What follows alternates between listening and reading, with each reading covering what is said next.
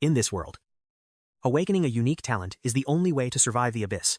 At school, the air is thick with anticipation, some desperate, others chillingly indifferent. Tonight, destinies are forged. Some pray to ancestors. Others gamble on pure luck. Everyone begs for a skill that might actually keep them alive. Our protagonist, Trak Truong, sits in silence, lost in heavy thought. Inheritance gone. House on the line. His only gamble. Entering the abyss tonight. 10 years ago, he reincarnated here and was adopted by the Trak family, though not blood-related. They loved him like their own son. He's eternally grateful. But 5 years ago, the world truly went to hell. Mysterious dungeons suddenly tore through reality, bringing chaos to the world. Monsters flooded out, and humanity's weapons were nothing but toys against them. That day, he watched in horror as his mother was devoured by monsters. His father's final breath was spent telling them to run to protect his sister. Desperate, humans charged into the gates, fighting back with everything they had. Survivors realized that power gained inside the abyss manifested in the real world. Governments soon established hunter guilds to combat this supernatural threat. Power tiers range from 1 to 5. Only elite hunters face nightmare-class bosses. Talents are ranked D through A, escalating to the legendary SSS tier. An A-rank talent is the minimum requirement to become a professional hunter. Trak Truong rushes home, obsessed with reaching that A-rank threshold tonight. His sister greets him with a slightly charred celebratory dinner. It's his 18th birthday, the night he finally enters the system. He comforts her, promising to carry the burden so she can focus on school. They share a final, warm meal before the storm begins. She leaves for a friend's, warning him to be careful in the dark. He watches her go, checking the clock. 9:30 is the deadline. Time's up. A guide spirit appears as the system interface flickers to life. Welcome to the abyss, she chirps, acting as his personal navigator.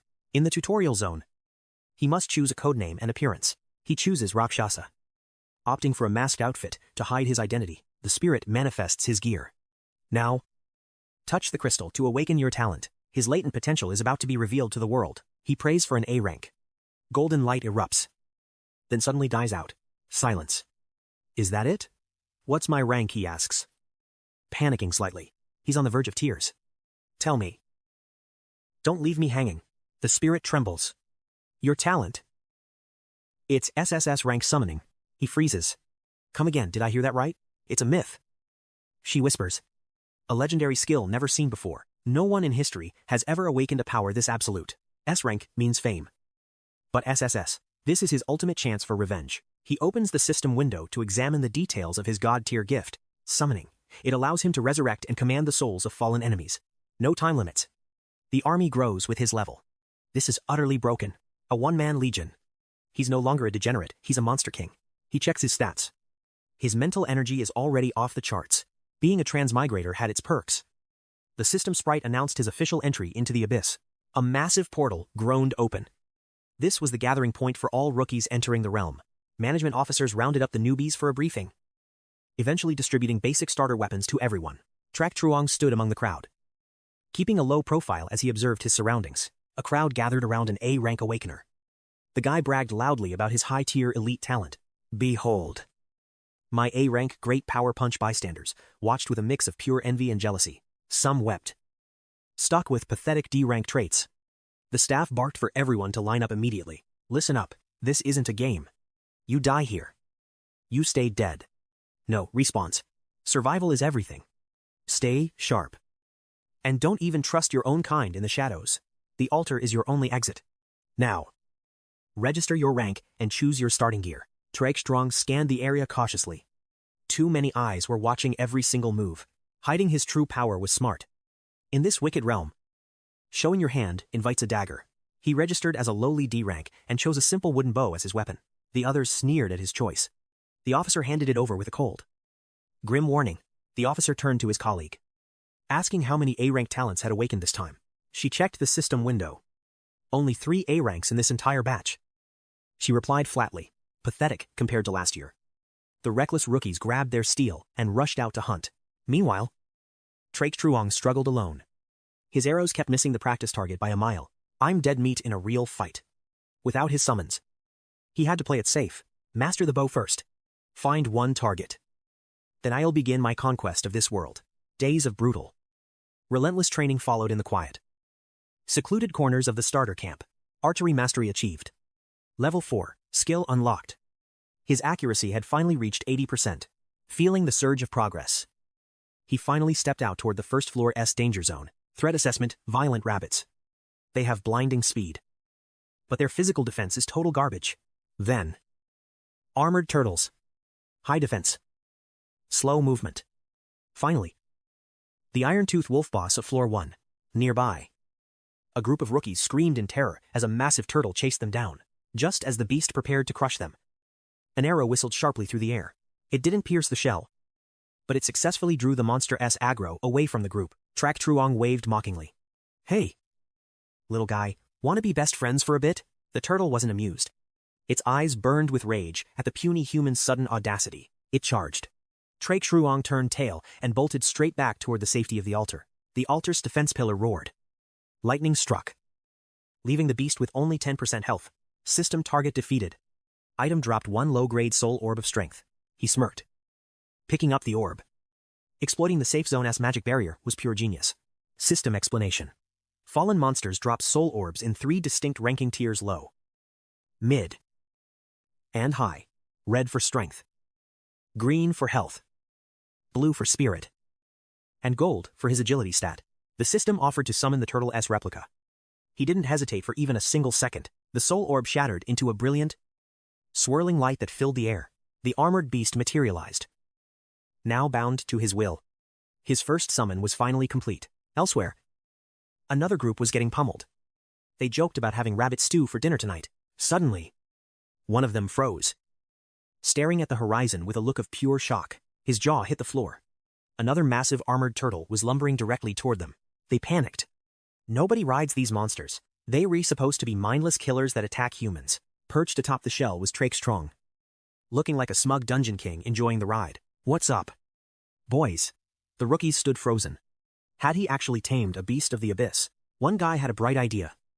We can just tame this psycho bunny. Before he finished, a furry fist rearranged his face. The others charged in. The rabbit took a hit to the arm. It retreated, letting out a roar. Crap, it's going berserk, one yelled. Don't fear.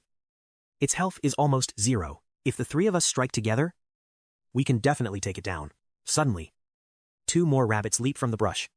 Their faces turned pale instantly. Nearby, 𝐶-𝐑𝐀𝐍𝐿 enjoys the sunset. Suddenly, a scream shatters the peace. The trio sprints past him. Run. Shellbro, you're gonna get pulverized. 𝐶-𝐑𝐀𝐍𝐿 looks back. A monstrous rabbit is closing the gap fast. It lunges, he dodges, commanding his armored turtle to counterattack. A massive tail swipe clears too. But the elite boss rabbit evades. It lands a brutal uppercut on the turtle. The others swarm in. His summon is too slow. He needs a distraction while the turtle rages. 𝐶-𝐑𝐀𝐍𝐿 maneuvers, raining arrows down to draw the monster's attention. The turtle's fury explodes. It clears the field. But the boss rabbit persists. 𝐶-𝐑𝐀𝐍𝐿 finally snaps. Are you kidding me right now? My first summon isn't dying today. He fires rapidly. Suddenly, a level-up flash, with boosted stats. One final tail whip crushes the remaining 3 pests. He collects 3 soul stones. 3 new shadows join his growing army. 4 subordinates now. Suddenly, a system window flashes return to the altar. Something big is happening. Back at the base, the tension is palpable. A leader speaks. You've grown, but you are still just beginners. The floor 1 boss, the iron-toothed wolf, is beyond your current reach. To open, floor 2. I've brought in a high-tier expert. Enter Lu Nuite on. She's gorgeous. I'd stay on floor 1 for her. The crowd whispers. She's an S-rank prodigy, a legendary genius, top-tier academy recruit, rich, and naturally gifted. A living legend. Don't underestimate the boss. She warns. It's a different breed of monster. Follow my lead. If you act alone, you die. No exceptions. Unfortunately, the system keeps the most critical data hidden from them. Could she beat my summons if I can copy that boss wolf? The hunt begins. Nuet An leads the group deep into the woods. I have to hide my summons. Seeing an army would cause panic. Suddenly, a few stray rabbits and a turtle block their path. The rookies hesitate. But she draws her blade. One flash. Everything dies. An S-rank's power is terrifying. Stop staring and move. She commands. Stealing the boss kill from her seems impossible with that speed. Night falls at the boss gate. Do not attack. She orders everyone. The darkness is absolute. Nobody can see a single thing ahead. Panic sets in. But the iron-toothed wolf is already locked on. It strikes. She dances through the dark, her blade carving the beast. The boss collapses and dissolves. The rookies stand there, completely speechless. She gathers the soul essence. Did everyone receive the floor key? Move out now. The boss respawns in 60 minutes. Don't linger. She prepares to return to floor 5. Suddenly, a new rift opens. Huyen gasped. This gate only manifests during a boss refresh cycle. The timing was impossible. Students were nearby. Suddenly, the wolf lunged. She dodged and countered. But her damage was negligible against its defense. The iron-tooth wolf missed, pivoted instantly, and resumed its relentless assault. A hit. The system alerted. Bleeding status active. Losing 1% health every 10 seconds. She had to stop the hemorrhage fast or face certain death. The beast was too fast. Desperate, 𝐿 swung her blade once more. The academy group retreated. But 𝐒𝐿 kept looking back in worry. An elite iron-tooth wolf, a rare catch. He had to tame it. They traded blows. But the boss still held half its health bar. A floor 1 elite shouldn't be this strong. They clashed again. She tried her light slash, but her blood-depleted body finally gave out. The wolf struck, shredding her defenses as she crashed into the dirt. As death approached, 𝐒𝐿 appeared, firing wildly to distract the beast. Over here. Puppy. You too slow to be a wolf. Ha ha ha. Recognizing the rookie, 𝐿 screamed for him to run and survive, but he was too busy kiting the beast, leading it far away. He cursed. The boss had half health left. Frontal combat was suicide. He couldn't let her die. He had to lure the beast away. Time to summon. He called 4 minions to engage the wolf head-on. 𝐿 unstabilized her wounds, but her heart raced with pure anxiety. Was he insane? A rookie hunter challenging an elite boss alone. She had to save him. Suddenly, a healing light enveloped her. It was the princess. Why are you here? 𝐿 gasped. We've arrived. She smiled. Behind her stood 3 more veteran hunters. Are you insane? Soloing an elite boss is pure suicide. 𝐿, a sharp-tongued ally, added more pressure. 𝐿 bowed, full of regret. The tank raised his shield. Where did that elite monster go? She remembered. A rookie hunter lured it away to protect me. They were stunned. What, a newbie hunter kiting a high-tier elite? Back with 𝐒𝐿. He ordered his summons to launch an all-out attack. The rabbits ambushed. But the wolf's power exceeded his tactical predictions. In seconds, the beast broke free and launched a devastating counter-strike. Lethal damage. Then, a system notification: battle rabbit reached level 2. Seizing the chance, he ordered the leveled-up rabbit to charge again. 2 rabbits died. Furious, he poured everything into one final assault. Success. The tortoise final blow finally brought the elite beast down. Incredible loot. A mid-grade soul orb, wolf necklace, and bone dagger. These would sell for a fortune. Sacrificing summons was a necessary price. He summoned the wolf-S spirit, the strongest on floor 1. Indeed. Time to go. He had academy classes early tomorrow morning. While 𝐒𝐿 slept, Huyen's group searched desperately for clues. She felt responsible. If he was hurt, she would repay him. Somehow, at home, he checked his haul and listed items on the market. He held the soul orb, wondering what power he would awaken next. With the absorption complete, an explosive surge of power courses through his veins. 𝐒𝐿 plans his next move at the martial arts hall. Morning arrives, and his sister calls him for breakfast. He reminds her to stop worrying about chores and focus entirely on her recovery. He watches her, knowing her artificial kidney is failing. He needs more credits. And fast. Part of him wants to scream it from the rooftops that he's awakened SSS-ranked talent, but he kills the thought. That kind of attention brings nothing but trouble. His sister notices his late-night return. Brother, the magic realm is a death trap. She pleads. I'll find a way to pay the rent. He arches an eyebrow, curious about her plan. She just smiles, keeping her secret guarded. He heads to school, where every hallway buzzes with talk of yesterday's legendary awakenings. He checks his digital shop. No surprises there. Everything is moving exactly as planned. The soul spheres sold out overnight. His sister's life-saving surgery is finally within his grasp. Huyen appears at his classroom. The teacher announces a crisis during yesterday's boss raid. She's searching for the mysterious student who baited the boss, wanting to thank them personally. The room erupts. Everyone looks around, desperate to unmask the hidden hero among them. 𝐒𝐿 stays silent. Recognition is a luxury he can't afford. He keeps his head low.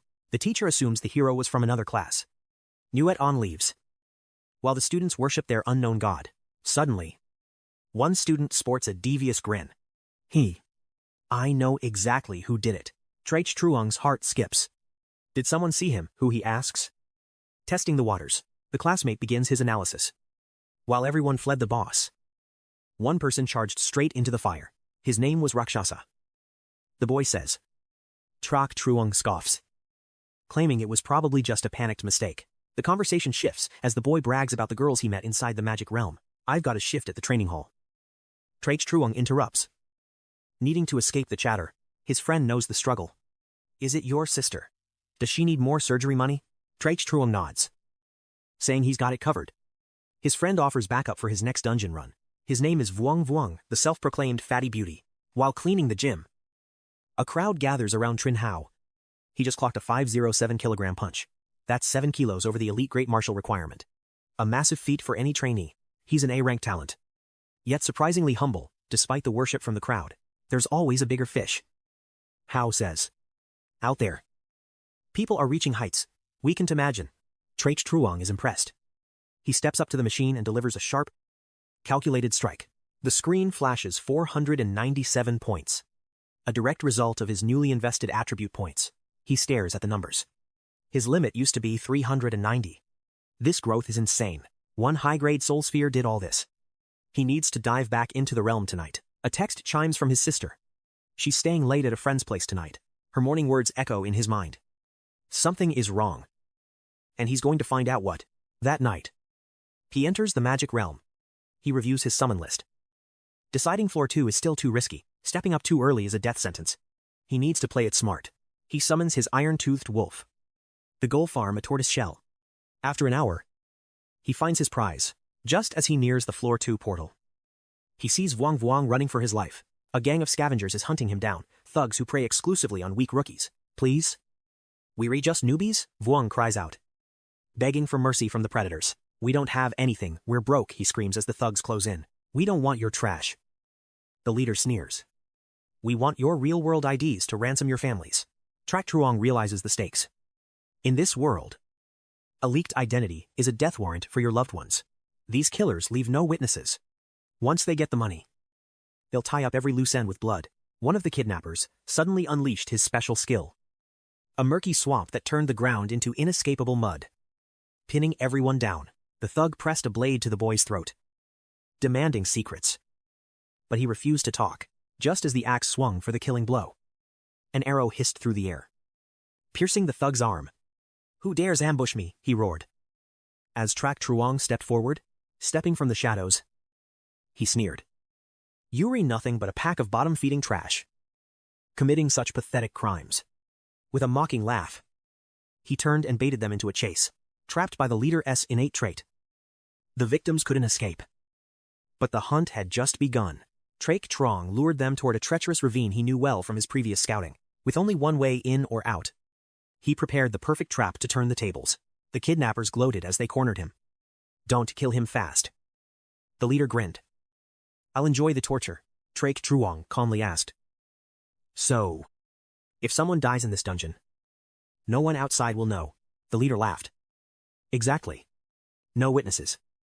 No evidence. You will just be another missing person. 𝐒𝐿-𝐒𝐿 sighed in relief. Is that so good? Then I don't have to hold back. He activated his summoning skill, calling forth his entire legion to encircle the terrified thugs. They stared in horror, unable to comprehend how one man commanded so many monsters. Realizing the danger, they turned to flee. But it was already far too late. A terrifying killing intent locked onto them as an elite wolf blocked their only escape, with a gaze as cold as ice. He whispered. No witnesses. Wasn't that what you said? He gave the cold command to his summons, leave no one alive. After the slaughter, he looted the bodies. Decent dropped items, he noted. Finding a berserk charm.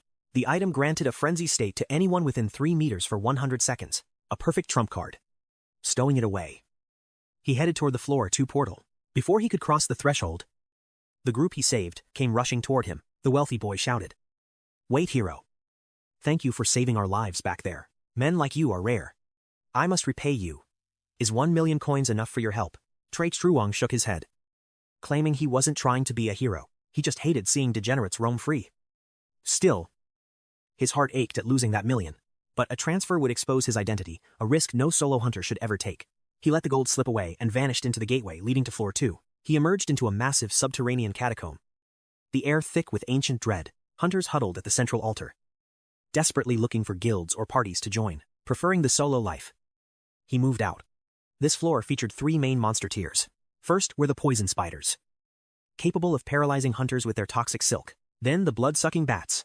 They weren't strong, but their life drain was incredibly lethal. Finally, the boss monster, the heaven-swallowing toad. A legendary beast with iron-like skin. It possessed massive defense and a devastating area of effect stun that could crush any challenger. While checking his system guides, a hidden spider lunged from the darkness with its webbing. He sensed the danger instantly. Rolling aside and opening his summon window, the venom worked fast, draining HP by the second. His battle rabbits struggled to keep up. All out, he commanded. His summon swarmed the beast, tearing it apart in seconds. He lost a summon in the clash, gaining only 2 low-tier soul orbs as drops. He summoned the spider to check its stats. Floor 2 monsters were exponentially stronger. The grind was slow. After another hour, he had only taken down 1 more spider. Just as he sat to recover his mana, 2 blood-sucking bats swooped from the ceiling. Trak-Shrung's summoning reflex barely saved his life. A second slower and it would have been game over. He realized these blood-sucking bats possessed insane HP regeneration stats after every successful bite. To win, he had to focus fire. He summoned his poison spider to neutralize their healing traits. The poison's damage over time was the perfect counter to the monster's lifesteal abilities. Following the tactical plan, he crushed the pesky bats, 1 by 1, quickly clearing the room. 2 down. But more summons fell. In this dungeon, only the strongest survived the power-up process. He added the fallen bats to his ranks. 8 summons ready. Time for the floor 2 boss. Elsewhere, a heated argument was breaking out among a desperate group of low-ranking hunters. Greedy gatekeepers were demanding 10 soul spheres just to enter the boss room. A total ripoff. That's robbery, the rookies cried. The bully roared. It's a protection fee. Pay up or beat it. 1 slot left, the bully yelled. Suddenly, Trak-Shrung raised his hand from the crowd. I am short on spheres, he said. But I've got gold bars. Take me to the 3rd floor. The bully grinned at the offer. Don't play games, kid. If you lying, you are dead meat. Move out, I'll show you how a pro handles the heavenly toad boss. He brought the boy to the leader. Boss, we've got our final member. Let's start the raid. The leader, Qianzhou, was an elite combatant, radiating a massive aura of pure power. He reminded Trak-Shrung of the legendary Moon Shadow. Both were high-tier, professional-grade threats. They entered the cavern. Before them stood the massive, grotesque Elder Toad boss. Holy crap. It's huge, Trak-Shrung muttered as Qianzhou stepped forward, shedding his coat. With a roar, the leader unleashed a flaming strike directly into the monster's face. That single blow wiped out a chunk of the boss's HP. The guild members stood in awe, enraged. The beast retaliated, coughing up a massive fireball that scorched the entire cave. Trak-Shrung watched closely. He needed the perfect timing to KS the final hit. He loosed an arrow straight into the toad's eye. Hey, I told you to stay back, they screamed. Realizing his mood, someone yelled. He's trying to steal the boss kill and the loot. Qianzhou scoffed. Let him. A degenerate newbie seeking death is no threat to my ranking. Don't help him. Let the heavenly toad tear that brat to pieces. The group laughed, watching Trak-Shrung struggle. They loved seeing a rookie overreach and fail. An archer trying to solo a boss. What a pathetic joke, they mocked. Even if he survived the boss, he'd never survive the guild waiting to finish him off. Suddenly, Trak-Shrung activated his system. A swarm of summons erupted before their eyes. Even Qianzhou froze. A hidden summoning trait. This wasn't just some random hunter. Arrows and summons rained down on the beast in a synchronized symphony of absolute destruction. In seconds, the floor 2 boss collapsed. The crowd's mocking laughter turned to silent shock. A newbie actually soloed the boss. Trak-Shrung ignored them and moved toward the dropped items. As a Lord-class monster, the loot was legendary. But a menacing voice growled from behind. Impressive tricks, kid. Now hand over the loot and 10 gold bars, or you refinished. The threat hung heavy. This was a classic betrayal. And things were about to get ugly. These vultures, Trak-Shrung thought. He still had his trump card, the Shadow Wolf. Taking them all down wouldn't be a problem with his current skill evolution. 𝐶 stepped up, crushing a summon with one hand. Your pets are useless against me. Bring out 100 more. They're still just trash compared to a real pro hunter. 𝐶𝐿 sighed. He only wanted the floor key. But now he wanted revenge. His fist tightened for the clash. Then, a voice boomed through the cave. Hold it. A mysterious man known as Skynet stepped forward. His eyes narrowed at the corrupt guild. I'm A, Bureau Disciplinary Officer. Stand down or face the consequences. 𝐶𝐿 recognized him, a high-ranking official sent to purge rule-breakers within the abyss. His authority was absolute. Seeing this, a lackey whispered urgently to Captain 𝐶. Captain, if he reports the bribery to Director Koa, we're dead. End him now. The officer continued his lecture, claiming their crimes were already fully recorded. Surrender now and confess. I am reporting this to the higher-ups immediately. 𝐶 smirked. You won't live to report anything. His hunters surrounded them both. The officer drew his weapon, shielding the MC. Don't worry, kid. I've got you. Your summoner talent is practical. Survive this, and I'll introduce you to the guild. Trust me. I am reliable. He instantly unleashed a spell, freezing an incoming attacker solid. An A-rank frost mage, the lackey gasped, his face paling with sudden fear. 𝐶 remained cold. His cooldown is 60 seconds. Kill them before he recovers. As the lackeys charged, the officer delivered a devastating, high-speed spinning kick. Don't underestimate me. I am an honors graduate from the Martial Arts University. I am only 10 classes behind. Backup is coming. Surrender and tie yourselves up now. The female hunter bared her teeth. Surrender? You re-dreaming. Old man. She buffed 𝐶's stats. And the captain lunged with a lethal, high-velocity punch. The officer fired an ice bolt, but it phased right through the target. Her B-rank support talent granted 10 seconds of total status effect immunity. 𝐶𝐿. Run. My credibility is gone. He's too strong for us to stop. 𝐶's grin widened, his eyes flashing with murderous, cold-blooded intent. None of you are walking out of this dungeon alive today. Just before the blow landed, 𝐶𝐿 summoned a tortoise shell to block perfectly. His poison spider counterattacked, forcing 𝐶 back. Officer, leave the rest to me. The official stared in disbelief. What, you are going to fight them alone? I am not fighting. 𝐶𝐿 smirked. They are. He activated his summoning art. A heavy, suffocating, killing intent flooded the air as the iron-toothed wolf emerged. An elite rank boss, and right behind it, the massive heaven-swallowing frog appeared. The hunters were paralyzed by 𝐶𝐿's broken God-tier hidden talent. Captain, he just summoned 2 boss monsters at once. 𝐶's composure shattered. No retreat. I'll hold the beasts, everyone else. Kill that brat right now. 𝐶 lunged, unleashing a devastating vacuum punch toward the summons. The bosses clashed with the captain. He was surprisingly powerful and relentless. One heavy strike drained a third of the frog's HP. 𝐶 comboed flawlessly. 𝐶𝐿 watched closely, deciphering the captain's desperate, high-stakes strategy. He wanted to focus fire the frog first. The lackey jeered from the sidelines. We've farmed that frog dozens of times. You think summoning it wins this? The officer realized the captain was a true high-tier monster in human skin. The frog's defense was crumbling fast. It wouldn't survive another onslaught. 𝐶𝐿 pulled out a rare enhancement talisman. Time to show my real power. He infused the wolf, shouting, massacre them. Its power surged into a berserk state. The hunters trembled as the wolf's aura turned into a dark, suffocating mist. 𝐶 felt it. The wolf was now an unstoppable, legendary tier calamity. He turned to flee, desperate to save his life from the summoner's wrath. Too slow. The wolf's claws shredded his back in one final, fatal strike. 𝐶 took a direct hit, screaming as he collapsed. He never expected a mere brat to possess such monstrous power. Fatal mistake. He had completely underestimated his opponent. With a final gasp, 𝐶 breathed his last. His underlings turned pale with absolute terror and scrambled to escape the slaughter. But it was too late. The iron-toothed wolves tore through them like paper. From the shadows, the discipline officer watched the entire massacre unfold. He whispered to himself, this kid's talent is terrifying. A genius like this must be recruited to serve the nation immediately, or the consequences will be catastrophic. His squad finally arrived, and he barked out orders.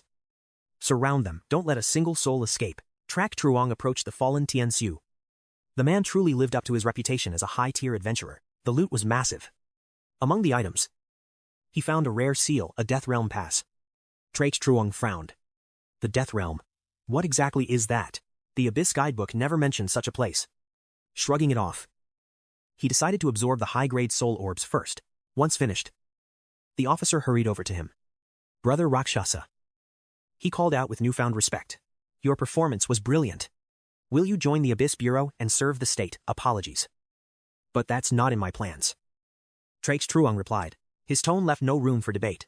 The officer sighed. I understand. Every hunter walks their own path. He handed over his contact info, urging him to reach out. As 𝐶-𝐒𝐿 turned to leave, the officer called out one last time.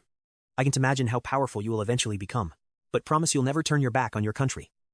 𝐶-𝐒𝐿 waved dismissively and stepped through the Tier 3 portal. The atmosphere here was heavy and far more deserted than the previous floor. Higher floors meant deadlier monsters. 𝐶-𝐒𝐿 knew better than to rush in recklessly before the right moment. Tier 3 followed a different rule. Only two types of enemies existed, ferocious goblin warriors and cunning goblin mages. Humanoid monsters instead of beasts. This was getting interesting. But checking his watch, he realized it was already late. He logged out for the day. Returning home, he found the house shrouded in darkness. He knocked on the bedroom door with a heavy heart. No response from Tu Feng. He pushed the door open. But his sister was nowhere to be found. Dread washed over him. She was never this late. His phone screen lit up 15 missed calls from her best friend. Fan Fan. He dialed back immediately. Fan Fan's voice was frantic on the other end. Where have you been? Get to the Van Din Club. Right now. What happened to Tu Feng? He demanded. His heart racing, he hung up and sprinted toward the Van Din Club. It was Thien Fong's most notorious luxury nightclub. Why would his sister be in a place like that? Two bouncers blocked his path. Their eyes cold. Hold it. Kid. What do you think you were doing here? He gritted his teeth. Was she working here secretly? Rage began to simmer in his chest. Whoever touched her would pay a price in blood. Without a word, he neutralized the guards in a blur and stormed into the VIP lounge. Inside, a bloated man was screaming in Tu Feng's face. I gave you a chance. You ungrateful brat. Just one drink with young Master Tran and you reset. He tossed a card onto the floor. There's 10,000 yuan. Now get over here and pour the wine. You come here as a sugar baby. Yet you're playing pure and innocent. Give me a break. Fan Fan stepped forward, her voice trembling with fear. Sir. She doesn't drink. Let me take her place instead. Please. The man shoved her aside like trash. Who do you think you are, young Master Tran? Specifically demanded her. He pointed a finger at Tu Feng's face.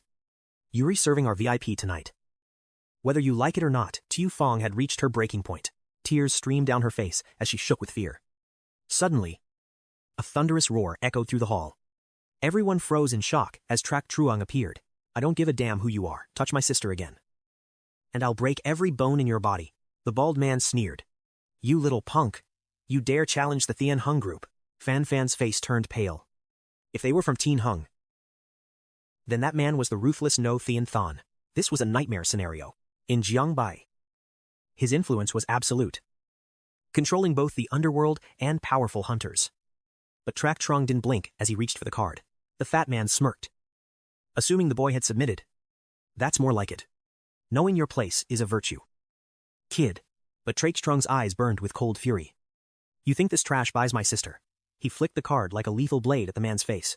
Suddenly, a blonde-haired man lunged forward and intercepted the card with lightning-fast reflexes, narrowly escaping a broken nose. The fat man roared for blood. Kill him, break his legs, enough. Stop this at once, a commanding voice rang out. It was Sister Kwong, the legendary owner of the club. Starting a riot in my establishment. Do you all have a death wish? Boss, nah. What brings a man of your stature to my club today? Sister Kwong is a powerhouse in the city. She knows Wu is bad news, but keeps it cool to maintain the peace. The old man steps forward, his face twisted with pure arrogance. He sneers at her. Your rules are boring. My friends aren't having any fun. She just offers a sharp smile. Lord Wu. Why be petty with children? Just let it go. But the old man doubles down. Let it go. Your management is pathetic. This city needs a new owner anyway. Ha ha. Guests are always welcome. Wu. But if you re-here for trouble, crawl back to your own territory. She points directly at his face. The crowd erupts in cheers, backing her up, unfazed by his own stupidity. He barks back. You think you can stop me? Without my gold funding hunters against the monsters. You'd be dead. Only the strong deserve this life. I'm taking the girl. Kwong narrows her eyes. Is that so? Then I'm done being nice.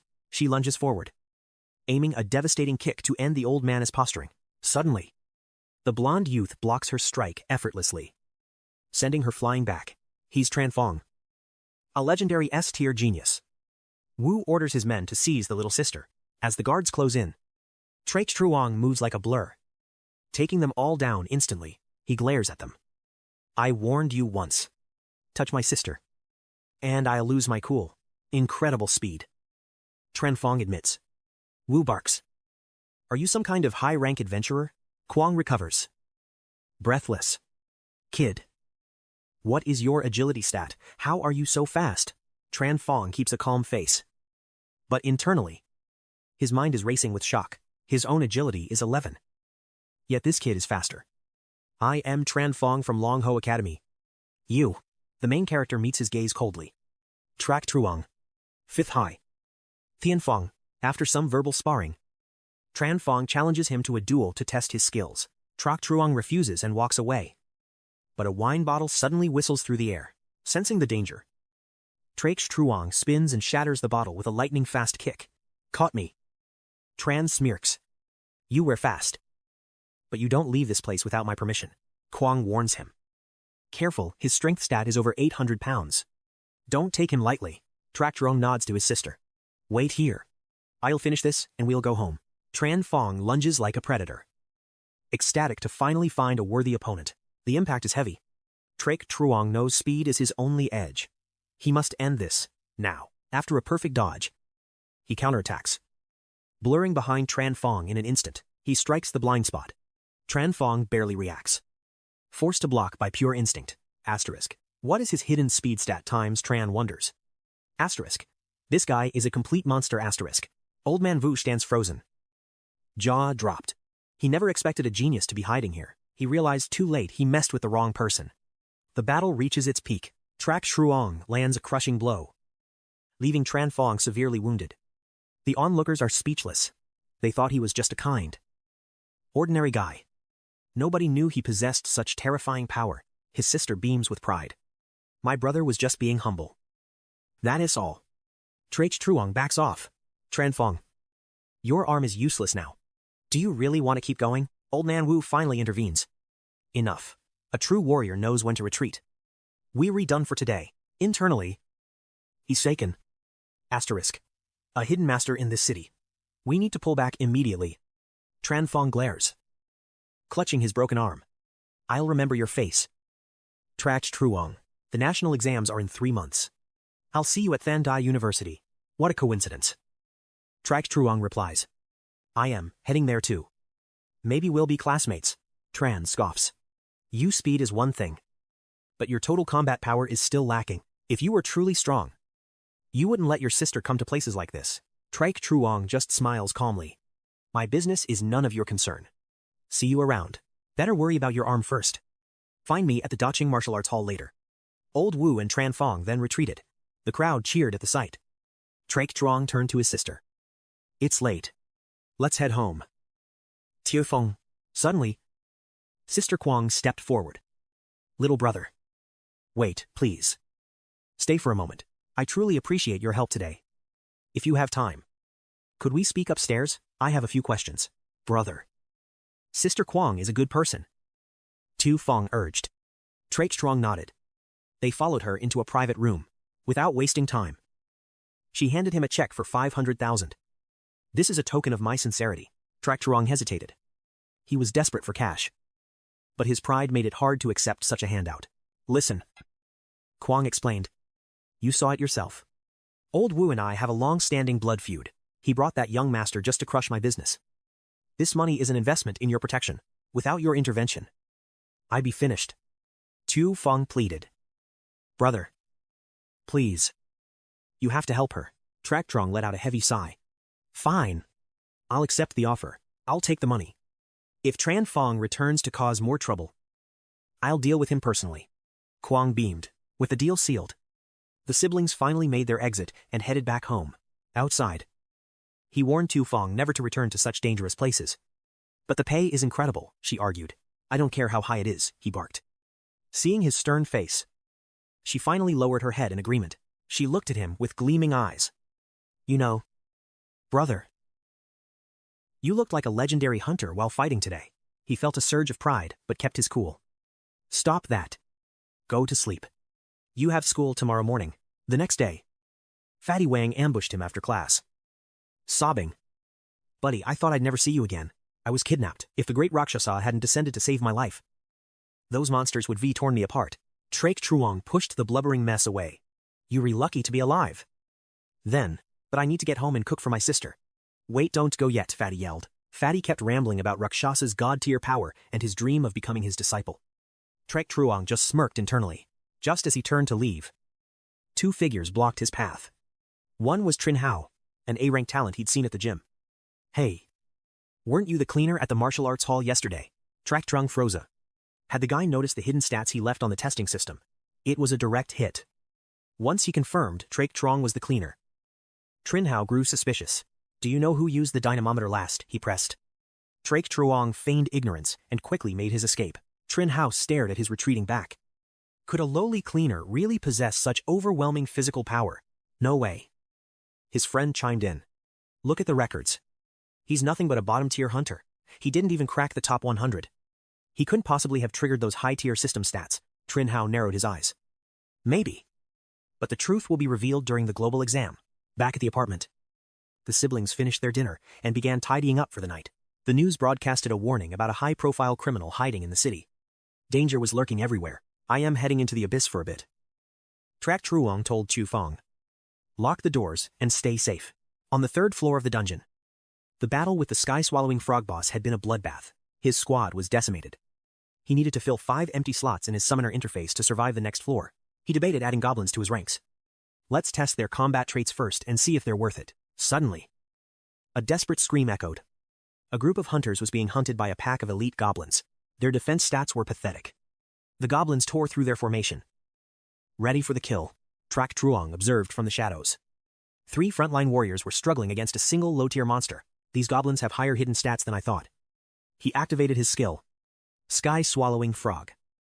Come forth. The giant frog lunged, spewing a torrent of fire. He then summoned the shell turtle to tank the counterattack. But the goblins fought dirty, hurling jagged rocks. The turtle's guard finally shattered under the relentless assault. The frog unleashed another fireball, leaving the goblins near death. Shadow Wolf, end this now. At the sight of the predator, the goblin leader abandoned his squad and fled into the darkness. Damn. 𝐶-𝐿 cursed. Running already? You won't escape me that easily. He summoned his battle rabbit to give chase, leaving the remaining goblin to face his wolf and frog. It was a grind. It took over 10 minutes of brutal combat to finally wipe them all out. He summoned his goblin squad. They lacked unique skills, but their base stats were absolute monster tier. Suddenly, a system notification flashed. The battle rabbit sent to scout had been killed in action. Before he could process the loss, a massive legion of goblins emerged from the distant horizon. Outnumbered, he retreated to the altar. The goblins stopped instantly, seemingly afraid to cross the threshold. These monsters were terrifyingly intelligent, possessing human-like awareness and complex tactical instincts. The hunters inside the altar stared in shock, wondering where this massive monster tide came from. Did you seduce a goblin's wife? They joked. Your taste is way too extreme, kid. The goblins didn't linger. After a brief standoff, the entire legion began to withdraw into the shadows. One goblin flipped him off before leaving. That final insult ignited a bold new plan in his mind. He shadowed them stealthily, whether ranged or melee. They maintained a perfect, unbreakable battle formation. Time to open your eyes, he whispered, summoning his army to surround the unsuspecting goblins. Shadow Wolf and the frog launched a coordinated strike, incinerating the stone goblins with intense flames. One fell instantly. The survivor's HP was now lower than Akrush's interest in me. Realizing he was outmatched, the goblin fled, but the spider's silk instantly ensnared its legs. Go ahead. Try running again. Let's see how far you get this time. He ordered a brutal beatdown. After breaking its spirit, he successfully initiated the soul-taming process.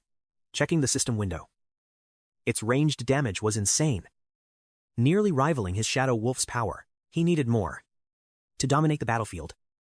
His legion required even more high-tier units. He commanded his entire squad: wolf, toad, goblins, spider, and turtle to begin the next sweep. The spider's web attacks were incredibly effective. He decided to make it a core team strategist. The combat was intense. During the chaos, his level 3 lava turtle was unfortunately killed. His current roster, 7 goblins, 1 spider, shadow wolf, and the frog boss. A solid lineup. It was time. He set out to find the floor 3 boss of this cursed realm. He reached a massive encampment. The sheer scale suggested a boss of overwhelming, terrifying power. The Goblin King was guarded by a sea of minions. A solo frontal assault looked impossible. Nearby, a loud-mouthed hunter was shouting, trying to gather a crowd for a high-tier raid. He claimed to be an S-rank talent, offering free carries for the first 100 newbies. 𝐶-𝐸-𝐷𝐀𝐍𝐊 saw through the lies. These free carries were usually dangerous scams in lawless zones, without overseers. Betrayal was rampant. Robbery and murder happened frequently in the shadows of dungeons. Some even lost their lives. Suddenly, the scammer spotted 𝐶-𝐸-𝐷𝐀𝐍𝐊 and waved him over. "Hey Archer, we only need 5 more for a full party. Join us for a free run. Items are yours." He promised. 𝐶-𝐸-𝐷𝐀𝐍𝐊 coldly replied, "No thanks. I prefer to solo." He needed to find a blind spot to infiltrate deep into the enemy's fortified camp, relying on his summoned squad. He began his stealthy descent into the heart of the fortress. The onlookers sneered. What an arrogant brat. Turning down a pro? He's asking for death. Ignoring them. He found an alternate route and successfully flanked the massive goblin encampment. The path was deserted with minimal guards. This was the perfect opening for a surgical strike. 𝐶-𝐸-𝐷𝐀𝐍𝐊 drew his bow, signaled his summons, and gave the order to annihilate everyone. The guards were vaporized instantly.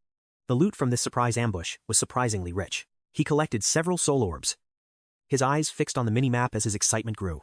He stood right at the Goblin King's throne room when a scream echoed from within. Is someone already raiding the boss? He peered inside and saw the group from before. They were cornered by a goblin horde. With the massive Goblin King looming ahead, 𝐶-𝐸-𝐷𝐀𝐍𝐊 watched from the shadows. That S-rank ranker was there. So why wasn't he helping? A brutal massacre unfolded. The goblins tore through the newbies in a heartbeat, surveying the carnage. The Goblin King sat on his throne, laughing at the slaughter. The truth finally clicked for 𝐶-𝐸-𝐷𝐀𝐍𝐊. This S-rank hunter was nothing but a fraud. He was a degenerate player killer, leading newbies to their deaths just to loot their soul orbs. 𝐶-𝐸-𝐷𝐀𝐍𝐊 gripped a soul orb. These items were bought with the lives of innocent players. That's scum. Suddenly, a dagger whistled through the air. 𝐶-𝐸-𝐷𝐀𝐍𝐊 barely dodged the lethal strike. The Goblin King had spotted him. It roared. Another weakling seeking a painful death. Goblins swarmed him. 𝐶-𝐸-𝐷𝐀𝐍𝐊 vaulted over them, summoning 3 of his own goblins to hold the line. To clear a path for the boss fight, he summoned his poison spider for backup. They launched a coordinated strike. 𝐶-𝐸-𝐷𝐀𝐍𝐊 and his spider dove while his minions engaged in melee. The Goblin King snarled in contempt. Nothing but pathetic ants beneath my feet. He unleashed his whirlwind skill, obliterating 2 of 𝐶-𝐸-𝐷𝐀𝐍𝐊 summons in a single blast. 𝐶-𝐸-𝐷𝐀𝐍𝐊 gasped. He knew the skill, but the raw damage was off the charts. He summoned the heaven-swallowing frog and mages. Unleashing a barrage, the boss easily deflected. Despite the block, the boss's health bar chipped away ever so slightly. Mortals, it bellowed. Even the frog's ultimate attack was being heavily mitigated by its defense. Every other strike was cut by half. This boss was an absolute tank. Suddenly, enemy archers rained down fire, forcing 𝐶-𝐸-𝐷𝐀𝐍𝐊's team into a desperate defense. As they retreated, a blade pierced 𝐶-𝐸-𝐷𝐀𝐍𝐊's side. He turned. Seeing that purple-clad traitor grinning, he'd been so focused on the boss that he'd left his back wide open. Impressive. The traitor sneered. Most would be dead after a strike like that. Your hidden stats must be higher than I thought. Kid. He bragged about his invisibility trait, a perfect skill for a coward to remain hidden forever. Useless against monsters. 𝐶-𝐸-𝐷𝐀𝐍𝐊 spat. But perfect for backstabbing other hunters. Right. Precisely, the traitor laughed. Unashamed of his vile, player-killing methods. You ruined my harvest of soul orbs. So now, you will pay with your life. Trapped between a boss and a traitor, there was no clear path to survival. Was this the end? No. 𝐶-𝐸-𝐷𝐀𝐍𝐿's mind raced. Searching for a desperate gambit. Ready to die, the traitor mocked. But 𝐶-𝐸-𝐷𝐀𝐍𝐊 just caught a glimmer of hope. He summoned the poison spider, binding the traitor in sticky silk. You think this changes anything? The boss is targeting you. Kid, not me, the traitor screamed. 𝐶-𝐸-𝐷𝐀𝐍𝐊 smirked, unsummoning his beasts. Who said I am running? I am staying to loot your corpse. Are you insane? The traitor yelled. Not me, 𝐶-𝐸-𝐷𝐀𝐍𝐊 replied. But you might be soon. I am leaving the aggro zone. With me gone. The boss only has one target left. Pure terror washed over the traitor. He'd walked right into a lethal trap.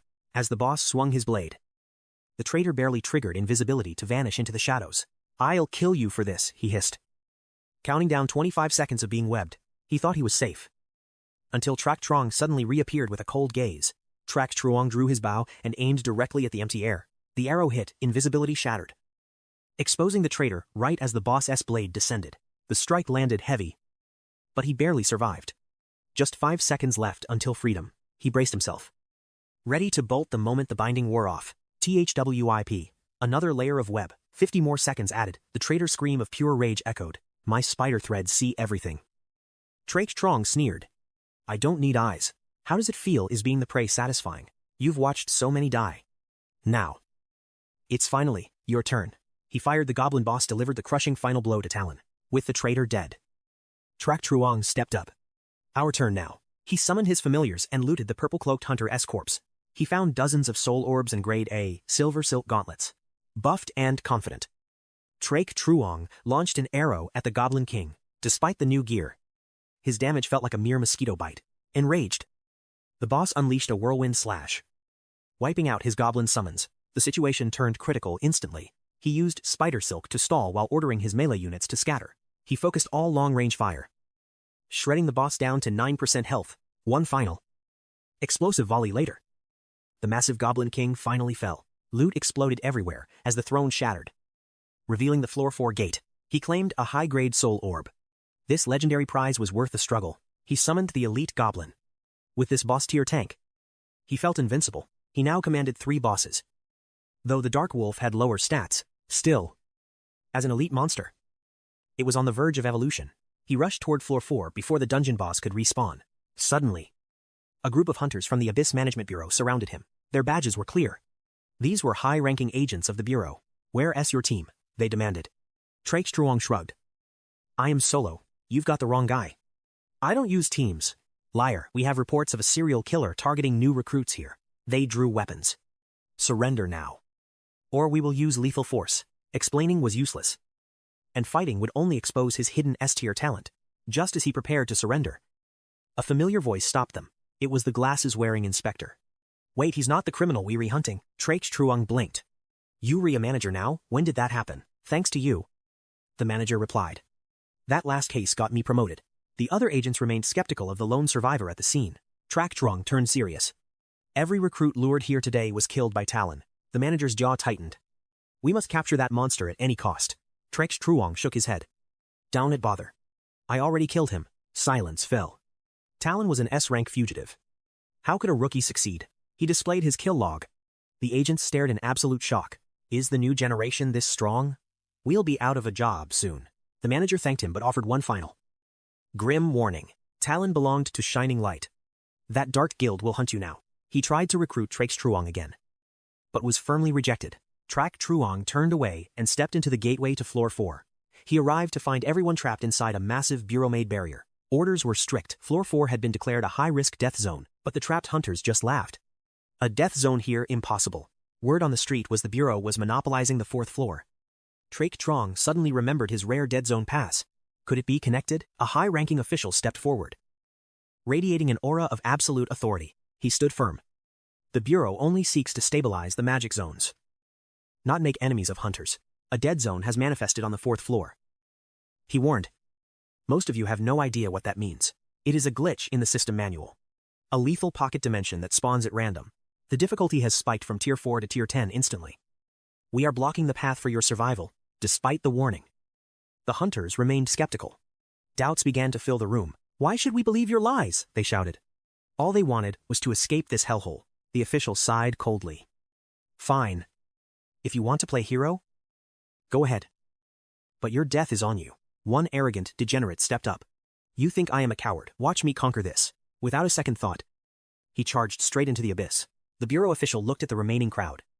Anyone else looking for a shortcut to the afterlife? As the crowd hesitated, the man from before crawled back. His body was mangled and broken. They have mutated, he gasped. The monsters. They have turned into frenzied demons. The horror finally set in. Do you believe me now? The official asked with a piercing gaze. I suggest you stay logged out of the 4th floor for a few days. The morale plummeted instantly. 𝐶-𝐒𝐿 decided to cut his losses and logged out. It is getting late anyway. He muttered. At least there is no school tomorrow. Meanwhile, in a desolate zone, a lone warrior faced down a gargantuan beast. It looked like suicide. But the man just smirked. With a single flash of light, the giant zombie was decapitated.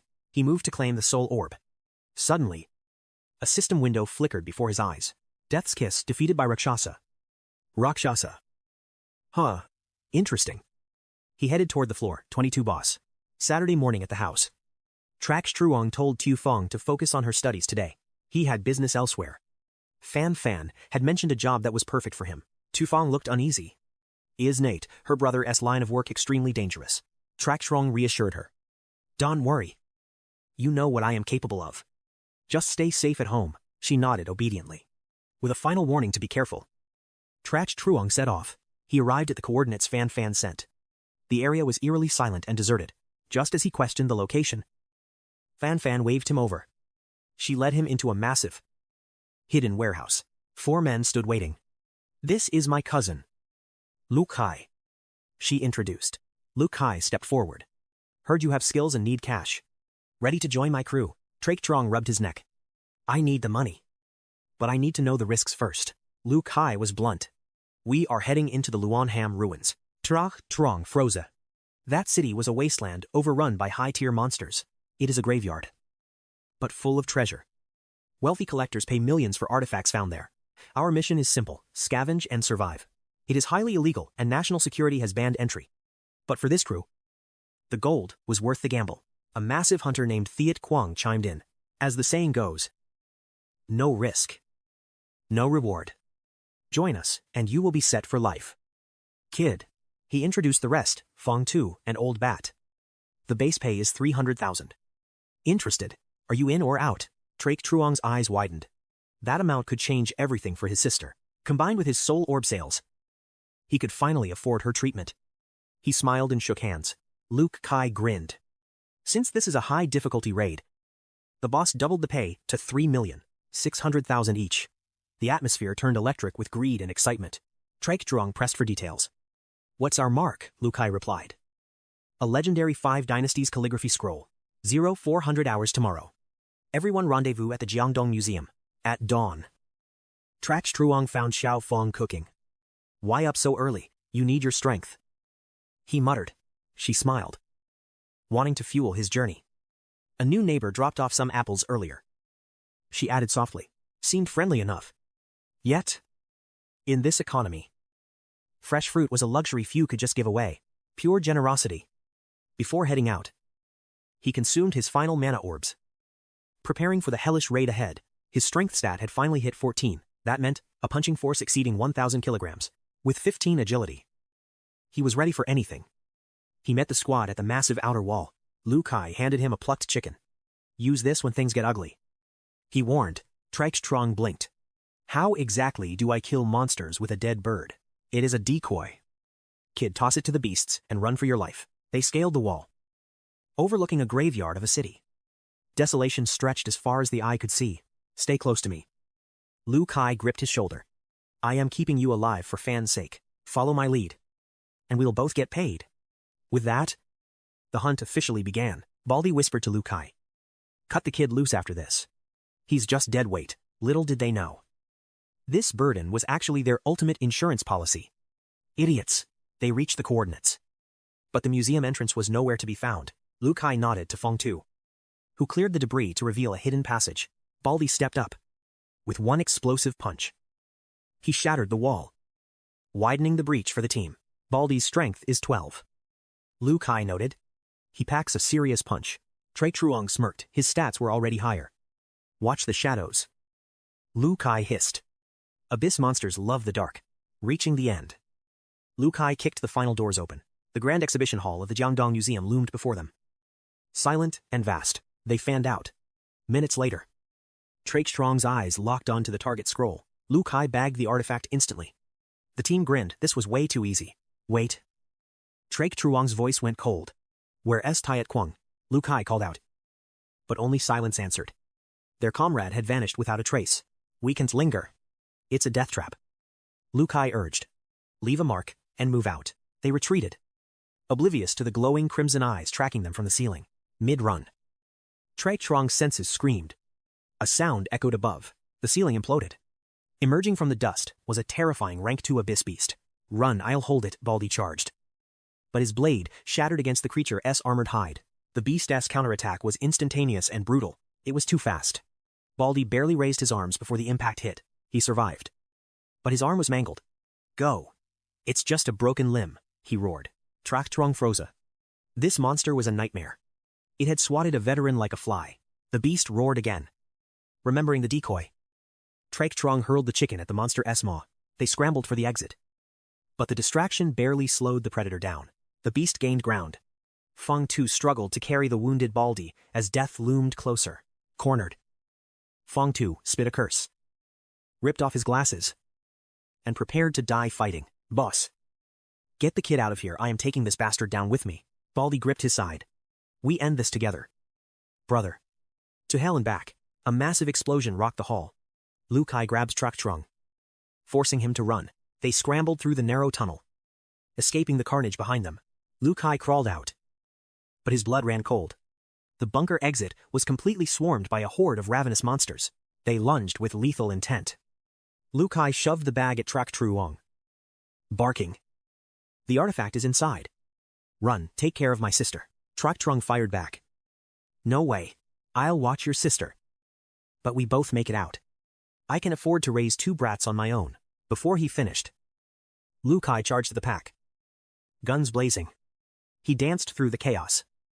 But a monster suddenly blinked behind his blind spot. 𝐶𝐿 screamed. Behind you, 𝐒𝐒𝐒 spun fast.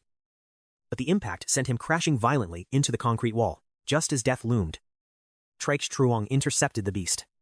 He stood his ground like a shield, pulling back a devastating, heavy fist. One punch sent it flying. 𝐒𝐒𝐒 gasped. Holy hell, his raw physical stats are insane. He's actually overpowering these high-tier monsters with just his bare hands. 𝐶𝐿 panted. I can hold them. But our odds are slim. If they swarm us all at once, we're dead meat for sure. 𝐒𝐒𝐒 wiped blood away. Relax. These pit demons are solitary hunters. They won't steal another's prey unless the first one retreats. They won't attack as a group. 𝐶𝐿 felt his nerves steady. He faced the lead monster, taunting. You've got the power. But do you have the speed? Before the words landed, the beast lunged forward with a deafening, predatory roar. 𝐶𝐿 vaulted over the strike, landing a brutal counterpunch that shattered the creature's skull. It tried to grab him but collapsed. Only 3 monsters remained in their path. 𝐶𝐿 gritted his teeth, ready to gamble his life in this final, desperate showdown. As he braced for impact, a tattooed woman in skin-tight gear vaulted off his shoulder, delivering a savage aerial kick to the monster. She followed up with a bone-shattering strike that left the beast a crumpled heap of flesh on the ground. 𝐶𝐿 was floored. That kick had over 2,000 pounds of force. The hot stranger shouted, Get 𝐒𝐒𝐒 into the car. Now, not wanting to end up like the monsters. 𝐶𝐿 followed her orders without a second thought. Big sis. Move it, the driver yelled. Another wave is closing in. She dived into the vehicle as the engine roared. The pit demons gave chase, relentless and hungry. Luckily, their driver was an ace. Weaving through the ruins with expert precision, he shouted back. Sis. If we don't lure these freaks to the wall, they'll breach Huyen City.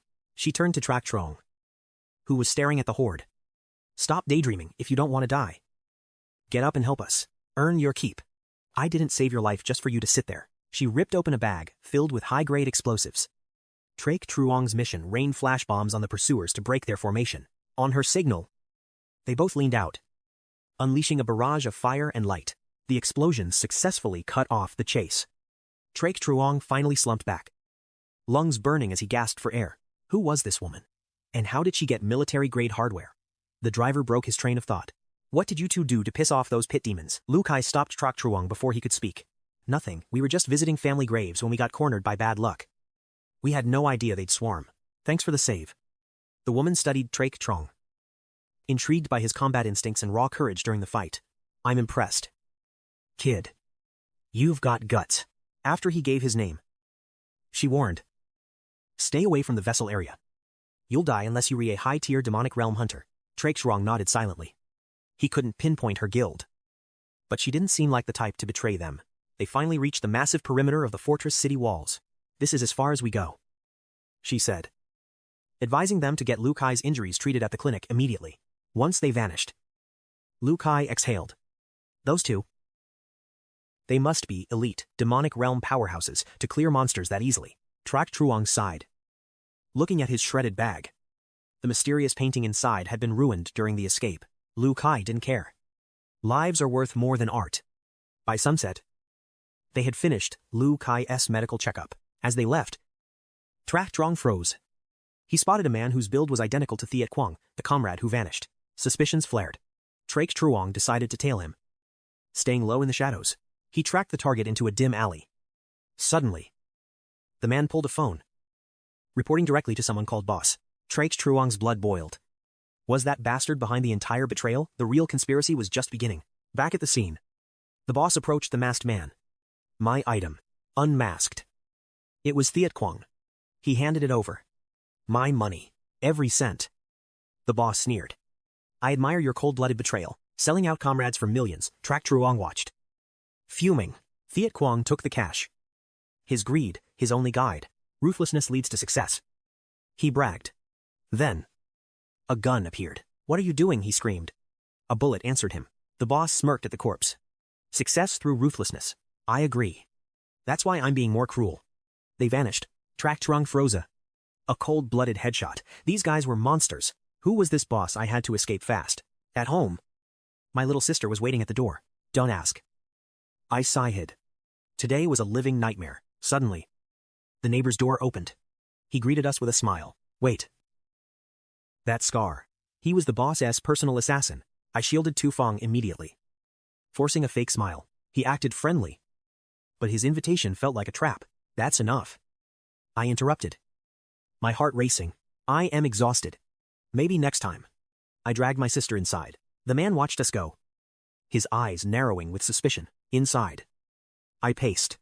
That scar was a perfect match. It is him. Stay inside. I warned Tu Feng. Don't open for anyone. I needed proof. I leaped across the balcony into his room. The floor was covered in a suspicious white lime powder. My 15 agility stat saved me. A trap for intruders. The room was bare. This guy was definitely a professional. I searched under the bed and found a hidden box. An awakened ID for Hong Han Fai. It was definitely him. Why was a high-level killer living right next door? Suddenly, the door kicked open. Come out. Little rat. I hid under the bed, counting my final heartbeats. He stalked in. Gun ready. He knew I was hiding. Beep. My 8 p.m. alarm blared. He fired immediately. A muzzle flash. He kicked the bed, but I wasn't there. I triggered the system just in time. The killer grinned. Waiting. Within the abyss portal. I finally gasped for air. He'll be waiting. I can't hide in here forever. 12 hours. After that, my stamina drains and I am ejected. I have 12 hours to level up or I'm dead. Floor 4. The Management Guild's barrier is still active. The death zone remains. I can leave to grind levels. We restuck until the boss dies. The hunters panicked. Elites are moving in. But you need a rare invitation. 1 drop per 100 bosses. It's an impossible find. Forget the rewards. Someone muttered. Entering is a death sentence. Hearing that, 𝐒𝐿𝐒 pulled the invitation from his pocket. Suddenly, a system window flashed. The Death Realm gate has opened. Do you wish to enter? 𝐒𝐿𝐒 hesitated. He cleared the first 3 floors. But floor 4 was currently locked. In the real world, a high-tier powerhouse was already plotting his demise, with no other choice. 𝐒𝐿𝐒 decided to step into the Death Realm. System login. Successful. Entering the demonic zone in 3 seconds. Upon arrival, a crowd appeared. He wondered. Wait. Aren't these demonic zones usually region-locked to each country? Why were there so many foreigners? Suddenly, a hand gripped his shoulder. 𝐒𝐿𝐒 spun around. It was the stunning beauty. Knew it, She beamed. I finally found you. She'd been searching everywhere to repay him for saving her life. Who knew they'd meet here? Her uncle asked in surprise. Is this the hunter who distracted the shadow wolf back then? Exactly. Uncle 𝐒𝐿𝐒 humbly replied. It was nothing. Really. Not worth mentioning. Knew it and introduced them. This is my uncle, Sat Fong, and my brother. 𝐶-𝐒𝐒𝐿. Sat Phong praised 𝐒𝐒𝐒𝐿's courage for entering solo, but he warned this place wasn't like a normal demonic zone. The monsters here were brutal, with foreign adventurers fighting over drops. He invited 𝐒𝐒𝐿 to join their party. 𝐶-𝐒𝐿 agreed, noting that Uncle Sat Phong was an elite-tier adventurer. 𝐒𝐿 froze. According to his guide, power scales from novice, skilled, to elite and beyond. He hadn't expected an elite-tier hunter. Their combat power was on a whole different level. In this high-stakes dungeon, having a powerful backer was the ultimate survival strategy. Without hesitation, he shook hands and officially joined Nguyen-Vu's party. Sat Phong was impressed by the young man's lack of arrogance. Nguyen was overjoyed. She'd feared he would refuse her chance to repay him. To coordinate properly, Sat Phong suggested they reveal their unique talents. He went first. His talent, Repel, could knock enemies back 10 steps and stun them for 30 seconds. Next was 𝐶-𝐒𝐿's Mirage, which created non-combat illusions that lasted for 1 hour. Finally, Nguyen mentioned her talent was the light slash he'd seen before. Now, all eyes were on 𝐒𝐒𝐿. Realizing they find out eventually, he activated his trait. My skill is summoning. Their jaws dropped. Even the summoned goblin looked around, utterly confused. So they follow your every command? Nguyen asked. Exactly, he replied. Introductions finished. Sat Phong urged the team toward the village ahead. Other guilds were already inside. If they didn't hurry, the boss loot would be gone. Are Death Realm bosses really that dangerous? What kind of items do they drop? Sat Phong explained. This is an independent dungeon. It drops rare, attributeless soul spheres. He added that he brought the youngsters along just to gain some field experience. Suddenly, a massive explosion rocked the village. Hunters were clashing with humanoid monsters. The villagers are being mind-controlled. Sat Phong noted. We must find the boss. Stay close. This place is a maze. But after wandering in circles, 𝐒𝐒𝐿 stopped. Sir, your navigation is terrible. We've been here already. Nguyen nodded. He's right. We just walked in a complete circle. Uncle, can you even lead us? If not, let someone else try. Suddenly, 𝐒𝐿 sensed movement. A pack of monsters ambushed them. Dawn panic. Sat Phong took the front, while Nguyen covered the rear. 𝐒𝐿 summoned his warrior and mage, while Tu Dian stood there, shaking in fear. 𝐒𝐿 smirked. This guy as a total novice. Just another fresh player. Meanwhile, his 2 summons were being absolutely pulverized. It was painful. He wondered how these mobs' hidden stats could be so insanely high. A beast lunged. 𝐒𝐿 dodged as Sat Phong blinked in, cleaving it. The old man frowned. He'd expected more from Nguyen's supposed savior. Why move like a total noob? Suddenly, lightning tore through the sky. Watch out, 𝐒𝐿 yelled. Too late. Sat Phong took the hit. A figure emerged. Well, old friend. We meet again. The mysterious doctor appeared, instantly launching a devastating fireball spell. The blast left Sat Phong paralyzed, locked in a brutal status effect. He's dangerous, Sat Phong warned. Even an elite was getting dominated. Nguyen rushed forward, but a stray arrow hissed toward her heart. High above, a dark elf archer was already lining up another shot. 𝐒𝐿's goblins charged, but a massive axe wielder smashed them aside. The raw attack power was terrifying. Finally, Sat Phong stood his ground. You 3 again, Sat Phong growled. Today, you want escape death. The doctor laughed, bringing 3 noobs to a fight. What a chance. Survival is the only quest. Who cares if we play dirty? Another lightning bolt crashed down. Sat Phong knew he was in trouble. He pulled out an unlabeled, mysterious vial. A desperate, high-tier potion. He downed it instantly. He had to protect Nguyen, the family's hope. Instantly, the debuffs vanished and his health bar surged back up. The doctor gasped. The activation potion. You were actually using that? 30 seconds of immunity. Then a massive HP penalty. Nguyen panicked. She knew what this meant. Sat Phong was going all in for them. Nguyen. Run now, Sat Phong roared. I'll handle the retreat. The axeman lunged. Don't worry. I'll be quick. You all dying. Shut your damn mouth, Sat Phong barked, sending the giant flying back. They fled as the archer unleashed a barrage of homing arrows. They retracking us, the boy yelled. The arrows followed their every turn.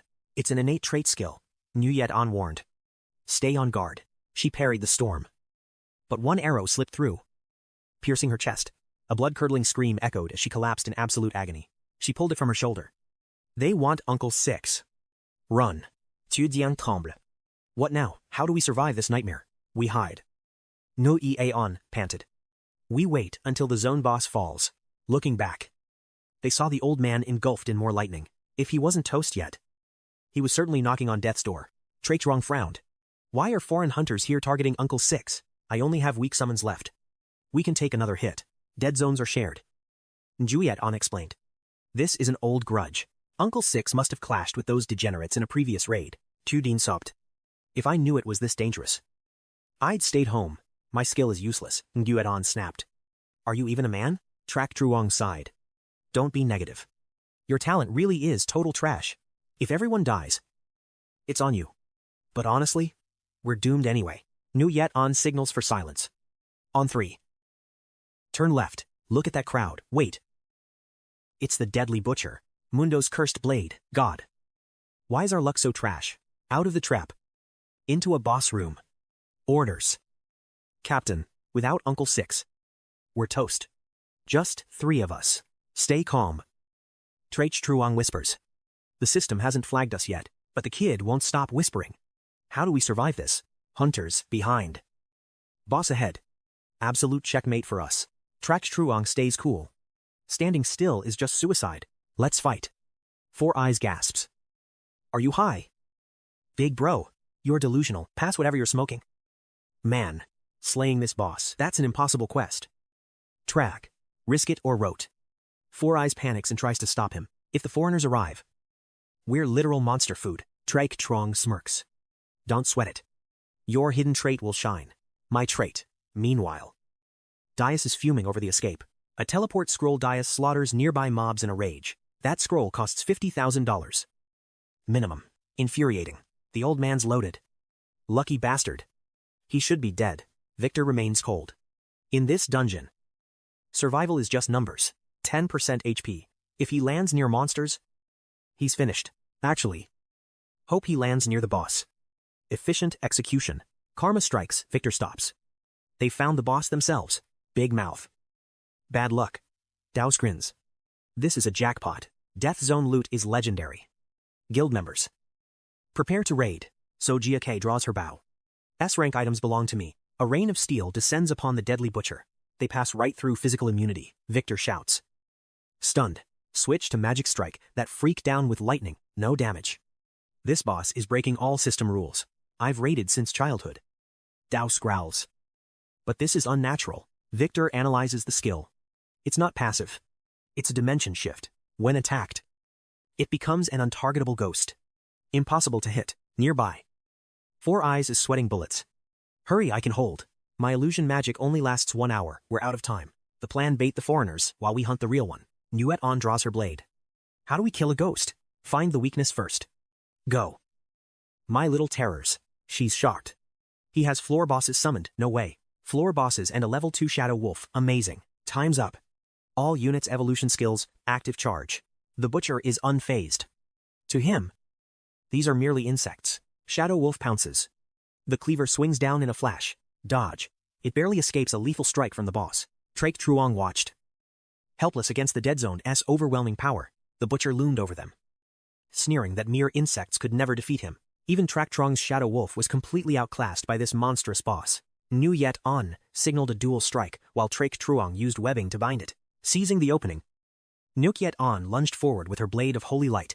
𝐶 didn't hesitate, commanding Gambunta to unleash a devastating fireball barrage.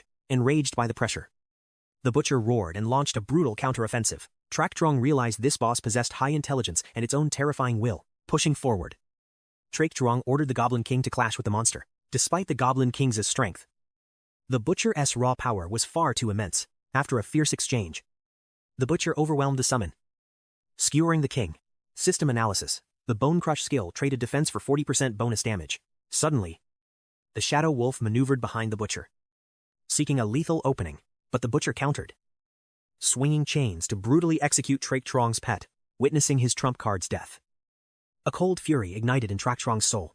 Huyen gripped his shoulder, reminding him that grief had no place here. Failure meant death for everyone, as Qimeng's stamina was rapidly fading. Desperate times called for desperate measures, as 𝐶 prepared to risk everything. He synchronized Peter Parker's webs with Gambunta's flames for a final strike. This was 𝐶's ultimate long-range assault. A desperate gamble for survival. 𝐤𝐤𝐿 joined the fray. Slicing the butcher until its health hit 30%, the boss entered berserk state. But strangely, it retreated instead of attacking. 𝐶𝐶 stood baffled. What kind of twisted strategy was this monster planning? The butcher began devouring corpses, rapidly regenerating its health through a hidden trait. Stop it now, if that beast heals completely, we are all finished. Gambunta responded instantly, launching another explosive fireball at the feasting monster. The boss charged back. 𝐶𝐶 used web shots to keep his summons safe. 𝐤𝐤𝐿 unleashed a light slash, while the Goblin King delivered a pincer attack. Under the relentless bombardment, the butcher's health finally plummeted to the critical zone. 𝐶𝐶 fired a final arrow, piercing the butcher's skull and ending its reign. The system chimed, Butcher of the Demon Realm defeated. Quest complete. The greedy glasses-wearing hunter immediately snatched a soul orb for himself. Among the rare loot, 𝐶𝐶 discovered an legendary weapon, an S-rank bow. This S-rank masterpiece was a total game-changer for any hunter's arsenal. Its unique trait converted 10% of all damage dealt into self-healing. 𝐤𝐤𝐿 was stunned. S-rank items were miracles in this cursed dead zone. As he drew the string, 𝐶𝐶 felt the bow's terrifying bloodlust. The total loot, 16 attributeless soul orbs ripe for the taking, plus a blink scroll, and several high-grade instant recovery potions. 𝐶𝐶 kept the scroll, but shared the remaining spoils with 𝐤𝐤𝐿. He insisted she accept them, refusing to let her walk away empty-handed. This victory belonged to the team. 𝐤𝐤𝐿 accepted, feeling a deep debt. Suddenly, Victor's furious voice thundered through the clearing from behind them. You filthy rats, how dare you deceive us with those pathetic illusions? Terror gripped the team. That was Admiral 𝐾-𝐍𝐿, a foe they couldn't defeat. Daos exploded with rage upon learning 𝐶𝐶's squad snatched the boss kill. He ordered 𝐒𝐒 to skip the talk, just slaughter them and reclaim the loot. The main character, 𝐶𝐶, checked his system. His summons were low, making a direct clash suicide. He barked at 𝐤𝐤𝐿 and Four Eyes to evacuate this death zone immediately. 𝐤𝐤𝐿 stayed for revenge, while Four Eyes triggered a hidden trait and bolted. The coward vanished instantly. 𝐶𝐶 could only sigh at the sheer absurdity. Her stubbornness was legendary. Should he just leave her to her fate? She snapped back. Why are you still here? This vendetta is mine alone. 𝐶𝐶 smirked. It might be your fight, but I won't watch these degenerates break you with their sick games. Arise.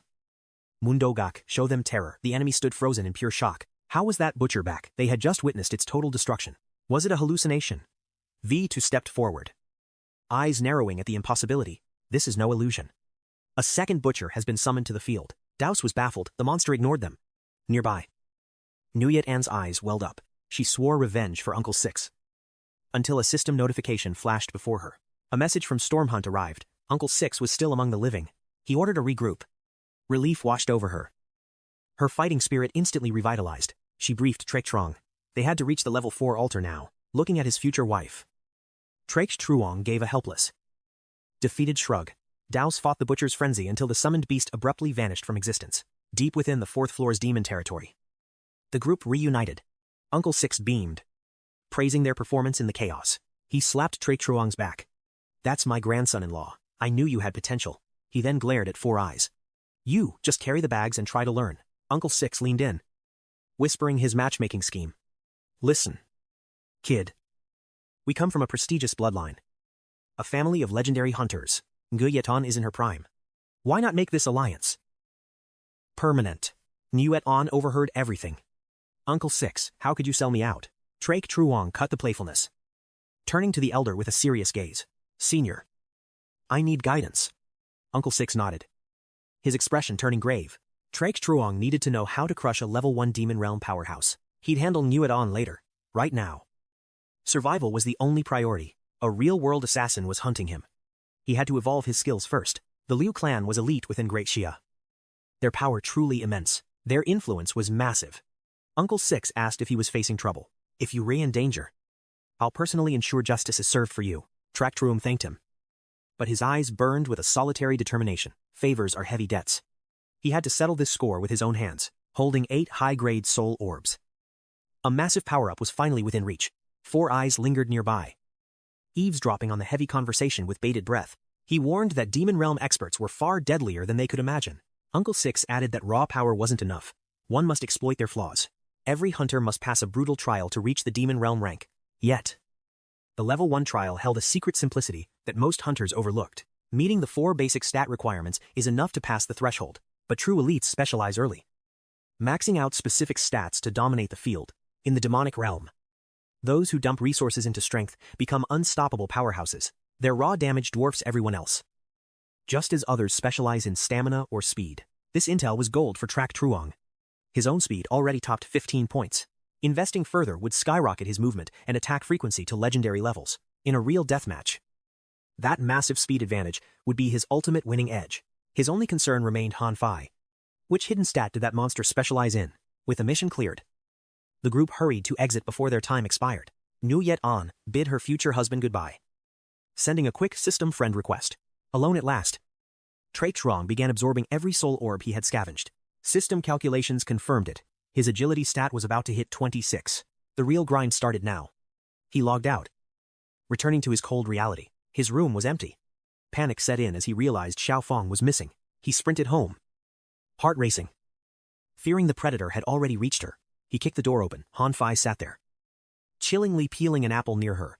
Xiaofeng cried out in terror. The hunter had finally cornered his prey. You read back earlier than expected, kid. Han Fai sneered with cold indifference. Sit down. Let's talk. But Trak Truong wasn't looking for a civil conversation. Let her go first, he growled. This fight is between you and me. Release her. No. The cops are already closing in because of you. Trak Truong tried to de-escalate, desperate to keep the monster from snapping. The killer's mask slipped. He pressed a blade against Xiaofeng's trembling throat. I want your organs. They'll fetch a fortune on the black market. Terrified, Xiaofeng begged for mercy, promising they wouldn't report him to police. To Han Fai, they were just walking gold mines. He wasn't finished yet. Sirens wailed outside. Han Fai roared in fury. Did you call the cops? Trak Truong denied it. But Han Fai forced him to check the door. Who was it? His message to Master Wei couldn't have worked this fast. He opened the door to a delivery girl holding a bag of food. Confusion hit hard. He hadn't ordered a single thing in this chaos. She stood her ground, insisting the address on the ticket was a perfect match. Furious, he shoved her away. She yelled back about disrespecting hard-working shippers. Once clear, she smirked, ditching her hat. Bingo. That 152 million bounty is mine. Back inside, Han Fai barked orders. It was time to move the assets. He forced them toward the car, silencing Trak Truong with a cold glare. Don't be scared, Xiaofeng. I'll protect you no matter what happens. Suddenly, a dagger grazed Han Fai's arm. The delivery girl had returned armed. Damn, she muttered. My aim is a little off today. My bad. Go ahead. Kill the girl. She shrugged. It makes my job much easier. Trak Truong was stunned. Han Fai realized she was a high-tier bounty hunter. You re-fast, lady. But you think you can actually take me down? Don't judge a book by its cover, old man. Let's see your moves. She lunged. Han Fai instantly used Xiaofeng as a human shield. Trak Truong vanished, reappearing to block the blades. His god-tier speed shocked everyone, seizing the window of opportunity. Trak Truong lunges to shield Tuefeng. The girl stands frozen in shock. That speed is insane. He actually parried a blade with his bare hands. This guy is a monster. Luke Than roars at the girl. You almost killed my sister. You reckless brat. She remains completely unrepentant. No apology, just pure arrogance. She actually blames the victim for being in her way. Simply unbelievable. Han Fai, tired of being the side character, erupts in a chilling laugh, drawing everyone's gaze. I wasn't going to kill today. But plans change. The mercenary girl charges Han Fai instantly.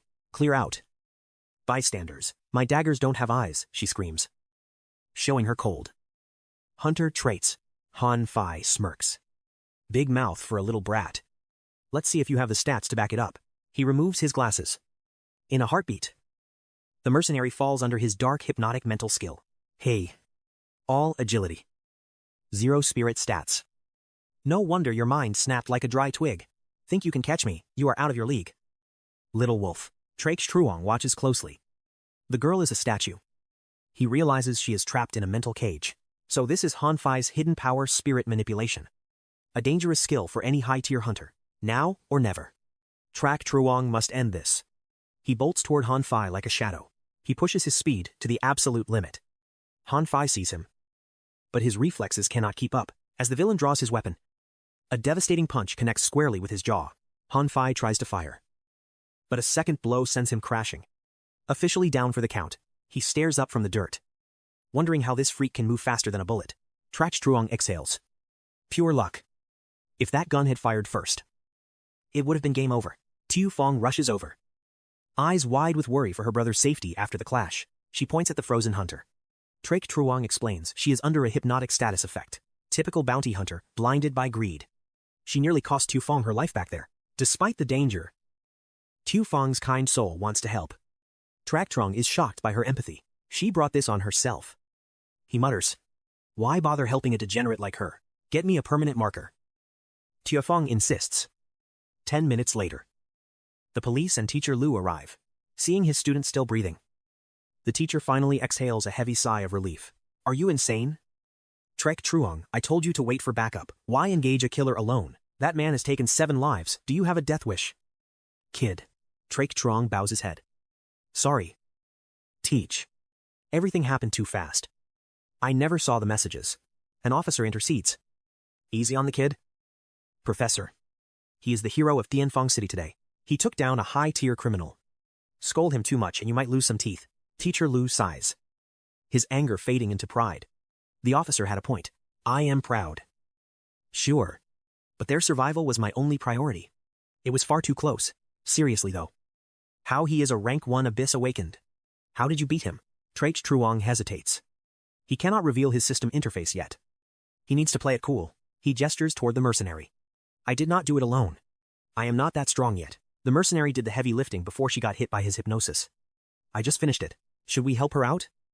Professor, he asks with a sly, knowing grin. The officer recognizes her. Shen Meng Deep. Always chasing gold.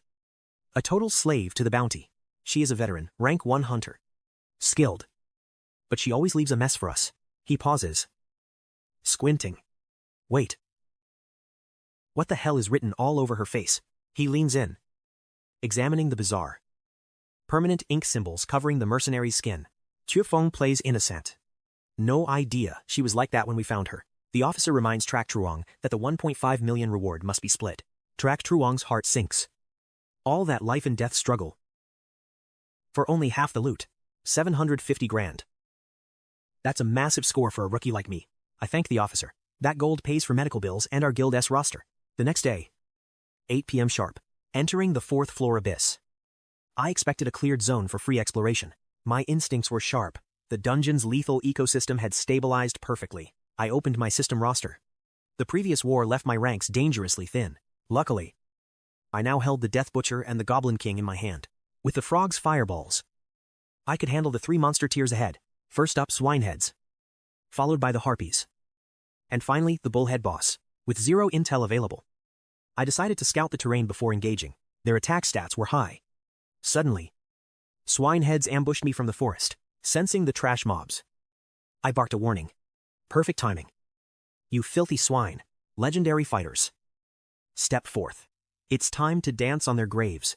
I instantly activated my summon skills Goblin King and Death Butcher. Front and center, these low-tier pigs didn't recognize my elites and charged like mindless degenerates. The Goblin King blocked their rush, but their hidden defense stats were surprisingly tough. I didn't hesitate. Death Butcher. Initiate the ambush and crush them, right on cue. His chains created a steel whirlwind that shredded those fat pigs. Suddenly, a harpy, looking straight out of a high-tier MOBA dove from the shadows, it lunged with razor claws. But my evasion reflexes kicked in just in time. A harpy. Her speed tier was insane. But anyone targeting me is already dead. I drew my divine bow. But my mastery was trash. The arrow fell limp.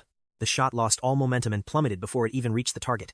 Pissed off, I summoned the heaven-swallowing frog to wipe that pest out. The summon appeared, lungs ready to burst with concentrated fire energy. A fireball erupted, engulfing the bird. Nowhere to run. You feathered freak. Target neutralized. I hurried over to loot the fallen monster's mana core. Luckily, their defense traits weren't maxed out, or this raid would have been brutal. I pulled up my updated collection. My personal power-up was looking legendary. The deck was stacked. It was finally time to meet the 4th floor boss. Out of nowhere, a high-pitched scream for help shattered my focus. A bunny loli was being hunted by a brute wielding a massive club. I am a man of justice, but getting involved in dungeon drama is usually suicide. I decided to stay in the shadows. Involvement wasn't part of my strategy. As I turned to leave, the girl grabbed my leg. begging for her life. Save me, he wants to turn me into a trophy. Her desperation hit home. I looked down coldly. Sorry. Kid.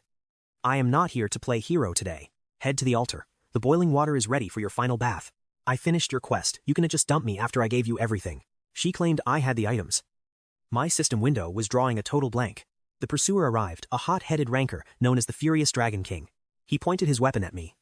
So you're the degenerate mastermind behind her. I'll purge this world of trash like you. I just stood there, completely baffled. Whoa. Take it easy. I don't even know who this girl is. He charged without mercy. Abandoning your ally. You're absolute scum. Just die already. 𝐶-𝐒𝐒-𝐒 watched in disbelief as the hot-headed lunatic lost all reason. The sneaky little bunny smirked. Amidst the chaos, she'd ignited. She saw the perfect opening to vanish. She fled instantly, leaving 𝐶-𝐒𝐒 behind. Good luck. Big bro, I'm out of here. System alert: Moonlight Bunny has successfully stolen 3 intermediate soul orbs. 𝐶-𝐒𝐒 froze in shock. That girl was an ally. She was a professional thief. No wonder the Dragon King was enraged. He finally landed. His fury focused entirely on 𝐶-𝐒𝐒. Wait, I don't know her, 𝐶-𝐒𝐒 shouted. She just robbed me of my items too. But the Dragon King was blinded by pride. He wouldn't listen to reason. Only the language of combat. He was stubborn to the bone. It seemed a decisive duel was the only way to settle this.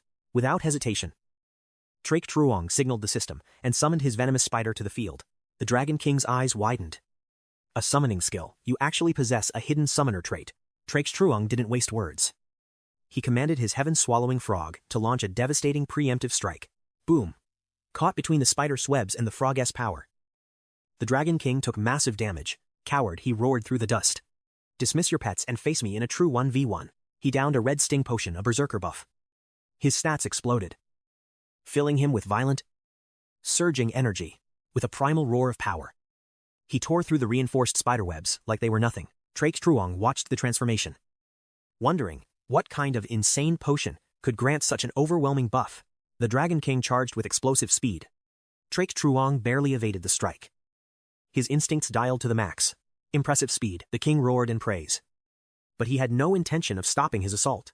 Enough games, 𝐶-𝐒𝐒 muttered. He activated his interface and summoned the massive Goblin King.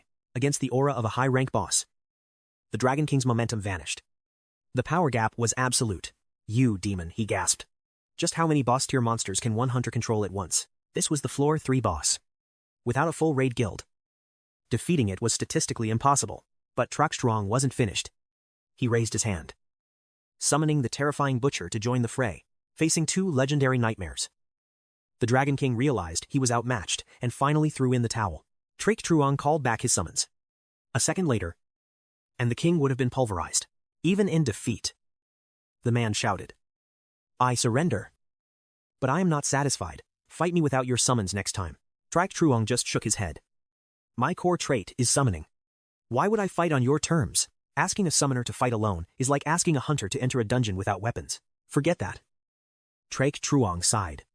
What did that girl steal from you to make you this crazy? The man was still completely oblivious, his mind failing to grasp that they were both victims. Stop mocking me, he yelled. Weren't you 2 accomplices? Are you trying to make me explode? 𝐶-𝐒𝐒 sighed in frustration. Listen closely, I am not her partner. She robbed my soul orbs too.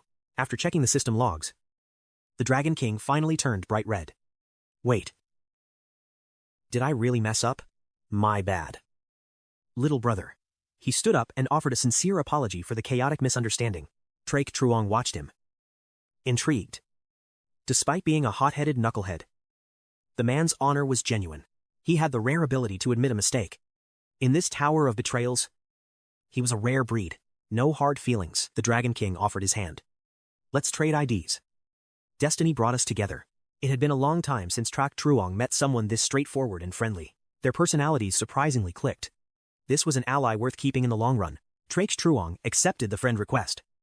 If you need help, just ping me. The Dragon King promised. I've got a guild meeting to attend.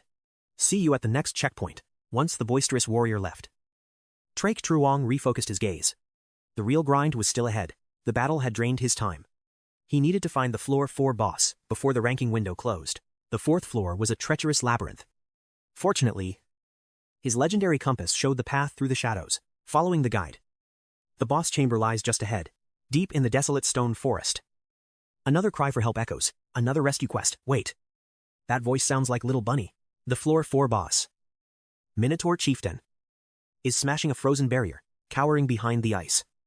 Little Bunny is paralyzed with fear. The ice shatters. She screams. Save me, I am too young. 𝐒𝐿 smirks. Has karma finally caught up to that brat? Behind the boss, he spots a pig-head monster acting suspicious. It is Huyen Vu, another victim of Bunny's petty thievery. He is enjoying this. But 𝐒𝐿 has a different perspective. She is an annoying thief. But death is a bit extreme. Watching her die would be too cold. Even for him. As the Minotaur swings, 𝐒𝐿 fires a precision arrow. The chieftain roars in rage. Who dared to strike me? The pighead spots 𝐒𝐿 and snarls. Who are you? Don't interfere. She is a thief who deserves this, he yells. She is a thief. But she does not deserve death. She is just a kid. Give her a chance to reform. The Minotaur charges.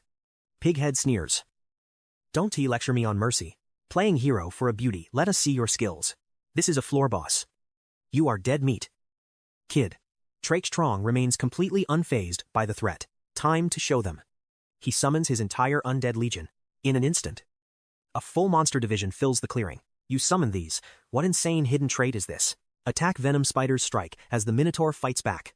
With the boss distracted, 𝐒𝐿 signals the final blow. 3-on-1. The butcher smashes the boss skull with force. The heaven-swallowing frog readies a lethal fireball in its maw. Total annihilation. The boss is overwhelmed from every single side. Watching the power display, Huyen Vu stands in shock. Damn it. This brat can actually summon high-tier boss monsters. His disguise is useless. He retreats, cursing the girl again. You got lucky. Brat. Hope your hero stays around. Under the massive assault, the Minotaur chieftain finally falls. System floor 4 boss defeated. Rewards have been issued. Soul orbs drop everywhere. Only one loss, a perfect raid. Little Bunny creeps closer, offering a shaky, timid apology. She admits her crimes and returns all the stolen loot. 𝐒𝐿 sighs. Hopefully, this lesson sticks for good. Don't steal again, or you are on your own next time. Now for the prize. He summons the fallen Minotaur chieftain. The 5th floor gate opens. Finally. Time for a break. Elsewhere, a hunter named Huyen Vu returns to town. He slams his door, cursing the events of the day. Damn it, the boss almost finished her off until Rakshasa interfered. What a complete buzzkill. While scrolling through the top posts, he suddenly spotted a massive bounty notification. The target was 𝐒𝐿. The villain sneered. Rakshasa, you were dead meat. Next morning at school, 𝐒𝐿 arrived at school only to hear everyone whispering about a viral post on the Abyss forum. Curiosity piqued. 𝐒𝐿 pulled out his phone to check the hype. The Abyss forum is untraceable, operating outside any national jurisdiction with a hidden, top-secret location. Global hunters use it to share hidden stats, strategies, and even find dates, far surpassing any app. It's currently the most influential community for those braving the world's dangerous dungeons. Seeing his own bounty, he was shocked. 5 million. Investigating further, he realized the culprit was Xu Guang. That death's kiss bastard must have signaled his guild before dying. Now, they're out for blood. It looks like 𝐒𝐿 won't be escaping this storm of trouble anytime soon. He needed allies. With a reliable team, he wouldn't have to worry about a knife in his back. Inside the classroom, the buzz was all about the level 4 death zone incident from days ago. Rumor had it that the hunter who cleared the death zone was a local hero from Great Ha. The foreigners got nothing, leaving our local hunters with all the glory. It was a satisfying victory. Endless praise poured in for this mysterious, unidentified hero who saved the day. Suddenly, 4 eyes rushed over and grabbed him. 𝐒𝐿. Did you hear the insane news? My idol Rakshasa soloed the Death Zone boss. I have to make that legend my master. Unimpressed, 𝐒𝐿 pushed him away. Then go find him instead of hugging me. Suddenly, a roar echoed. Who the hell is 𝐒𝐿? The entire class froze in shock. It was Ngak Nu, a notorious delinquent with a terrifying reputation at school. He stomped in, arrogantly. What are you staring at, 𝐒𝐿? Get your ass out here now. Classmates trembled. This thug was an awakened, with a B-tier trait, a dangerous opponent for anyone. Messing with him meant trouble. Fatty whispered a tense warning. Watch out. Man, his physical stats are insane. They say he can kill a bull with just one punch. 𝐒𝐿 stepped forward, telling Fatty to back off. Ngak Nu brandished a chair. 𝐿 heard you want my spot. Truong calmly pushed his friend back and stood his ground. I don't even know you. Who the hell are you? 𝐒𝐿 charged with the chair. But Truong wasn't about to hold back anymore. With a lightning-fast counterpunch, he sent the thug flying into the wall with a shattered face. The remaining lackeys swarmed their fallen boss. Completely terrified by the sudden display of power, Truong scoffed, just another weakling acting tough. The other students watched in utter disbelief. One punch, how did he get this strong? Behind them, Trin Hao calculated the devastating impact. That single strike recorded a staggering force of 1,046 kilograms. Trin Hao wondered how Truong's power level had surged so astronomically in such a short time. Days ago, his stat was barely 497. Now, it's over 1,000. He gritted his teeth, refusing to let anyone steal his spot at the elite martial academy. That night, he warned Tufong to stay alert. Security was tightening everywhere lately. She told him not to worry. The school guards were all veteran hunters from the abyss, as he prepared to enter the abyss again. Tufong looked at him with growing suspicion. She didn't know his hidden trait and was worried about his constant, dangerous dungeon raids. He kept his secrets guarded, promising to reveal everything once she finally awakened her own talent. Back to the level 5 abyss. The island scenery was breathtaking, but lethal boss monsters lurked beneath the beautiful ocean surface. Truong finally stepped onto the ancient altar. Stepping onto floor 5, the atmosphere shifted instantly. Thousands of predatory eyes were locked onto me. Looks like the bounty on my head is actually working. The hunters are out for blood. Greedy degenerates are swarming for the reward. Leaving this altar right now would be a death trap. I'd be ambushed immediately. My plan remains the same: return to floor 4 and build my boss army. I triggered the teleport and vanished.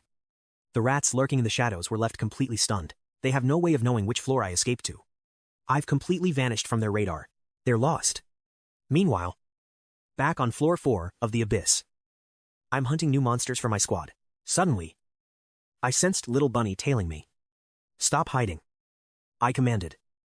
Forcing her into the open, she lunged forward instantly, clinging to my leg like a servant begging her master for mercy. This feels way too familiar. What now? I sighed. What kind of mess are you bringing today? She started sobbing, apologizing for the theft. She claimed she was desperate for gold and had no choice. Her request: she needs me to carry her all the way up to floor 30. Part pity, part annoyance. Let go of my leg first, I told her. Then we talk. But she held on tight. She wasn't moving until I promised to help her reach that floor. Fine, I reluctantly agreed, though I had no idea why she was obsessed with floor 30. She beamed, pulling out gear and soul spheres. Thank you, Big Brother Rakshasa, take it all. It's everything I have, but I'm no thief. I turned down her pathetic bribe. Keep your junk. I am hunting bosses anyway, so taking you along isn't a problem. Just a warning, I am still a newbie. I can guarantee we'll make it to the higher floors, but I'll give it my all. Just like that, Little Bunny officially joined my party. We ventured deep into the dark forest, hunting for elite bosses while trading stories. I needed intel. Your trait: it's a stealing skill. Right. You swipe items from targets. Trusting me now? She nodded. She calls her innate talent Swift Hand. She hates the skill, but it's her only way to survive. I quickly formulated a plan. I'll tank the aggro, and she'll use her skill to loot the boss alive for valuable items. It's a solid strategy. She'd never dared to pickpocket a high-ranking boss monster before, but I had to know. Why are you so desperate to reach floor 30? Her expression darkened. My father went missing there. I have to find him. I see it. In the abyss. Missing usually means only one thing. You were either slaughtered by hunters or monsters, or the system forcibly kicks your corpse out. Suddenly, screams pierced the air. We found a Minotaur boss absolutely massacring a group of hunters. The situation was critical. Get ready, I commanded. We're going in right now. I summoned my loyal pets and prepared for the clash. I'll draw its focus while she loots. No more talk, it was time to strike. Death Butcher lashed out his chains, binding the beast as my other summons unleashed hell. The Goblin King joined the party, delivering a brutal haymaker straight to the monster's face. The Minotaur roared in agony, instantly triggering its berserk state. It charged with a bull rush. I countered by summoning Poison Spider to bind its legs. Now, it was all up to Little Bunny. She slipped in, activated her trait, and successfully swiped a rare item, the Hard Bull Horn. Robbed while being jumped, the beast thrashed in fury, trying to crush the girl who stole its loot. Not on my watch.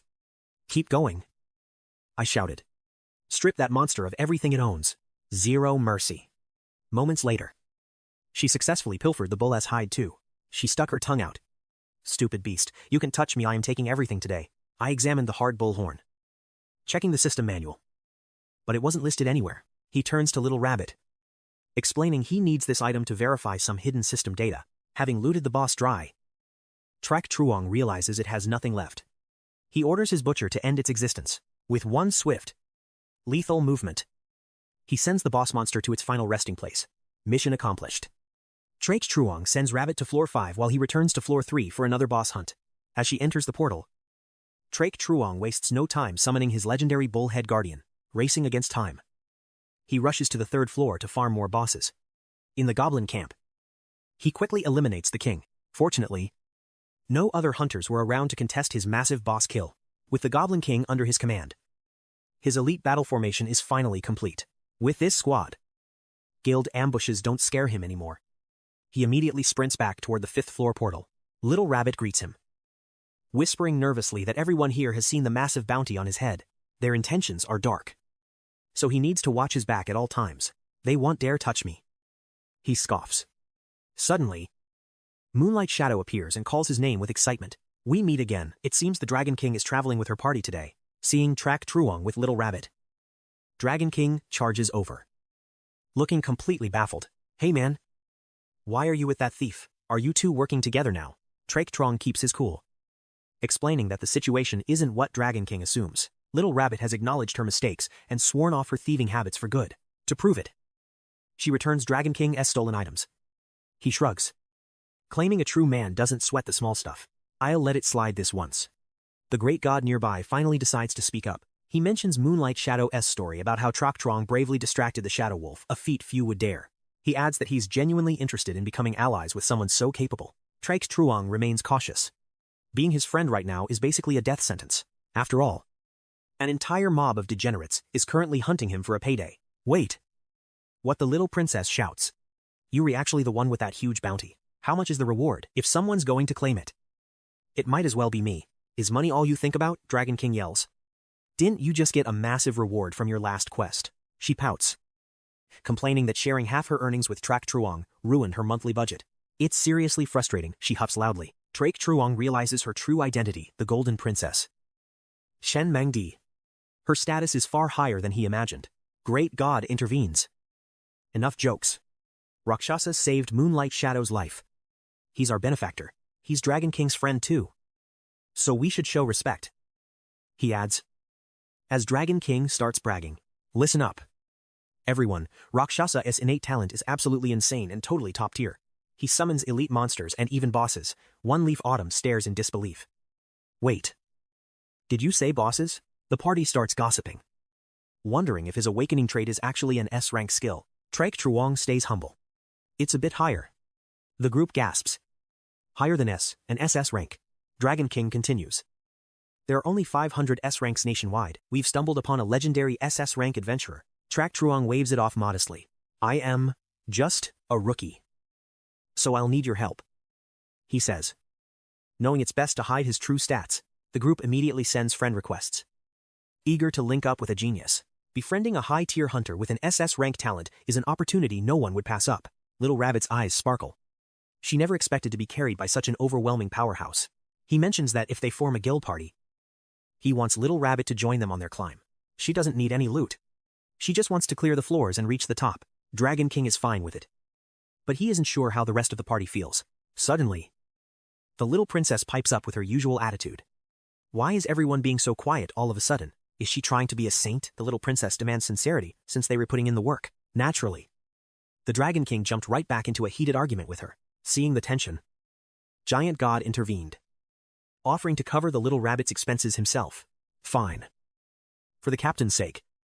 She's free, but don't expect a single heal if she fails. Moon Shadow whispered to 𝐶𝐸 that the little princess is their party's sole healer. She's a gold digger. Sure. But her skills are top tier and she's decent at heart. Just ignore her attitude. As for her greed, 𝐶𝐸 already had her figured out. With that settled, Giant God signaled the start. Their target, the floor 5 boss, Dark Flag Wizard. Last time, they weren't ready. But now, with elite gear and high-tier stats, things are different. With Rakshasa's aid, victory is certain. Honestly, 𝐒𝐿 stands to gain the most here. He gets the boss loot while staying hidden from those assassins in the shadows. Moonshadow issued a warning. From floor 5. Every mob and boss undergoes a massive power-up. The hunter requirements are brutal. Only perfect cooperation will see them through this trial. The party moved out, hunting everything. They weren't about to leave a single mob alive. Clearing the path now saves precious time and keeps their healing potions stocked. Suddenly, a massive horde of aggressive monsters blocked their path. The situation turned critical. Giant God slammed his shield down, activating a massive protective barrier across the battlefield. An S-rank defensive skill, this aura grants every teammate a 60% defense boost instantly. 𝐒𝐿 stared in awe. He didn't realize his team held such overwhelming power. Just then, a wandering demon lunged from the shadows, but the Dragon King was ready. One strike from his staff nearly ended it. But a lanternfish instantly healed the beast. Moonshadow stepped forward. Eyes narrowed. That fish was her target now. With a flash of light, her blade sliced through the sea dweller. Seafood was on the menu. Before the mobs could react, Knight's Curse unleashed a blizzard, freezing them solid in place. Crowd control paired with high DPS, the ultimate strategy for a lightning-fast victory. 𝐒𝐿 and the rabbit watched, mesmerized by the party's flawless, high-speed coordination. Joining such a powerhouse guild was the right move. No more facing death alone. Problem was, they were so efficient, he barely got to swing his sword. They moved forward. Giant God pointed to an ancient stone. One touch grants the water god's divine protection. They had to dive deep. Confused, 𝐒𝐿 asked about the nature of this blessing. Moonshadow explained, the boss lurks at the ocean floor. Diving is the only option. The blessing is mandatory for survival. 𝐒𝐿 reached out and touched the cold stone. A system window flashed effect underwater breathing active for exactly 60 minutes. An underwater boss raid with a strict 1-hour time limit. This quest just got intense. Dragon King warned once the buff expires, you'll lose 10% HP every single minute. They failed before. But with 𝐒𝐿's hidden stats, the Dark Flag Wizard is toast. The manual only lists it as a magic-type boss. The rest is a total mystery. The little princess scoffed at his ignorance. The strategy for floor 5 is priceless. Only a fool would give it away for free. If this elite team struggled, this boss must be a nightmare to handle, but its power only made 𝐒𝐿 want it more. Soon, they reached the abyss. Dragon King smirked, asking the princess if she'd finally conquered her fear of water. The next floors are all subaquatic. How will a healer who's scared of water survive? She snapped back with a deadly glare. One more word, and his HP stays at 0. Suddenly, a voice echoed through the depths. Giant God, you were here for the boss too. Battered and bruised, Li Gi gasped. That Black Banner Warlock, he's a total nightmare. They reached phase 3. But 2 sacrifice bursts nearly wiped the team instantly. Titan's crew knew that pain. They'd suffered the same crushing defeat before. Li Gui retreated, wishing them luck while seeking elite mercenaries for a retry. Titan turned to 𝐒𝐿 with a grim expression on his face. Li Gui is an S-ranker. Yet he's been stuck here for an entire month. Hiring pros costs millions. 𝐒𝐿 asked for the boss's specific combat patterns. Huyen explained that this warlock was unlike any previous floor guardian. The fight has 3 phases. First, he hides behind waves of summoned minions. Survive 3 waves, and the boss finally joins the fray for phase 2. Phase 2 features a lethal skill called the Dark Heavy Strike. It deals massive damage and knockback. At 50% health, phase 3 begins. That's the real hell. He triggers Death Sacrifice, a lethal map-wide attack. The damage stacks. Each hit adds 20% more power to his strikes. At 100%, it's a total wipe. 𝐒𝐿 realized the danger. Titan started the briefing. The first 2 phases aren't our biggest problem. We've practiced them thrice. For phase 3, I'll draw all the boss's aggro. Huyen provides damage, while Chi-Thu maintains crowd control on the field. Long Vuong and 𝐒𝐿 guard the spawns. Don't let him sacrifice any minions. With the plan set, the party crossed into the boss instance. The warlock stood amidst ruins, chanting dark spells to summon his undead horde. His staff pulsed with power. Titan yelled, "Get behind my shield." Right now, Chi-Thu unleashed Frost Rain, instantly freezing the charging mob in their tracks. Nguyen and Long Vuong seized the opening, tearing through the frozen enemies. 𝐒𝐿 decided it was time to reveal his own summoned Shadow Legion. He ordered a defensive perimeter, but 2 strays slipped through toward the Goblin King. In a flash of steel, the small monsters actually managed to wound him. 𝐒𝐿 cursed. Even the trash mobs here dealt insane amounts of damage. Seeing the chaos, The Black Warlock commanded his entire swarm to charge. 𝐒𝐿 covered the flank, warning everyone that Phase 2 was starting. Suddenly, the Warlock flickered behind Long Vuong. 𝐒𝐿 screamed. "Watch out!" Long Vuong reacted. But he was too slow. The dark heavy strike connected. 𝐶-𝐒𝐿 gaped. A boss with teleportation, luckily. The little princess acted fast. She cast Green Blessing, her healing light stitching Long Vuong's wounds back together. Long Vuong snarled, pushing himself up. "I'm sick of being the punching bag," fueled by pure spite. He launched a counterattack with everything he had left, but the boss vanished again, reappearing right in front of 𝐒𝐿. A ruthless sneak attack followed, and 𝐒𝐿 was sent crashing down. 𝐶-𝐒𝐿 lunged, catching her mid-air. "Are you hurt? Talk to me." She blushed, nodding breathlessly. 𝐶-𝐸 immediately countered, freezing the boss once more. Now Long Vuong leaped high, slamming his weapon into the Warlock's skull. Wounded but not defeated, the Black Banner Warlock retreated into the shadows. Titan roared. "Get ready. Phase 3 is starting. Stick to the formation." 𝐶-𝐸 took his position, summoning Gamabunta, the Butcher, and Bullhead. The air turned cold. A dark portal opened. The real nightmare was starting. An endless tide of mobs surged forth. But numbers mean nothing against true quality. With a single strike, the Butcher decimated scores of monsters. Yet, our numbers remained dangerously low. 𝐶-𝐸 knew they couldn't hold out forever. It was time to fight monsters with monsters. Without hesitation, he summoned the very creatures that had just fallen in battle. Seeing this, Long Vuong gaped in awe. Insane, that SS rank Rakshasa trait is the real deal. Distracted by the spectacle, Long Vuong missed a pack of monsters, slipping through the defense. Seeing its minions, 𝐶-𝐸 triggered Death Sacrifice, draining them to fuel its devastating power evolution. Suddenly, 𝐶-𝐸 was struck by a death curse, increasing all incoming magic damage by 20%. Right then, 𝐶-𝐸 realized he wasn't the only one with broken skills. This curse was truly terrifying. With the crisis escalating, the giant god ordered 𝐶-𝐸 to freeze the remaining mermen immediately. They couldn't let 𝐶-𝐸 absorb a single monster more. 𝐶-𝐸 instantly froze the mobs, while 𝐒𝐿 shattered them in a flash of steel. Nearby, Long Vuong fought desperately to push back the relentless tide of mermen. 𝐶-𝐸 hesitated. He lacked the firepower needed to take down the boss monster right now. The water god's protection was fading fast. He had to find a breakthrough. And fast. 𝐶-𝐸 lunged. Its single strike dealt more damage than the entire party's combined strength. Luckily, the princess cast a mass heal just as a stray mob ambushed 𝐒𝐿. She knew they were stuck in a war of attrition. The mermen were simply too many. Seconds later, 𝐶-𝐸 managed to devour another minion. Surging with dark energy, its second ultimate attack landed, sending everyone's HP bars plummeting into the red zone. At this rate, total annihilation was just moments away. 𝐒𝐿 refused to die in this abyss. Suddenly, a mysterious healing light enveloped the party. No one understood where this sudden salvation came from. It was 𝐶-𝐸. His summoned mermen were actually healing the party. Long Vuong roared in excitement. "Rakshasa, you're a genius, using their own kind to keep us alive. We'd be dead without you." The giant god admitted. Truly an SS rank miracle, with an army of healers at their back. HP management was no longer a concern. Their new quest: go all out and slay 𝐶-𝐸. No need for expensive mercenaries today. With a battle cry, the entire party launched their final, decisive assault. 𝐶-𝐸 drew his bow, summoning the heaven-swallowing frog to synchronize their power. He needed the final blow to secure the summon. The boss was cornered, its resistance futile.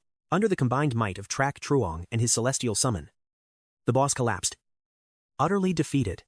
The party watched in stunned silence. The princess cheered as the portal opened. The dungeon floor was officially cleared. They finally secured the key to floor 6. Long Vuong rushed over to celebrate. As rare items dropped, the party insisted 𝐶-𝐸 take the first pick. He deserved it. While browsing the loot, a Death Realm invitation caught his eye. Last time in the Death Realm, he gained the Butcher. Another trip meant legendary rewards. 𝐶-𝐸 took only the invitation, leaving the rest of the treasure for his guild. High on victory, the group stepped boldly onto the 6th floor. The guide mentioned kobold miners here, but they were immediately blocked by 𝐒𝐿 team. Seeing them unscathed, 𝐒𝐿 gaped in pure disbelief. You cleared it already, he just hired an elite. Yet they'd already conquered the floor. Just luck. The giant god smirked. 𝐒𝐿 nodded, promising they'd meet again on floor 6. Suddenly, The high-ranking hunter, hired by Li Kui, growled impatiently. The boss was already cleared. It won't respawn for 12 hours. You were wasting my time. Don't expect your deposit back. My time isn't cheap. You know, old Li stammered in frustration. But he swallowed the loss just to clear the floor, as Yue Ying urged 𝐶𝐸 forward. He watched the scene with a cold gaze. Once I awaken as a top-tier ranker in this abyss, will people beg to pay me for help? Floor 6 was rich with valuable ore. At the altar, 𝐶𝐸 checked his system guide. Floor 6 was a shifting labyrinth. The maze layout changed constantly, meaning there was no fixed exit or entrance. Stay focused.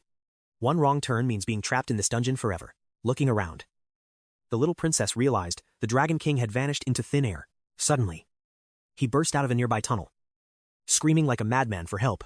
The idiot had somehow aggroed a massive horde of kobold monsters. They were hot on his heels, ready to chop him into 100 pieces. He collapsed at the altar, his stamina bar completely depleted from the chase.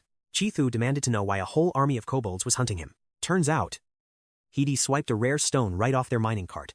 The princess grabbed the stone, wondering if this loot was actually worth something. A seasoned hunter nearby approached. Is this your first time on floor 6? He explained that ore was precious here, especially the legendary dark steel. On the trade market, dark steel sells for 500,000. It's for weapon evolution. Greed flashed in her eyes, but the stone suddenly vanished from her hand. 𝐶𝐸 had snatched the ore using his superior agility stats. How do I use this mineral for a gear power-up? He asked the man. You'll need the dwarf blacksmith on floor 10. Higher gear requires elite tier ores. That stone in your hand, it's just common ore. Maybe 10,000 credits. To the princess, 10,000 was still a fortune. She wanted to farm them all. 𝐶𝐸 looked at his S-rank bow. It was time for a major enhancement. Chithu spoke up, suggesting they change their quest objectives. Besides hunting boss monsters, we should gather every mineral we find for later. The princess cheered, but the giant god stopped them. It's too late now. Defeating the dark shaman had eaten up most of their remaining time. It's almost dawn. Log off and rest. The princess pouted, wanting more dark steel. The Dragon King just shook his head at her blatant greed. A slave to money, he muttered. 𝐶𝐸 checked his system clock and logged out. It was late. Xiao Feng was likely already deep in sleep. The next day at the station, an officer handed 𝐶𝐸 his bounty reward. The princess was there, glaring daggers at him. I remember your face. Jerk. You stole half my reward and drew a turtle on my face. I hate you. 𝐶𝐸 smirked. Watch your mouth. I never drew anything on you. Liar, I was under hypnosis. But my mind was perfectly clear. You and your sister ruined my face. It took forever to scrub that off. Evil people live long lives, she hissed. 𝐶𝐸 shot back. Says the gold digger? The princess turned away with a cold, arrogant huff. Money is the only reality. Everything else in this world is just an illusion. 𝐶𝐸 stood baffled. Her obsession with wealth clearly stemmed from some deep, buried trauma. Suddenly, a swarm of reporters descended on them like a pack of hungry vultures. They bombarded him with questions about the arrest and his future academic plans. One even asked if he struggled with body odor. Talk about an absurd interview.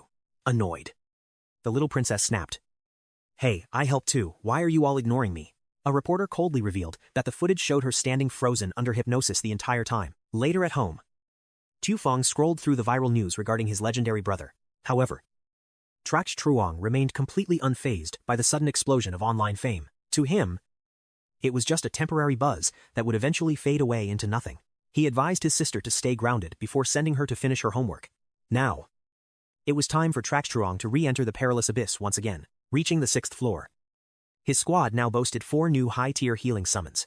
The formation looked perfect. Surprisingly, the princess arrived early. Eager for rare mineral drops, she greeted him with a bright, unsuspecting smile as they prepared for the raid. He felt like he was walking on eggshells.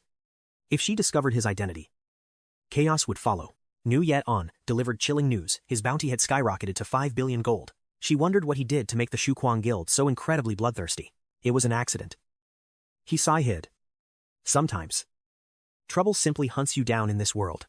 She warned him to stay close. Soloing in this dungeon was a guaranteed death sentence. She even offered to party up whenever he was online for extra security and support. Without hesitation, she handed over her private contact information to the mysterious hunter. He felt conflicted. Trading sensitive data with a masked stranger seemed incredibly risky for her. But Nguyet An didn't seem to care about the potential risks at all. He saved her life, and she wanted to repay him. Still, he politely declined her offer, visibly annoyed. She turned away. telling him to do whatever he wanted with the number. Women were truly the most unpredictable boss monsters he had ever encountered. Soon, the rest of the giant god guild arrived, ready to initiate the dangerous mission. Long Vuong was hyped, boasting about turning those monsters into a celebratory feast. Enemies that once seemed invincible now felt like mere fodder as they pushed deeper. The rhythmic sound of pickaxes echoed through the dark, damp mining tunnels ahead. Suddenly, the leader halted.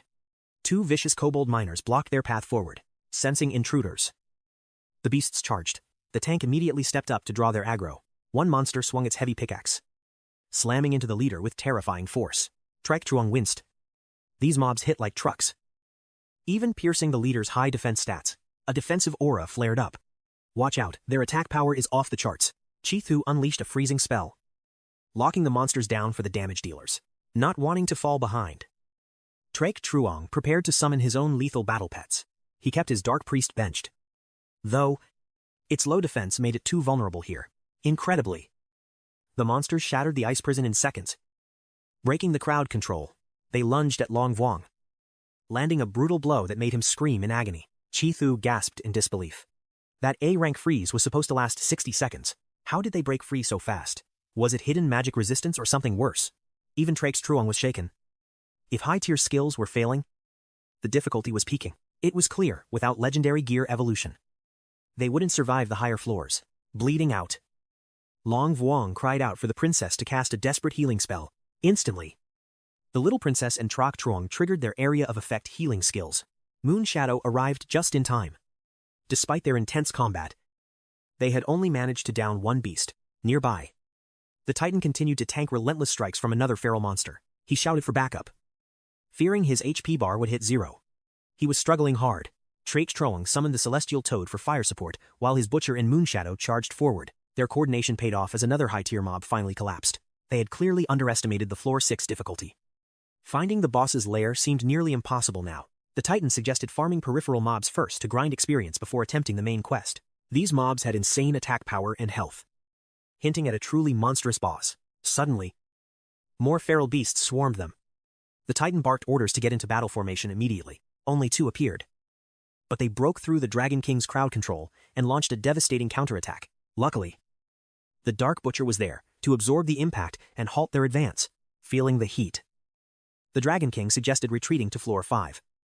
But the Titan stood his ground. He urged them to persevere, noting many elite guilds spent a month stuck on this floor. A whole month. The little princess nearly jumped out of her skin at the thought. Stuck here that long, how would she ever make enough gold to survive? Meanwhile, Moon Shadow noticed 𝐶 Truong staring intensely at the monsters. Completely focused, he'd uncovered a critical hidden stat that could turn these monsters into easy prey. He pointed out that every beast shared a unique trait, the lit candle atop their heads. Moon Shadow's eyes widened. You were right. They all have those glowing candles. They likely use them for vision, 𝐶 Truong noted, drawing his bow and taking steady aim.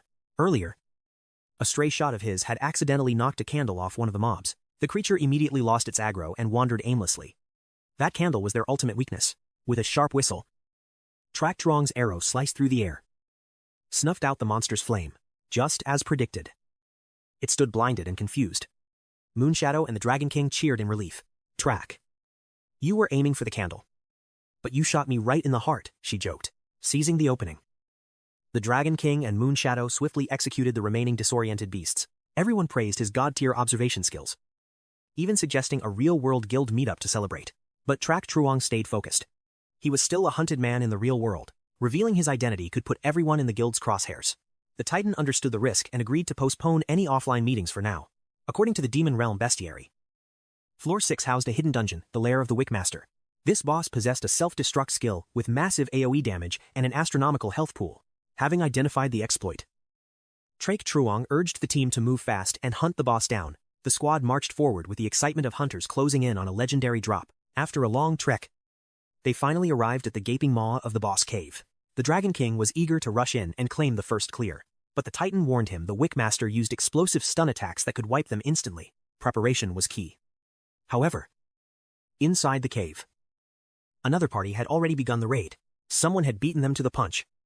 Then, the little princess spotted a familiar face. What the hell are you doing here? She screamed, recognizing the rival. It was the Fairy of Falling Geese. Hearing her name, the girl turned with a smirk.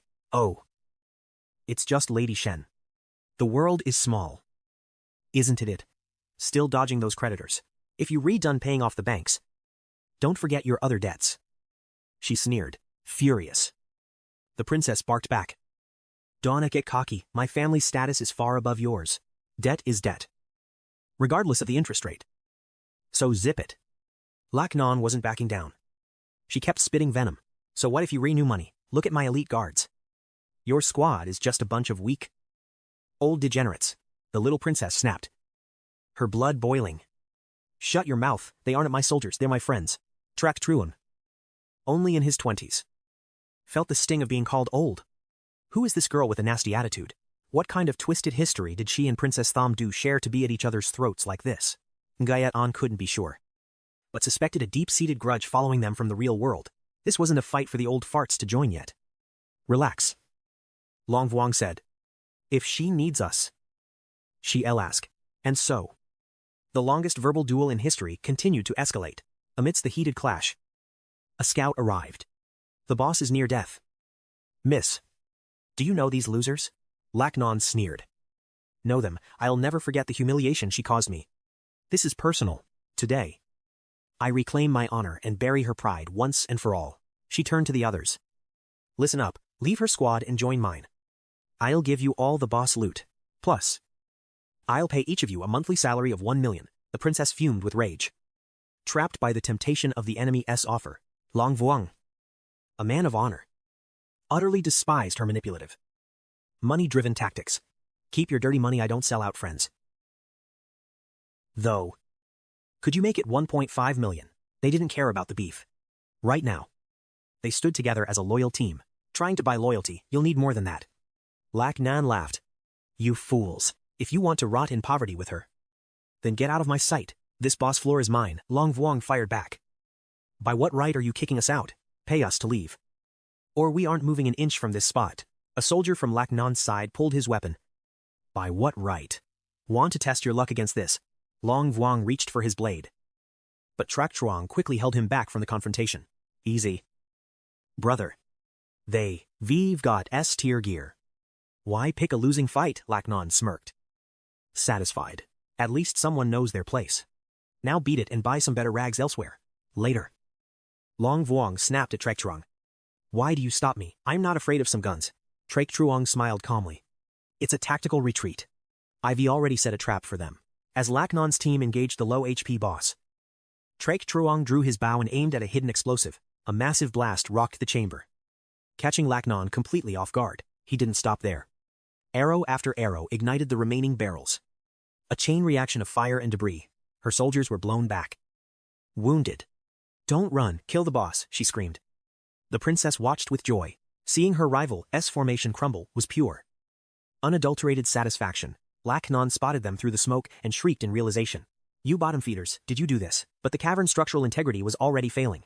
The floor gave way beneath Lac Non's team.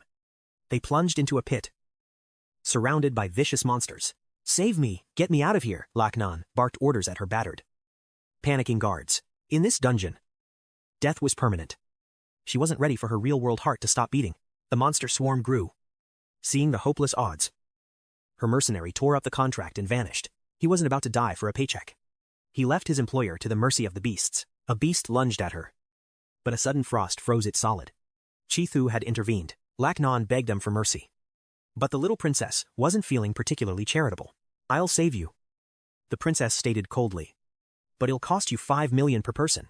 That's highway robbery, Lac Non gasped. But with claws closing in, money meant nothing. She desperately agreed.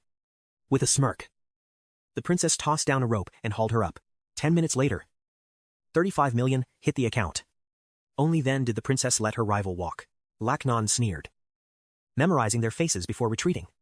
This life-saving debt, I'll be sure to settle it later, she hissed. Long Vuong watched her vanish into the shadows before stepping closer to the rest of the party. He teased the little princess, remarking that charging 30 million gold coins was a cold-blooded move. Then again, that is pocket change for Lac Non's family, and hunters don't risk their lives for free. Trak Truong surveyed the pit. What's the play? We can reach the next floor without clearing these mongrels. The plan was set. The vanguard would dive in, while Trak Truong provided cover fire from above. Just keep 'em sizzling, they joked, leaping head first into the chaotic monster-filled canine buffet below, while the team kited the smaller mobs. 𝐤𝐤𝐿 nooked for a lethal opening on the boss. Wait, Long Vuong noticed the boss dog wasn't just wearing one candle, it had 10 of them. Leave those candles to me, 𝐶𝐸 declared, readying his bow for a series of precision shots. Thwack, 𝐶𝐸's first arrow flew true, extinguishing the first flame on the boss's head instantly. Enraged, the boss shielded its remaining candles with its weapon, blocking 𝐶𝐸's line of sight. 𝐶𝐸 smirked. This dumb beast actually had some high-level tactical AI after all. Below, Qifu cast a massive AoE freeze, locking the mobs in ice to reduce the pressure. 𝐤𝐤𝐿 lunged, but her solo DPS wasn't enough to down the beast. The boss began its counterattack. It pulled a C4 bomb from its pouch. Dodge it, Long Vuong screamed as the explosive flew. It looked like 𝐤𝐤𝐿 was doomed. Unable to react to the incoming blast in time, not on 𝐶𝐸's watch, he sniped the C4 mid-air, saving his girl from a fiery end. 𝐤𝐤𝐿 blushed. At this rate, a lifetime of gratitude wouldn't be enough to repay her debt. Gambu. Go 𝐶𝐸 summoned his beast, ordering a direct flame assault on the boss. Under the heat of industrial-grade flames, the boss's fur was instantly charred into a blackened mess. Smells like dinner, Long Vuong laughed, enjoying the sight of the monster being roasted alive. But the boss wasn't done. It pulled 2 more bombs from its pants. Long Vuong froze. Move, you idiot, instead of dodging. Long Vuong was still standing there with his mouth wide open. Holy crap, this mangy mutt is actually coming for me, he shrieked in total panic. The boss ignited the fuse. Take cover, 𝐶𝐸 yelled as the situation turned critical. Asterisk, boom times. The explosion ripped through the room, sending Long Vuong and 𝐤𝐤𝐿 flying with heavy damage. Seeing them fall, Q then roared. Little princess, heal them now, their HP is critical. Bombs kept flying, but amidst the chaos, 𝐶𝐸 landed a clutch shot, snuffing out another candle. Focus on the attack, I'll handle the candles so it can T-trigger any more explosions. With her HP restored, 𝐤𝐤𝐿 surged forward again, her blade glowing with a deadly aura. End this now, she thought. Another blast from those bombs would be a total party wipe. With a flash of steel, 𝐤𝐤𝐿 carved through the boss's massive health bar with precision. You mongrel, Long Vuong charged recklessly as the entire group launched their final all-out assault. Under the relentless barrage of skills, the boss's HP plummeted toward 0 at an unstoppable rate. Long Vuong cheered, but Q-Thon's eyes widened in horror. Wait. It's not dying yet. It's a self-destruct. Q-Thon slammed his shield down, body blocking the impending massive explosion for the team. No, get back, they screamed. But the tank stood his ground against the suicidal beast. The blast rocked the dungeon floor. 𝐶𝐸 leaped down through the thick smoke to find survivors. As the dust settled, everyone frantically searched the debris for any sign of their legendary tank. They found his shattered shield. Tears welled up. Big brother, you can be gone like this. Why do you have to be a hero? We could be just eaten elsewhere, they wailed in grief. Suddenly, a muffled, annoyed voice grumbled from under the rubble. The group froze in shock. Quit crying, I haven't checked my lottery numbers yet. I'm not dying until I see that jackpot. The group burst into cheers. Their tank was alive, stubborn, and as greedy as ever. That was heart-stopping. Qifu vowed to disown the giant god if he ever pulled such a reckless stunt again. Leaning on the Dragon King, the giant god groaned. This victory had cost him everything. His gear was shattered. Even a jackpot win wouldn't cover the repairs. He needed a miracle. The party rushed to the boss's corpse, eyes gleaming as they checked the dropped items. The princess pulled out a black gold ore. Its obsidian glow eclipsed any ordinary mineral. 10 million gold. No wonder those greedy bastards from the Fallen Goose Guild wanted this boss. Pure quality. The princess handed the black gold to the giant god, insisting it was his. Without his suicidal tanking of that explosion, the squishy backline would have been wiped out, but the giant god refused. He knew he hadn't conquered the boss on his own. Split the ore, he insisted. I'll take the rest and we'll call it even. He credited 𝐶𝐸. Without those precision shots on the candles, they'd all be dead. 𝐶𝐸 stayed humble. Giant god, just take it. You earned this reward. Besides, your gear is trashed. You need this. Reluctantly, the giant god accepted the ore. We stop here. Once I've re-geared, we'll conquer the 7th floor together. With high spirits, the party activated the return scrolls and headed back to the altar. During the trek, the princess asked 𝐶𝐸 about his plans. He was free for now. She smiled. Meet at the altar in 30 minutes. Let's go make some real money. curious about her plan. 𝐶-𝐒𝐒 agreed and promised to return shortly. Back home, 𝐶-𝐒𝐒 browsed the auction house for much-needed gear upgrades. With the 5 million from Little Rabbit, his balance hit a staggering 10 million gold. Everything was overpriced. E-rank armor cost millions. The gear prices were absolutely soul-crushing. Then he spotted them, a pair of boots perfectly suited for Little Rabbit's agility. He hated being a freeloader. Buying these for her would balance the scales of debt. He also managed to snag a rare silver necklace for his own build, a 10% skill buff. For 𝐶-𝐒𝐒, this hidden stat meant summoning more monsters. It was perfect. Shopping finished.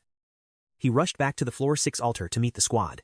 The little princess and Dragon King were already waiting when he arrived. The group was ready. All right, princess, the Dragon King prompted. What's the money-making plan? She grinned. Their mission was high-stakes mining in the most dangerous mineral veins. She pointed toward the dogmen's territory. The Dragon King hesitated. That zone was a death trap. 𝐶-𝐒𝐒 wasn't surprised. He knew exactly what she was thinking. It was dangerous. But for gold-starved hunters like them, fear was a luxury. I've got the heals, the princess chirped. Trust me. I'm as elite as they come. They moved out. The Dragon King set the rule rewards were based on performance. No fight. No gold. Little Rabbit agreed instantly. She wouldn't steal their spotlight or their hard-earned spoils. She planned to give everything she found to 𝐶-𝐒𝐒 as a token of gratitude. Suddenly, dogmen ambushed them. The party instantly snapped into battle positions. Little Rabbit moved like a blur, using her elite marine training to flank the beasts. Stay clear, the Dragon King roared. If those hounds target you, you were finished. But she wasn't helpless. Don't worry about me, I can handle my own. She wove through the chaos, stripping loot from the fallen monsters with lightning speed. 𝐶-𝐒𝐒 focused on the fight, shouting a warning for her to stay alert. The Dragon King pointed ahead. Beyond this cave lies the jackpot of black gold. Move it, the princess urged. Time is money, and we're here to get paid, the Dragon King warned her. This mission was no walk in the park. They reached a valley swarming with monsters, mining rare minerals from the earth. A literal mountain of riches stood tall before their very eyes. The princess fantasized about the legendary feast this massive haul would buy them. Are you naive? He snapped. A single ore weighs 5 kilograms at least. Reality hit hard. Her inventory space was laughably small for such weight. In the abyss, carry capacity scaled directly with a hunter's strength stats. 𝐶-𝐒𝐒 had 16 strength. But the bag limit was still brutal. Hauling this treasure solo was a total death wish. They checked their system windows, calculating every precious slot before moving out. 𝐶-𝐒𝐒 could carry 60 blocks, while the Dragon King capped at 50. As a support mage, the princess could only manage 18 blocks total. The loudest talker was the weakest link. They began luring monsters for execution. The Dragon King agreed. No ore was worth a sudden game over. 𝐶-𝐒𝐒 played the bait, leading targets into their deadly 3-way ambush. He ordered Little Bunny to find cover and prioritize her own survival. A monster lunged. The Dragon King countered with a devastating, explosive strike. 1 hour of grinding later, fatigue began to drain the Dragon King. Stop whining, the princess hissed. A few more kills and we rich. She promised a feast. Sell the ore, rest, then dive back for more. 𝐶-𝐒𝐒 noticed Little Bunny had vanished, but she suddenly reappeared. Where did you wander off to? He asked. Just exploring, she chirped. She hinted at a secret drop, refusing to reveal the mysterious item yet. They limped back to the altar, completely drained of all stamina. Merchants inside were shouting, offering high prices for top-tier minerals. The princess approached, asking if they would buy their common-grade ore. Trash, they spat. We only deal in rare dark gold minerals here. She tried to negotiate, but the market was ice-cold for commons. A guild leader approached. How much dark gold have you gathered for master? Only 1 piece. They stuttered, trembling before the angry superior's gaze. Useless degenerates. Master Tranfong is stuck on floor 7 without gear. If he misses the Nanzhou Academy entrance, your lives are forfeit. The Dragon King winced. Those guys were playing a dangerous, high-stakes game. Tranfong. 𝐶-𝐒𝐒 knew that name and his arrogance all too well. Their rivalry wasn't over. He had to reach floor 8 before his enemy. Their hard-earned haul was suddenly worthless without a buyer in sight. The princess decided to auction it online for a 3-way profit split. The party disbanded for the night, leaving 𝐶-𝐒𝐒 and Little Bunny. She reached into her bag and revealed her secret, a dark gold ore. While they fought, she had scavenged the ultimate dropped item from a monster. She thought it was junk, but it was actually a king's ransom. Keep it, he insisted. It's your luck and your prize. Little Bunny, she shook her head. This will make you stronger. And that's what matters. Take me to floor 30. That is the only reward I want. Accepting the gift. 𝐶𝐶 watched her log off. Gripping the ore tightly. Using this ore to upgrade your gear will trigger a massive boost in raw power. By morning, 𝐶𝐶 arrived at the medical center to consult with Dr. Duong. He was there to secure a permanent life-saving transplant for young Xiaofeng, but the doctor warned him the costs were staggering, totaling over 10 million credits. Skeptical, the doctor asked if he had the funds. 𝐶𝐶 stammered. Having gathered 7 million, he proposed purchasing 1 unit for 3 million first. Promising an update after 6:30 tonight, Dr. Duong, ever the dedicated professional, offered a specialized alternative. He revealed that a revolutionary new biological implant was arriving soon. Superior compatibility comes with a higher price, giving 𝐶𝐶 more time to bridge the gap. Agreeing instantly, 𝐶𝐶 vowed to provide the absolute best for Xiaofeng's survival. Suddenly, an imposing, pale man drenched in heavy cologne strode into the room, claiming urgent private business. The stranger forced 𝐶𝐶 to make a quiet exit. The doctor reassured him, promising an immediate notification as soon as the stock arrived. Passing the stranger, 𝐶𝐶 felt a chilling aura, a dark premonition of looming danger. Once alone, the doctor demanded to know why this mysterious figure had appeared. Commander, HQ has ordered a high-priority operation within the demon realm tonight, the man reported. Meanwhile, 𝐶𝐶 spiraled into thought. How could he fund the transplant within 1 month? The grind intensified. Deep in the giant's cave, 7th floor, chaos erupted following a bloody incident. Upon arrival, 𝐶𝐶 found Uncle Six desperately trying to stabilize the panicked crowd. Shockingly, Uncle Six was revealed to be an operative of the Realm Management Bureau. Intrigued, 𝐶𝐶 asked why the hunters had abandoned their monster grinding. Dragon King explained a high-level psychopath was hunting players, far surpassing average adventurer strength. The body count had already reached double digits, and the killer was still lurking. National Security and the Bureau were deploying elite hunters to restore order in the sector. Dangerous criminals were now stalking every floor, targeting solo adventurers for the kill. With the lockdown imminent, Dragon King realized their hunting session was officially over. Just as they prepared to log off, a blood-curdling scream echoed murderer. A sinister figure known as Soulless Smile held a blade to a captive's throat. Witness the fate of those who meddle in our affairs, the killer sneered. With a cold slash, he executed the victim and vanished into the shadows instantly. Uncle Six recognized the mark of the Shuguang Syndicate, a bold, public declaration of war. Fueled by duty, he bolted after the assassin without a second thought. Nuet An followed, and 𝐶𝐶 joined to gauge the strength of these notorious degenerates. Warnings fell on deaf ears as they left the safe zone, entering lawless territory. Panting, 𝐶𝐶 finally caught up. Uncle Six demanded to know why they were following. Explanations can wait, Nuet An countered. Focused solely on the hunt ahead, they reached a junction. The trail went cold. Which path would they take? Relying on veteran instincts, Uncle Six chose a path based on pure survival intuition. Unbeknownst to them, the killer had morphed into a giant lizard, stalking his new prey. The predator relished the thought of adding 3 more souls to his growing collection. His A-rank trait, shapeshifting, made him a high-tier threat with devastating base stats. Suddenly, Uncle Six signaled a hard stop. The atmosphere had shifted dangerously. They had entered the territory of savage giants slow, but possessing lethal, bone-crushing physical power. Before they could retreat, a massive shadow loomed. The encounter had begun. Uncle Six paled. An ogre giant, the most brutal variant, stood right before them. Devourers are lethal. Uncle Sao reveals their trump card, the skill seal. 𝐶𝐶 gasps. A skill seal? Are you kidding me? 3 giants block the path. Kill them to proceed. Uncle Sao charges. The giant counters with massive force. 𝐶𝐶 summons water spirits to sustain the party's HP. Uncle Sao is amazed by the summon's incredible healing power. 1 down. But the remaining 2 are much tougher. They're too close. Aggroing one alerts the other instantly. Target confirmed. The team focuses fire on the Magic Eater. Low defense, but high silence. Uncle Sao strikes first. Nuet An attacks, while 𝐶𝐶 handles the healing buffs.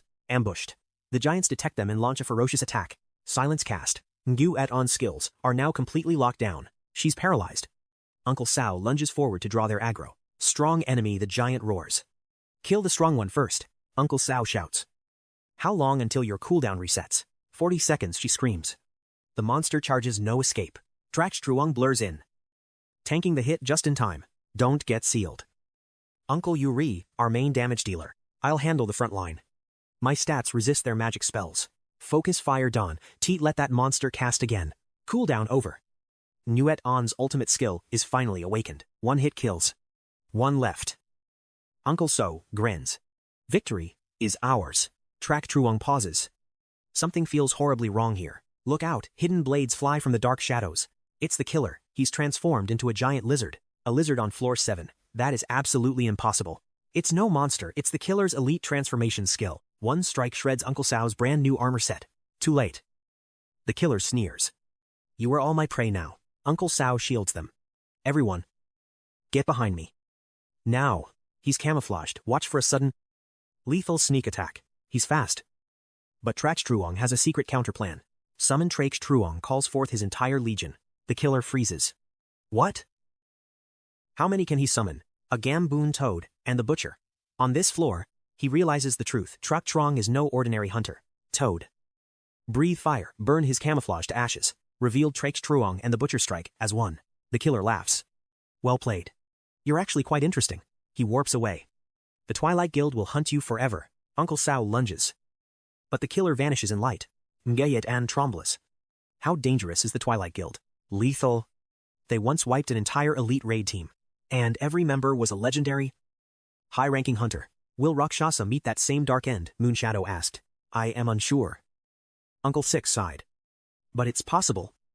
𝐶 Stay sharp. With the enemy gone, the trio returned to the altar and logged out. While awaiting orders from HQ, the mysterious smiling man reported to his superior. Reality shattered as an explosion rocked Tianfeng City, sparking mass panic. 𝐶 ordered Tu Feng to evacuate while he investigated the blast. Suddenly, a void monster manifested atop a nearby building.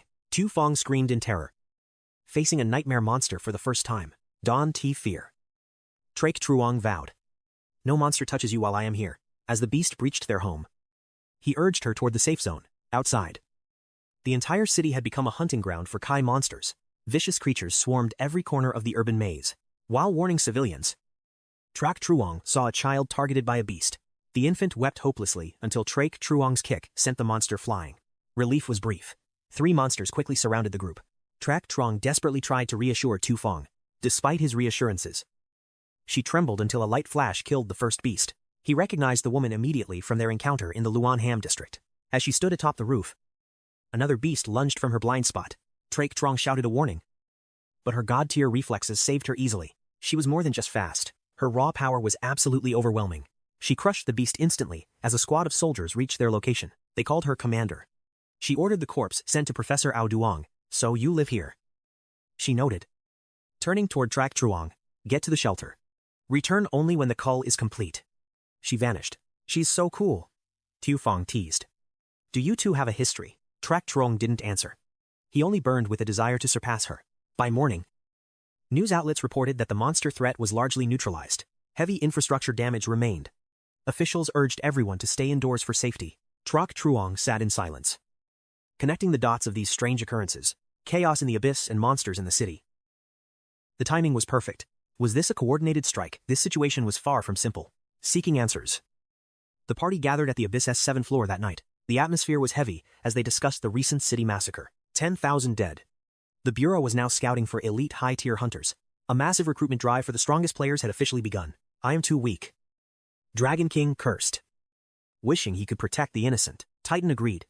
They trained to serve their country, not watch it burn. Shifting focus, the team analyzed the strategy for the Floor 7 boss. System rules restricted the boss room to a maximum of 3 hunters. They moved toward the boss cave, which only opened every 12 hours. Only one party could enter per window. 3 slots.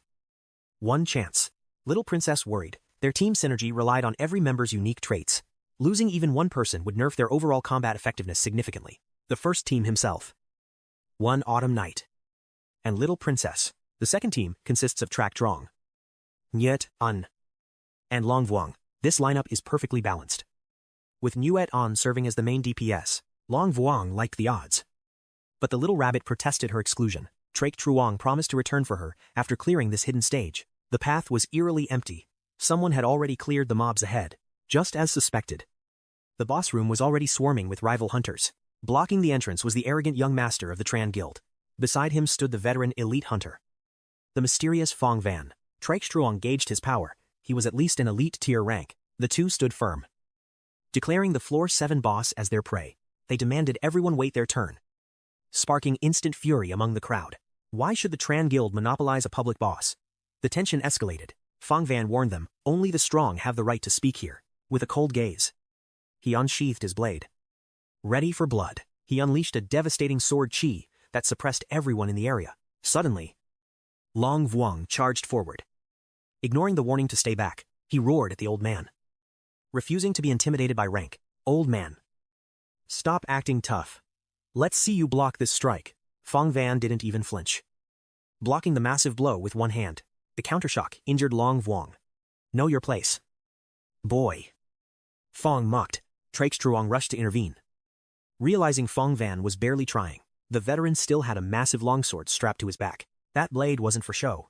It was meant for decapitating the weak. Fong Van was a monster with hidden stats that defied all logic. His high perception detected every move. The young master joined the mockery. It's survival of the fittest. Wait your turn or die. He sneered, boiling with rage. Long Vuong prepared for another reckless assault. 𝐶-𝐒𝐒 held him back. Keeping a close eye on the situation, 𝐸𝐤 agreed. They needed to see why the Tran Guild waited. There was an hidden secret behind their refusal to enter the room. The young master grew impatient. Asking when the delivery mob would appear, Fong Van remained calm. Noting the mob's spawn time was completely random, when the mob arrived, the gate would open for the boss fight. The confused girl wondered what kind of monster could act as a key. A nearby hunter explained the boss gate only opens for its food. 𝐶-𝐒𝐒 realized this boss clear depended entirely on luck and timing. That was why the Tran Guild was gatekeeping the entrance so fiercely. Suddenly, the delivery mob appeared. The crowd scrambled to clear the way. The young master grinned, ready to finally enter the boss chamber. But a sudden arrow from 𝐶-𝐒𝐒 struck the mob, killing it instantly. You idiot, you just killed our only ticket inside, the master screamed. If I cannot fight the boss, no one gets to leave alive. Your boss isn't my concern. 𝐶-𝐒𝐒 replied. I wanted that kill. Infuriated, the young master drew his sword. Thirsting for a bloody duel, 𝐶-𝐒𝐒 stood his ground. You blocked us, so now everyone waits. Let's see who breaks first. The Titan understood the plan and played along instantly. Lasat's our brother. You think we were scared of some entitled brat? That arrogant young master was fuming. He roared. Fine, I'll show you trash why the Tran family rules these dungeons. Suddenly, Elder Fong intervened. He warned the hot-headed heir against clashing with 𝐶-𝐒𝐒's party. Last night's chaos at the Demon Realm had the security bureau watching every hunter's move. A public murder would bring the guild down. Sensing the danger, the young master finally backed off. Lucky bastards. If I can raid this boss, neither can you. Everyone stays put. 𝐶-𝐒𝐒 stepped forward. He claimed he could unlock the boss room without clearing the guards. The arrogant heir burst into laughter. In your dreams, loser. That is mechanically impossible. When another mini-giant spawned, 𝐶-𝐒𝐒 ruthlessly executed it before anyone could react. The crowd stood frozen. The young master cursed, his rage boiling. Yet he dared not strike. Elder Fong suggested the young master retreat and recover his stamina first. With the guard dead, the respawn timer would take hours to reset. He promised to alert him the moment the monster reappeared, guaranteeing the boss kill. Convinced, the heir left 2 scouts behind to monitor the gate for any movement. The remaining hunters grew restless. They began logging off, tired of the endless waiting. Hold on just a bit longer, 𝐶-𝐒𝐒 urged. I promised you a boss raid. Doubts filled the air. They thought he was just offering empty words of comfort. Respawn took 5 hours. By then, the Tran family's elites would surely return. Many abandoned the wait, choosing to grind low-tier mobs just to cover their daily expenses. The 2 henchmen sneered at 𝐶-𝐒𝐒's group, their eyes dripping with pure disdain. Foolish degenerates, risking their lives for pride. They'll never see that boss loot. As the group huddled, the Titan couldn't hold back his confusion any longer. He respected the gutsy move, but the logic behind 𝐶-𝐒𝐒's strategy remained a mystery. 𝐶-𝐒𝐒 smirked. Watch this. Suddenly, a blue light flashed. He summoned the mini-giant. Reality hit them.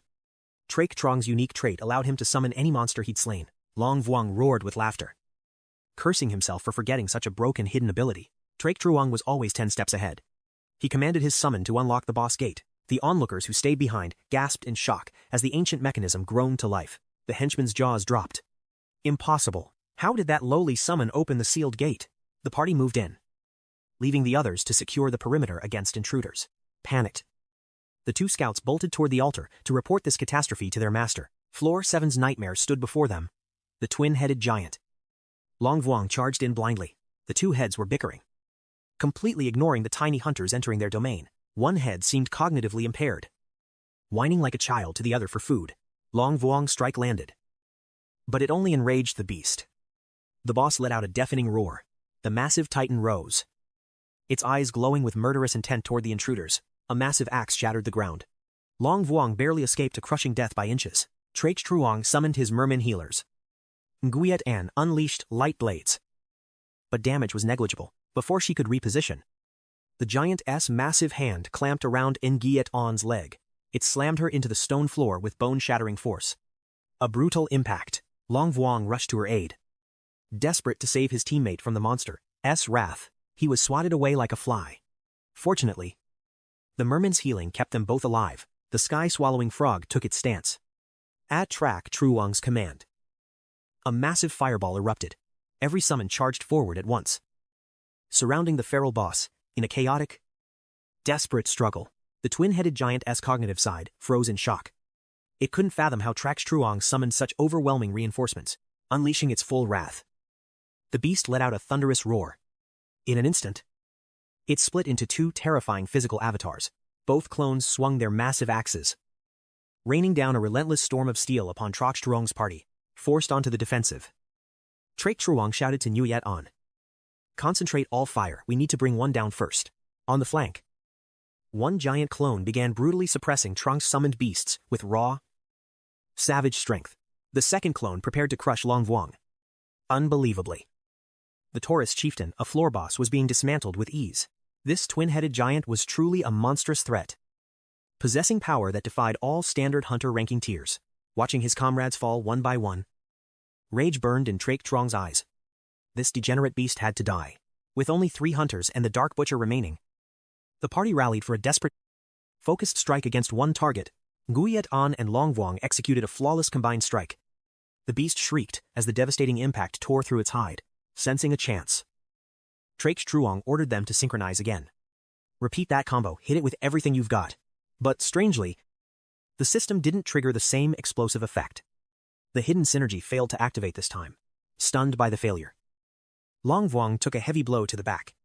𝐶-𝐒𝐿 summoned those mermaid healers. Now, Huyen's expression darkened. Why hadn't their ultimate finisher triggered? Something was fundamentally wrong with their tactical execution. She suspected a low proc rate.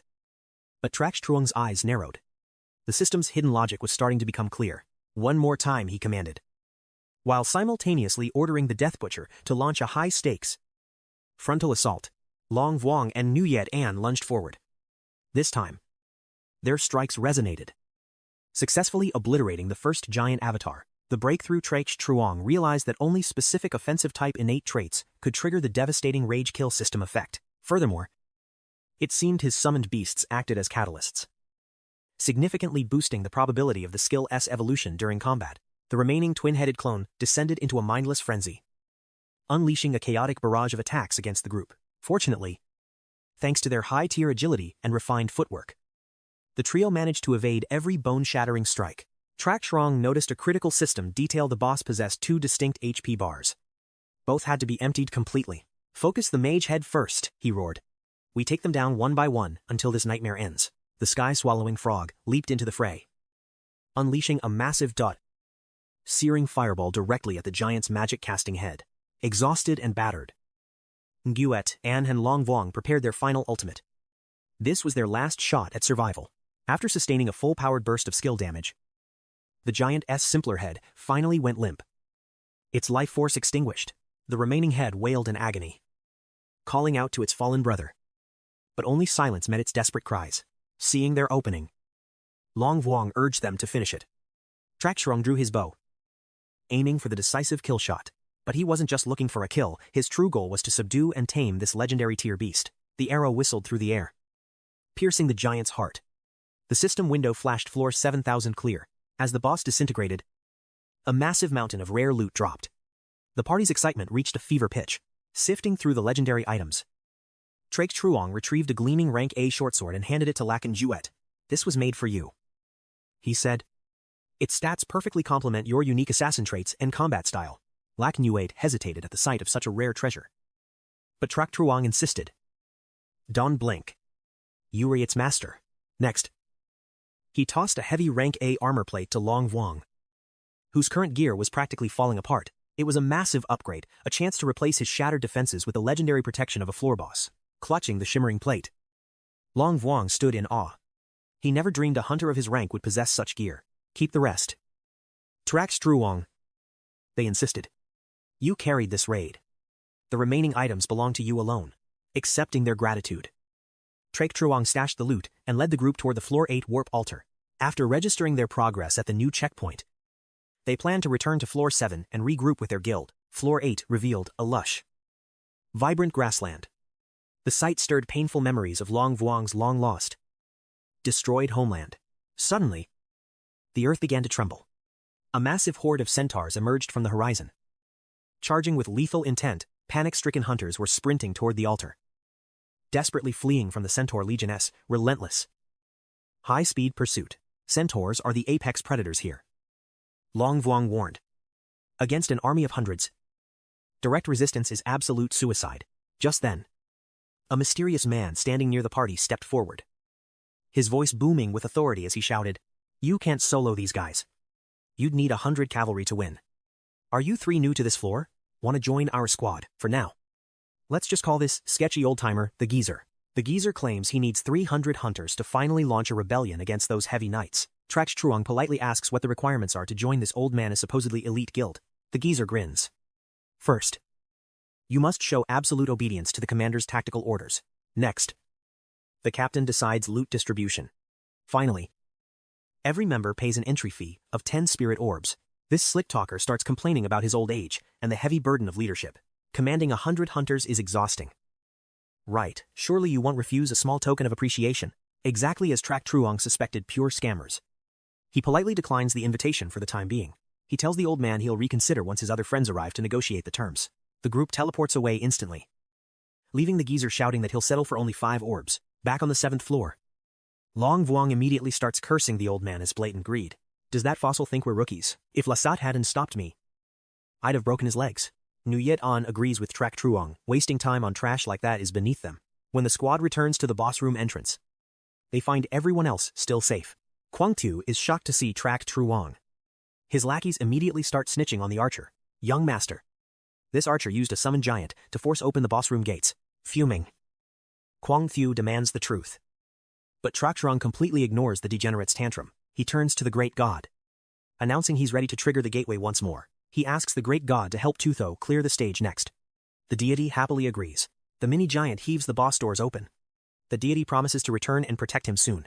The recluse watches in disbelief. He can't believe such god-tier talent actually exists in this world. He questions if Trak Truong's hidden skill is A rank, or perhaps a legendary S rank. Long Vuong brags. My friend's S rank talent is on a whole different level. Isn't it? The recluse laughs, revealing he has deep connections within the powerful National Security Bureau. He claims the country is starving for elite hunters and extends a formal invitation to join. Long Vuong is completely stunned. An offer from the highest authority in the land. Even Trak Truong is surprised. The Security Bureau is the backbone of the Great Xia Empire. It sounds like a dream offer. But Trak Truong delivers a cold and direct rejection. He claims he's just a student who hasn't even earned his official hunter certification yet. Quang Tu whispers, wondering if the recluse was actually trying to scout his rival just now. The old man confirms Trak Truong's power-up potential is too dangerous to leave unchecked. He warns that if the boy doesn't join their side, he'll eventually have to be eliminated. Meanwhile, back with Trak Truong's party as they navigate through the dark dungeon corridors, Long Vuong demands to know why he would walk away from such a golden opportunity. Trak Truong simply states he didn't like the vibe that scheming old man was giving off. He senses a snake in the grass. Long Vuong finds the answer impossible to accept. You've finally lost it. Man, rejecting the bureau, that is pure and total insanity. Nguyen interjects, explaining that Long Vuong's father has always dreamed of him joining the bureau. Seeing such a massive opportunity thrown away just touched a nerve with the hot-headed hunter. Trak Truong understands, but he refuses to let anyone else dictate his own path to power. We aren't on the same level. 3 hours later, they finally breach the 8th floor. Tutho is breathless. With Trak Truong and the deity, the boss fell in under 30 minutes. This is a new speedrun record for the entire dungeon tower progression system. exhausted from the relentless grind. The team decides it's time to log off and rest. Floor 8 looms. A luxury sedan intercepts 𝐶𝐶 at dawn. Out steps the elegant and powerful 𝐶𝐿. Get in. Destination. Phong Salit Gala. He's totally baffled. Why do charity when he's currently dead broke? This is a battlefield for the city's top-tier powerhouses. The guest of honor, the Titan leading 𝐿 medical group. The kidney creator's 𝐶𝐿 drags him away instantly. A total makeover begins. The high-stakes event starts now. The gala is packed with the city's most elite players. 𝐶𝐶 arrives. Looking like a legendary high-ranking hunter, every major guild leader has gathered for this party. She leaves to network. A familiar voice suddenly calls out. It's Vuong Duong, a friendly face among these vipers. How do you get in? Without an invite. Entry is impossible. Suddenly, 𝐶𝐶 spots that arrogant degenerate. Tran Phong. Vuong Duong is stunned. You actually know that monster? Hardly. 𝐶𝐶 scoffs. He's just another piece of trash. That creep Tran Phong spots Jiet and moves in. He tries flirting. But she remembers his cowardice in dungeon. Back off, she snaps. I don't associate with losers. He mocks her power. Reaching out to touch her hair, she strikes his hand away. But the snake refuses to stop. Stop being so fierce, since we re-engaged. Shouldn't we start building some chemistry right now? You re-insane. I have no idea what kind of nonsense you were spouting. Gideon snapped. But young Master Kwong wouldn't yield. He blocked her path. Smirking. Dawn, leave me. Babe. Rage burned in Gideon. But she was trapped by the crowd. Suddenly, 𝐶𝐶 appeared. Calling her name, looking at the man. A strange sense of familiarity washed over her. Though she couldn't place him, 𝐶𝐶 beckoned Gideon over, offering to introduce her to some of his friends, fuming at the blatant interference. Kwong roared. Stop right there, you were 𝐶𝐶. Aren't you? Why are you always against me? 𝐶𝐶 played innocent. Oh, does my friend even know you? You must have the wrong person. Buddy, I have no clue who you are. Kwong snarled. Vowing to settle their old debt from the Van Din Club incident, 𝐶𝐶 let out a slow "oh," pretending to finally remember something insignificant, fed up with the mockery. The arrogant heir finally snapped and lunged forward to settle it with his fists, but his punch was easily caught. Uncle Sao stepped in. Cold and firm. That's enough. Young Master Tran, you think this is Jiangbei, even if there was an old engagement? Who knows what the future holds? This isn't your playground. Young Master, know your place and keep your distance. Faced with a powerful elder, the young master stood paralyzed. His arrogance crushed in an instant. He spat out a bitter retort. Fine. Uncle Sao. I've had my fun. I am done for today. After the martial arts tournament, I am coming for her hand, Gideon scoffed. What a pathetic piece of trash. Uncle Sao reassured her. Don't worry about that marriage pact. I'll handle your grandfather later. He then thanked 𝐶𝐶, asking suspiciously if the two had met somewhere before, hiding his true identity. 𝐶𝐶 gave a vague shrug and a non-committal answer. You seem familiar too. But I can remember where. My friends are waiting. So I'll head out first. Once he was gone, Uncle Sao turned to Nuyet An. That boy. He felt familiar to you too. Didn't he? Standing up for her proves that he's definitely fallen for Nguyen. Nuyet An felt a strange déjà vu but hid her blushing face when teased about her feelings. Seeing 𝐶𝐶 return, Vuong Duong marveled at his nerve for provoking a powerhouse like Tran Phong, shrugging it off. 𝐶𝐶 simply claimed he acted because he couldn't stand the sight of him. He then asked who the VIP guest was. Before an answer came, the grand doors swung wide open. Minister Dong Phuong stepped inside, flashing a smile so radiant it belonged in a high-end toothpaste commercial. Sensing his overwhelming aura, the surrounding hunters and guests flocked to offer their most respectful greetings. 𝐶𝐶 froze. Noticing a strikingly familiar girl walking beside the high-ranking government official, Vuong Duong whispered jokingly, asking if he was somehow connected to the legendary minister as well. To those who forgot, this mystery girl saved our protagonist before. Though her name remains unknown, her eyes locked with his. Meanwhile, Madame Jiang announced the high-stakes auction was officially beginning. The first item featured was the legendary painting once gifted to the Prince of the Army. 𝐶𝐶's eyes narrowed as he spotted Boss Lai. The pieces of the puzzle were falling into place. Rage blazed in his heart as he stared at the man. This degenerate profited from the blood of fallen brothers. He had to demand justice for their souls. He turned to Vuong Duong, his voice low. requesting a secret favor for his next move. After hearing the plan, Vuong Duong turned pale. Realizing the sheer danger of this high-risk mission, 𝐒𝐿 offered to go solo. But their decade-long bond made it impossible for his friend to refuse. Vuong Duong steeled his resolve, deciding to help Luke Thon despite the life-threatening risks involved. As he slipped backstage, the auctioneer set the starting bid at a staggering 5 million credits. Suddenly, the system screen flickered, broadcasting Boss Lai's illegal transactions for the entire world to see. Chaos erupted as the prestigious crowd began whispering about the dark secrets behind the masterpiece. Enraged, Boss Lai screamed like a cornered beast, demanding to find the one who leaked the footage. The video climaxed with a chilling scene of him executing the courier who delivered the painting. Madame Jiang demanded an explanation, but the villain desperately claimed it was all a fabricated frame-up. 𝐒𝐿 stepped into the spotlight, his voice cold as ice. Listen closely. Boss Lai, sins can't stay hidden forever. Your trail of blood and theft has finally reached its dead end.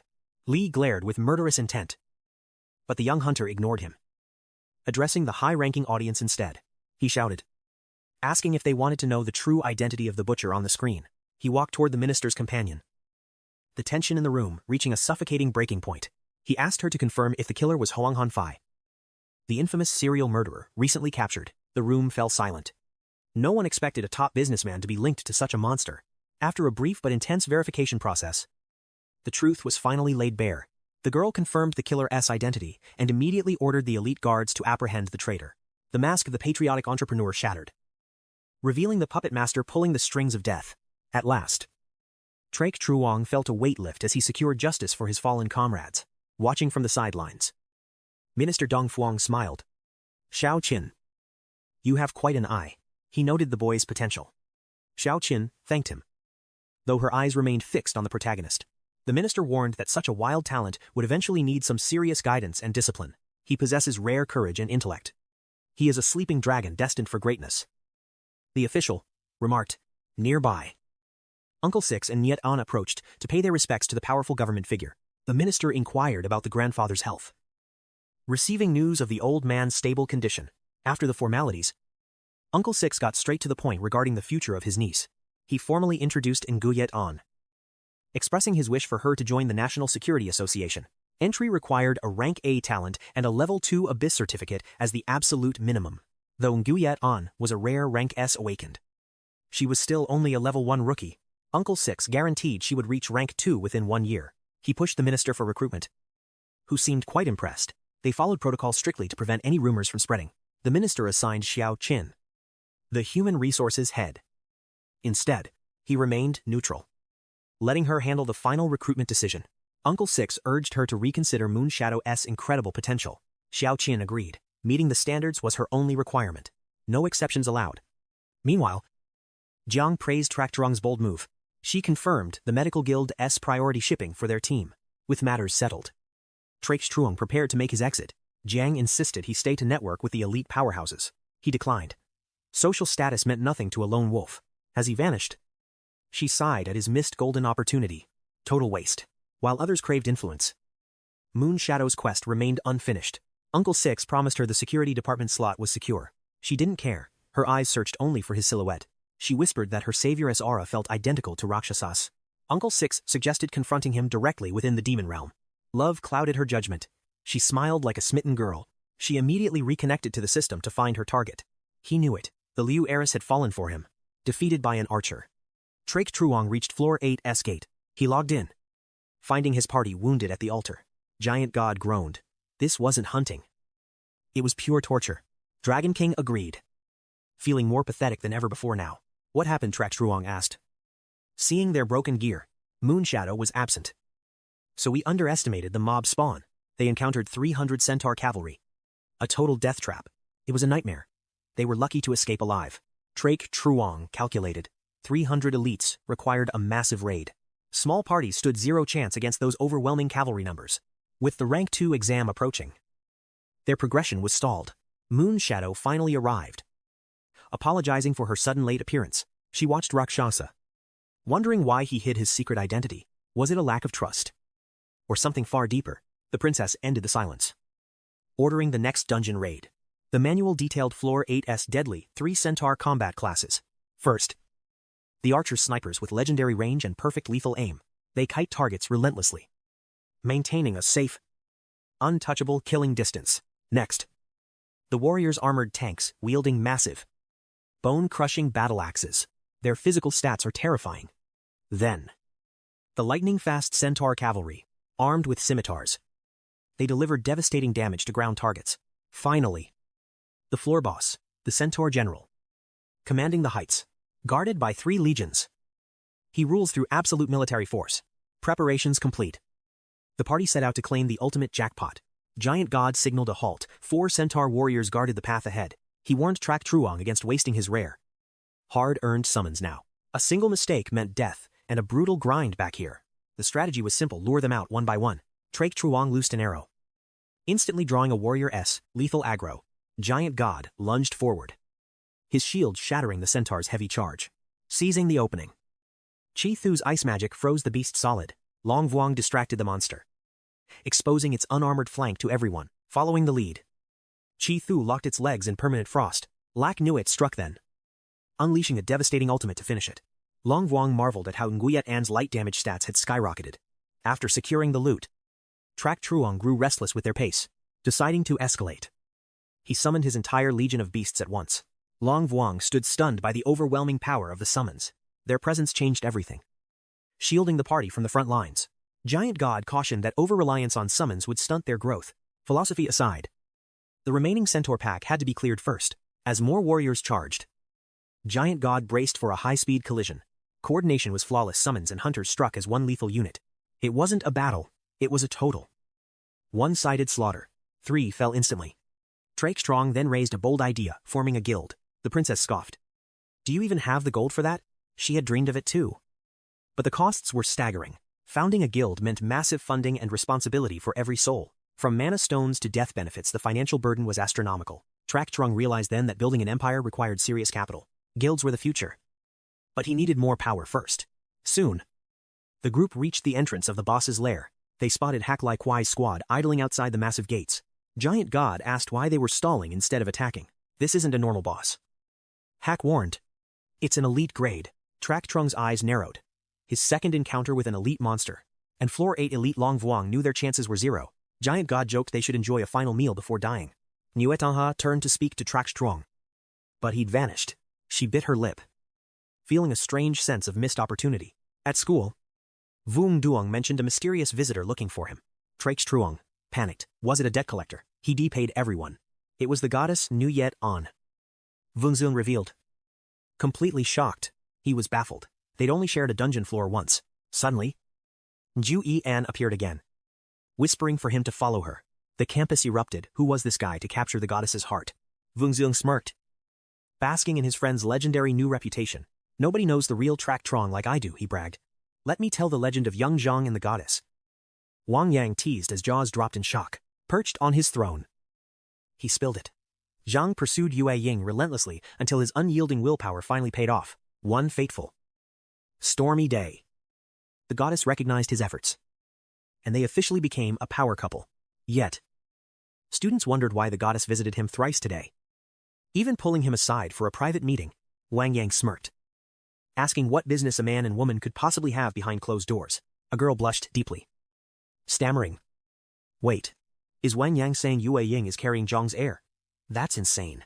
Wang Yang froze. Hey, don't pin that on me. I never said anything that scandalous. At the field, Yue Ying handed Zhang a notebook, her personal archive of elite martial arts techniques. This should give you the edge in the upcoming martial arts tournament, she whispered. Zhang was stunned. He never expected her to hand over her most precious training secrets. She explained Tsinghua Academy only had 2 slots. One was taken. He had to seize the last. I'll be waiting for you at the academy, she said, before vanishing into the crowd.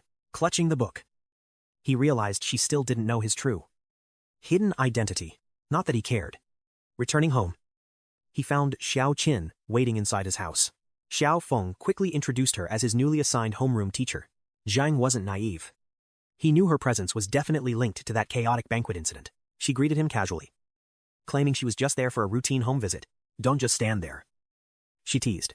I'm not here to cause you any trouble. Xiao Feng served fruit as the heavy tension lingered between them. Xiao Qin shifted focus, mentioning she had thoroughly reviewed Xiao Feng's student files. Medical bills are millions per year. How does a degenerate like you afford such massive expenses? Naturally. Zhang wasn't about to reveal his secret system quests or dungeon grinding. I can provide for my sister, he stated. Then, she asked about his future plans. I know who you really are. Call this number if you ever need a way out. You aren't a kid anymore. If not for yourself, do it for Xiao Feng's sake. Zhang saw through her. This was a recruitment pitch for the National Security Agency. Then, she left, alone now. Zhang asked his sister exactly when this teacher had actually started her job. According to Xiao Feng, Xiao Qin only arrived at the school last week, a home visit after just 1 week. She had been tracking his awakening for a long time. Cook dinner yourself tonight, Zhang said. I am entering the demon realm early today. Xiao Feng wondered why her brother was so obsessed with diving into that dangerous abyss. At the floor 8 altar, Zhang logged in to find Giant God and Dragon King waiting. Dragon King hoped a high-rank hunter had cleared the elite boss so they could leech EXP. Suddenly, the party noticed a heated commotion breaking out nearby. An archer was arguing with an old man who refused him a spot based solely on class. Archers have trash DPS and 0 defense compared to mages. The old man sneered. You read just a drain on healer mana and a wasted party slot. Beat it, Giant God sighed. In this tower progression, the archer class was truly considered bottom tier. Zhang stepped forward. I am an archer, too. And I am founding a new guild for our class. Interested in joining? Suddenly, other hunters appeared from the shadows. From John to Khan. They rushed over, eyes wide. Is this news for real? I am serious, Zhang declared. 0 membership fees. Join us. And I'll guarantee your survival. More than that, I'll carry you all through every floor of this dungeon. With such insane rewards, why not gamble? The crowd erupted in mocking laughter. Total scammer. They jeered. He'll trap them, then demand a massive entry fee. Creating a guild for trash-tier archers. A pile of garbage is still just garbage. The Titan stepped in. 𝐶-𝐒𝐒-𝐒𝐿. Stop. Archers alone can't down an elite boss. How do you plan to survive a charge from the Centaur cavalry? It's suicide. The Dragon King agreed. Back down now, before this disaster becomes a tragedy.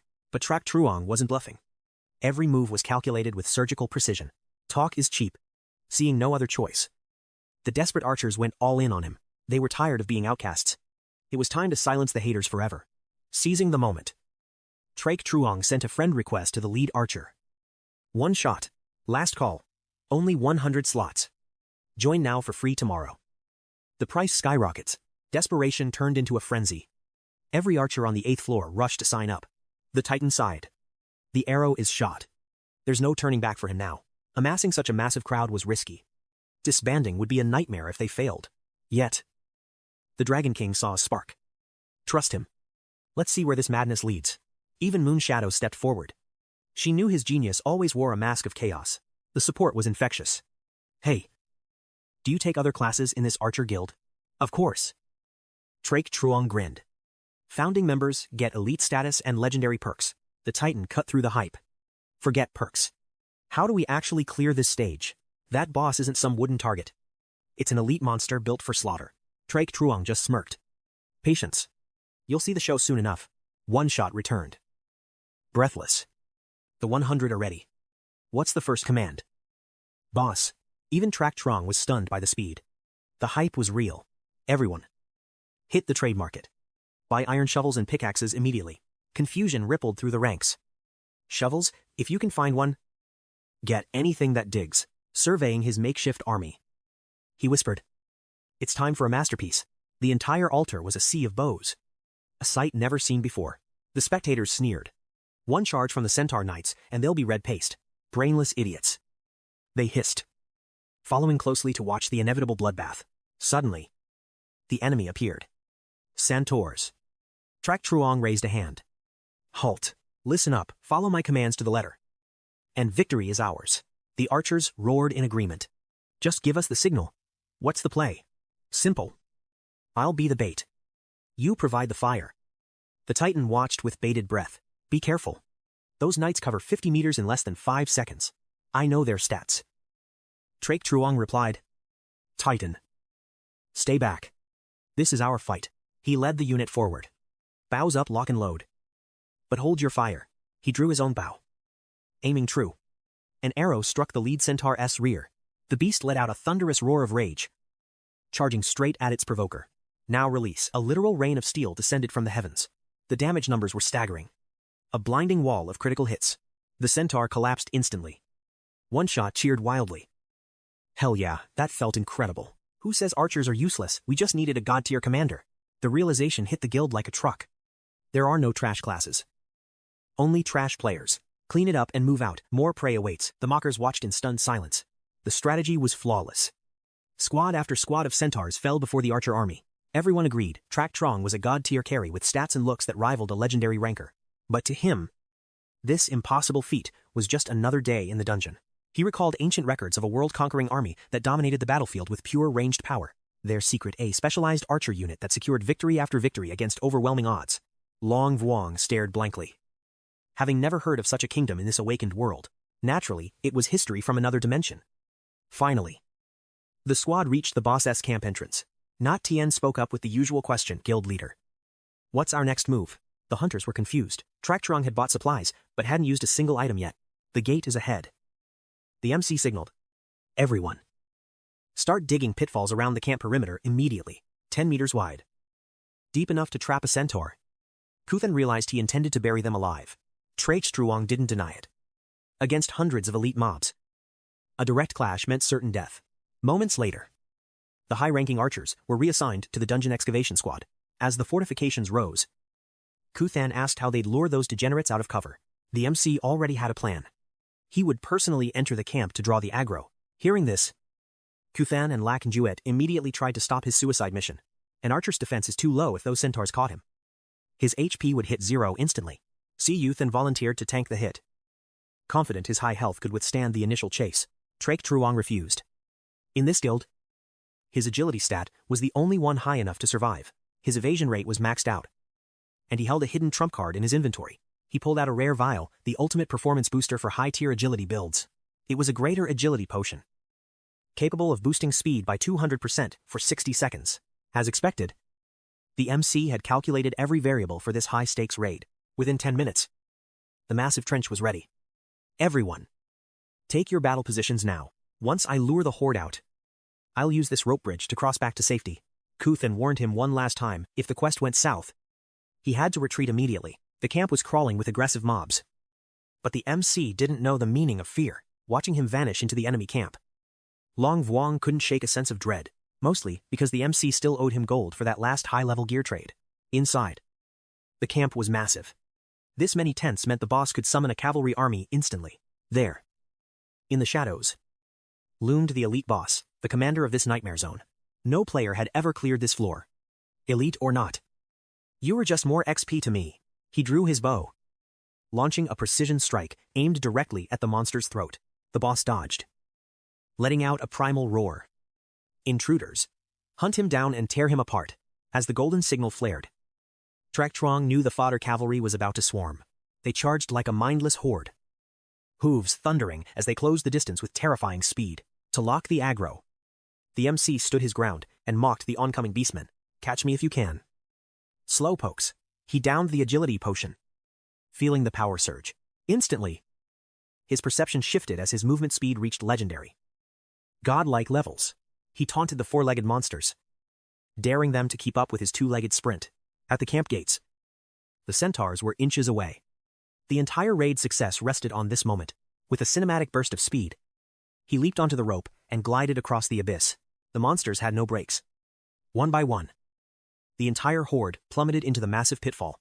Now open fire. 𝐶-𝐸's command echoed like a death knell across the field. In seconds, the cavalry was annihilated. The efficiency of the slaughter sent chills down everyone's spine. They never knew archers could be this lethal. For the hunters, this wasn't just a win.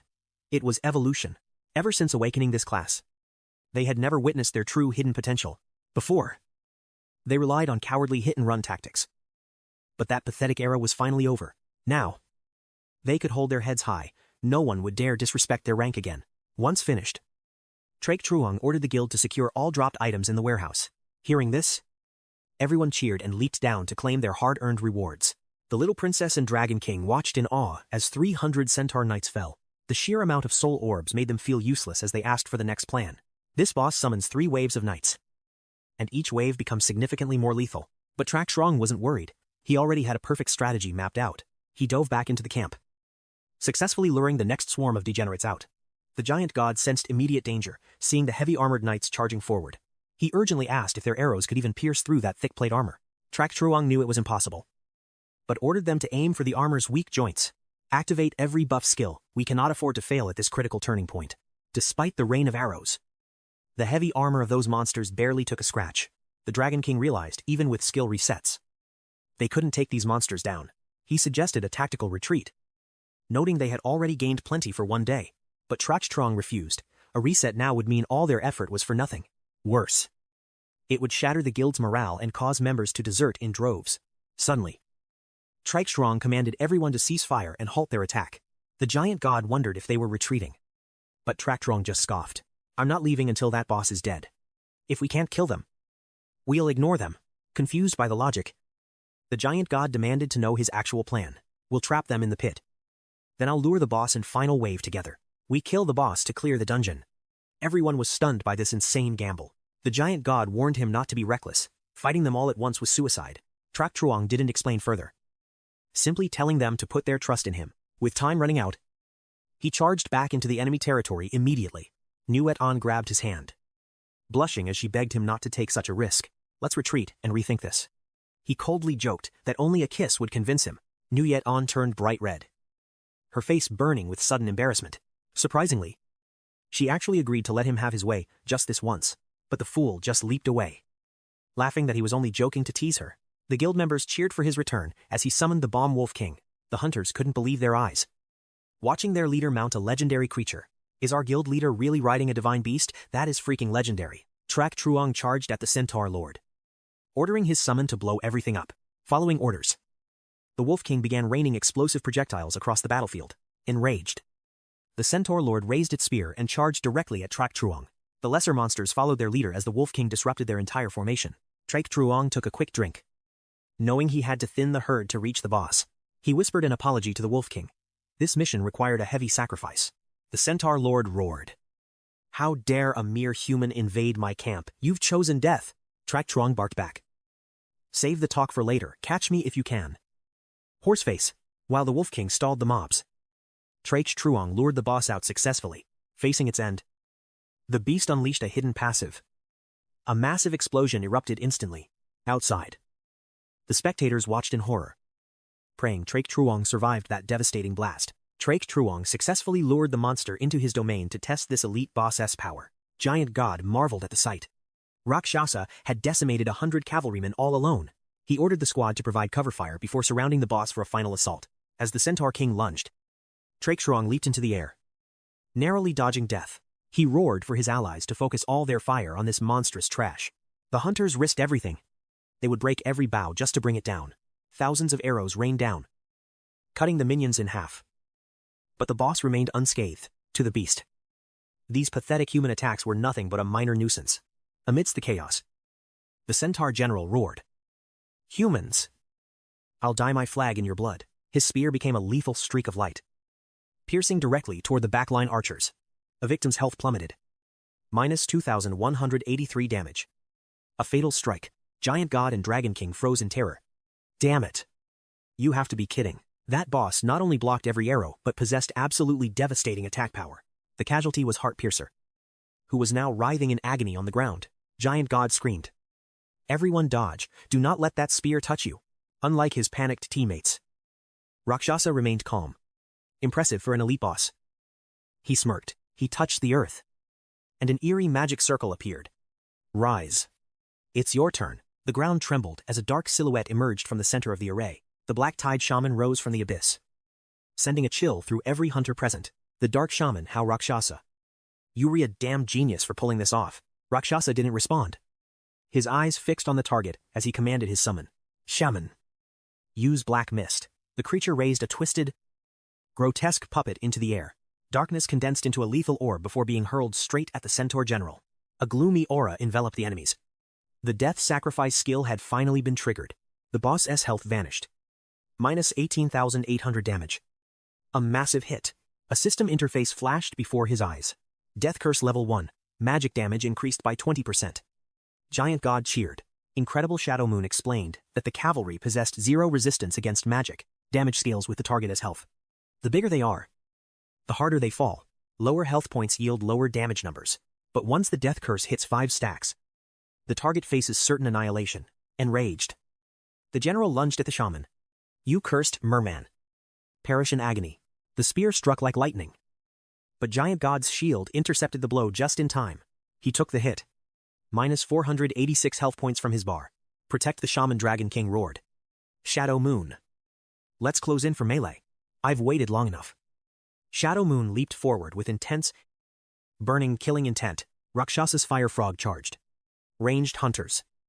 Focus all your damage on the boss now. The shaman continuously emitted pulses of dark energy from its cursed wooden puppet. Amidst the swirling chaos, the boss's health bar was shredded by the combined assault. Minus 37,598. Death Curse Level 2 is now active. Magic damage increased by 40%. Yet, the Centaur General still stood his ground. Damn humans. Rot in hell, the boss stomped. Losing his mind in pure rage. His final strike caused the very earth to shatter into 1,000,000 jagged pieces. Level 1. Shocking Thunder activated. A devastating AoE, dealing 1,000 damage within 5 meters, plus a 15-second stun lock. Dragon King struggled to stand, leaning heavily on his staff, while Yue Ying had nothing to hold on to. Sensing the shift in battle, Rakshasa and the Giant God charged forward with everything they had. Disaster struck. Everyone was in peril. Rakshasa rushed to Yue Ying's side, summoning another powerful beast to assist. The Centaur General raised his spear for a lethal blow. Pathetic insects, Rakshasa gasped in pure terror. Oh no! His weapon began pulsating with a blinding, destructive energy that threatened to consume them all. He hurled it at the Dark Wizard. Rakshasa screamed as the impact shattered their HP. Negative 61.64. Despite 3 Centaur Generals, the sea creature survived, desperate to activate its final death sacrifice skill. Even while suffering under a lethal curse, the Centaur General managed to launch one more deadly projectile. That strike was the end.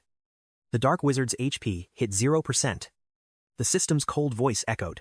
Your summoned follower has fallen. Rakshasa broke into a cold sweat. Damn it. Those critical hits are just insane. Refusing to back down, he unleashed a relentless barrage of arrows.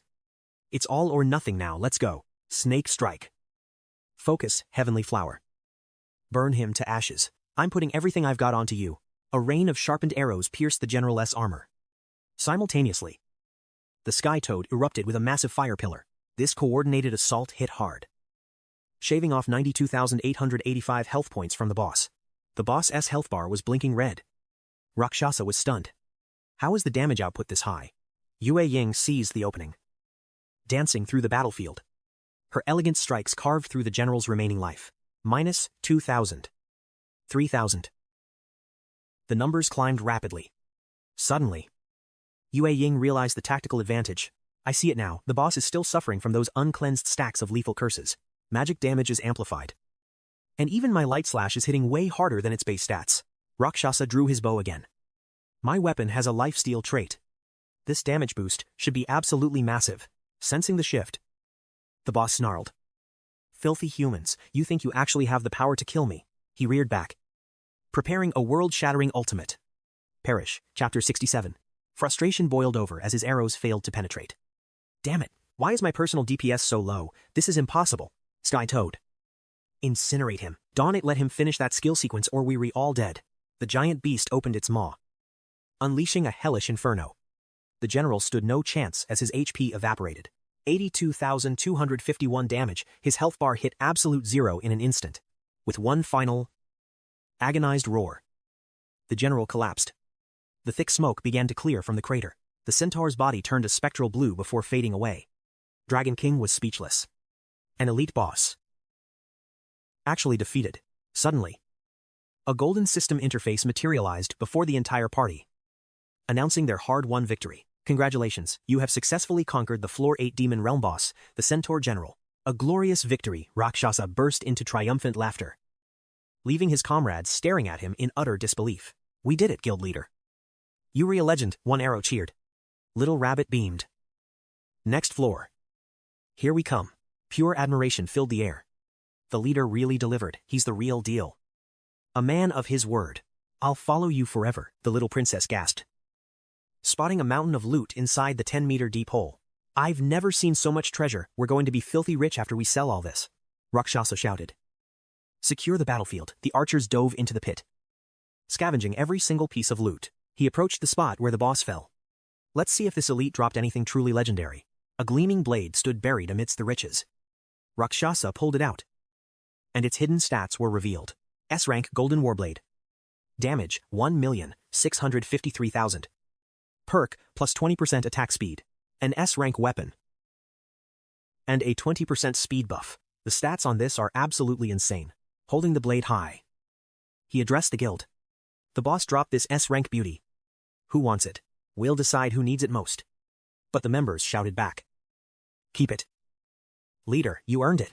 Without his brilliant strategy and courage, they never would have survived this centaur general nightmare. Underestimated archers like them would still be begging for carries if it wasn't for his legendary leadership. Honestly, surviving the stage clear is reward enough. Keep the loot.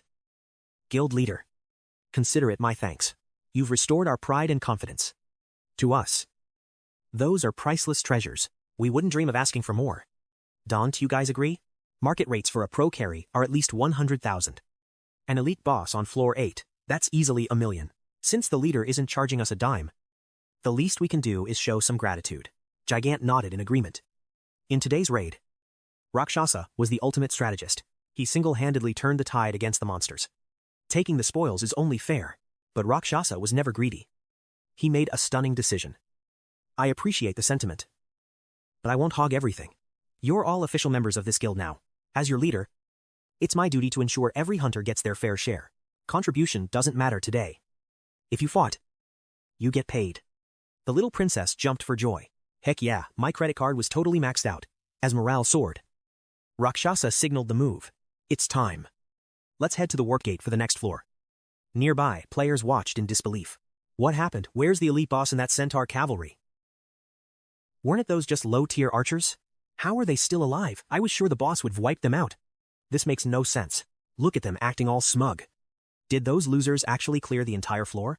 Envy and shock rippled through the crowd. No way. They're just archers, a trash-tier class. I don't buy it, but the centaurs are gone. And the boss is missing. How else do you explain them walking out? They probably paid a high-ranking hunter to carry them. Yeah. That's gotta be it. Soon. Rakshasa's squad reached the transition gate. I can't wait. Floor 9. Here we come. They stepped through. But the atmosphere shifted instantly. Floor 9 was a hellish nightmare of shadows and skulls. The group's excitement vanished. Where the hell are we? Is this the underworld? The manual says Floor 9 is crawling with bloodthirsty cultists. The records weren't lying. The little princess trembled, clutching her staff in fear. Can we just skip this floor? I hate blood.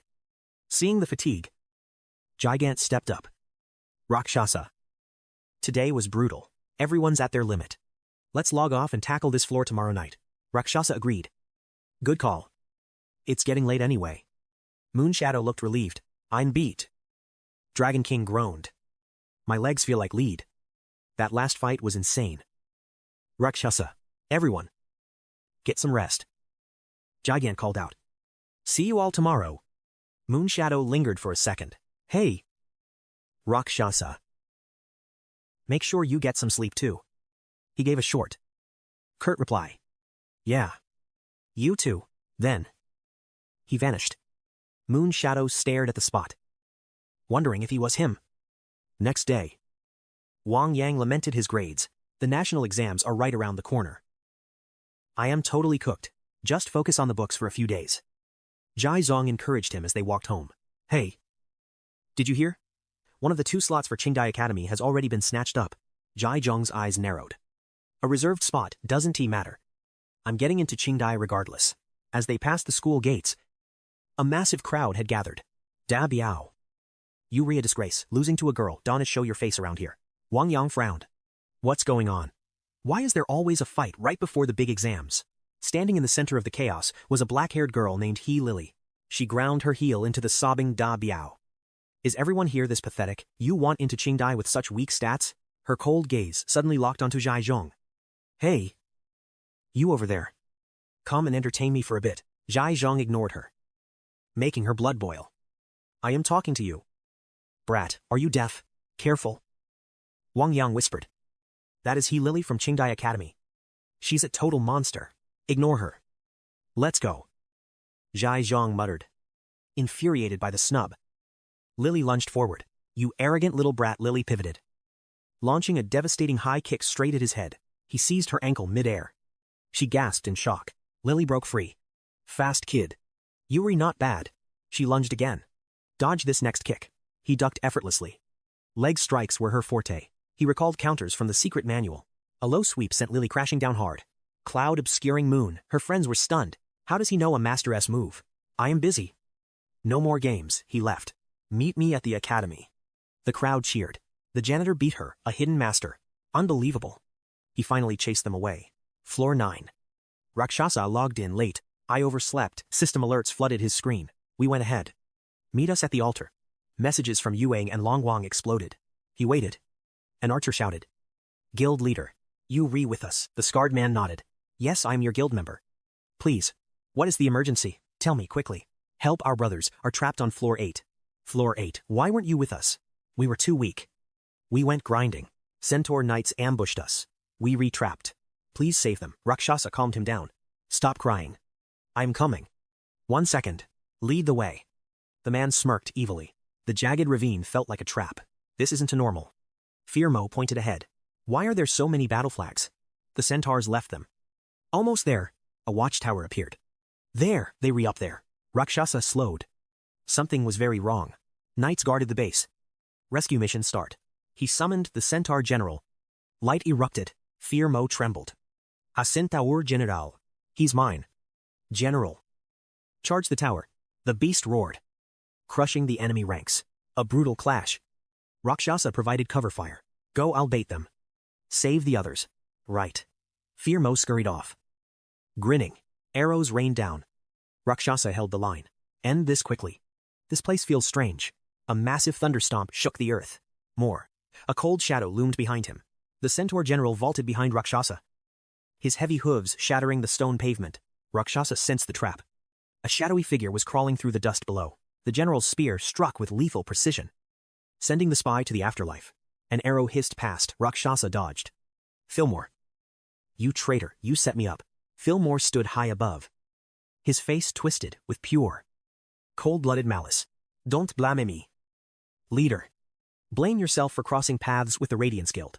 Your bounty is in the millions. Greed like that can turn any friend into a foe. Rakshasa leveled his bow. Just you three, you don't have what it takes to kill me. Fillmore shrieked as an arrow hit home. Damn it, Rakshasa. You're a dead man today. This isn't a normal canyon. You've walked right into a Centaur Legion training camp. The army is returning. You'll never survive hundreds of elite Centaur cavalry at once. Their greed was pathetic. Suddenly, the ground trembled under a thunderous stampede of hooves. Rakshasa's heart raced. An endless tide of Centaur warriors was charging straight toward him. Fillmore and his thugs sneered from above. The Legion is here. You refinished. The Centaur cavalry has returned. Ha ha, Rakshasa. There's no escape for you now. Record his death. I want proof for the bounty. Don't miss a single bloody detail. We're gonna be rich. I'm filming now. The warriors swarmed Rakshasa and the general. System alert. Confirm use of random teleportation scroll. Proceed. Rakshasa gripped the scroll tight. He wouldn't let these cowards win by running away. He lunged toward the tower. The archers mocked him. What is he even doing? Why isn't he teleporting? Has he lost his mind? Is this a suicide attempt? Maybe he's begging for a spot on our tower to hide from the general. Fate is sealed. He dies today. And we get paid. It's that simple. Ha ha ha, Fillmore shouted down. Giving up already. Rakshasa, ready to beg for your life, unless you can pay more than your bounty. Don't waste your breath. Here they come. Fillmore gloated as the army closed in. 15 million gold is finally within our grasp. The cameraman shook with excitement. Rakshasa finally spoke. You've made a fatal mistake. I'm coming for your heads. You'll pay for betraying my trust with your lives. Fillmore roared with laughter. You delusional. You the one being hunted. Not us. Deal with those 5 centaur guards behind you first, before you talk big. Ha ha ha. Suddenly, the centaurs stopped. Rakshasa's lips curled into a cold, dark smirk. Rakshasa pointed his bow at the tower. I told you. I'm coming for you. Fillmore's jaw dropped in sheer disbelief. What, how? Why aren't they attacking? The archers began to panic. The centaurs are just standing there. Why isn't he dead? Is he controlling them? Could he have a hidden trait for monster taming?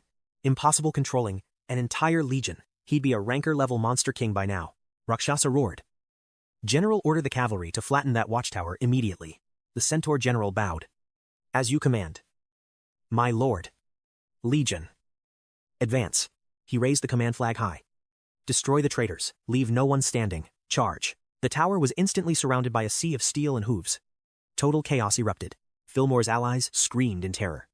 Why are they coming for us? This wasn't the plan. The aggro is all wrong. We're the ones being targeted. How did this happen? Boss, we're surrounded. They're tearing the base apart. What do we do? Fillmore snarled. His face pale. Damn you. Rakshasa, I'll take you down with me. The centaurs hacked at the tower supports. Even facing death. Fillmore kept barking threats. Rakshasa's twilight won't show mercy. The structure collapses as the archer's HP bars instantly plummet. -492. -378. -511. -507. Rakshasa stands tall. His voice chillingly cold. Remember my warning, deceive me. And your end will be agonizing. From the shadows. A cloaked figure watches the carnage unfold. Unable to hide his pure amazement, Rakshasa is truly a monster. A system interface flickers to life, connecting him to his guild members. Silent death is down. The Fillmore squad has been wiped out. A cold voice echoes through the system. Dark Beast growls. I told you Rakshasa was dangerous. Sending those low-tier degenerates was a total waste. Another member. Mad Blade. Cuts in sharply. Where exactly is the rest of the Fillmore squad now? Dead. Wiped out by centaur cavalry. Gravedigger reports. His voice trembling with genuine disbelief. Killed by centaurs. How could elite hunters fall to mere dungeon monsters like that? Silent death explains the terrifying reality. Rakshasa is a beast. Ray of light. Send the recording now. Dark Beast curses in a blind rage. Damn it, he's tamed an elite-tier centaur general. His power-up is insane. Boss. We cannot let him run wild. If he keeps growing, he'll be impossible for us to handle. Gravedigger nods. He's terrifyingly calm under pressure. His tactical mind is his most dangerous trait. Mad Blade scoffs. His only flaw is his kindness. He isn't ruthless enough to be a true predator. He never refuses a plea for help. If it were me, I'd have abandoned those weaklings long ago. Ray of Light disagrees. That's why he's different. Without that charisma, he wouldn't have the Liu family support. Mad Blade sulks. Big brother. Your words are cutting me deeper than any blade ever could. Silent death shifts focus back to the target. So? What's the plan? How do we eliminate Rakshasa? Ray of Light pauses. Eyes gleaming. He's becoming quite interesting. I think it's time I met him personally, as the shadows plot. Rakshasa returns to the 9th floor of the tower to continue his progression. He meets Giant God's exhausted party. Piercing arrow immediately begins to vent about the floor's brutal difficulty. Guild leader. Floor 9 is a nightmare. It's crawling with traps, and those fanatic cultists are literal lunatics. Rakshasa opens his demonic realm handbook, scanning the newly unlocked data regarding the 9th floor's dangers. The records show the primary monsters are cultists, distinguished by their striking red and green ceremonial robes. When a red cultist dies, its corpse undergoes a hideous mutation, rising again to hunt the living. Their stats double, and physical resistance skyrockets.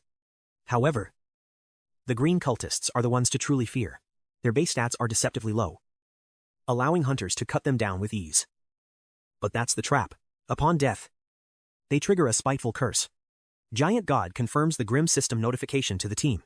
The debuffs include reduced defense, slowed movement, and continuous HP drain. It's a literal death sentence. There are over a dozen variations. My physical defense just dropped by 15% instantly. Dragon King slams his fist in frustration. And it lasts an hour. How are we supposed to survive? Giant God mentions the ultimate hurdle. The High Priest boss is the real nightmare of this dungeon. His chamber is a pit of vipers. Their venom causes massive bleeding. One bite requires an immediate antidote. Only after every single snake is exterminated will the High Priest finally descend to join the fray. He wields devastating dark magic. One hit can reset a hunter's entire stat pool back to 0. You become useless until the boss is slain. The curse only breaks once his head falls. Then comes Phase 2. An evil god possesses his corpse, transforming him into a colossal, demonic entity. Conquering him requires at least 10 elite-tier hunters. Anything less is just a suicide mission.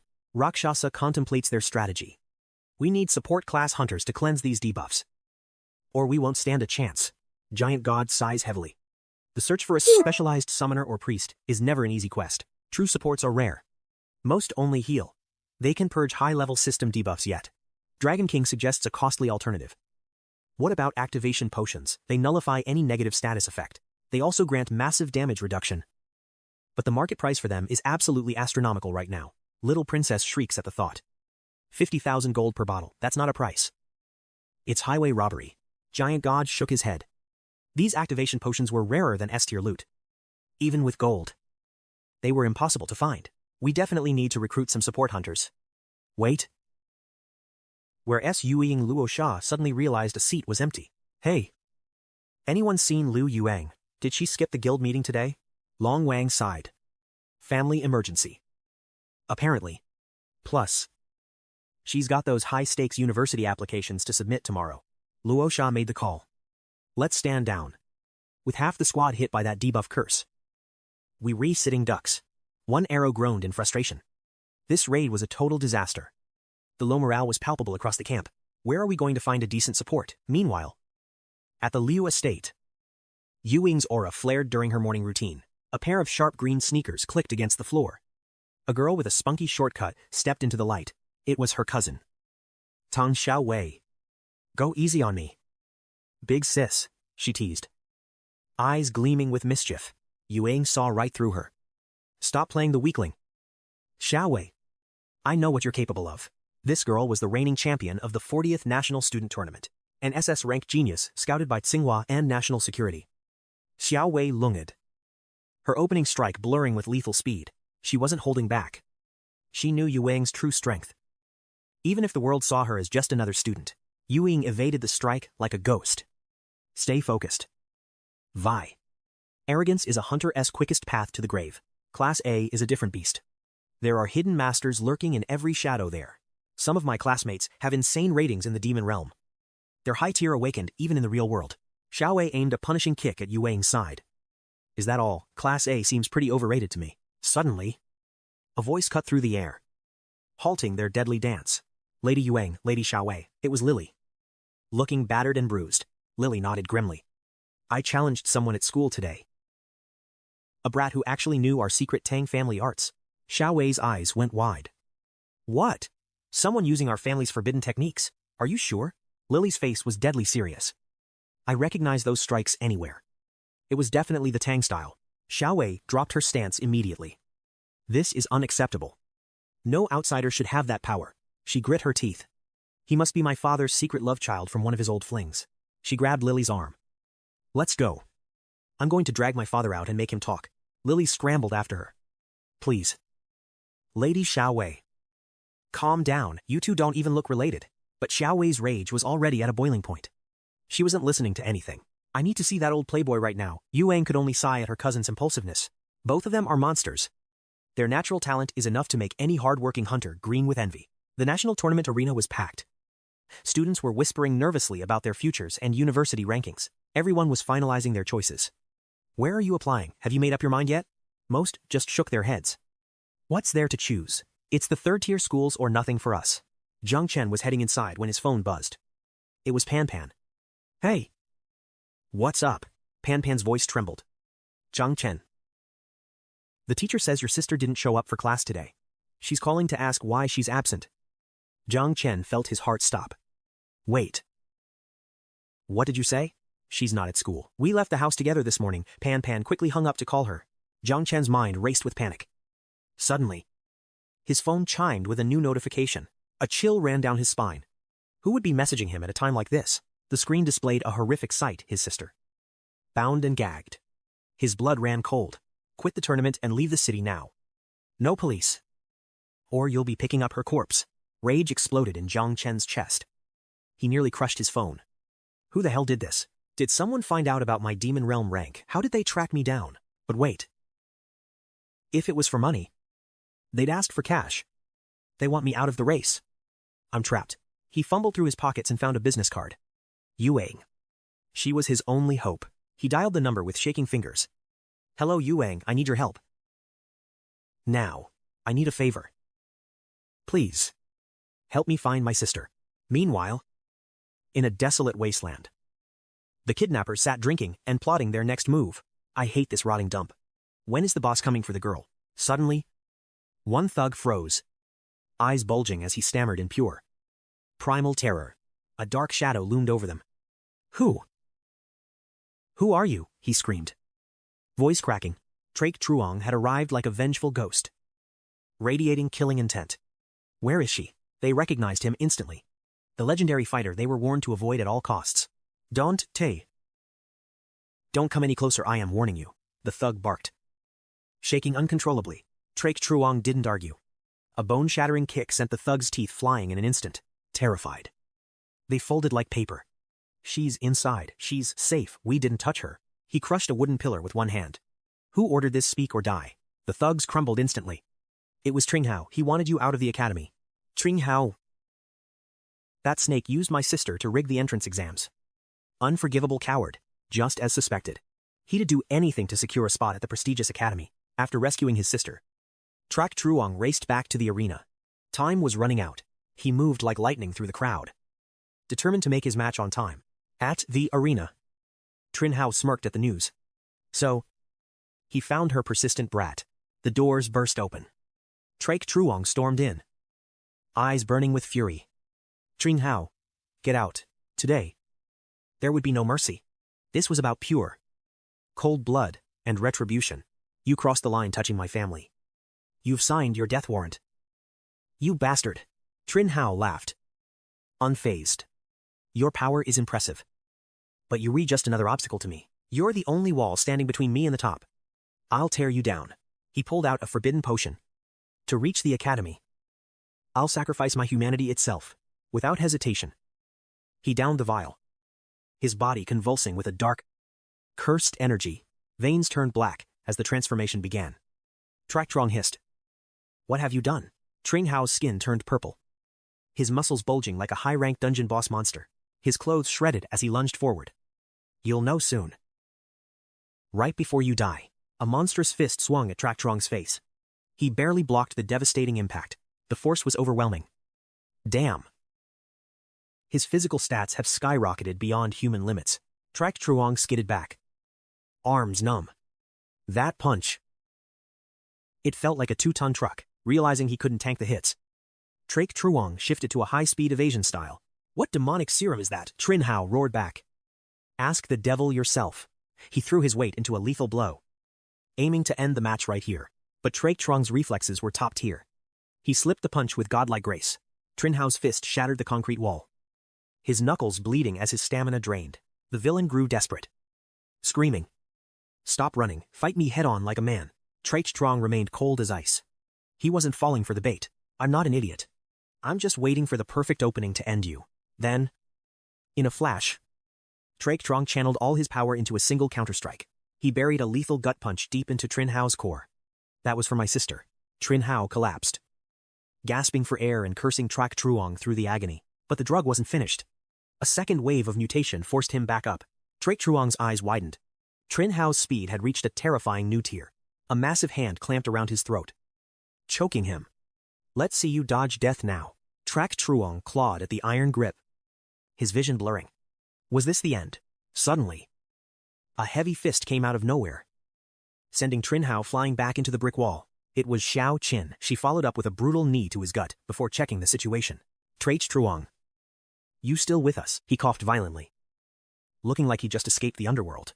A second later, and I'd be meeting the Reaper. She smirked. Maybe I should have been later then. She signaled her unit to move in. Secure 𝐶-𝐒. Get him out of here immediately. Take him straight to the lab. All units, move out. Understood. Ma'am? 𝐶-𝐒's face was deathly pale, his soul seemingly gone as his eyes rolled back to pure white. 𝐶-𝐒 mentioned the strange potion that spiked his power. Xiao Qin nodded. That's why I am here. That substance is likely a forbidden abyss drug I've been investigating lately.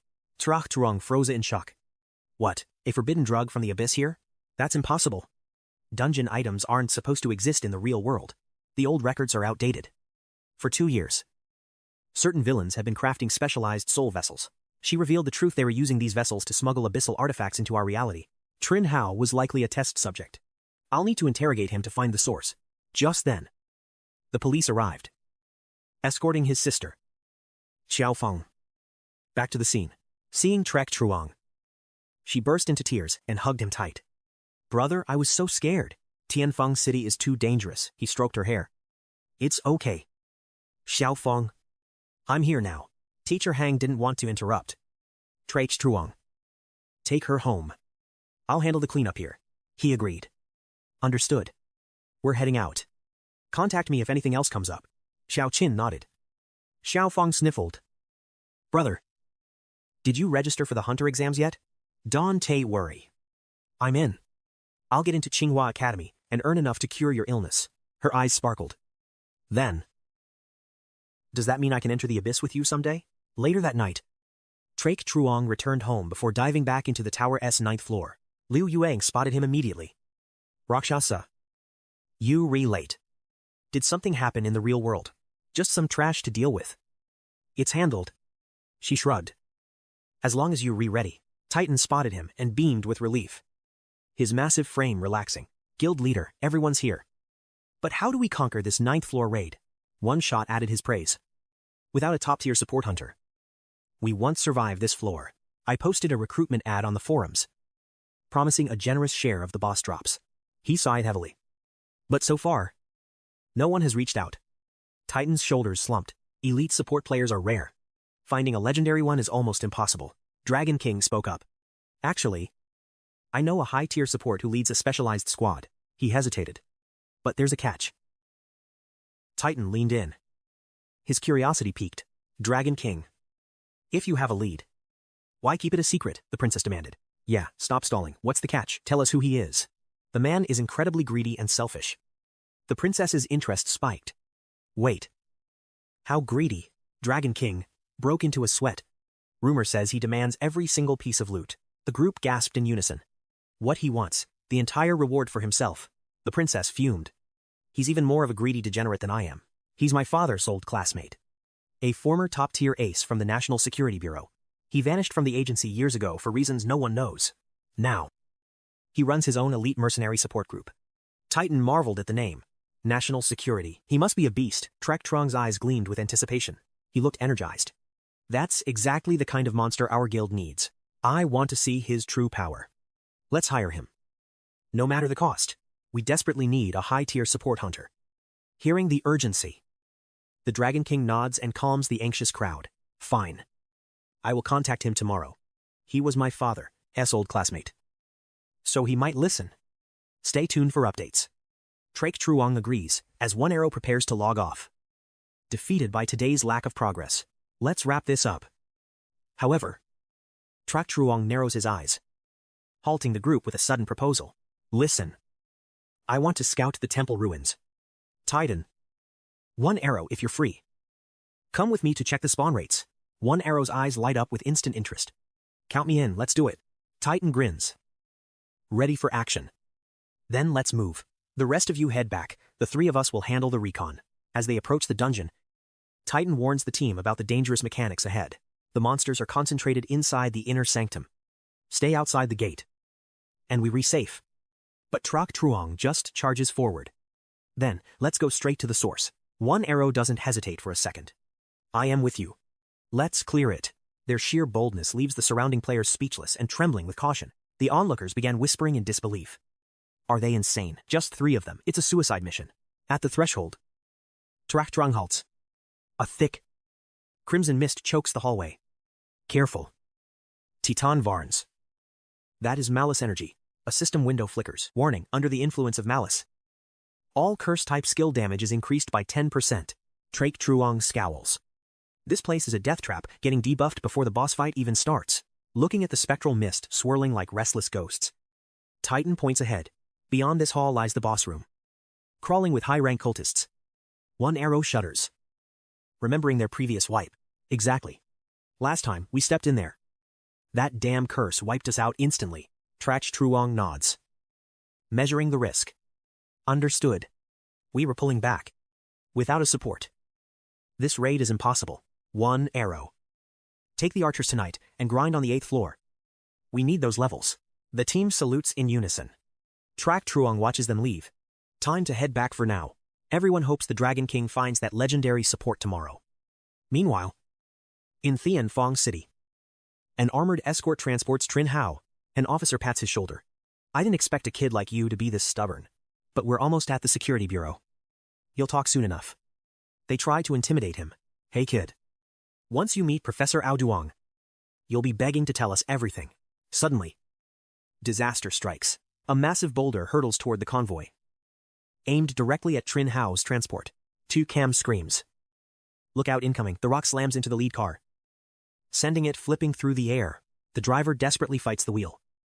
But the impact is too great. Damn it, 𝐶-𝐶𝐏 yells. She leaps from the rolling vehicle just in time, narrowly escaping the devastating crash. She glares toward the source. Atop a nearby building stands a mysterious figure in a twisted clown mask. His identity is hidden, but his gaze is mocking. Impressive reflexes. 𝐶-𝐶𝐏. The legends were true. She vaults up the building, baton in hand, ready to unmask the intruder. Who the hell are you? She swings with lethal intent. But he vanishes like a shadow. Too fast, she hisses through gritted teeth. The clown chuckles. My name is irrelevant. Just know one thing. The light of Shangquang will soon shine over everything. 𝐶-𝐶𝐏 freezes in shock. Shangquang, before she can move, his cloak flutters, and he vanishes into thin air. She realizes too late that she fell for a diversion. Her eyes widen in horror. It was a decoy. Below, the police cars suddenly explode, leaving nothing but fire and chaos behind. Days later, at the National Martial Arts Arena, Trak Truong finishes his final training set. The tournament is almost here. He mutters, I need more power. Suddenly, a frantic voice calls out. System windows flashed rapidly. -278. -391. -232. Critical hits landed hard. But the boss unleashed a surge of dark mana. Warning, dark magic incoming. Giant God gritted his teeth behind his shield. Damn it, he's spamming dark orbs everywhere. Alert, you are hit by dark magic. His defense shattered. The system warned of a fatal blow.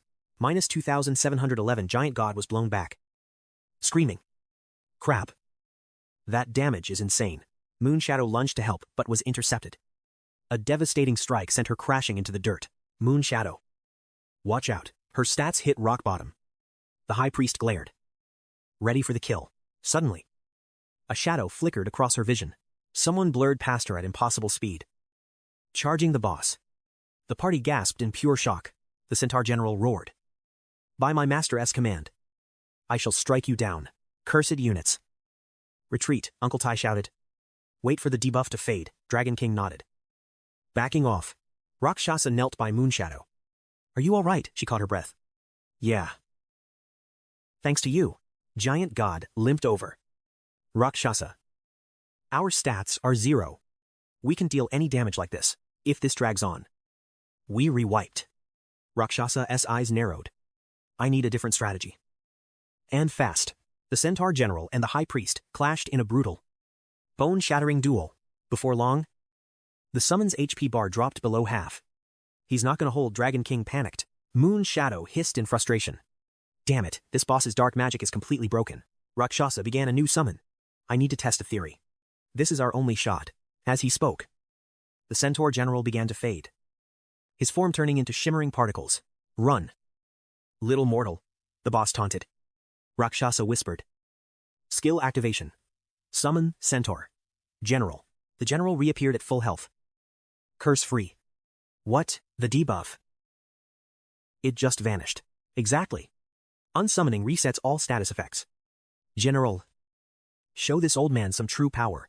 With a thunderous roar, the general hurled his spear with devastating, godlike force. The weapon tore through the high priest's chest, pinning him to the ground. System boss defeated. Rakshasa stood tall, his eyes burning with the thrill of victory. The team stood frozen, staring at the corpse. Is he actually dead? The boss is down.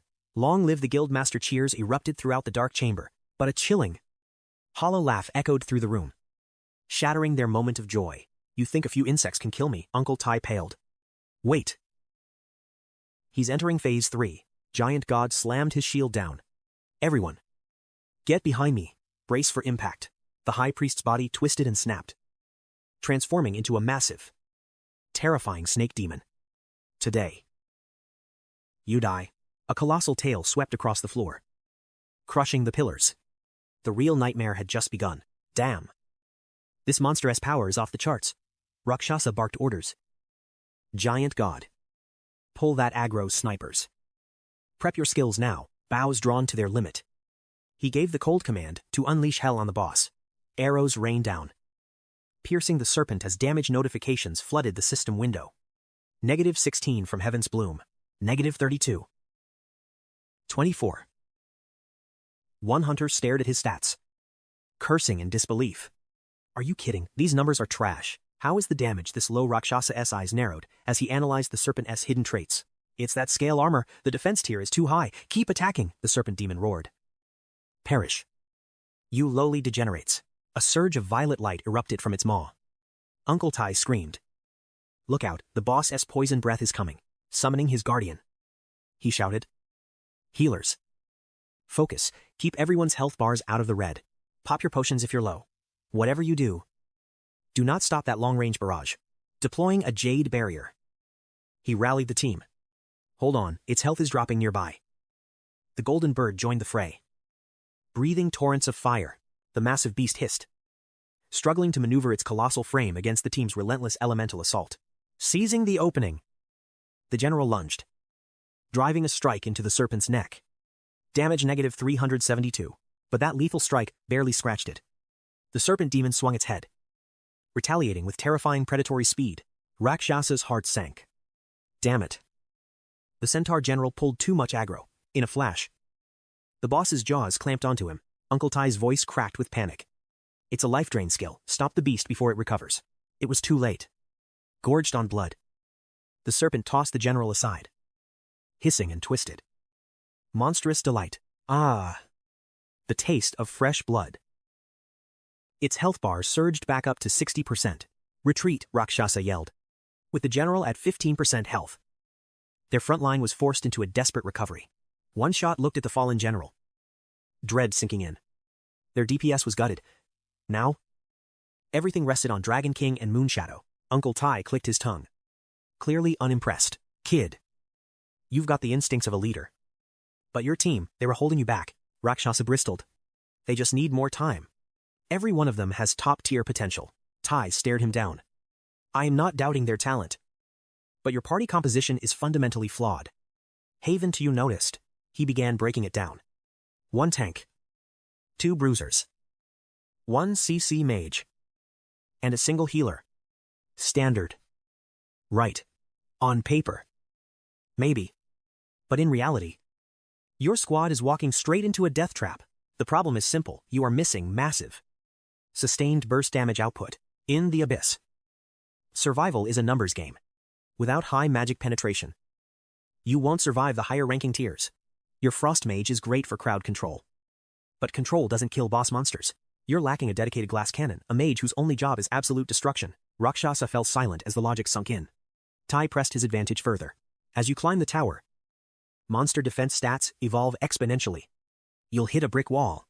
You need a specialized support. Rakshasa heal. Adding members isn't my call. I have to talk to the group. Tai grinned, sensing an opportunity.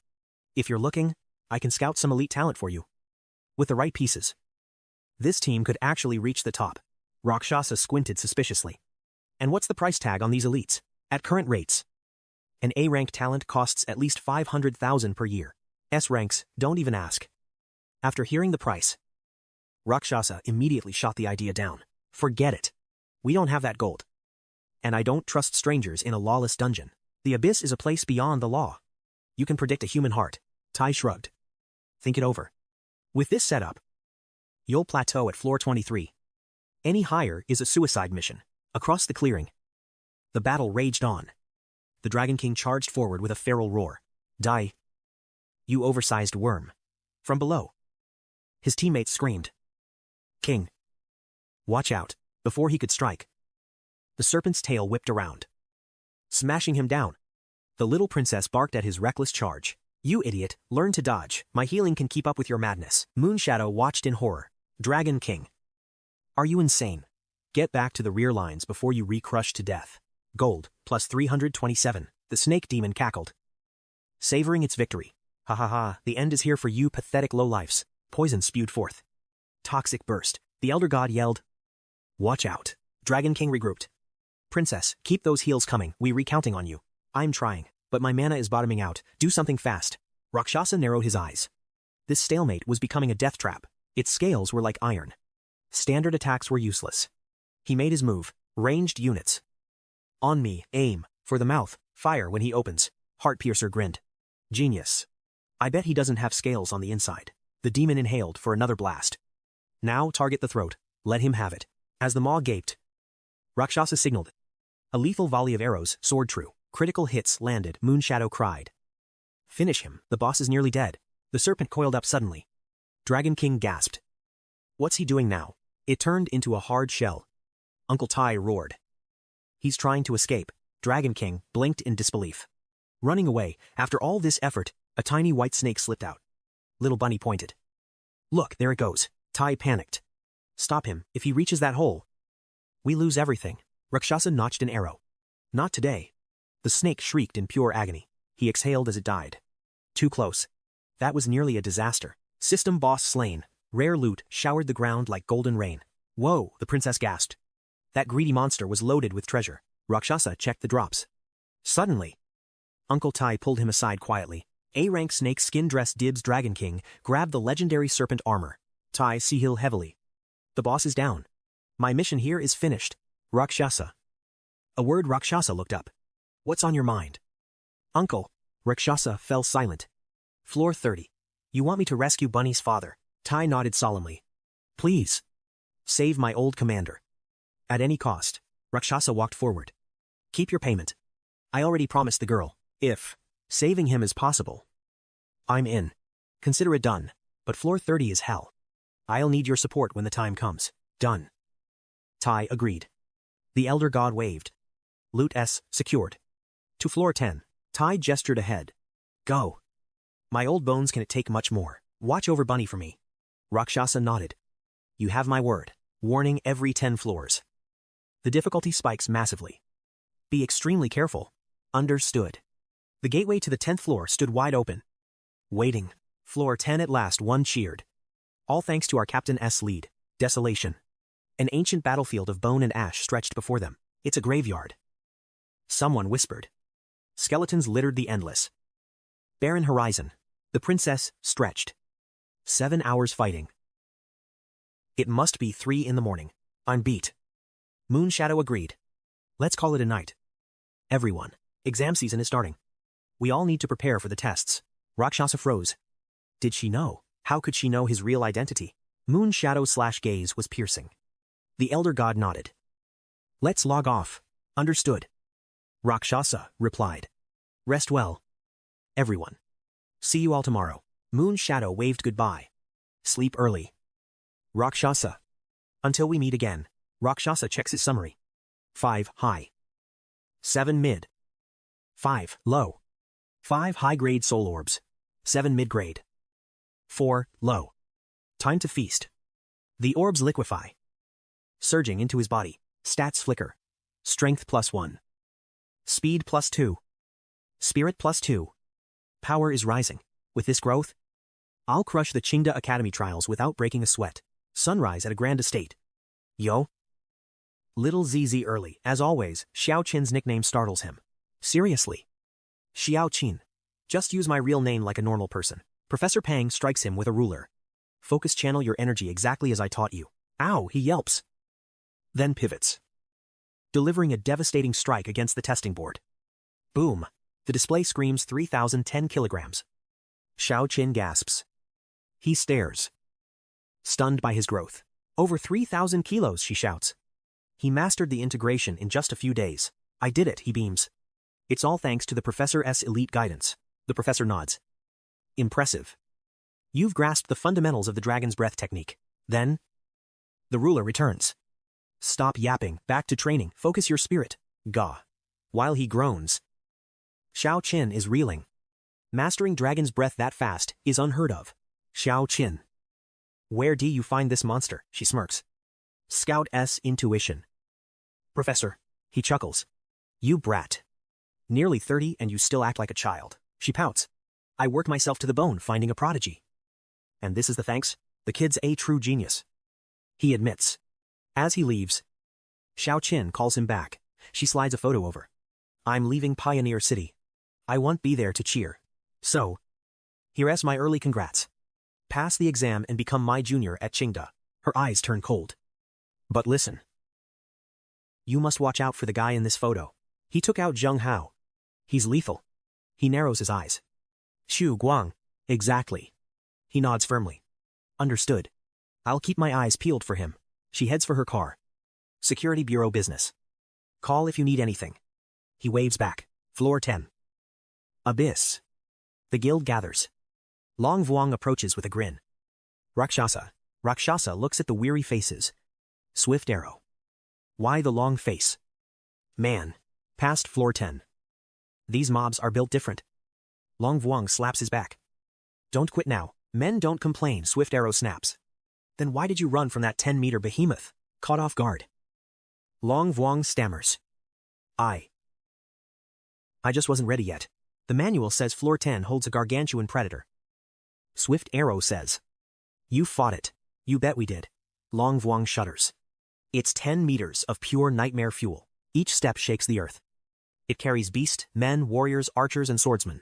It's basically a living armored tank. How do we even kill that thing? Rakshasa points ahead. We're all here now. Let's hunt this nightmare down together. Other players whisper as they march. Nearly 100 hunters. That's a massive party. A skeptic sneers. Numbers mean squat. Squishy archers against a behemoth, they were dead meat. Suddenly, the Elder God stops. He slams his shield down. Voice booming with authority, heads up combat positions. Before them looms the massive sand chariot. The Elder God grits his teeth. This thing is massive. Even my shield might break. Rakshasa. Keep the archers back. We need a safe distance, or they'll be crushed. Swift arrow protests. No way, if we were too far. Our arrows won't even scratch it. We'll be useless. Shadow Moon turns to Rakshasa. What's the play here? Rakshasa. Rakshasa studies the monster. See that beast man holding the chains. Watch his hands. He's piloting that behemoth through those links. That's the key to their control. The lead beast man snarls. Jerking the chains. Elder God. Draw aggro. Take the driver out. The massive war beast's frenzy is reaching its breaking point. Its threat level will plummet soon. Kill the beast. Then, we deal with the beastmen. The Elder God nodded. Understood. Shield raised. He charged the front line. Seeing the threat, the beastman blew his command whistle. The monster let out a blood-curdling roar at the signal. Under the beastman's control, it lunged at the Elder God. A massive horn blast sent the Elder God flying. He braced himself, shouting, "This brute's strength is insane." The beast gave no quarter, launching a relentless assault. Rakshasa signaled the team archers. Draw target the vitals now. A rain of arrows darkened the sky, piercing the beastman holding the control chains. The remaining beastmen watched in horror as their leader fell. Yet the behemoth kept rampaging forward. It trampled its own fallen master, screaming in agony. Its eyes turned crimson as it locked onto the Elder God. Rakshasa panicked. Damn it. It's Berserk Elder God. Retreat. The tremors threw the remaining beastmen off their seats. They hit the dirt as the beast bolted. The Dragon King growled through gritted teeth. What? That titan is escaping Moonshadow. Let's finish off these two stragglers. Moonshadow gave a sharp nod. They struck in unison. Moonshadow noted their agility. These beastmen have high reflexes. They're evading every strike. Hearing this, Rakshasa drew his bow. Focus fire, everyone. Strike is one. Overwhelmed by the barrage. The beastmen finally fell. They're dead. Dragon King muttered. But that beast got away. Suddenly, Moonshadow pointed toward the horizon. Everyone. Look over there. Rakshasa squinted at the beast's path. It's charging a lone survivor. We have to move now. We're too late, the Elder God cried. Yet, First Ray of Light stood perfectly calm as death approached. With a cold smirk, he unsheathed his blade.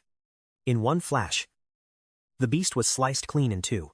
As the carcass hit the ground, a system alert chimed. -88,441. Sheathing his sword, He grinned. Rakshasa. Finally found you.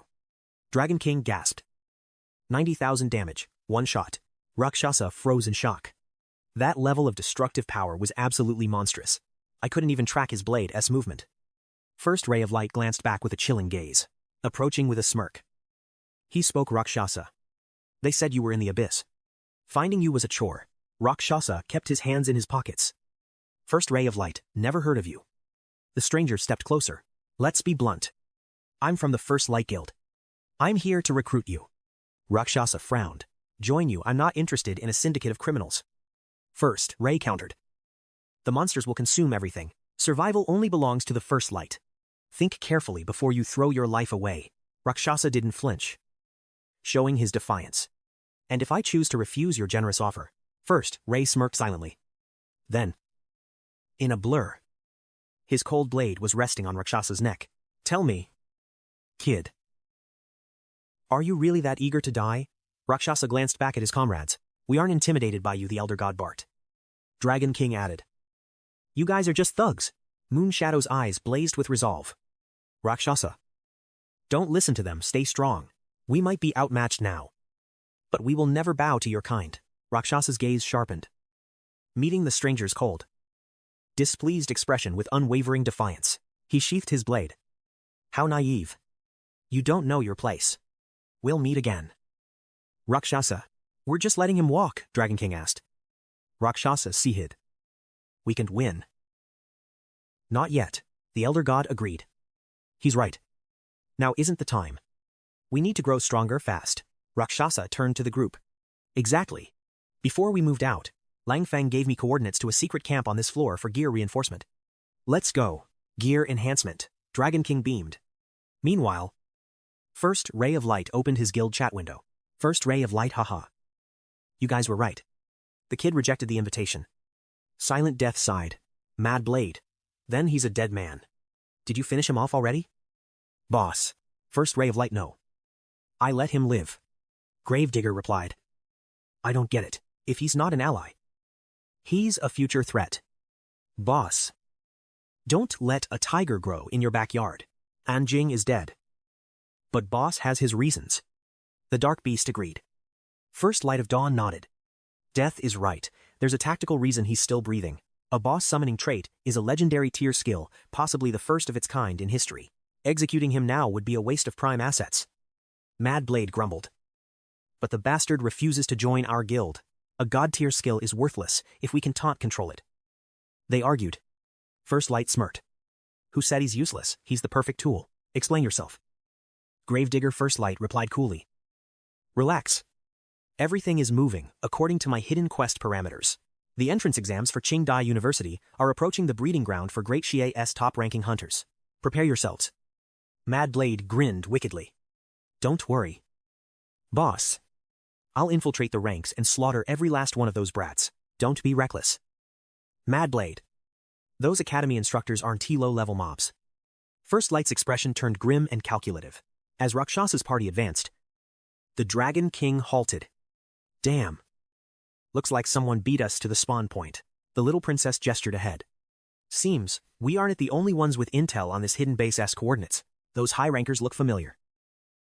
Rakshasa squinted, his eyes narrowing. It's them. The ones from before? Small world for enemies, the Dragon King roared. Chen's face soured. Rakshasa. Old Sao snapped. Ignore them. Young master. Focus on the objective. Fine. Chen muttered. Nearby, a bald giant erupted in laughter. Finally, it's reached S-rank status. Ha ha ha. An S-rank weapon is finally in my hands. The blacksmith gave him a cold. Professional star. Hand over the rare drops to boost the success rate. But remember, the system doesn't guarantee 100% success. One bad roll and your gear shatters into dust. Choose wisely. Young Master Chen's confidence wavered at the warning. Rakshasa observed silently. The failure rate is brutal. One mistake, and that S-rank steel becomes worthless scrap. No kidding. The Dragon King gripped his A-rank staff tight. I'm not ready to gamble my main weapon yet. Old Cao whispered sternly. Stay composed.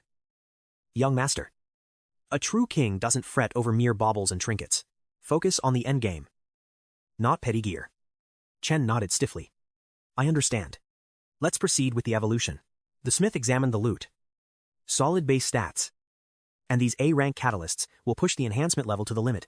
Without a word. He swung his heavy forge hammer, slamming it down onto the glowing steel with a roar. The Dragon King and little princess whispered like a dark mantra. Fail. Break. Fail. Shatter into pieces. Ding system enhancement successful. Chen's eyes lit up with predatory joy. Behold SS rank power. Incredible. 2800 attack power. And the freeze debuff duration has doubled to 20 seconds. Old Cao smirked. Excellent. But the princess fumed. Unbelievable. Does the system favor that degenerate? A bystander gasped. An SS rank drop. Insane. The blacksmith didn't blink. Next, bring me your steel. Old Cao's eyes narrowed at Rakshasa. His bow is already S rank. That brat is a dangerous variable. It's just dumb luck. Chen spat. The smith took the bow. Got materials. High-grade catalysts mean legendary results. He peered into Rakshasa's inventory and froze. Is this black gold ore? This can't be. Snake demon scales and tendons too. These are peak-tier materials. The bag glowed with the aura of high-level loot. Old Cao's heart skipped a beat. Serpent scales. Where the hell did a low-ranker find those? Those are floor 9 boss drops. Chen's face twisted in rage. We cleared that dungeon. Why didn't we get those? The blacksmith wasted no time. His eyes burning with a craftsman's fever as he began the fusion process. Clang clang. Each hammer strike echoed through the camp. Even Rakshasa felt a cold sweat of anticipation. Xiao Tu squeezed his arm, smiling. Don't sweat it. Rakshasa, your luck stat has to be maxed out. Yeah, he replied curtly. Chen saw his chance and sneered. Hey. Trash. Prepare to watch your weapon explode. The failure rate for S-rank gear is 40%. The higher you climb, the harder you fall. I survived the RNG. But you redoomed suddenly. The smith raised the bow high. Congratulations. Hunter. Ding. A golden system window materialized in the air, glowing with blinding intensity. System SSS rank, Bloodthirst Great Bow +1. Attack 5500 effect 1 lifesteal activated upon impact. 20% of all damage dealt is instantly converted into your own HP. Infinite sustain. Effect 2 piercing wound targets. Bleed 1% of max HP every second for 50 seconds. Durability 9 to 100. Rakshasa gripped the vibrating bow.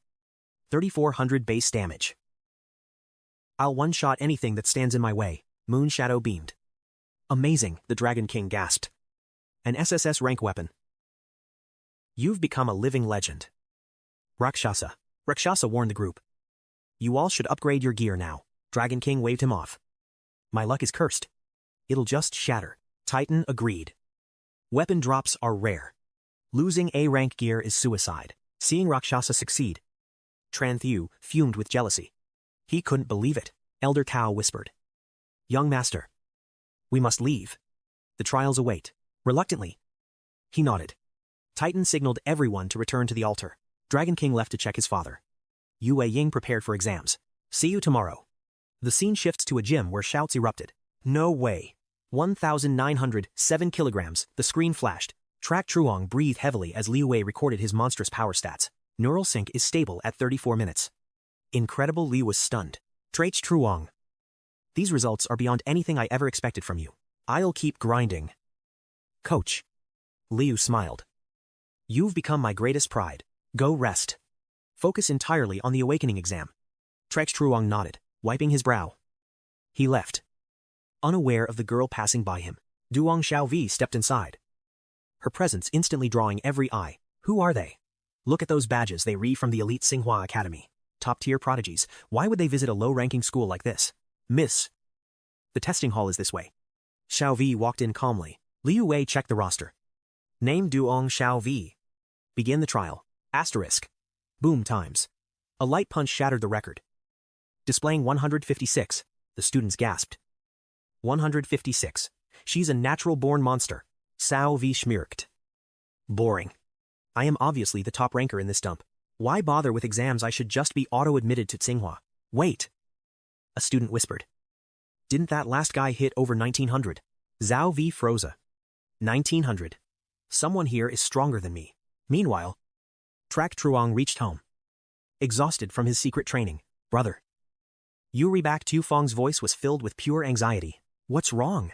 Why the pale face? Suddenly, a cold voice spoke. Finally home. Nephew, we have some business to discuss with you. His blood ran cold.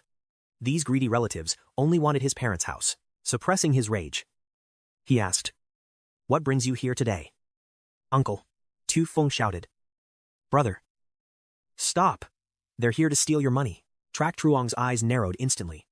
"Steal my money? For what?" the aunt smirked. Trong Bok got into Dongdai University. Huge news, but top-tier tuition isn't cheap.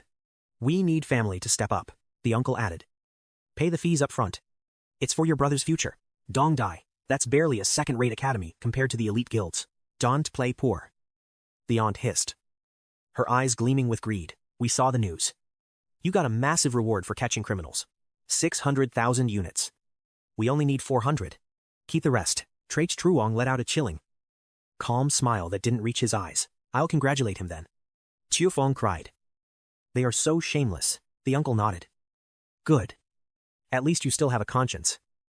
"Boy, we buried your parents." "Remember," the aunt pressured him for the cash. "Hand it over, give us the money." Zephyr stayed calm. "Patience. Auntie, I actually registered for the Zenith Academy entrance exam today. If I pass, should you be happy for me?" The greedy pair froze. Zenith Academy. The uncle roared with laughter. "You, a total degenerate. That is the Empire's top hunter school. Acceptance is under 1%. You were dreaming." The aunt cackled, her eyes full of mockery and spite. "Zenith Academy. He's actually serious, husband. Can you believe this brat?" Zephyr ignored them and flicked the official document. "See for yourselves. His name was there." "Brother. You did it." Little Feng cheered happily. "An official admission list." The aunt bolted upright, her face twisting. "Impossible. This has to be a system error," the uncle shouted. "Exactly. A useless kid like you could never reach those ranking tiers." "Stop lying, pay us," Zephyr smirked. "Not a single coin." Feng stepped forward. "Yeah, we don't owe you anything." Blinded by rage, the uncle raised a hand to strike the girl. Asterisk. Snap times. Zephyr caught his wrist. A scream echoed. "AGHH, he growled. "Last time I call you uncle. Touch her again. And you were finished. Now, get out." The old man shook with pain and fury. "It hurts, let go." They fled, cursing the damned kids as they ran. Feng stuck her tongue out, watching the greedy rats scramble away. "Finally, I've wanted to put them in their place forever. I need to tell everyone, my brother is a top-tier hunter now." Zephyr shook his head. "Wait. It's just a list. I am not officially in. If I fail the final quest, we'll just be humiliated." "You won't fail," he smiled. "Eat up." I'm heading to the Abyss." "The Abyss today too. Can't we just celebrate our small victory?" "I need more power-ups. Laziness won't get me through Zenith's trials." On the 10th floor, chilling winds howled through a graveyard of bones. "How was the test?" the archer sighed, his spirit crushed. Don't ask. It was brutal. Nearby, they noticed the captain's new shield. "Whoa. You actually succeeded in the shield's skill evolution. The Blade Master's attack is insane. I need this defense to survive." Moonshadow enhanced her weapon too. She showed off the glowing blade. "Leader, the guild is ready. What's the objective for today's raid?" Rakshasa looked at the tower heights. "Today, we challenge the floor boss, the Blade Master. A beastman warrior with a lethal earth-shattering slash. He has whirlwind speed, tactical genius, and legendary sword mastery traits. To win, we must fight to the end." Long Wang sighed. "But first, we have to clear the sand colossus blocking the path." "Right. Last time, that mysterious hunter saved our entire guild." Moon Shadow chimed in. "My mentor suggests 20 vanguards to pin it. Then we focus fire. But casualties will be devastatingly high." Giant God frowned. "We don't have 20 shield warriors." "It's impossible." Rakshasa smirked. "I have a plan. But I need perfect execution." Suddenly, the sand shifted. The beast emerged. Giant God go. Giant God slammed his shield. "Watch this, System S rank shield equipped. Def, 5,800 to 7,400. Trait 10% damage reflection on contact. Durability, 30003,000. The behemoth lunged. But this time, Giant God didn't budge an inch. Gritting his teeth, he absorbed every blow. Lasat signaled the aggro was finally stable. "Wait until he locks the boss's hatred down." Long Vuong prepared to strike. Lasat roared. Now, everyone, engage. Instantly. Long Vuong and 𝐤𝐤 blurred forward. Eat this. You monster. -2,500. Long Vuong -7,520 NJet and ingest. The system alerts flashed rapidly. Damn. 𝐤𝐤, your attack stats are insane. Lasat drew his bow. Aiming, true. -617 Lasat, the beastman collapsed. Unmoving on the battlefield. The archers gasped his damage surpassed the leaders deprived of its rider. The behemoth went berserk. Giant God's voice boomed. Look out, the boss has entered a berserk state. Lasat vaulted over them. Take the vanguard, I'm hunting that war chariot. Stunned but resolute. They nodded. Lasat led the charge. Arrows notched. It's aimless while berserk move in and burn it down. The squad roared in unison. Damage numbers flooded the interface. -323. Fu 298. Fu 412. Keep it up. This tank has 50,000 HP. Kill it before it regenerates. Two beastmen lunged at the line. Giant God braced his shield. Barking orders. Long Vuong. 𝐤𝐤 on strike. Now 𝐤𝐤 surged forward.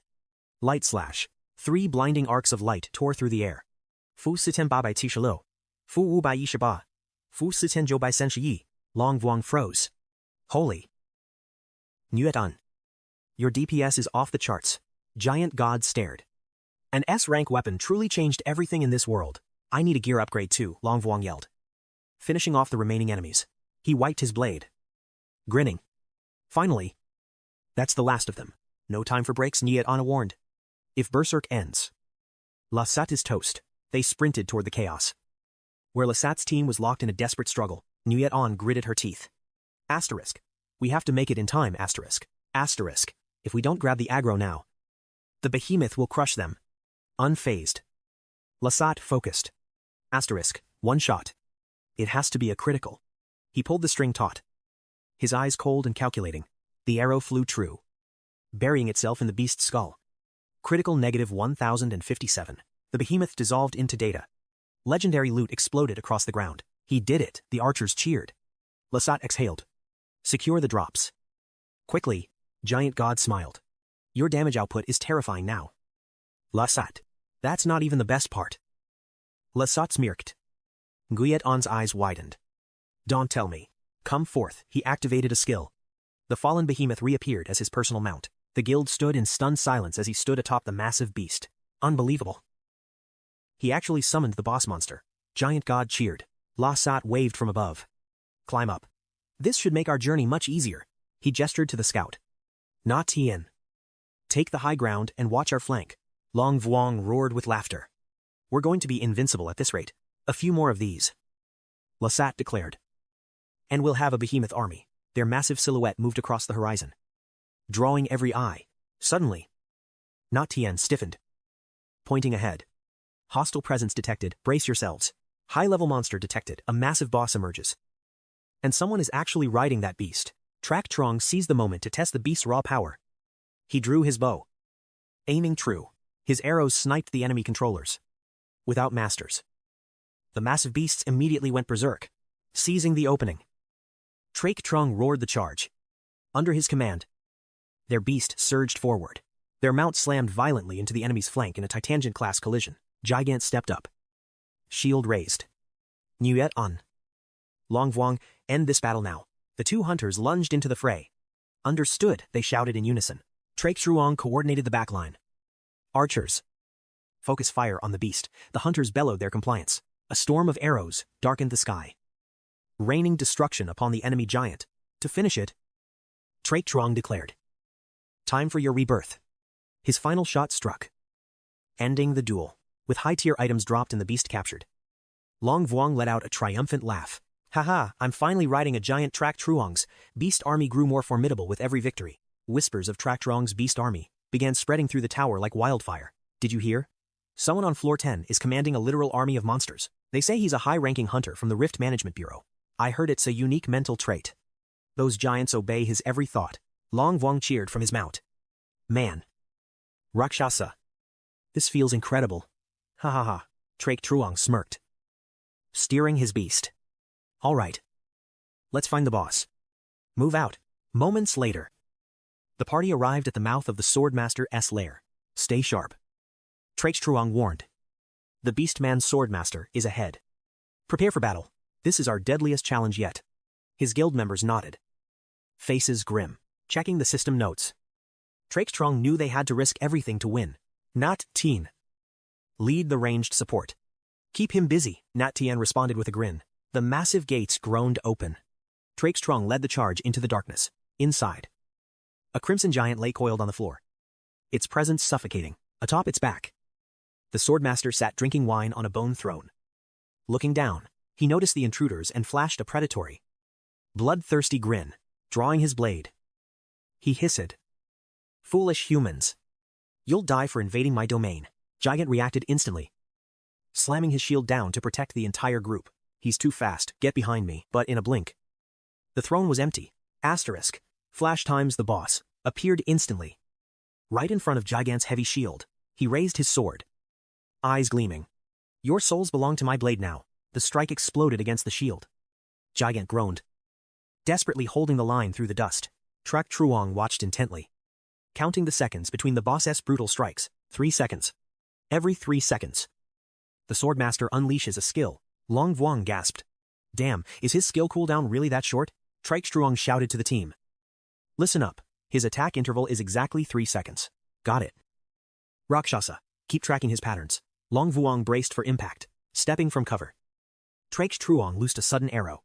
The boss flinched, but with inhuman speed, the Swordmaster sliced the arrow in two midair. Now Long Vuong.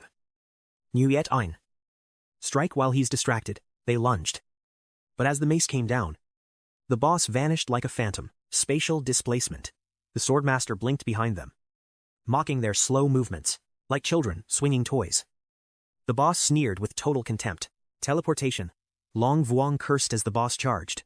I'll shred you to pieces. 𝐶-𝐒𝐿's eyes widened. Look out, it's an AoE room clear slash. A massive cyclone erupts as the Beastman at its center drives the vortex toward the Dragon King and Moonshadow, forcing them into a desperate defense. The Dragon King curses in frustration. Damn it. He's too fast, and his skills have no cooldown. How do we even fight this? Suddenly, the little princess spots a new threat and shouts a warning. Watch out, that red-headed Colossus war chariot is charging right at us. The Crimson Predator slams into 𝐶-𝐒𝐿's group with primal fury, goring their mount with a devastating headbutt. The impact topples the beast, sending everyone flying. Suddenly, the Beastman's swordsman lunges, his blade aimed straight for the giant god and Moonshadow. Moonshadow screams in terror. Look out. The swordsman unleashes a relentless flurry of strikes, while the giant god struggles to keep his protective barrier from shattering. We need a strategy. He grunts through gritted teeth. We can find an opening. 𝐶-𝐒𝐿 immediately turns to the elite archer. One arrow. Take command and destroy that red-headed beast. Leave the swordsman to me. One arrow acknowledges the order instantly. Copy that. Captain, consider that red-headed freak handled. On the flank, 𝐶-𝐒𝐿's summoned pack begins to encircle the Crimson Colossus, slamming his hand onto the earth. 𝐶-𝐒𝐿 triggers a summoning circle. Arise. Great Archpriest, show him the true terror of dark magic. The Great Archpriest emerges, staff in hand, and unleashes a devastating blast of shadow energy at the Beastman. Face your judgment. The dark projectile streaks forward. But before it can land, the Beastman's blade slices the magic clean in half. 𝐶-𝐒𝐿. The Dragon King and Moonshadow freeze in disbelief. What? No way. He just cut through pure magic. The little princess trembles. This Beastman's swordsman, his power is completely broken. Moonshadow quickly shares a crucial piece of high-level lore. Uncle Six once told me only adventurers ranked above Grandmaster can parry magic with steel. I can believe a boss monster can do it. 𝐶-𝐒𝐿 draws his bow, his eyes narrowing. He really is a monster. This is way beyond my calculations. In the heat of the moment, the little princess points a shaking finger as the enemy charges again. Do something, he's coming before anyone can react. The Beastman's lethal shadow looms over 𝐶-𝐒𝐿. His blade flashes with a killing glint. Die, he bellows. But just as death nears, the giant god steps in like an iron wall. His massive shield rings out as it catches the Beastman's deadly strike just in time. The enemy doesn't stop, unleashing a frenzied assault that pushes the giant god to his limit. La Sat. I can hold this line much longer. Seeing their disadvantage, the Dragon King makes a split-second tactical call. He's right, we need to pull back. 𝐶-𝐒𝐿 doesn't hesitate, immediately agreeing to the retreat. Fall back, everyone. Retreat and regroup, he commands. The giant god grunts his confirmation. The beastman roars in fury at his escaping prey. You pathetic insects, don't you dare run from me. He transforms into a lethal vortex, the whirlwind slash, barreling toward the retreating party, realizing they retrapped. The giant god plants his shield firmly in the dirt to buy them time. Go, I'll hold him off, he screams. Suddenly, Moonshadow's voice turns shrill as she points toward the great archpriest. No, Lasat. Look at your summon. The great archpriest is caught in the deadly whirlwind, letting out a harrowing cry of agony. After one final shriek, the archpriest's form shatters and vanishes into nothingness. Moonshadow's heart sinks at the loss. It's over. The great archpriest is dead. Despite the loss, Traktrong remains eerily calm. He begins chanting a new spell to steady her nerves. Done, Mornyet. According to the Abyssal Manual, this was part of the plan. The only way to defeat this boss is to push our limits. Meanwhile, the archpriest remains begin to glow, guided by Trak-Truong's magic. A massive surge of dark mana erupts from the fallen summon's core. Razor-sharp claws erupt, and obsidian scales harden across its skin. The evolution is complete. The archpriest has become a terrifying giant serpent. A system window pings. Your summoned familiar has evolved into a rank S Naga serpent, seizing the momentum. Trak-Truong summons his next heavy hitter, the Centaur General. If it's a fight to the death he wants, let's give him hell. The Naga serpent strikes with blinding speed, lunging at the beastman, not missing a beat. The Centaur General charges forward, weapons leveled for the kill. The beastman lunged without hesitation, roaring. Insolent flies die for trespassing on beast territory. He unleashed a devastating whirlwind slash, forcing the snake demon and Centaur General to retreat. The Centaur General gritted his teeth, bracing his spear. Nearby, the snake demon bared venomous fangs, waiting for a fatal opening. As the chaotic front line finally began to stabilize, the Titan shouted, Dragon King. Moon Shadow. The summons are pinning the Swordmaster down. Now is our chance. Strike together. They didn't hesitate. Charging toward the legendary beastman, the Swordmaster split into 3 phantoms, parrying attacks from every direction with lethal precision. Traktrong noticed Moon Shadow freeze. Moon Shadow, snap out of it. Keep up the pressure. Shaking off her shock, she raised her blade and quickly began to explain. Sorry, I was analyzing his skill logic, and I just found his fatal weakness. Traktrong's eyes narrowed with focus. A weakness? Tell me. What is it? Look, while attacking, he can dodge, and his defense drops to almost nothing. Trak-Truong observed the boss's pattern and nodded in grim realization. He trades all defense for raw power. One mistake against him means certain death, Moon Shadow added. The Abyss Manual states endurance is our only path to victory. The snake demon flanked from the left, while the others squeezed him from the right. Suddenly, the Swordmaster let out a primal scream. Lower beings, I'll turn you to dust. His blade blurred, tearing through the Centaur General, who dissolved into fading light particles.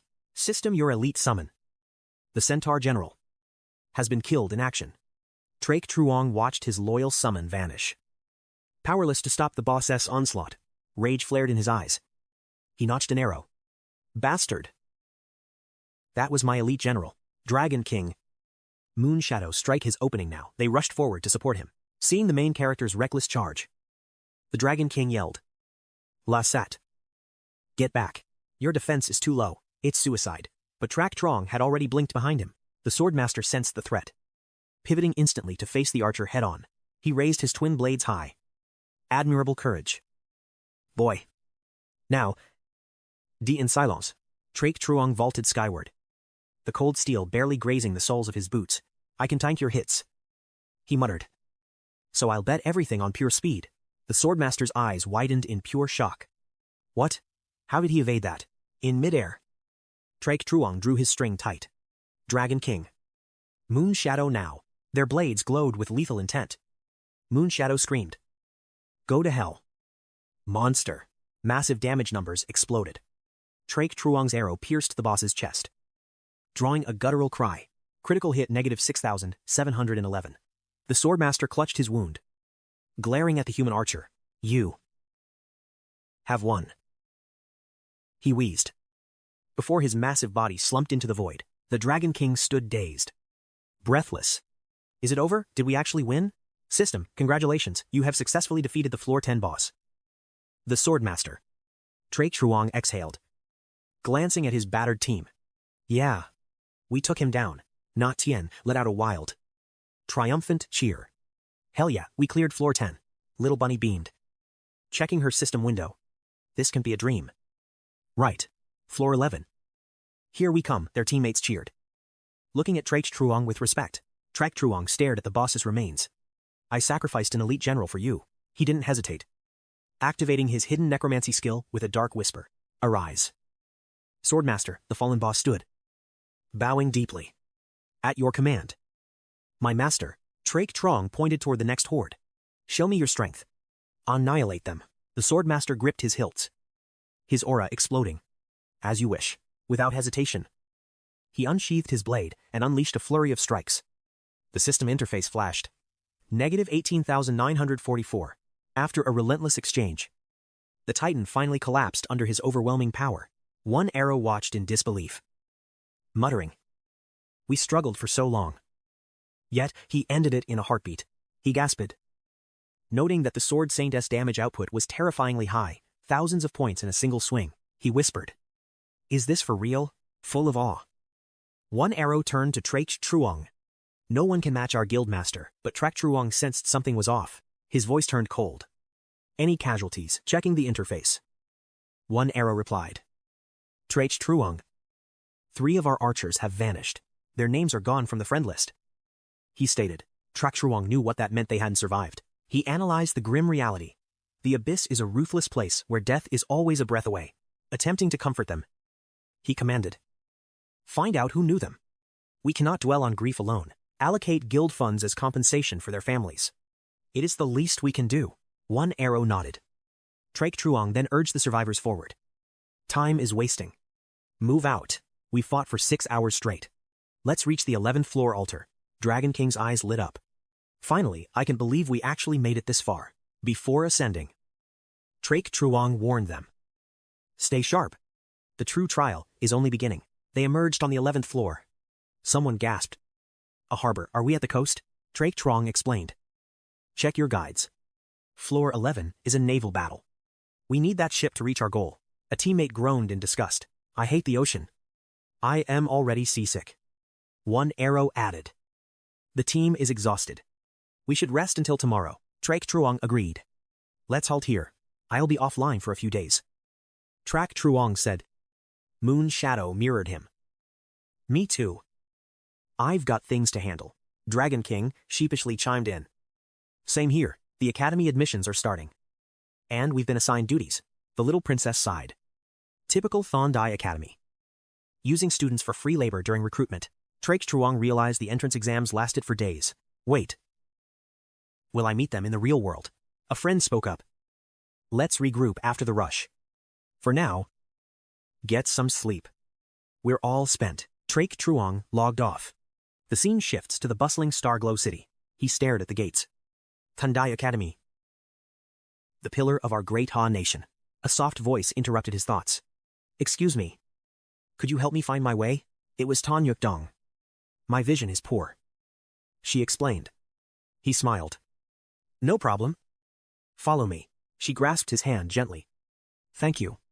I'm Tan Yuk Dong. What's your name? Are you a freshman too? He replied warmly. I'm 𝐶𝐶𝐿. Nice to meet you.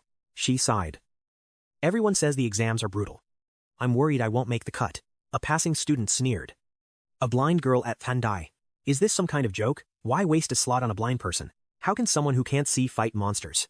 Exactly. The academy is losing its mind, letting a cripple register.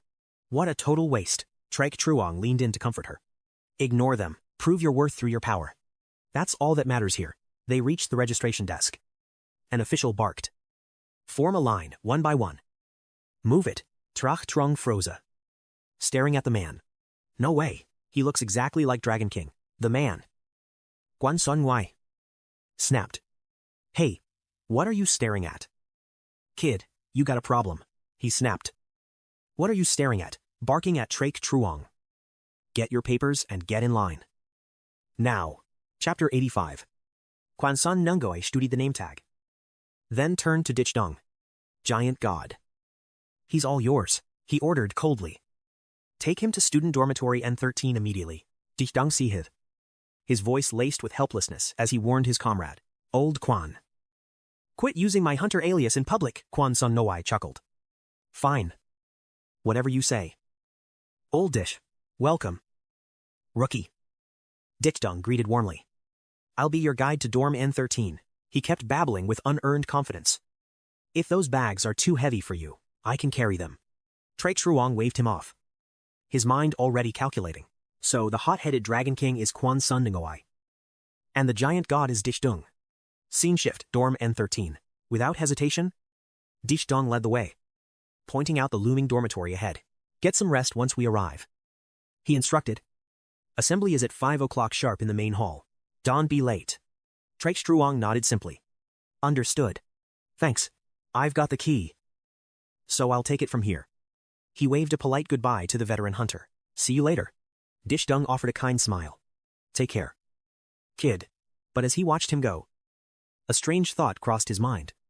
Why does that boy feel so familiar? Scene shift. The Grand Hall. Lei Zhenlong's voice boomed across the room. Silence, he commanded. Before softening his tone, let's give a warm round of applause for our esteemed principal. Ran Teen Tu. As he takes the stage, Ran Teen Tu stepped up. Good evening, students. He began, launching into a lengthy self-introduction. I lead this prestigious institution with over a century of history. He boasted, pride dripping from every word. My mission is to mold you into the pillars of our nation, he declared with absolute conviction. That is our sacred creed. Below the stage, impatient students began to grumble and groan. Talkative old man. One muttered.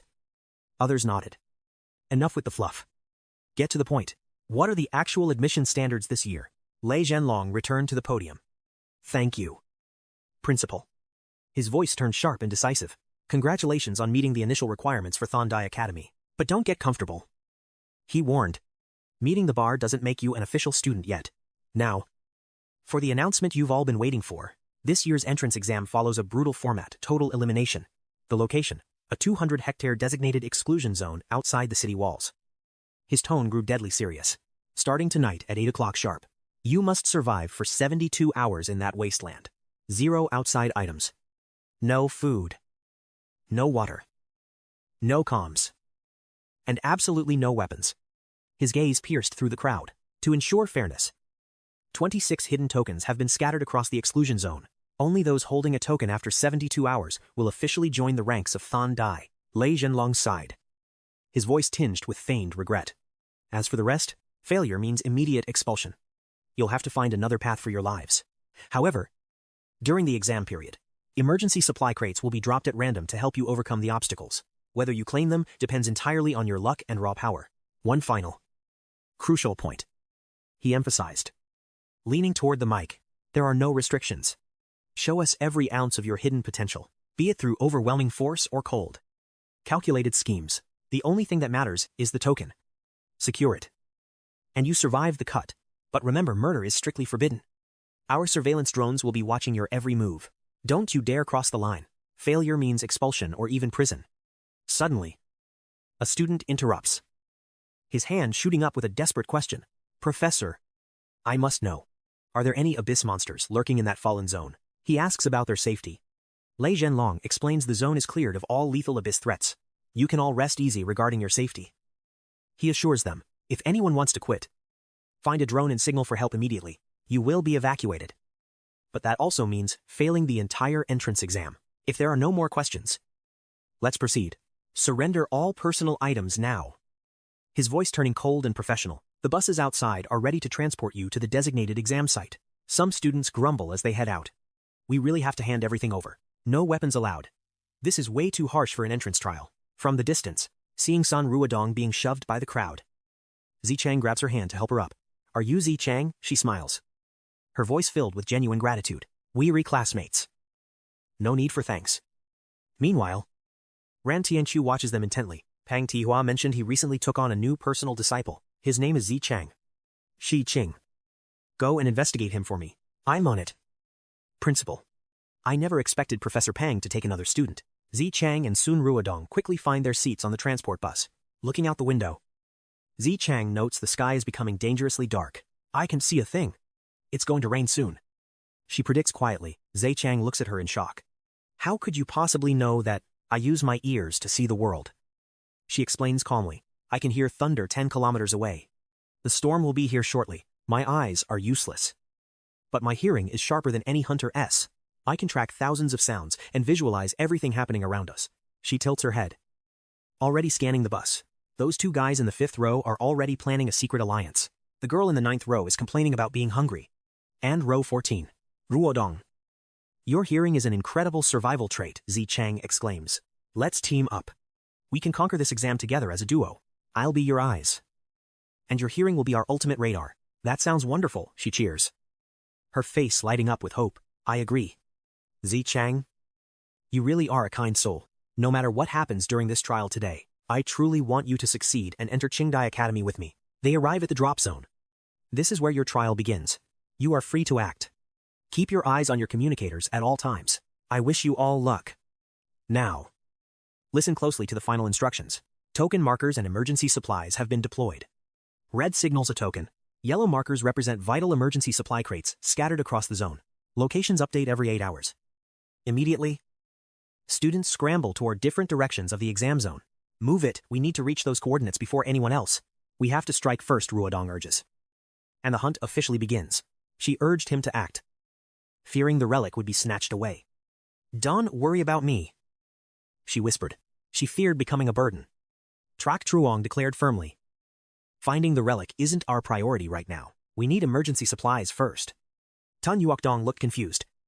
But why is that? Trak Truong grabbed her hand, pulling her close as he began to explain his survival strategy. Relics are vital.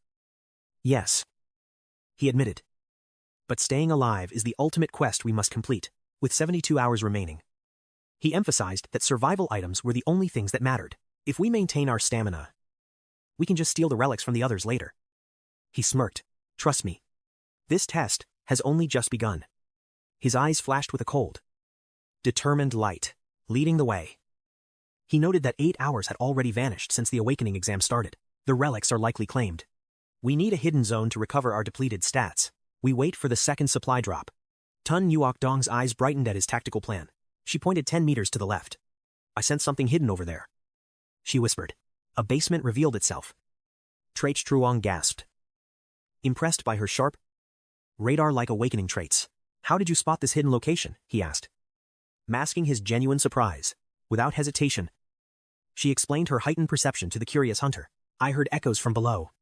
It sounded like a massive, hollow underground chamber. They slipped inside. Your hearing is better than a high-rank radar, Trak Truong complimented. Suddenly, the system updated. The second wave of supplies was finally being dropped. The minimap flickered. A supply kit landed right near our current coordinates. He muttered, stay hidden. I'll retrieve the drop before any rival guilds spot the location. She nodded nervously. Please, Trak Truong. Be careful out there. Don't get caught. He reached the drop site. Luck was on his side. No one had claimed it yet. Suddenly, a razor-sharp arrow whistled through the air, thudding into the dirt at his feet. Looking for a death wish, an archer hissed. This loot belongs to our squad. Searing killing intent filled the air. Back off now, or this dungeon becomes your grave. Trak Truong's mind raced through combat simulations. A direct clash was far too risky now. They had the numbers. Securing the supplies is more important than a petty fight, he decided. In a blur of speed, he snatched the bag and vanished. The archer could only growl in fury. Damn it, he's gone, the archer screamed. The heavy warrior beside him stood frozen in shock. His agility stat must be insane. Back at the hideout, Trak Truong signaled his return. You re-back, Tun Yuokdong cried out, her face lighting up with pure relief. His eyes narrowed at a stranger standing there. Who is this? Identify yourself immediately. So? You're the famous Trak Truong, the girl smirked. He remained cold and unresponsive. The legendary rank 1 of the exam, she eyed him with a mix of envy and pride. I don't accept those rankings. Let's duel and see who's truly the strongest here. Her stomach growled loudly, shattering the tension. He ignored her and opened the compressed rations. If we ration these carefully, we'll survive until the system timer hits 0. He calculated. Tun Yuokdong shivered. It's freezing. I'd give anything for some hot water right now. The intruder chimed in quickly. Hey, I actually managed to find a lighter earlier. I'll trade the fire for some of those biscuits. It's a fair deal for survival. Trak Truong's gaze was sharp. 1 piece. That's the only offer you're getting. Eat and then get lost. She bristled. 1 piece. Are you kidding me right now? This exam is a nightmare. If I knew it'd be this miserable, I never would have joined. You've eaten. Now leave. He ordered coldly. The girl's face turned red with sudden fury. Why should I? This basement isn't your territory. You can just kick us out. Trak Truong's brow furrowed. His voice laced with irritation. Leave now. Your scent will draw monsters to our position. Suddenly, Sun Ruotong grew uneasy. She leaned in, whispering. Trak Truong. Stay sharp. Multiple signatures are approaching us. Voices echoed from above. The map points to this sector. Search everywhere. Wait. Hidden stairs. This must be it. An axe wielder smirked wickedly. Jackpot. Some rats were actually hiding down here. Their leader stepped forward with a greedy glare. Which of you degenerates took the relic that dropped nearby? Hand it over now if you want to live. Without hesitation, Liu Yuying's cousin pointed directly at Trak Truong. He's the one who looted the system relic. Rage flared in Trak Truong's chest. That snake. He cursed. The enemy leader didn't waste time, issuing a final ultimatum. Look, kid. I don't want to get messy.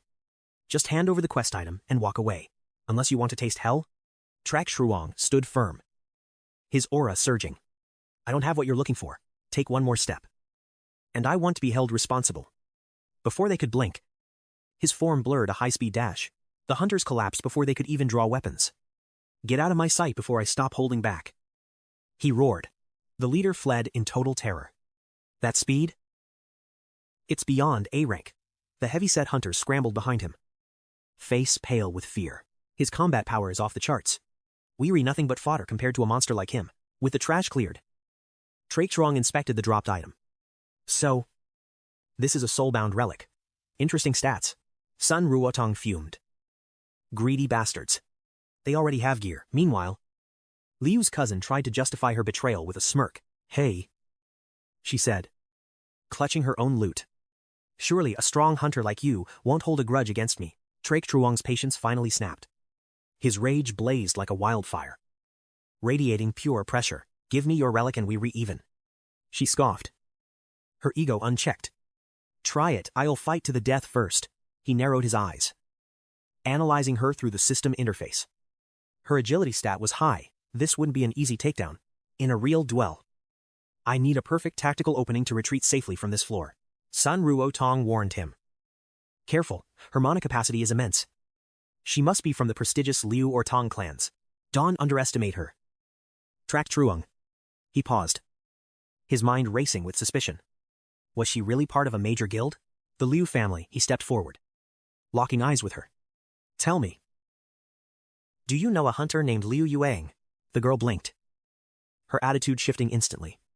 Liu Yuying, she's my cousin. Why are you asking about her? You two know each other. Trak Truong's cold demeanor vanished in a heartbeat, replaced by a look of sheer disbelief.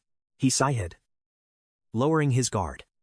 Since you Ray her sister, I'll let this slide. Just don't pull that stunt again. Leave. The realization hit her like a system notification. Wait. You re-friends with my cousin. What kind of friends are you? Is there some secret romance going on? She teased with a mischievous grin. Are you her secret boyfriend? In your dreams, Trak Truong barked, waving her off dismissively. Just get lost, I've had enough of your nonsense. She burst into laughter, enjoying his frustration. Ha, you re-blushing. That is a total confession if I've ever seen one. I'll be sure to ask Yuing all about you when I get back to the guild. She winked before vanishing. Trak Truong sighed, exhausted. What a nightmare of a girl. She is pure trouble. His expression turned grave as he looked at Sun Ruotong. Our location is compromised. We're sitting ducks here. We need to pack up and find a new safe zone immediately. She nodded softly. Trak Truong led the way. This floor isn't huge, he muttered while trekking. We have to find a hidden spot before the next wave. She followed quietly. Trak Truong's mind was a mess. His plan to hide until the final phase was ruined.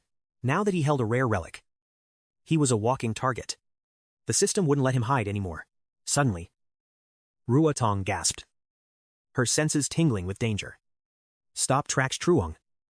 Watch out. 100 meters northeast. There's a faint life signal. Someone is critically injured but still breathing. He grunted, scanning the perimeter. Stay behind me.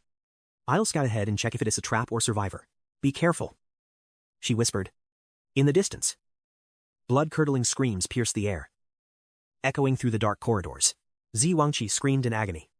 Each breath felt like his soul was being ripped apart by a dark power. Yue Ying watched helplessly, her hands trembling. Hang on, she urged. Don't let the system consume you just a bit longer. A twig snapped behind her. She whirled around. Weapon drawn. Who's there? Show yourself. Her eyes widened in shock. Track shrunk, he stood frozen, equally stunned to find her in this god-forsaken hellhole. Nuyet on. What are you doing here? Recovering her cool. She lays out the grim reality. Things are critical. 5 students are already dead. No time for a full debrief. Bottom line, head to the extraction point bus. It's safe. Traich Truong eyes her skeptically. An abyss monster, he asks. She shakes her head. No. An unidentified threat. It's chaos. I have other orders. Watch your back. He nods, internalizing the danger. Like a gale, she vanishes into the woods, her warnings echoing through the trees. Minister Loy, another casualty. The school intercom crackles to life with terrifying news. Emergency, all hunters. Abort the exam immediately. Return to the transport vehicles now. Traich Truong. The trial is over, we have to move. He narrows his eyes. This is bad. Let's get out of here. They pivot and sprint. A piercing scream cuts through the air. Get away, stay back. Using his tracking trait, he locks onto the source. 2 targets ahead. One is bleeding. Move, Traich, Truong barks. Nearby, a shadowy figure looms over Zhao Vi. A raspy voice chills the air. Don't worry. I'll end your suffering in a heartbeat. Hey. Creep. Picking on girls is a low-tier move. Traich Truong's boot connects with a heavy thud. Zhao Vi beams. Brother-in-law, you look epic. He grimaces at the title. Who's your brother-in-law? Focus on staying alive. The assassin licks his lips, eyes glinting with malice. More prey had arrived. Delicious. 3 souls for the price of 1. Traich Truong begins calculating his survival odds. Judging by that impact, this guy is a level 1, maybe level 2, magic realm, degenerate. If I don't strike first, we're all dead meat. Sao Vi. Get Nguyen Dong out of here. Now she salutes. On it. Brother-in-law. He ignites his core. Fist, glowing with raw energy. Soft flow strike. The shockwave sends the killer flying back. Yet the monster manages to stay upright. Soft flow, tell me. How do you know Bang Thiet Hoa? Knowing my master's name won't save you. Yuri facing the dragon breath art. He funnels every stat point into speed and power. This single strike decides everything. The air grows heavy as the killer's senses begin to fail him. Time itself seems to fracture. The dragon breath impossible. A devastating palm strike shatters the killer's jaw, sending him spiraling into the dirt. Agony flares in his hand. The skill's output is too high for his current physical tier. 2 fingers are definitely snapped. A heavy price for victory. Nguyen Dong rushes to his side. We have to go, his guildmates might be near. Zhao Vi cheers as they retreat. That punch was legendary. Brother-in-law, at the camp. The speakers roar. Board the buses, initiating final head count. Nguyen On spots them. Zhao Vi, you re-hurt, are you okay? Just a scratch. We almost died. But brother-in-law saved the day. Nguyen An freezes. Brother-in-law Traich Truong just stares into the distance.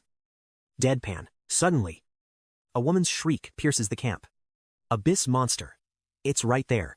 A guttural roar follows. So hungry. More meat. A beast emerges from the shadows. Get on the bus, go Nuyet, Anne shouts. Dich Dong moves to intercept. Form a perimeter. Protect the freshman. Nguyet An transmits a high-priority alert to Loy. Dich Dong slams his shield, charging headlong toward the towering boss monster. Get back. Dich Dong, you can solo that thing, he ignores her. Eyes fixed on the students. There's no time to hesitate, I'll be the shield. Protect the students. Din Dong charged. But the beast dominated. A lethal strike descended. Death loomed close. Din Dong closed his eyes, accepting his grim fate.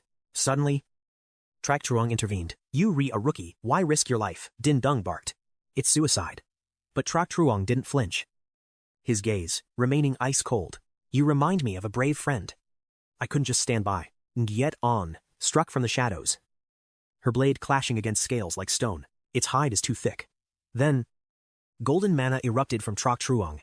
Move. With one explosive strike, the high-tier monster was pulverized instantly. The dragon's breath. Nguyet An gasped.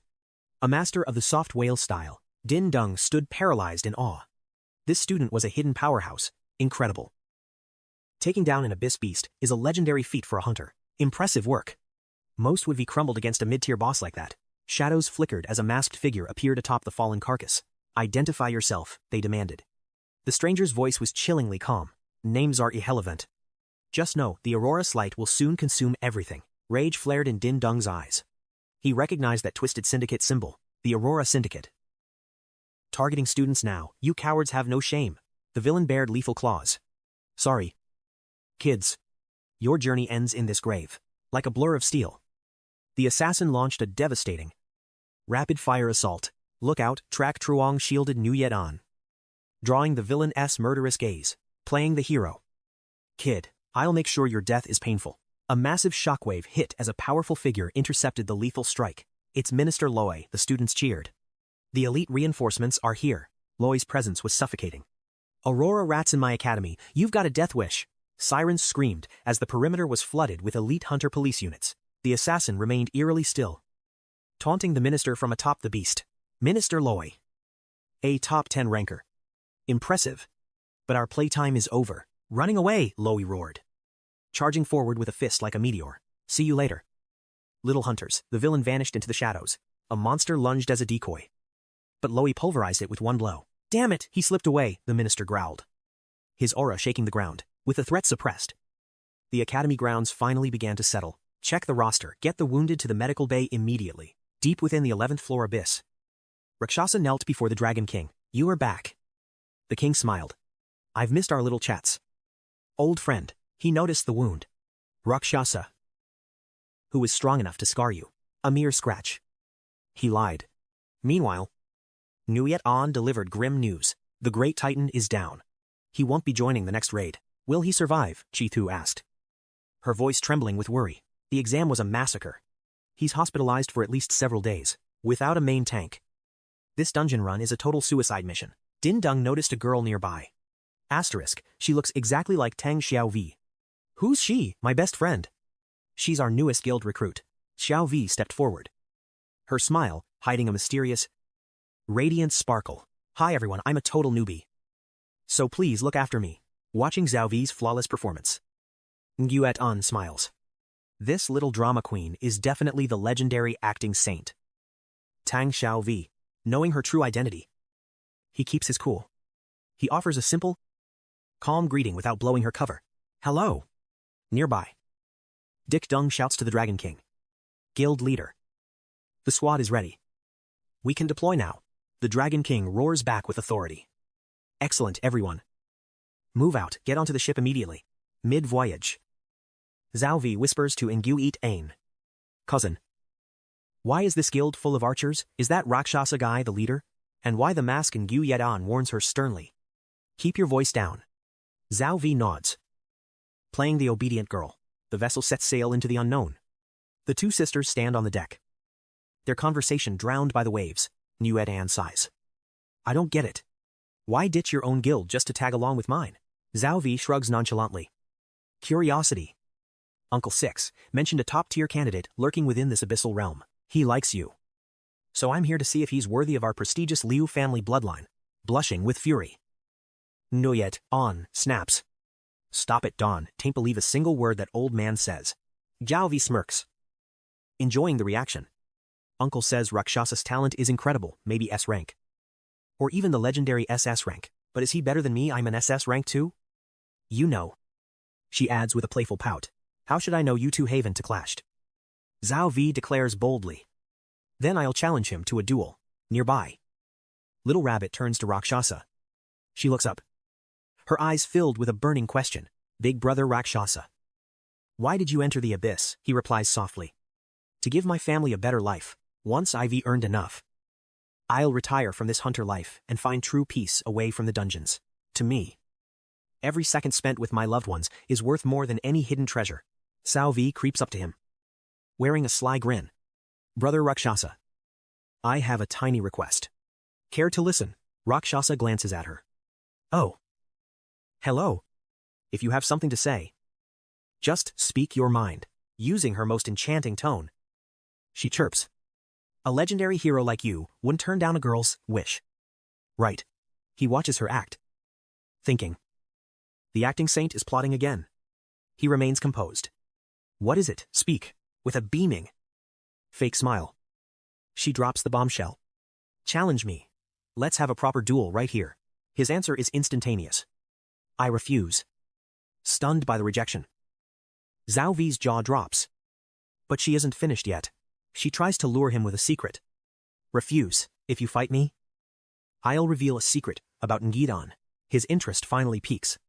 He can't help but ask. Humph. And what kind of secret are we talking about? She leans in. Whispering. I know her favorite food. Rakshasa's excitement instantly vanishes like smoke in the wind. He replies with total apathy. Not interested. Zhao V thinks fast. Wait, I even know her favorite underwear color. Rakshasa nearly chokes in embarrassment. He shoots back a single, cold word. Ridiculous. Zhao V pouts. What, don't you want to woo my cousin? I am literally handing you the ultimate winning chance, even with her matchmaking attempt. He stays stoic. He calmly sets the record straight for the young hunter. You're mistaken. We were just ordinary friends. Zhao V waves her hands frantically in total disbelief. Impossible. Pure friendship between a man and a woman doesn't exist. Rabbit is speechless. Rakshasa just stays silent. Think what you want. Suddenly, a silhouette appears on the horizon, sparking a wave of pure terror. Oh God. It's a pirate ship. A monstrous vessel tears through the waves, charging straight toward them. A hunter panics. Damn it. Why pirates? The Abyss manual said the sea route was a safe zone. Another yells back. Didn't you hear that manual was written 15 years ago? It's completely outdated trash. It's just for show. Don't trust it. A frantic scream cuts through the chaos, grabbing everyone's attention. Brace for impact. We're going to collide. The crew looks up at the approaching nightmare and curses. Son of a... My very first voyage and we hit pirates. This is insane. Rakshasa steps to the front, his presence commanding. Don't panic. Form a defensive line. Prepare for battle. Twisted. Mutated pirates roar in unison, their bloodlust echoing across the ocean as they launch their assault. They swarm the deck like locusts. Help! They re-on board. Panic spreads as the hunters are quickly surrounded. They were too fast. Our formation is shattered. I am being ganked by 5 of them. Someone help me. Rakshasa barks orders. 1 arrow. Take command. Keep the squad together. Focus all fire on the targets. 1 shot was ready. 𝐶-𝐑𝐀𝐍𝐿 signaled. High Priest. Awaken. Eradicate these pirate invaders with your dark arts.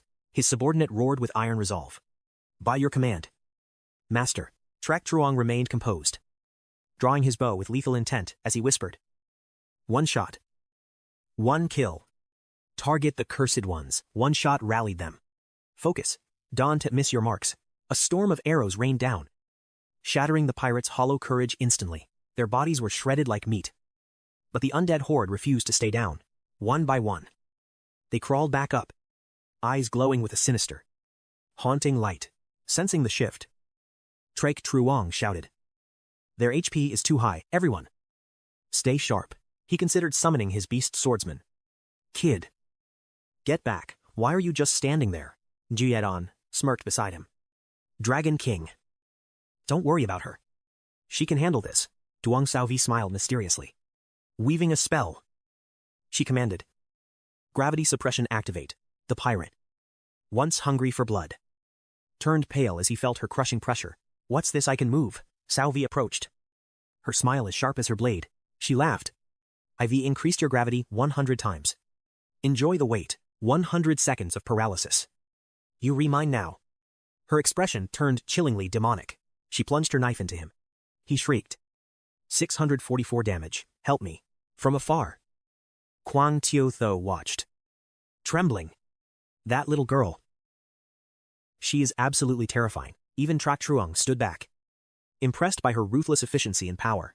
Her innate trait was broken. For 100 seconds, they were just prey. Suddenly, a laugh erupted. Ka. You pathetic insects think you can conquer my sea fortress. I'll toss your corpses into the ocean to feed the sharks. In a flash, he charged. It was the boss, Captain Jack. He unleashed a hail of lead, laughing as his explosive rounds blasted the hunters away. The survivors scrambled, cursing as they realized who they were facing. Damn it. Why is the level 11 boss? Jackpot. Here, the manual said he'd be at the fortress. He appeared way ahead of schedule. The system must be glitching. Despite the chaos, The braver hunters rallied together for a desperate counterattack. We have the numbers. Jack is alone. Kill him now, and take the loot. Long Vuong urged his partner. La Sat. Move, we can't. Let them steal our kill. Traik Truong remained calm. Hold your ground. Observe his patterns first. A final boss appearing early defied game logic. It's likely a decoy or a scripted event, driven by greed. The mob surged forward with a deafening war cry to finish him, but the captain was a master of combat. He easily dismantled their disorganized assault. You want my head, you too green. He cleared the deck in seconds. Traik Truong's team retreated safely. Close one. I'm glad we didn't jump in blindly. His damage is low. But his speed is insane. What if I cut his rope? He notched a heavy arrow. Aiming directly at the captain's swinging lifeline, the rope swayed violently. He needed the perfect frame to time his strike. The pirate clung on stubbornly, refusing to let go of his tactical advantage. The rope snapped. Gravity claimed its debt. And the great captain crashed down with a cry. Yet, he landed on his feet. A legendary boss doesn't die from a simple fall. He burst into a maniacal laughter. Nice try, but that won't save you from me. Time to show you my true power. Captain Jack Polly final evolution. His pet crow began to mutate. Its form warping under a dark, cursed aura, from hideous to an absolute nightmare. Its eyes glowed like cursed rubies. The real fight begins. A piercing screech echoed twice as the beast obeyed. I'll devour you all, it cried, paralyzing everyone with terror. Its massive talons, thick and deadly, snatched a hunter clean off the deck before soaring into the sky. But the creature lacked follow-through, dropping the poor soul back down safely, just seconds later. Still, it continued terrorizing the passengers. It's over. That monstrous crow is diving straight for us, someone screamed. 𝐒𝐒𝐒-𝐑𝐀𝐍𝐿 shrieked in desperation. What do we do? We're sitting ducks. Traik Truong turned to Duong Sao V with cold determination. Get ready. How many targets can your trait lock down? Her eyes never left the soaring beast as she gave a sharp, confident nod. Her resolve steeled Traik Truong's nerves. The plan was simple. Use gravity suppression to pin that overgrown bird to the deck. I'll handle the captain, Duong Sao V declared. Her mana beginning to surge, she unleashed her skill with a roar. Gravity suppression. Don't just stand there. Move out. Caught in her invisible web. The beast shrieked for help. I can't move, master. Save me. Traik Truong rallied the survivors for a coordinated strike. Archers. Focus, fire, bring it down. Seeing his pet overwhelmed by their numbers, the arrogant captain's smirk finally began to crack, realizing he was outmatched. The degenerate boss chose cowardice. Fine, we're done here for today. I'll be waiting at my sea fortress. Polly and I will give you a welcome you'll never forget. He vanished into the shadows, leaving the hunters frustrated. Damn it, the coward got away, someone cursed as the mist cleared. The captain's mocking laughter echoed across the waves. Dawn, keep me waiting. Anders. Even the bird looked stunned by its master's sheer audacity and ego. Keep your heads up, Traik Truong commanded. Our next stop is the captain's main base, the sea fortress. Suddenly, a massive shell breached the surface. No way. The entire fortress is built on a giant turtle's back. Pirate cannons lined the shell, aiming directly at them. Traik Truong narrowed his eyes. Analyzing the threat, the Abyss manual wasn't lying. This floating dungeon was a fortress built atop a living mountain. High walls and heavy artillery surrounded the entire structure, making a frontal assault suicidal. Reaching the boss meant scaling those walls under fire. But without ladder ropes, it seemed impossible. Traik Truong pointed toward the defensive line. Getting close enough to climb won't be easy. Snipers and cannons would rain hell from above, followed by a swarm of elite pirates once they landed. As the ship docked, the question hung in the air. How could they possibly breach these defenses? We'll figure it out on the ground, Traik Truong said. Look. Hundreds of hunters are already attempting the raid. How high is that wall? 10 meters. At least 10 meters. Perfect. That's all I need. I have a way up that doesn't involve fighting over ropes. We're going straight over the top. Suddenly, Nguyen's expression soured. It was the last person she wanted to see, the arrogant young master Tran. Tran smirked, waving dismissively. Well, if it isn't my lovely future wife, what a lucky coincidence. Nguyen remained silent, but her cousin gasped. Is it true? Are you really betrothed to the Tran family? Nguyen's voice was cold as ice. Dawn, listen to his delusions. My marriage is my own choice. Tran ignored her, his arrogance on full display. Come on, darling. Stick with me if you want to survive. My elite guild will carry you to the boss. We're going to speed run this dungeon floor? I'm not interested. 𝐒𝐒𝐿 replied flatly. Stay out of my sight. Tran's face contorted with fury. Stop acting so high and mighty, you're testing my patience. If you want to rot with these losers in this abyss. Fine. I won't stop you. I'll teach you your place once we were married. Long Vuong stepped forward. His fists trembling with rage. I'll kick his teeth in, he growled. But 𝐒𝐒𝐿 held him back. Not here. Don't waste your energy. Trak Truong placed a reassuring hand on her shoulder. Don't worry. I've got your back. No matter what. Duong Xiaovi nodded in support, as 𝐒𝐒𝐿 took a deep breath. Her heart finally steadying. Thank you. Lasat. She whispered. She couldn't shake the feeling. He felt so familiar. Who was he really? Before she could think. The war cry erupted. Charge, take down the pirates. Savage pirates roared over the thunder of massive cannons. Exterminate them all. Ha ha ha, earth-shaking blasts tore through the air. Followed by the blood-curdling screams of the dying. Look, the young master of the Chen clan is making his move. Their assault had finally begun. Defensive barriers flickered to life. Despite the bombardment, Trak Truong stood unfazed. Arms crossed in cold defiance. I see. He's using the Little Fairies Guild as cannon fodder to breach the pirates' front line. The Dragon King scoffed. A clever scheme. Too bad our party is strictly long-range archers. The little princess nodded in agreement. Indeed. It's a desperate situation. Quach Duyet had mobilized a legion of mercenaries, burning through gold to dominate this demonic zone. Lacnon laughed triumphantly. Push forward, the fortress walls are within our reach. Done, to stop now. Young Master Chen sneered. Foolish girl. We'll slay the floor boss before she even touches the gate. Master. Liu Guitan and Rakshasa are getting dangerously close. This isn't just a casual friendship anymore. Claim her now before things spiral. The Academy's lockdown has trapped me. But I won't wait forever. When the time is right, I'll demand her hand. 𝐒𝐒𝐿 belongs to me and me alone. Trak Truong pointed toward the chaos. The moment of truth is here.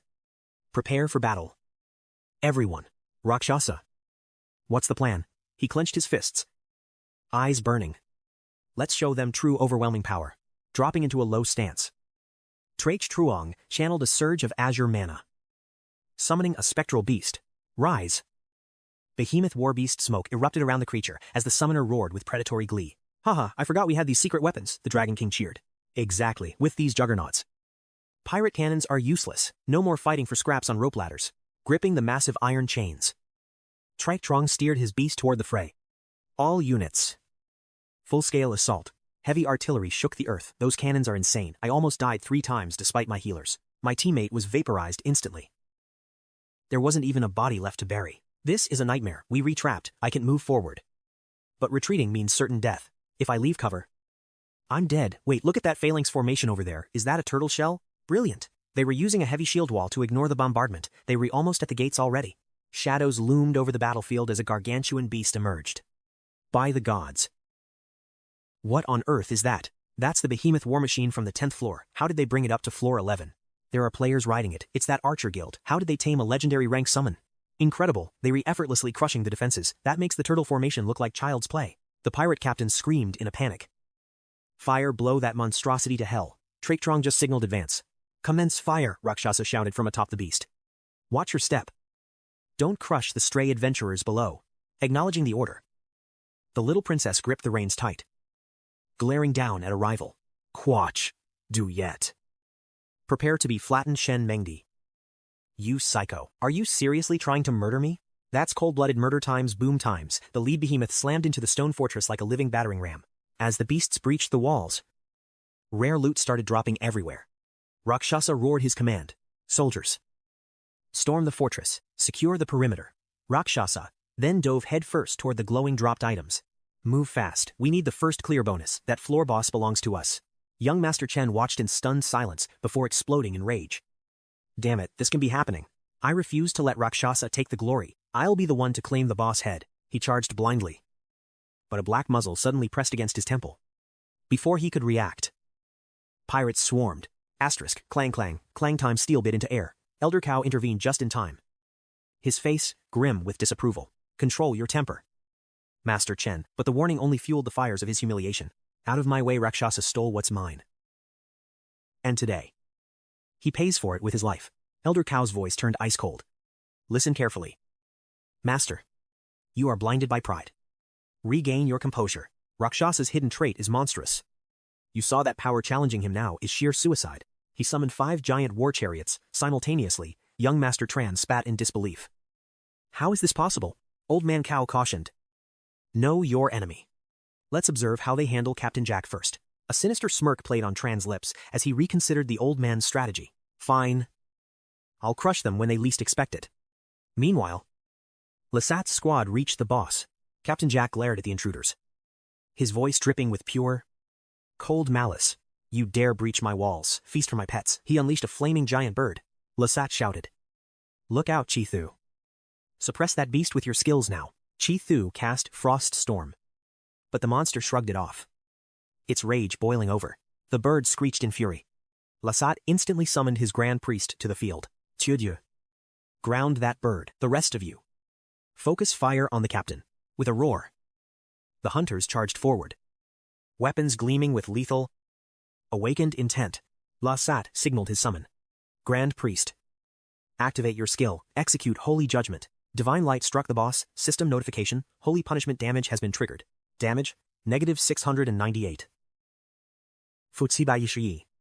His evasion is insane. Nuyatana cried. Magic isn't working. Long Vuong gripped his blade. Then we take him down in bloody close quarters. Nuyet An surged forward. Her dual blades cutting through the air with precision. Lasat drew his bow. Analyzing. His speed is high. But his trajectory is predictable. He gave the command. The Grand Priest chanted. The Shadow Lord's power dwells within. From the shadows. Old Man Cao whispered. Lasat's tactical mind is truly formidable. Tran snarled. Formidable, don't it make me laugh. Cao realized his slip and fell silent. Patience. Young Master. Let the floor boss finish them off for us first. Jack opened fire, dual-wielding pistols. He riddled the Grand Priest with a lead storm. Long Vuong grinned as the priest fell. I see your plan now. Lasat boom. The priest evolved into a vengeful snake demon everyone. Strike while it tanks, the boss.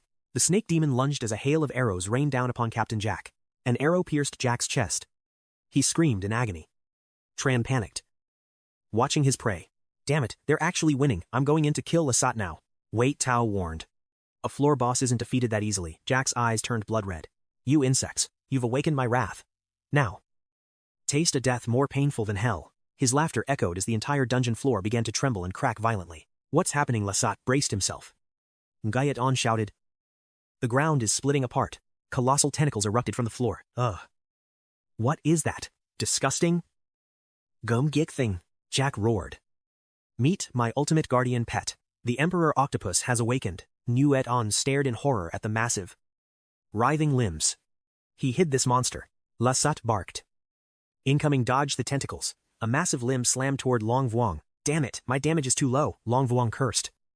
Struggling against the Titan's hide. System HP critical. The Emperor's tentacles coiled around Lasat and Tiu though. Tiu to tumbled. This is only floor 11. How can the boss be this strong? Lasat's eyes narrowed. Fine. Time to reveal my hidden trump card. Summoning activation. The Beastman Swordmaster appeared. Kneeling. Slaughter that octopus and its master immediately. By your command, the Swordmaster vanished into a blur of cold. Silver steel. He danced through the tentacles. His blade glowing with legendary, lethal sword intent. Slash. The monstrous limbs were carved into pieces before they could even react. He didn't stop. With a feral roar. His sword intent exploded toward the captain. The team erupted in cheers. Nugget On watched in awe. Suck power. Simply legendary. Young Master Chen lurked behind crates. Stammering in sheer disbelief at the sight. How can Rakshasa summon a swordmaster? He hissed. Floor 11 and already this OP. He's a total enigma. Captain Jack's eyes flared with rage as his precious pet was brutally struck. You filthy demi-human, rise. Great. Kraken. Emperor. Drag them to the watery depths. The sea erupted. A massive shockwave surged. Tossing every ship into the air like toys. A hideous, bug-eyed octopus emerged. Long Vuong smirked. That's a lot of takoyaki for one night. Rakshasa shouted. Stay calm, brace yourselves and don't let the tides sweep you away. Swordmaster. Go. Suddenly. The kraken lunged. Its massive maw ready to devour the world. Eyes glowing crimson. The Swordmaster roared. Whirlwind, slash. He became a lethal cyclone. charging the beast. Squelch. Both blades buried themselves deep into the Kraken's skull with a sickening thud. The beast shrieked in agony. Rakshasa pointed. Swordmaster, ignore the pet. Finish Captain Jack now. Understood. With a burst of speed, the warriors soared toward the captain's deck. The captain fired blindly. But the swordmaster tanked every shot, closing the distance like a demon. Before he could curse again, a gust of steel severed his life. A strike faster than wind. The captain collapsed, his eyes wide with shock. No. This is impossible. He wheezed. System, congratulations, you have defeated Captain Jack and his guardians. Cheers erupted. He's dead. The captain is down, behind them. The floor gate slowly hummed to life. As Rakshasa inspected the loot, one arrow approached him, awkwardly scratching his head in hesitation. Guildmaster. I need to talk to you. Please. Don't take this the wrong way. Rakshasa turned. What is on your mind? One arrow stammered. I want to lead my team away. For a bit. Why? Rakshasa asked. Master. We are too weak. One arrow admitted. Our attacks barely scratched those monsters. Our damage numbers were pathetic, just single digits. We're becoming a burden. We need to grind earlier floors to level up our stats. We'll return when we can truly fight beside you. Rakshasa narrowed his eyes. I see. But you guys weren't holding us back at all. Don't pressure yourselves. He comforted. But one arrow remained resolute, his face etched with determination. You might not mind. But we do. We refuse to be useless baggage in this crawl. He quickly added. Don't worry. Master, we aren't leaving the guild. This isn't a betrayal. This guild is our home. We just need a solo training arc to sharpen our skills for the future. If we hit a wall, we'll call for backup. Seeing their resolve, Rakshasa finally gave a firm nod. Fine. I respect your choice. Just make sure everyone makes it back alive.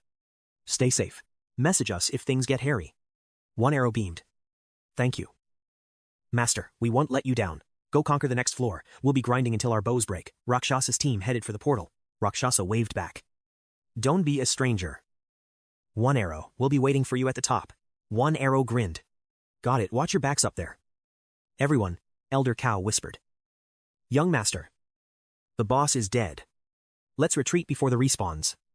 Rakshasa has moved on. Young Master Chen gnashed his teeth. That bastard Rakshasa. I'll be the one to end him. Mark my words. Cao realized Rakshasa's growth was explosive. If they didn't act soon, he would become an unstoppable monster. Floor 12, the Celestial Arena. A battlefield floating amidst a sea of shimmering galaxies and stars. Wow. The night sky is breathtaking, Bunny exclaimed. The princess smiled. Look at the stars. They were beautiful, but danger lurked above. Rakshasa scanned the horizon. Heads up. These are all elemental-type monsters. Don't bother with swords. They possess 100% immunity to all physical damage. Only elemental counters will work. Without magic, we won't even scratch their health bars.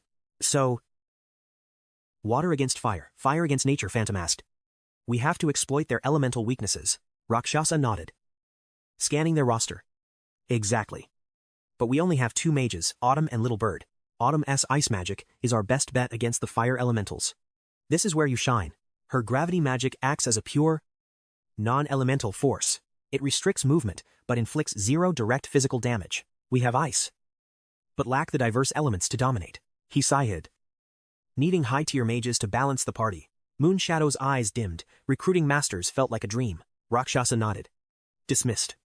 Recovery is our only priority tonight. We can't rush while Titan is still critical. We wait. Inside the Academy's elite hall, a solemn voice echoed, Principal. The minister sent me to oversee this investigation. With Jin leading, I know the truth will surface soon. My gratitude to the minister. I'll protect this institution's honor, Minister Lowy snapped. The real threat is the candidate surge. 100 unranked hunters here will shatter our school's order. The principal's gaze hardened. Jin and I have synchronized. The trials proceed. We call the week in 3 days. Is it safe? One wrong move and casualties will skyrocket. Jin cut him off with a look of absolute authority. Fear not. We're deploying the military's most advanced simulation gear. Simulation? What kind of high-level interface are we using? The virtual combat system. The ultimate hunter training ground. Outside. The air crackled with the candidate's nervous anticipation. Groups of 10. Enter the rift. Only survival matters. They'd face hyper-realistic abyss monsters in a digital deathmatch. Group 9 here, hey. Blind girl. Where do you rank? 11. She whispered. 𝐶-𝐒𝐒-𝐿 stood tall. Group 3. Group 3. You're up, look. Group 2 is finishing. 𝐶-𝐒𝐒-𝐿's heart hammered. His rival, Tran Fong, was inside, on screen. Tran Fong shredded a level 15 boss monster. The stadium erupted. Level 15, cleared in record-shattering time. Young Master Tran is a god. Jiangbei's pride is unmatched. He's the king. Where are the losers from Jiangdong now? Behold this score. Jiangdong's best couldn't even dream of this. Group 2. Exit. Group 3. Enter the synchronization pods. Tran Fong emerged, radiating a suffocating aura of arrogance. A mid-tier level 15 beast. His power scaling is insane. 𝐶-𝐒𝐒-𝐿 narrowed his eyes, his fighting spirit igniting. I've mastered this system already. First place is mine. Good luck, she cried. As they passed, sparks flew. Watch me. Tran Fong hissed. I'll crush you like insects. Shut up and wait. 𝐶-𝐒𝐒-𝐿 countered, cold and calm. As he synced, Jin whispered a final, chilling warning. Don't embarrass me. He just nodded. Sliding on the visor. Test initiated. Darkness shattered as a new world manifested. The realism was staggering. Suddenly, a monster lunged from nowhere. His instincts screamed. He dodged the killing blow by inches. He counters instantly, giving no quarter. The crowd watches in absolute awe. He's no pushover. Is that 𝐶-𝐒𝐒-𝐿 from Jiangdong? The blind girl gasped. Did he win? Cao Vi smiled, sensing the shifting tide of battle. Before a stunned audience, 𝐶-𝐒𝐒-𝐿 clashed fiercely with the beast in simulation. His combat prowess was terrifying. Level 9 already, the guy is a monster. A hidden gem from Jiangdong. No one expected a hunter this lethal. However, Tran Fong's guild lacked faith, sneering at his rapid progress. Only level 9. He'll never catch up to our master Tran. 𝐶-𝐒𝐒-𝐿 calculated his moves as his stamina hit the red zone. His dragon breath and soft power skills were taxing his physical limits. No rest. The boss evolved to level 10. Roaring with new fury, he lunged. But the beast vanished. It possessed primitive intelligence now, an unpredictable pattern, without high-tier traits. This was a total death trap. Die already, Tran Fong cursed. While the MC prepared his true power, he leaped, grappling the beast's head. Principal Niam's eyes widened in recognition. That soft power. He's the legendary Bang Theat-Ho's final disciple. Exactly. Ard, sir. Tucam beamed. 𝐶-𝐒𝐒-𝐿 is the real deal. The arena erupted. Level 16. A mid-tier abyss monster stood before him. Level 16. Is he even human? The crowd held their collective breath. Most were eliminated at level 8. Only he and Tran Fong remained. Defeating this boss meant taking the rank 1 spot in the academy. Impossible. Some whispered. Level 16 is a different tier of nightmare. Memories of the giant abyss monsters from the past test resurfaced. Pure destruction. Tran Fong gnashed his teeth, praying for the hero's downfall. Minister Loi was stunned.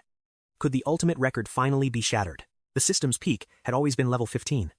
This was uncharted territory. If this beast is truly mid-tier, 𝐶-𝐒𝐒-𝐿's awakening might end here. Tucam smirked at the minister. Care to make a little bet? The minister hesitated. Meanwhile, the MC gasped, his energy nearly depleted. Defeating level 15 was a miracle. Now, level 16 loomed. More demonic, exhausted but driven.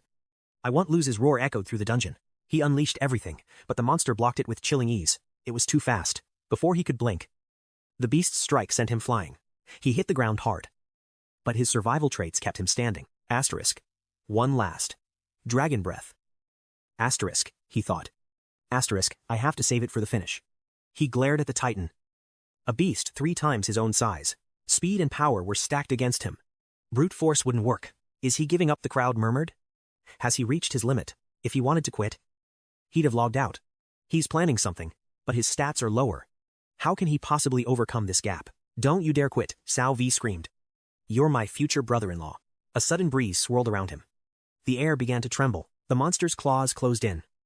A lethal strike aimed at his throat. In a flash, he vanished. The essence of soft power Tai Chi activated. He repositioned, lunging forward to lock onto the beast's jugular.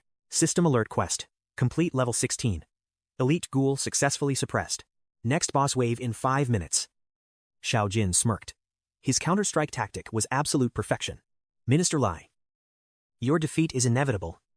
The The crowd erupted into a deafening frenzy of cheers. Jiang Dong finally has a champion. 𝐶𝐒𝐒𝐒 is monstrous. Tran Fong burned with envy. Impossible. How could a degenerate outrank me? Xiao Jin stepped in. Stand down.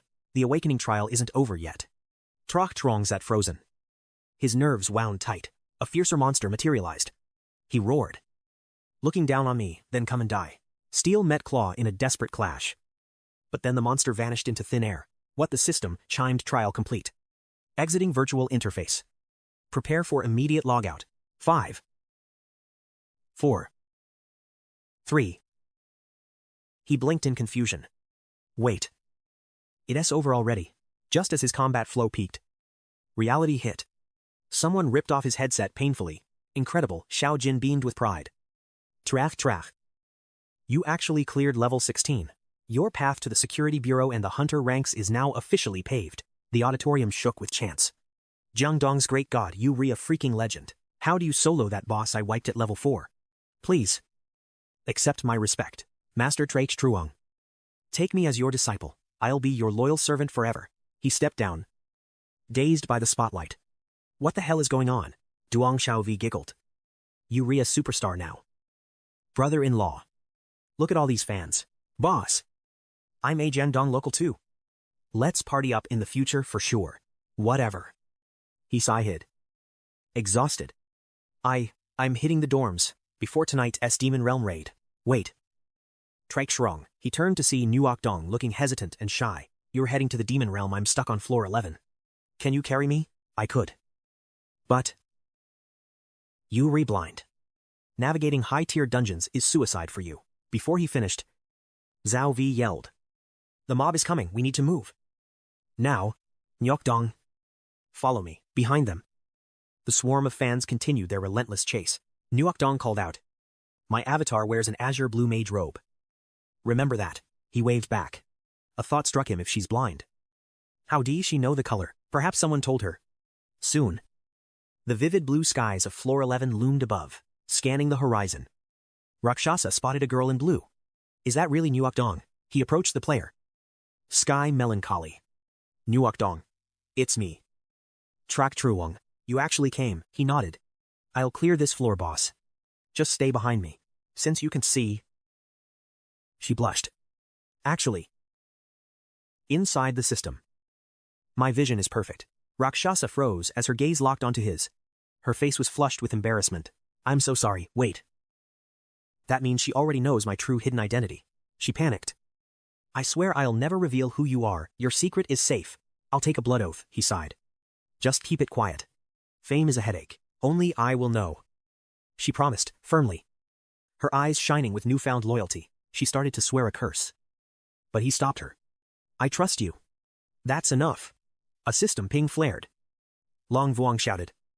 Rakshasa, great god, is finally back online. Is he out of the hospital? Is his health stat fully recovered yet? Not yet. But he's mobile enough to enter the tower and start grinding again. We're re-hitting floor 11 to boost him. Join us, perfect. I am already at the site. Meet at the altar we re-warping in right now, Long Vuong signaled. He turned to Nuoc Dong. My guildmates are arriving. I'll introduce you to the team. She nodded shyly just as the portal glowed.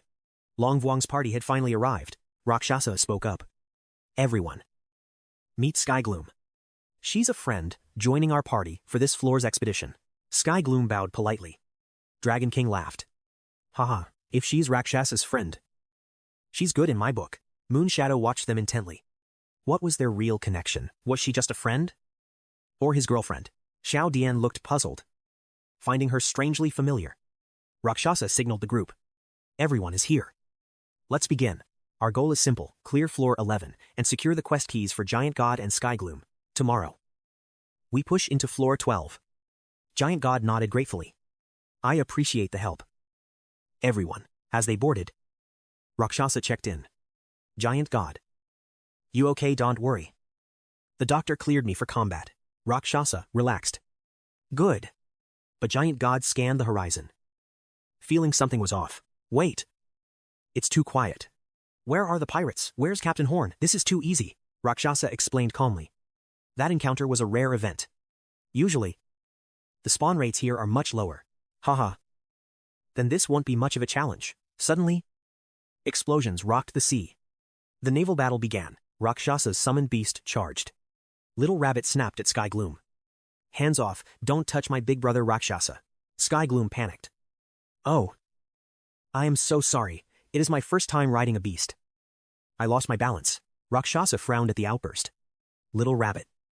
Stop being so rude to our guest. Sky Gloom gasped. Rakshasa. Yuri incredible, summoning a giant war shark. What rank is your talent anyway? Little Rabbit smirked. That's nothing, big brother can even summon floor bosses to fight for him. Sky Gloom was stunned. What, he can summon bosses? Little Rabbit beamed with pride. Just watch, we're going to blitz through this.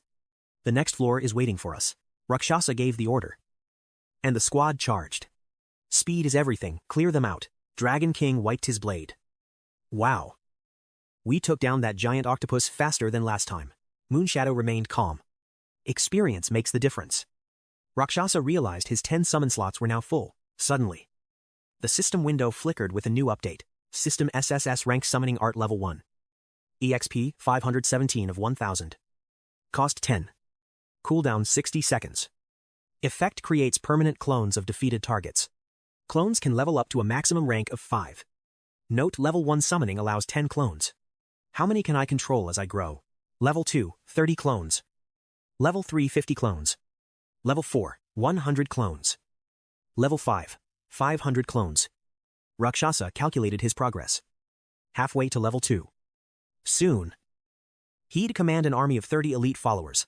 The gate to the next floor shimmered open before them. We got the keys. Onward to floor 12, Dragon King sighed. But we're still missing elemental mages.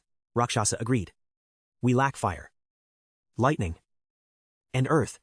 We need a new strategy to progress further. Giant God chimed in. I actually know a high-level fire mage. But there's a problem. She and her guild are currently stuck on floor 10. They can't reach us yet. Little Princess groaned. Must we recruit from the forums? Those mercenaries are greedier than I am. Sky Gloom raised her hand timidly.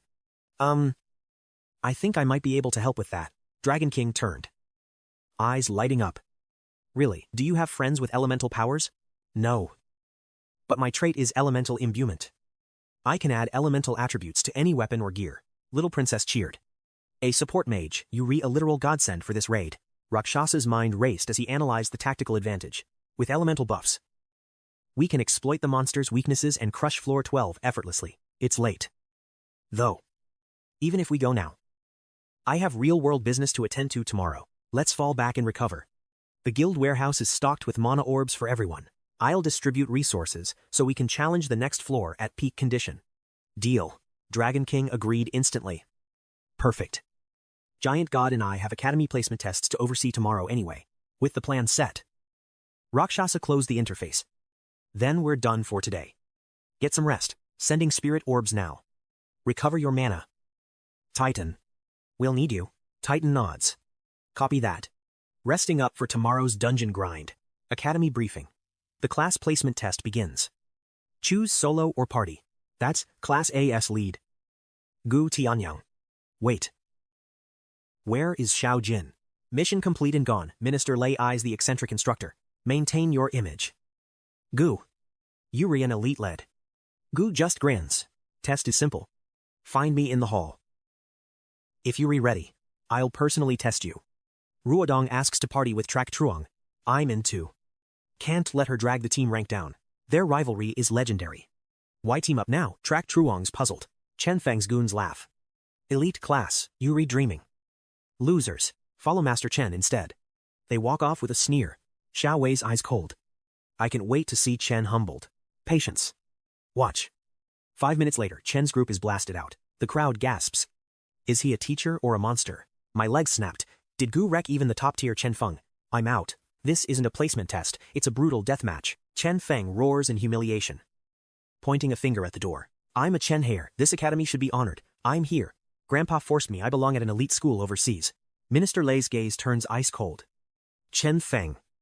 Watch your tongue. A family name isn't an elite class pass.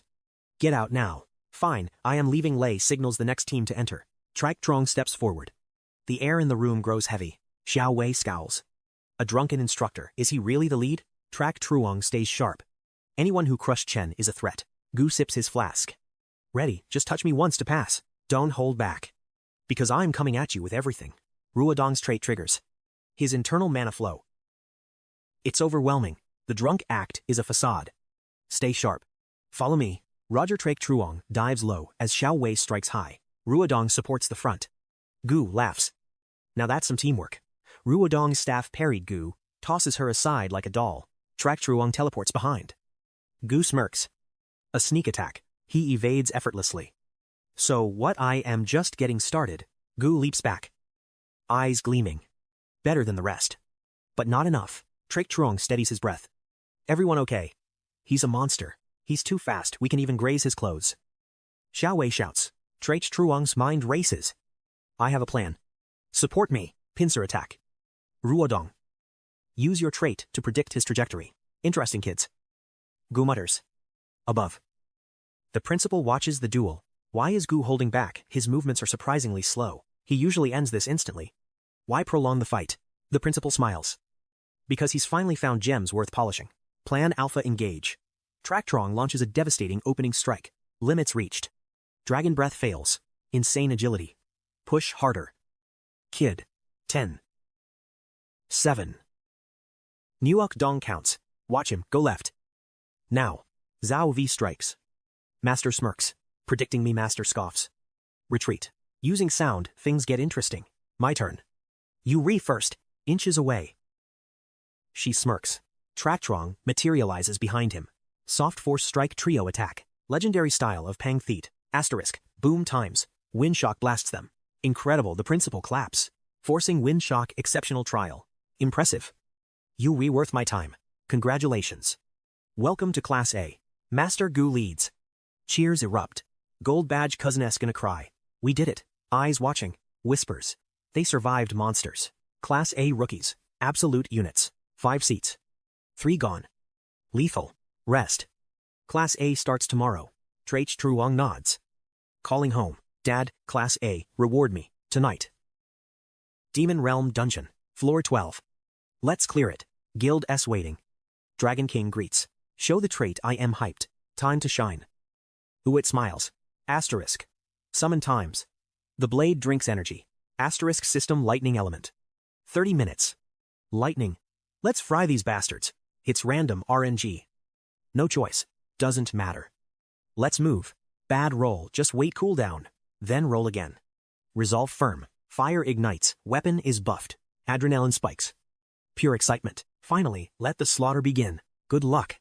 Basic elements active. Princess watches. Expensive scrolls. No. Pure awakened talent. Legend. Asterisk roar times. Fire beast incoming. As the words left his lips, the beast exhaled a torrent of incinerating flames. Titan lunged forward. Shield raised. I've got this fire elemental detected. Dragon King joins the fray. Berserk Dragon King. 329 Titan's Thorns.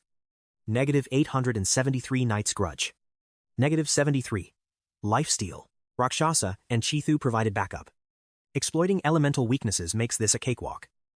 Rakshasa noted. In a flash of steel, the fire elemental was extinguished for good. Chithu watched the remains vanish. Elemental counters are even more broken than I thought. What about my Lightning Dragon King asked. Rakshasa replied. Try it on a wood elemental next. You got it, he grinned. Eager for the next hill. Leading the way.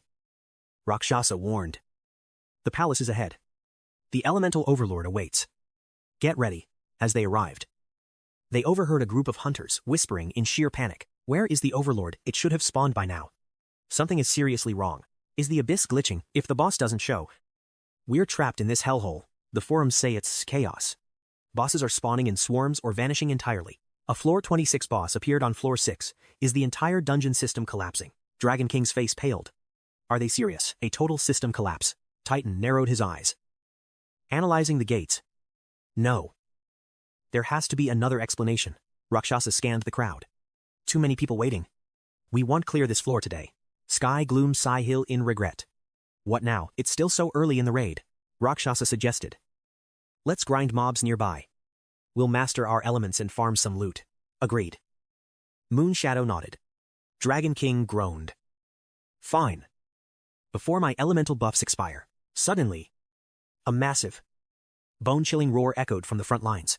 Rakshasa gripped his blade. Trouble move. They found hunters fleeing in pure terror. Run the elemental overlord. It spawned outside the palace gates. This is insane. It's supposed to be inside. Our party isn't ready for this. Stop crying and run. Your pathetic skills couldn't even scratch that monster. Dragon King gasped. Look at the size of him. Looming ahead was the floor 12 boss. Rakshasa barked orders. Positions birdie. Hit it with gravity suppression. Now. It's petite birdie. Stop shortening it, she snapped. Activating her skill. Gravity field on. To their horror, the overlord walked through the gravity field like it was nothing. Titan struck with all his might. But the damage window read. 0. 0 damage. You've got to be kidding me. Even Dragon King stood frozen in shock. Every hit was negated. Total immunity. The system windows flashed red with failure. 0. 0. Rakshasa's eyes widened. Is this boss? A null attribute type. Moonshadow gasped. What no attribute? That means we have no counter. The overlord swung a massive fist. A single shockwave dealt 3,419 damage. Damn it. That hurts, Dragon King roared. Moonshadow grabbed him. Wait, don't rush in. Petite Birdie struggled to hold the line. My suppression is failing. We need a plan. Rakshasa gritted his teeth. Without an attribute, we're helpless. We need to force a change. Sky Gloom stepped forward. Let me try. Rakshasa looked at her. What's the plan? I'm not sure if it'll work. She whispered. But I have to try. She unleashed her skill, Elemental Infusion, suddenly. The boss was engulfed in roaring flames. No way, Dragon King cheered. She actually changed its type. Moonshadow's eyes sparkled. Brilliant move, Rakshasa grinned. Sky Gloom nodded. He's fire type now. Hit him with everything. The team surged forward. 1,400. 71 1,100. 16. Knight's Grudge landed heavy blows. Rakshasa laughed. Now that's how you hunt a boss. Little bird. Keep that gravity suppression locked down. The system alerts flash as the raid intensifies. Negative 2,147. Negative 1,304. Negative 2,016. The boss's health is down by 1/3, but just as victory nears, he unleashes a counter aura. Watch out, Giant God screams. Little bird panics. Her gravity suppression skill has completely lost its effect. Rakshasa's eyes widen as the boss shifts forms. What the hell is happening to him? Elemental mutation. Sky Melancholy explains. The Elemental Lord is rewriting his own core attributes. A massive strike hits Giant God. Negative 2,175. The boss is peaking. He's evolved. Giant God grunts. Bracing. Normal physical attacks are barely scratching him now. Rakshasa analyzes the field. One wrong element, and the counter damage will wipe the whole guild. Another transformation. The boss's body shimmers, turning into a terrifying, indestructible platinum-colored metal element. Metal Moonshadow. Your fire element is his weakness. Strike now, Rakshasa commands. Moonshadow lunges. Her blade wreathed in flames. A series of decisive strikes hit the boss. Negative 2,411. Negative 3,587. Negative 8,430. Even with those crits, the boss barely flinches. Its massive health bar remains a daunting wall. Aggro shift. The boss locks eyes with Moonshadow. Careful. You've pulled the target's hatred. The boss charges. Giant God leaps in to intercept, allowing Moonshadow to retreat safely. Too slow. She mutters. If I had the Beastman Swordmaster's skill evolution, he'd be dead. Damn it, Dragon King roars. When did he switch to lightning? My skills are completely useless. The boss ignores the tanks. Hunting Moonshadow. It lunges for a lethal finishing blow. Moonshadow can dodge. A devastating impact sends her flying the system. Screams a massive warning. Negative 3,984 Rakshasa. Blurs into motion, catching her mid-air. Are you okay? Yuri distracted. Moonshadow. What's going on? She looks up at him, hesitating for a heartbeat. Rakshasa. I need a favor. Her eyes burn with determination. Anything. He replies firmly. Teach me the Beastman Swordmaster's techniques. He nods. First, let's kill this boss together. Stop flirting, Little Bird yells. Look up, he's entered his giant lightning form. The Elemental Lord towers over them, lightning crackling as it prepares a total wipeout skill. Rakshasa steps forward, aiming his bow. The system highlights his earth arrows, the perfect counter. He releases.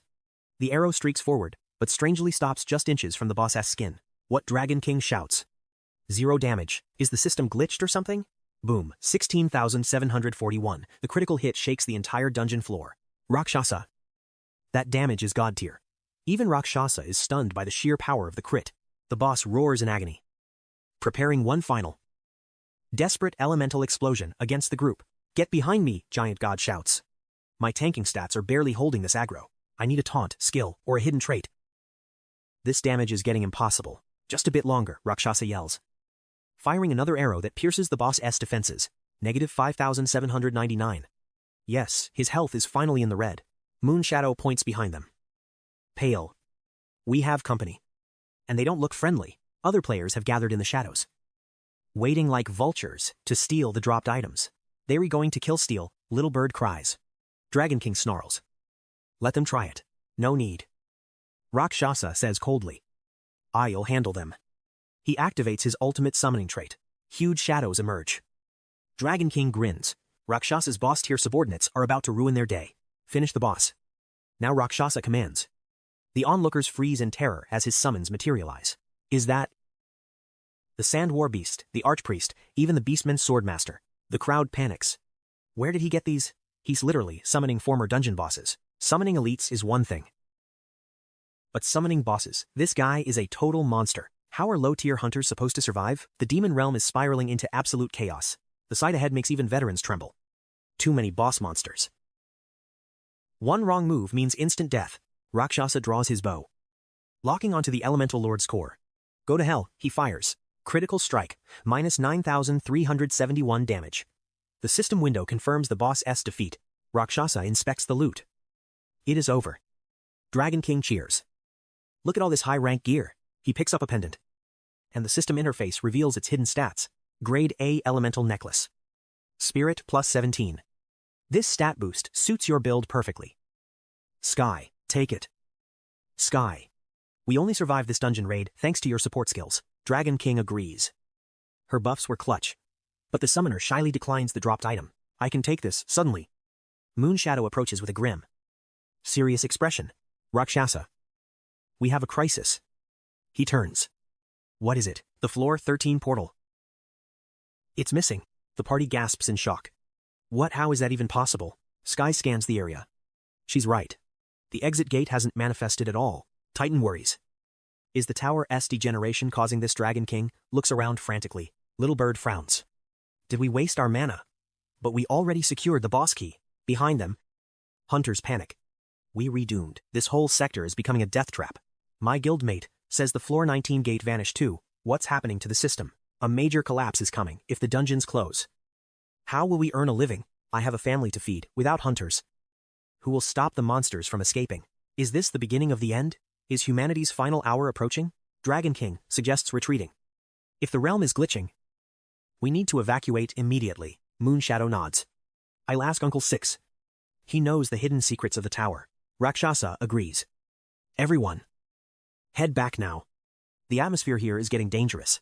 Next morning at the academy, the campus is buzzing with news of the dungeon crisis. The demon realm is in total disarray. Did you hear what happened last night? The guide spirits disappeared. We can even select our destination floors anymore. We refinished. Even the item trade platforms are offline.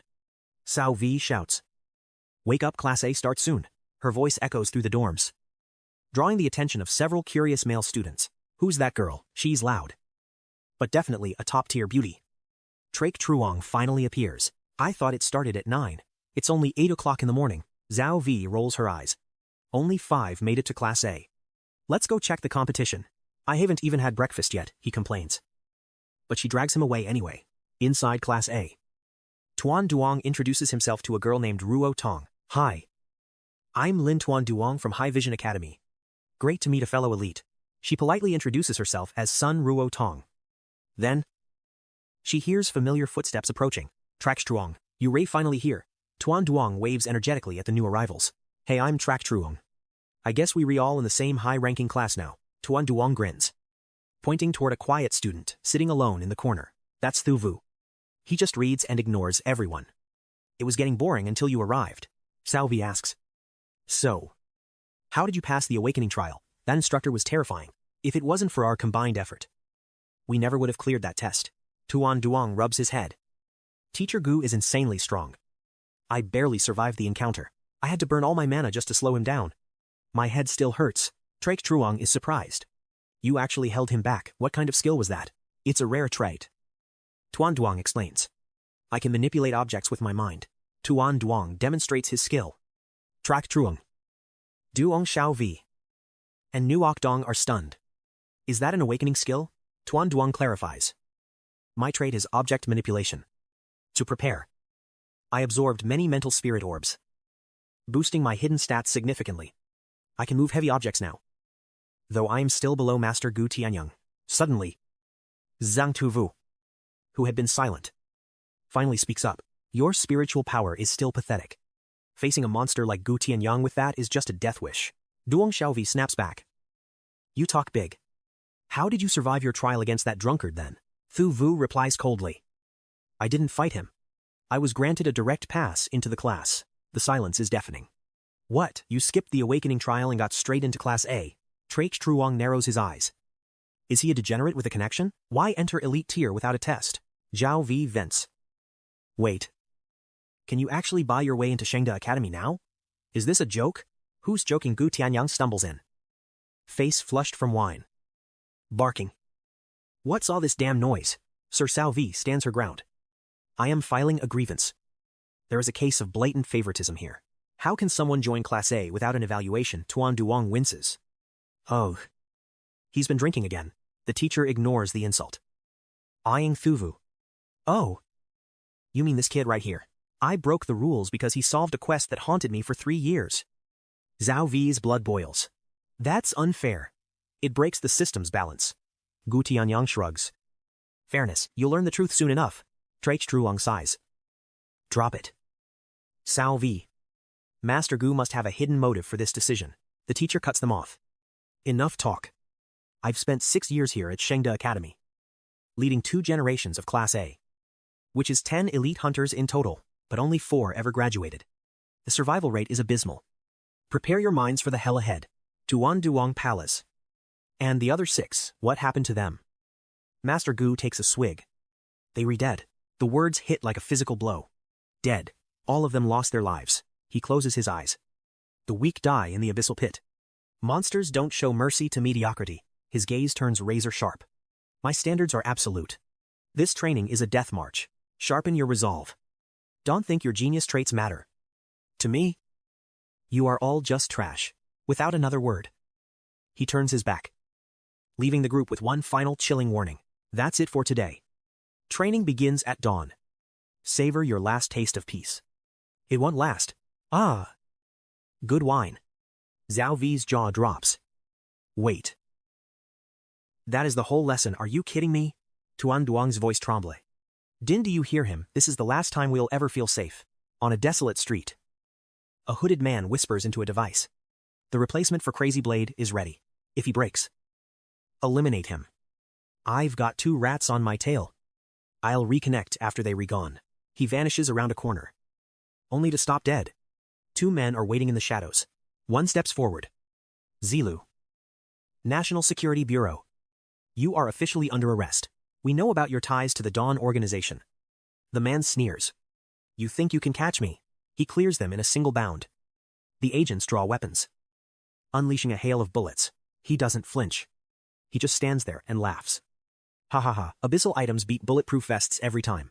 He sheds his torn coat with a smirk. Your pathetic lead toys can't touch me. IV evolved. An agent lungus. But the man parries the strike with casual ease. Mocking his opponent. National security. Risking your life for a few $1,000. How pathetic can you get? Shut up and die. But Zilu is faster. The agent collapses, his body convulsing on the pavement. He spits blood, teeth bared. Damn it. Abyssal gear, I've got my own. Cough. Bring him in. Back in the hall. Gu Tianyang points to the pods. You all familiar with VR combat systems. IV customized the difficulty for you. Now, get in. You have 24 hours. Zhao V gasps. 24 hours, without sleep. Gu Tianyang's voice thunders.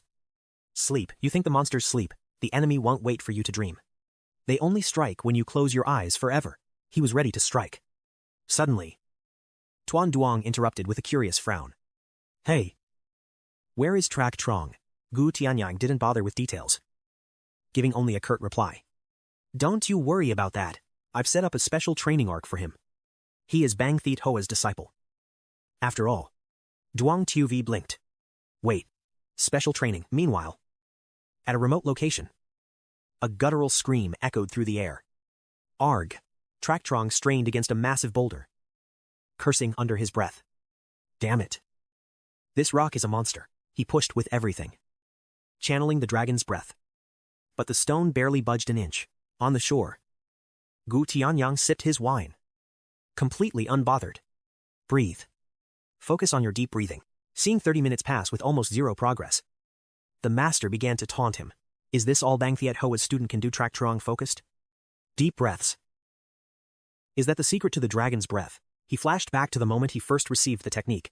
Professor Bang had warned him mastering deep. Rhythmic breathing was the only way to unlock true power. 1 month later. On a flight. Tran Fong smirked over his drink. Everything set. A team is waiting at the gate. The man beside him sneered.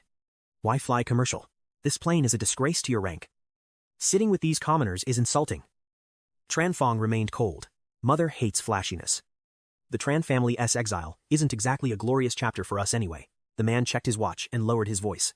Tonight, Colonel Andrew the defense bigwig wants to discuss the God's Blade operation with you. Tran Fong's eyes burned with malice. The God's Blade. Perfect. He gritted his teeth. Chengda Academy. Gu Tianyang. Trak Truong. I'll make you all pay for what you did. Meanwhile, Trak Truong held the boulder with one hand while answering his sister. Hey. Tiu Fong, what's the emergency? On the other end. Her voice was bubbling with joy. Doctor. Duong called. They finally found an artificial kidney match. She chirped about the upcoming surgery. That's amazing, don't worry. I'll be right there by your side when it happens. Tu Fong giggled. Sharing one more piece of news. Oh. And my teacher showed us how to enter the demon realm yesterday. Trak Trong froze in shock. Wait. You're in the demon realm already. Tu Fong sighed. Sounding frustrated. Yeah. But the system's a mess. The guide sprite is gone. None of us new students can awaken our traits yet. By the way, what's your IGN track? Truong felt a surge of protective worry. The server's been unstable lately. Be careful in there. I'll tell you my handle later. Tu Fong chirped back obediently. Got it, I really miss you. Big brother. Still balancing the weight. He replied. I am training. But I'll get leave from Master Gu for your surgery day. Tu Fong sounded relieved. After hanging up, Trak Truong roared, shattering the boulder into dust and spraying water everywhere. Oops. Went a bit overboard. Master's gonna kill me for making a mess again. Deep within the 12th floor of the demon realm. Rakshasa manifested. A figure was already waiting. You re here. Nguyen An paused her training and looked back. Yeah. You re early today. Aren't you? Rakshasa got straight to the point. Nyet un. I'm taking a leave of absence from our sessions. She blinked. Wait. Why do you need help? He shook his head. I'll handle it. Let's start today's session. Nyet on didn't push further. Fine. She leveled her blade at the masked man. Today? I'm finally going to take you down. He remained unmoved. The blade follows the wind. Your only enemy is yourself. They clashed instantly. Sparks flew as he critiqued her. Too much hesitation. Your mind is clouded with useless thoughts. The duel intensified. To beat me, you must destroy your current style. Nyet on refused to back down. She lunged forward again, watching from the side. Rakshasa was impressed. Her passion hadn't flickered once during this hellish month of training. Inside, Xiao Feng's O.R. The surgeon orders the sedative. The assistant acknowledges the command immediately. Doctor. Young leans in, whispering softly. Just relax. Little one. Don't be so nervous. Xiao Feng nods weakly. I hope.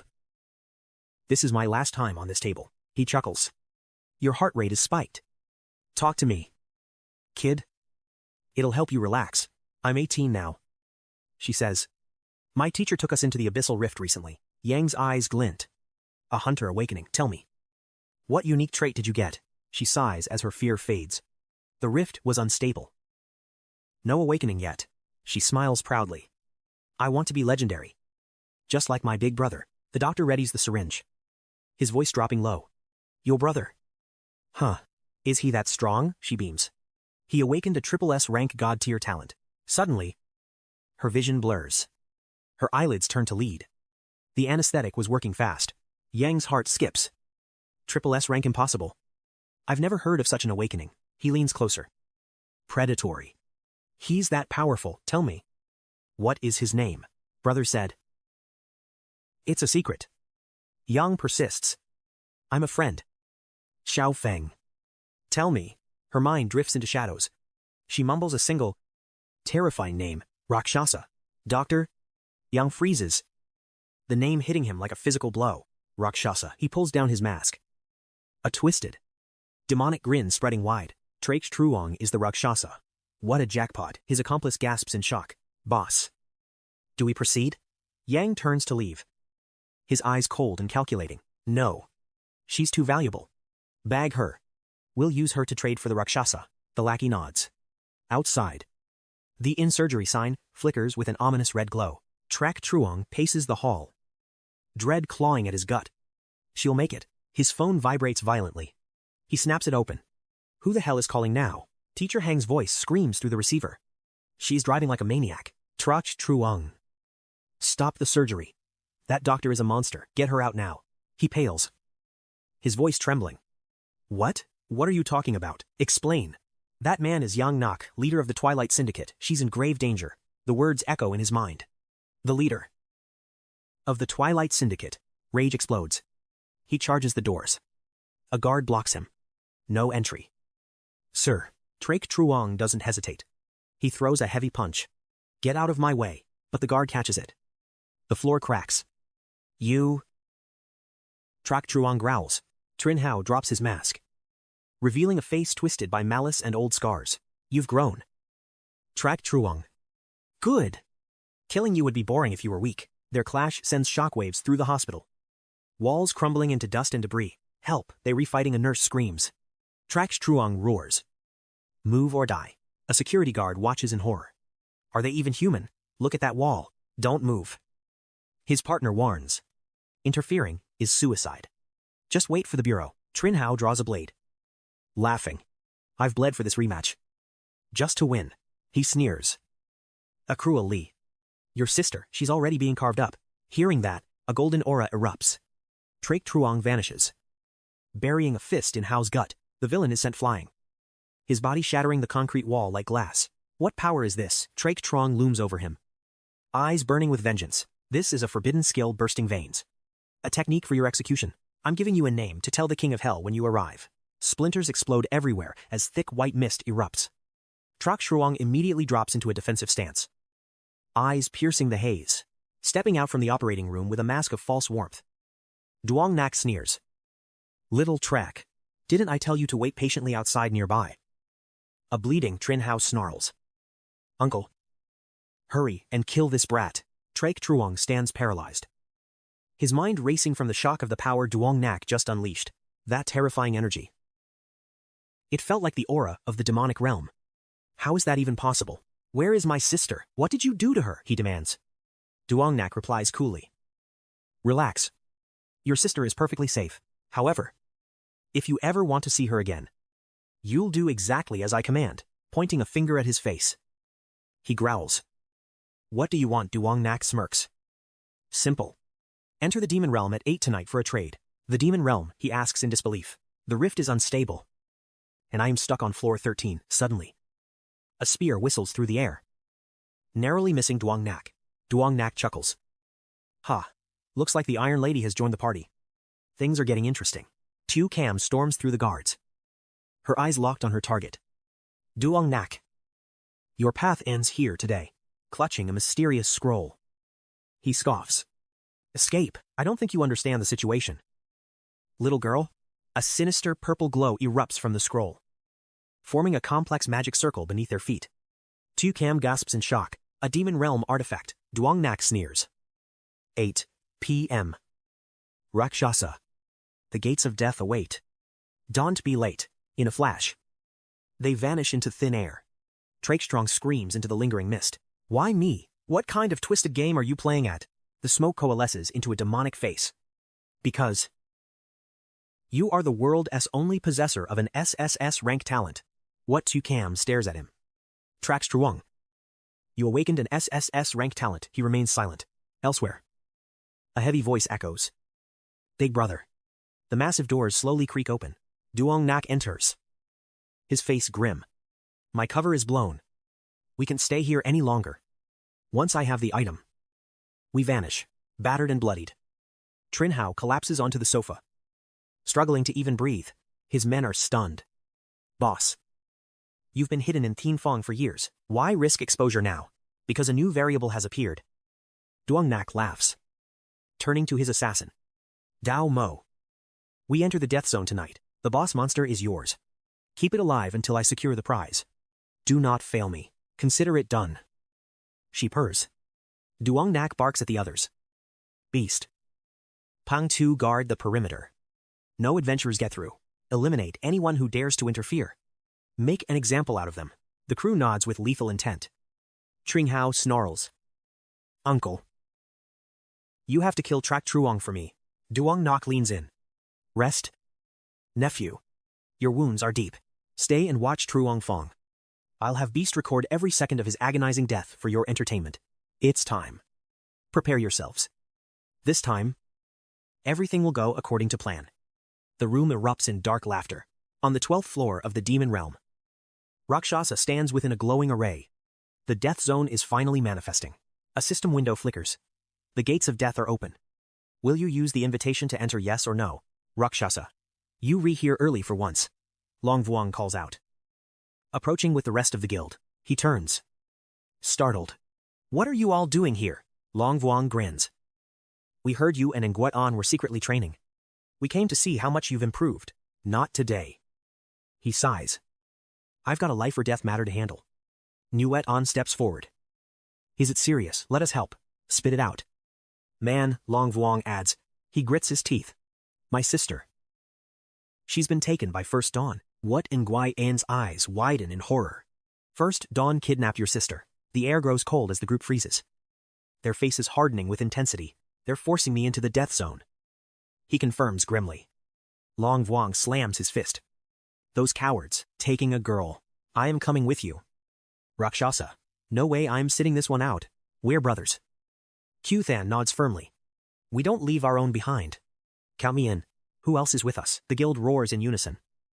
We're with you until the end. Shen Mengdi spoke. Usually, my help costs a fortune. But for friends, I'll waive the fee. Rakshasa was moved. Thank you. But stay sharp, this dead zone is a total nightmare realm. I need everyone to prioritize their own safety. Don't take any unnecessary risks in there. The Dragon King barked. Enough talk. Let's move out before the trail goes cold. Saving your sister is our only priority. Moonlight added. Rakshasa activated the teleportation circle. Entering now, they vanished instantly. Reappearing in a twisted theme park, echoing with eerie. Blood-red musical notes. Tang Qiaowei gripped her hands. This music is cursed. Is this creepy park really the dead zone? My first time in a high-rank zone. The witch muttered. Are those foreign hunters over there? Hunters from every guild gather here. Giant God replied.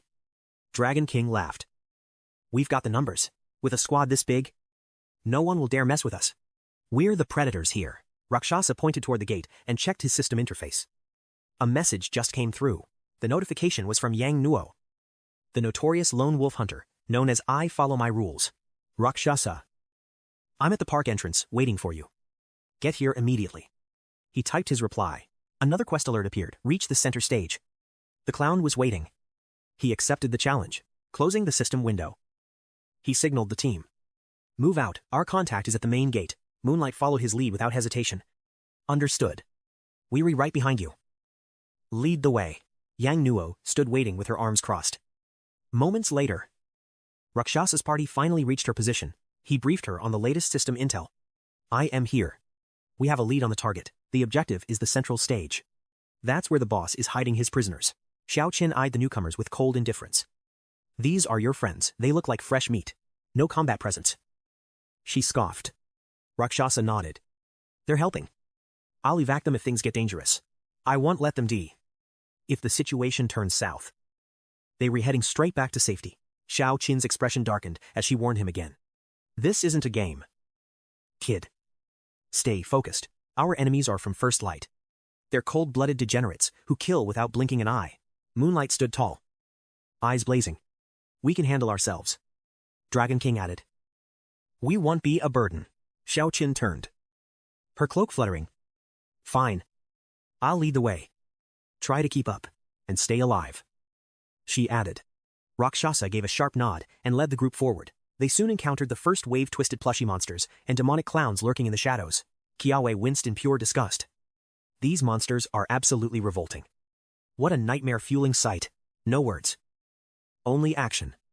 Xiao Qin lunged. Kill them fast.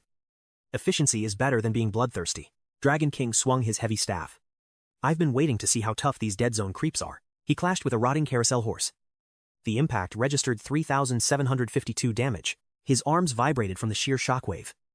Damn, these trash mobs hit like actual heavy-duty trucks. Unlike him. Xiao Qin was a blur of steel, her spear dancing with lethal high-tier grace. She shredded a 5-meter beast. Damage numbers exploded. 17,000. 28,000. 39,000. The combat log scrolled rapidly. 17,000. 29,000.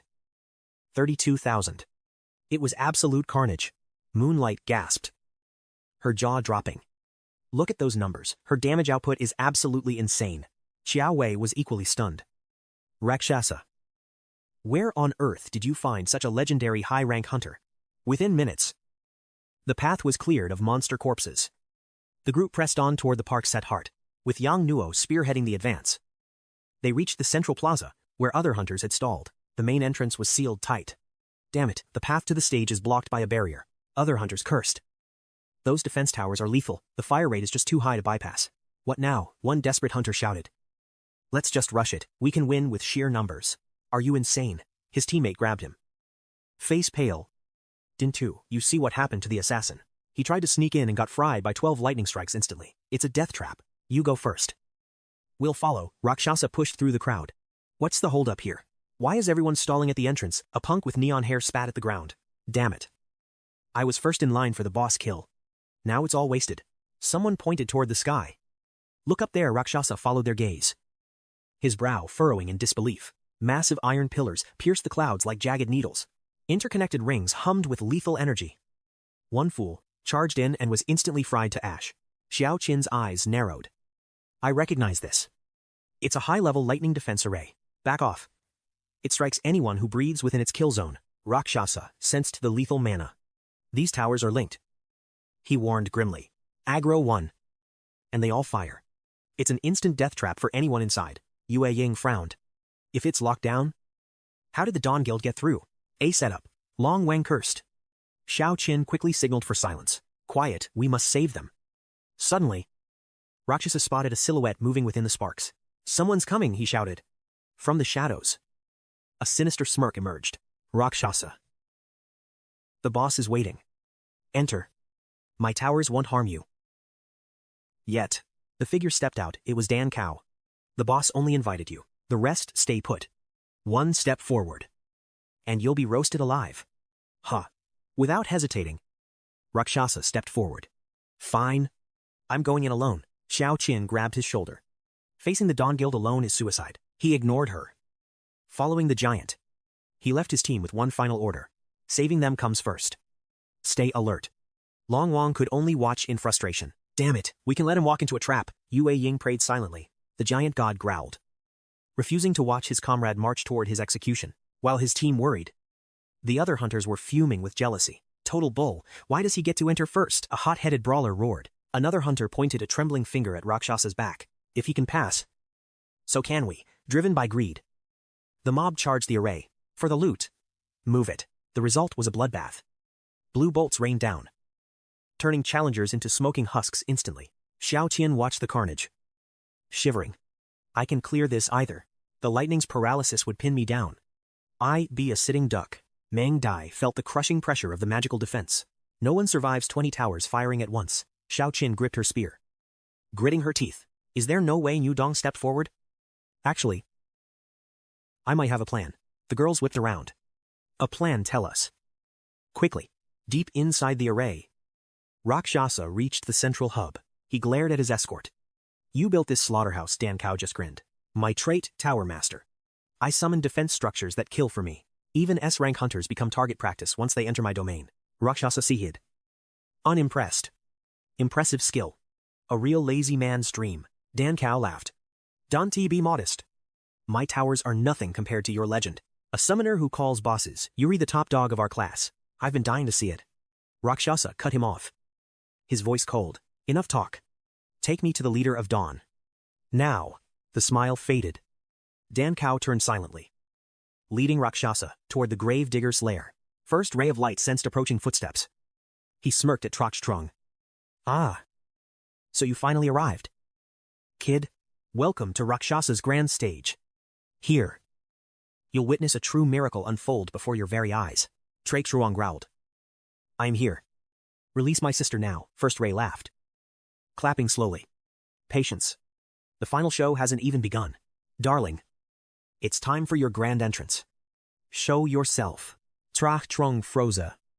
Out from the defensive zone, shadows stepped a figure radiating an overwhelming, otherworldly aura. Fiery red hair commanded the room. It was Tai Van Trui, New Yet Truck. Truong's eyes widened in pure disbelief. Shock washed over him as he gasped. Liu Yueying. That name made the woman stop dead in her tracks. You know my sister, she asked. 𝐒𝐒𝐒 nodded.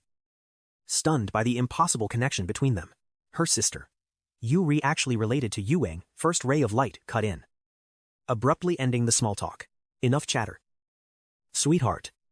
It's time for the main event. We can keep the audience waiting any longer. She nodded. Understood. My apologies. As she raised her hand, a wave of cold dread hit 𝐒𝐒𝐒. What are you doing? He shouted. Suddenly, a blue system window flickered to life before his eyes. Warning, target Tai Van Truong is activating an innate trait on you. Suspicion flared. What was her hidden stat? What kind of deadly system trick was she pulling now? A heavy hand landed on his shoulder. Don't move. First, Ray hissed. Or your sister loses her life. His mind raced. How could he survive this, Xiaofeng? Please be safe. He prayed. Elsewhere, a thug snarled, pointing a finger at the young girl. Try another trick. And I'll break you, she screamed back. I can't hold it anymore. You won't let me use the bathroom.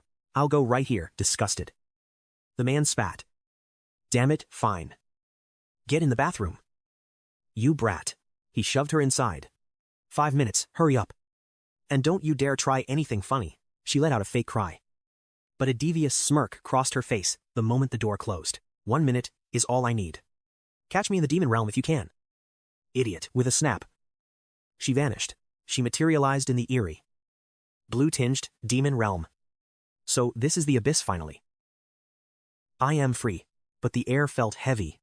The danger wasn't over. She was still in a high-rank zone. She had to alert her brother. Desperately, she began typing a distress signal into her interface. System message, brother. It's Xiaofeng. I'm in the demon realm and safe. Please come save me. Message sent. Suddenly, a melodic voice echoed. Welcome, Peach Blossom, to the demon realm. I am your guide fairy. Her eyes sparkled. A guide. Does that mean I can finally awaken my trait? The fairy replied. Correct. But first, please select your customized demon realm attire. She tapped her chin.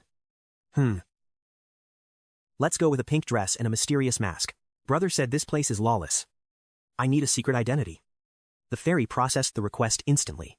Confirmed. In a flash of light, her new gear materialized, fitting her perfectly. Ready for the awakening, place your hand on the orb to reveal your hidden potential. She stepped forward. As she touched the glass, a blinding gold light exploded from the core. Her heart pounded. What would her unique skill be? The tension was suffocating. No way I'll get triple S rank like brother. Right rank C or B would be fine. Awakening complete. Meanwhile, over at Yuang's location, the air was thick with heated debate. Wait. You have a plan, tell us. Don't keep us in suspense like this. I've analyzed the towers. Their lightning strikes can be countered by a high lightning attribute user. That makes sense. But how does that help our current situation? My affinity is random. But with this many hunters, someone must have lightning resistance. Even with lightning, the damage is insane. We'll need a top-tier healer to sustain the tank. The little princess raised her hand. I'll do it. My healing output is unmatched. Dragon King grinned. What are we waiting for then? Let's move. The leader took charge. No more delays. This is our only shot. Cast your buffs on me now. Understood. Commencing the enchantment now. Her hands weave signs. And a surge of elemental energy envelops the teacher. The teacher's eyes widen in shock. It's not the lightning attribute, it's pure flame. 60-second cooldown active. Next hunter up 𝐒𝐿 steps forward. Praying for a lightning tear awakening. 𝐒𝐿 weaves the signs once more. Not lightning. It's just ice. 𝐒𝐿 mutters in total disappointment. Steady now. We still have chances. The Titan reassures. He pulls earth. While another awakens the wood attribute. Frustration mounts. Still no lightning. Long Vuong barks. Step aside. It's my turn to change our luck. 𝐒𝐿 nods. Focusing her mana for one more high-tier activation. Violent purple light erupts, crackling bolts dance across Long Vuong's staff. Yes, lightning attribute, haha. Finally, back at the front. Truck Truong's interface blinks. New message received. Please check your friend inbox. It's likely Tu Fong. He's trapped in the demonic abyss. I have to find a way to extract him, but reality bites. He's blocked by Trui Ngyet. The skill procedure is now complete. She sneers coldly. Traich Truong freezes. No stat changes, no physical recoil. What kind of twisted game is she playing? Thu Quang turns to her with a sickening smirk. Well, darling, did the skill hijack succeed? It worked. She replies. But the results. They aren't what the system predicted. Thu Quang's smile fades. Not what we predicted. How he grabs the skill book. His face twisting in horror as he reads. SSS rank skill summoning mimicry copy. Damage 0. Graded as a soul-binding innate talent. Note 1 consumable item. Note 2. Requires the user to possess an existing SSS rank talent. Note 3. If talents exceed 5. 1 will be randomly deleted. Thu Quang lets out a primal roar. His face contorts in shadow. Must have. SSS rank talent. Impossible. This can be happening. My love. What's wrong? Trui Ngyet asks. Trembling. I won't accept this. I can take this anymore. He shreds the book into dust. I plan to use mimicry to strip your SSS rank summoning and make it mine. I was supposed to command a legion of S-rank bosses. I was supposed to be the undisputed god. Fate is a cruel mistress. The performance ends now. And your life ends with it. Rakshasa. He storms forward. I won't allow such a broken power to exist if it isn't mine. Die. The woman cackles. Stepping in. Boss. Let me kill him. I want his name for my collection. I've always wanted to ink the name of the world as first SSS rank hunter onto my skin. Thu Quang waves her off. Fine. You have 10 minutes before the charm expires. Make it quick. She licks her lips. Laughing. Thank you. Boss. I'll show him plenty of love before he's gone. Rakshasa. You're number 342. Suddenly. A massive explosion rips through the air from behind. Purple lightning tears through the dust clouds. A silhouette appears. Wielding a massive, high-caliber weapon. It's Long Vuong Rakshasa. The cavalry is here, the fatty yells. How did you breach my defense? Long Vuong levels his weapon. Save your breath. You bloated pig. Your defense is literal trash now. Those towers, nothing but dust. The teacher calls out. Your sister is safe. Traich Truong. My team is there. Traich Truong exhales in relief. Understood. Thank you. Teacher. I owe you one. Then. He smirks. Nice hair.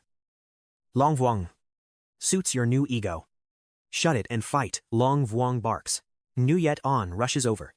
Rakshasa. Are you hurt? What did those degenerates do to you? Later. But 𝐒𝐿. There's a woman named Trui Ngyet.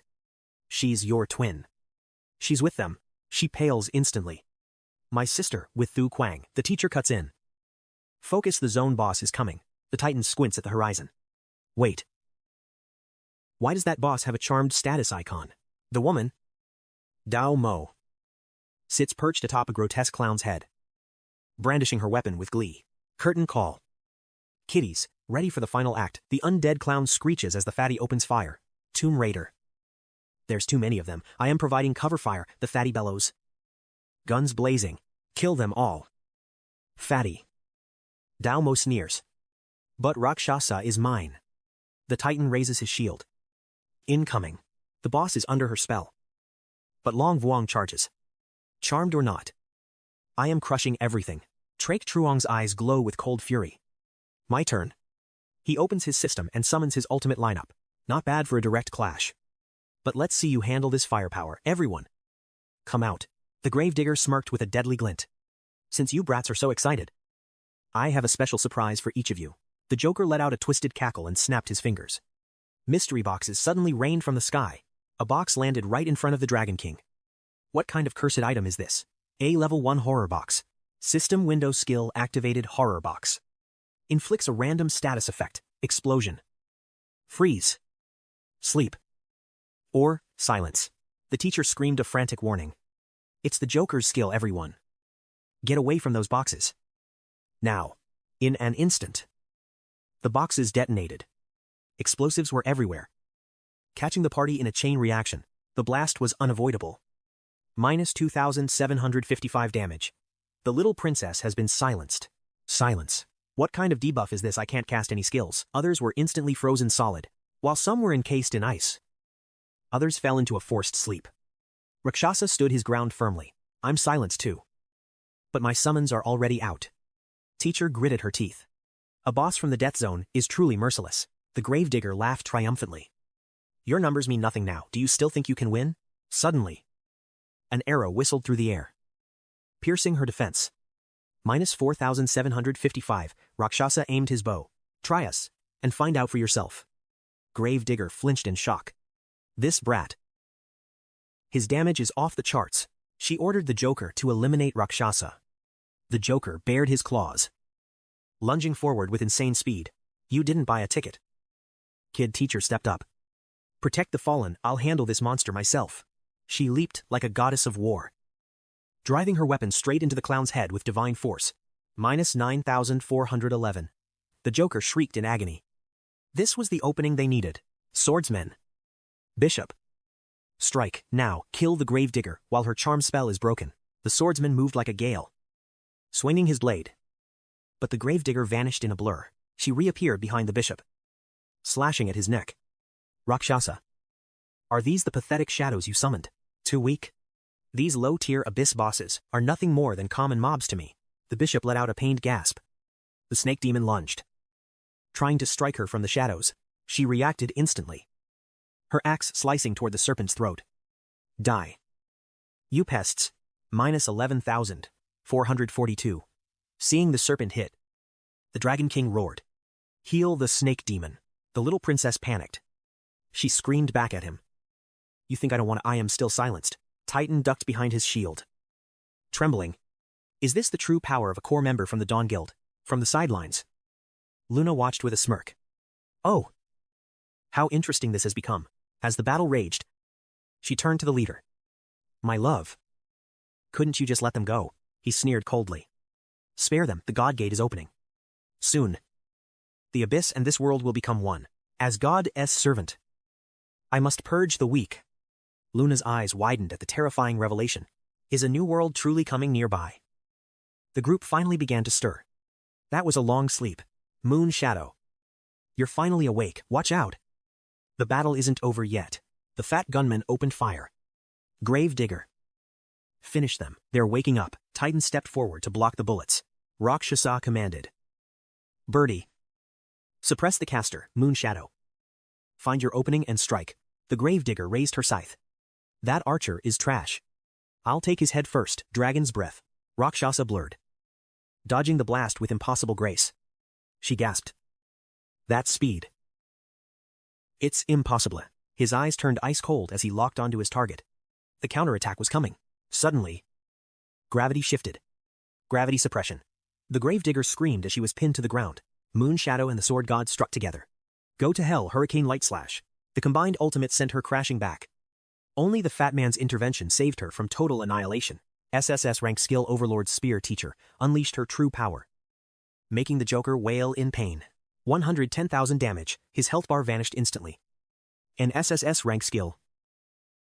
How terrifying. The Joker collapsed at her feet. Teacher looked down at the gravedigger. Your clown is done. You'll next, bloodied but defiant. The gravedigger forced herself up, refusing to accept defeat. Don't rush. My Joker has one final trick. Miraculously, the monster stirs, chilling everyone. He unleashes his ultimate. Forgive me. Kids. That first act was just a warm-up. But this finale, it'll be a killer. The teacher screams. Look, our names are on those cards. The cards of death. If your name is drawn, you die instantly. Instant death. What kind of broken skill is this? I'm not ready to die, the Joker grins. Now, who shall be our first lucky winner of the day? Rakshasa. Be ready for anything. The Joker slowly flips the first card over. Damn it. Of all the targets, it picked the sky-swallowing toad. A massive hand descends from the heavens. With one swift crush, the summon vanishes into dust. Bastard, my summon was just wiped out, the teacher shouts. Rakshasa, now strike him down. Rakshasa draws his bow. Charged shot, pay for my summon with your life. The arrow pierces the Joker's skull, dealing devastating critical damage. 17,522 damage, the Joker collapses. The Gravedigger girl screams in fury. System Eerie Joker defeated. World announcement. Rakshasa has slain the Death Realm boss. The world chat explodes. Wait. The Death Realm boss is already dead. It's been less than 2 hours. How is that speed even possible in this difficulty? Who is this Rakshasa? We need to recruit him immediately. Wait. Isn't he the one who took down the Death Butcher recently? Seeing the boss fall, the fat man flees. Your Joker's done. I'm out of here. Don't let them escape. The teacher lunges forward like a predator. You think you can just leave? Leave your lives behind first. The Gravedigger tries to warp, but an arrow tears through her arm. She screams in agony. System, critical hit. Rakshasa deals 7,894 damage. Cornered and bleeding, she collapses. Going somewhere. Rakshasa's voice is cold as ice. She snarls in defiance. Let me finish this, a teammate says. Leveling their spear. Asterisk clang times. A sudden blade parries the killing blow, sending sparks flying. What? Who is this? A mysterious figure. Dawn's light steps from the shadows. He shields the girl. My subordinates aren't for the likes of you to touch. Forgive me, boss. I failed. He sighs calmly. Rest now. I've got this. Retreat. Gravedigger. Rakshasa is stunned. How did he get here so fast? No one can move that quickly. It's impossible. It's not speed. She whispers. It's a talent skill. As his ally vanishes, the boss smirks, confused, wondering how I crossed the distance. Rakshasa, I promised you wouldn't leave alive. Everyone, fall back now. The boss is dead. The exit is open. Don't engage him. Just run, before they can react.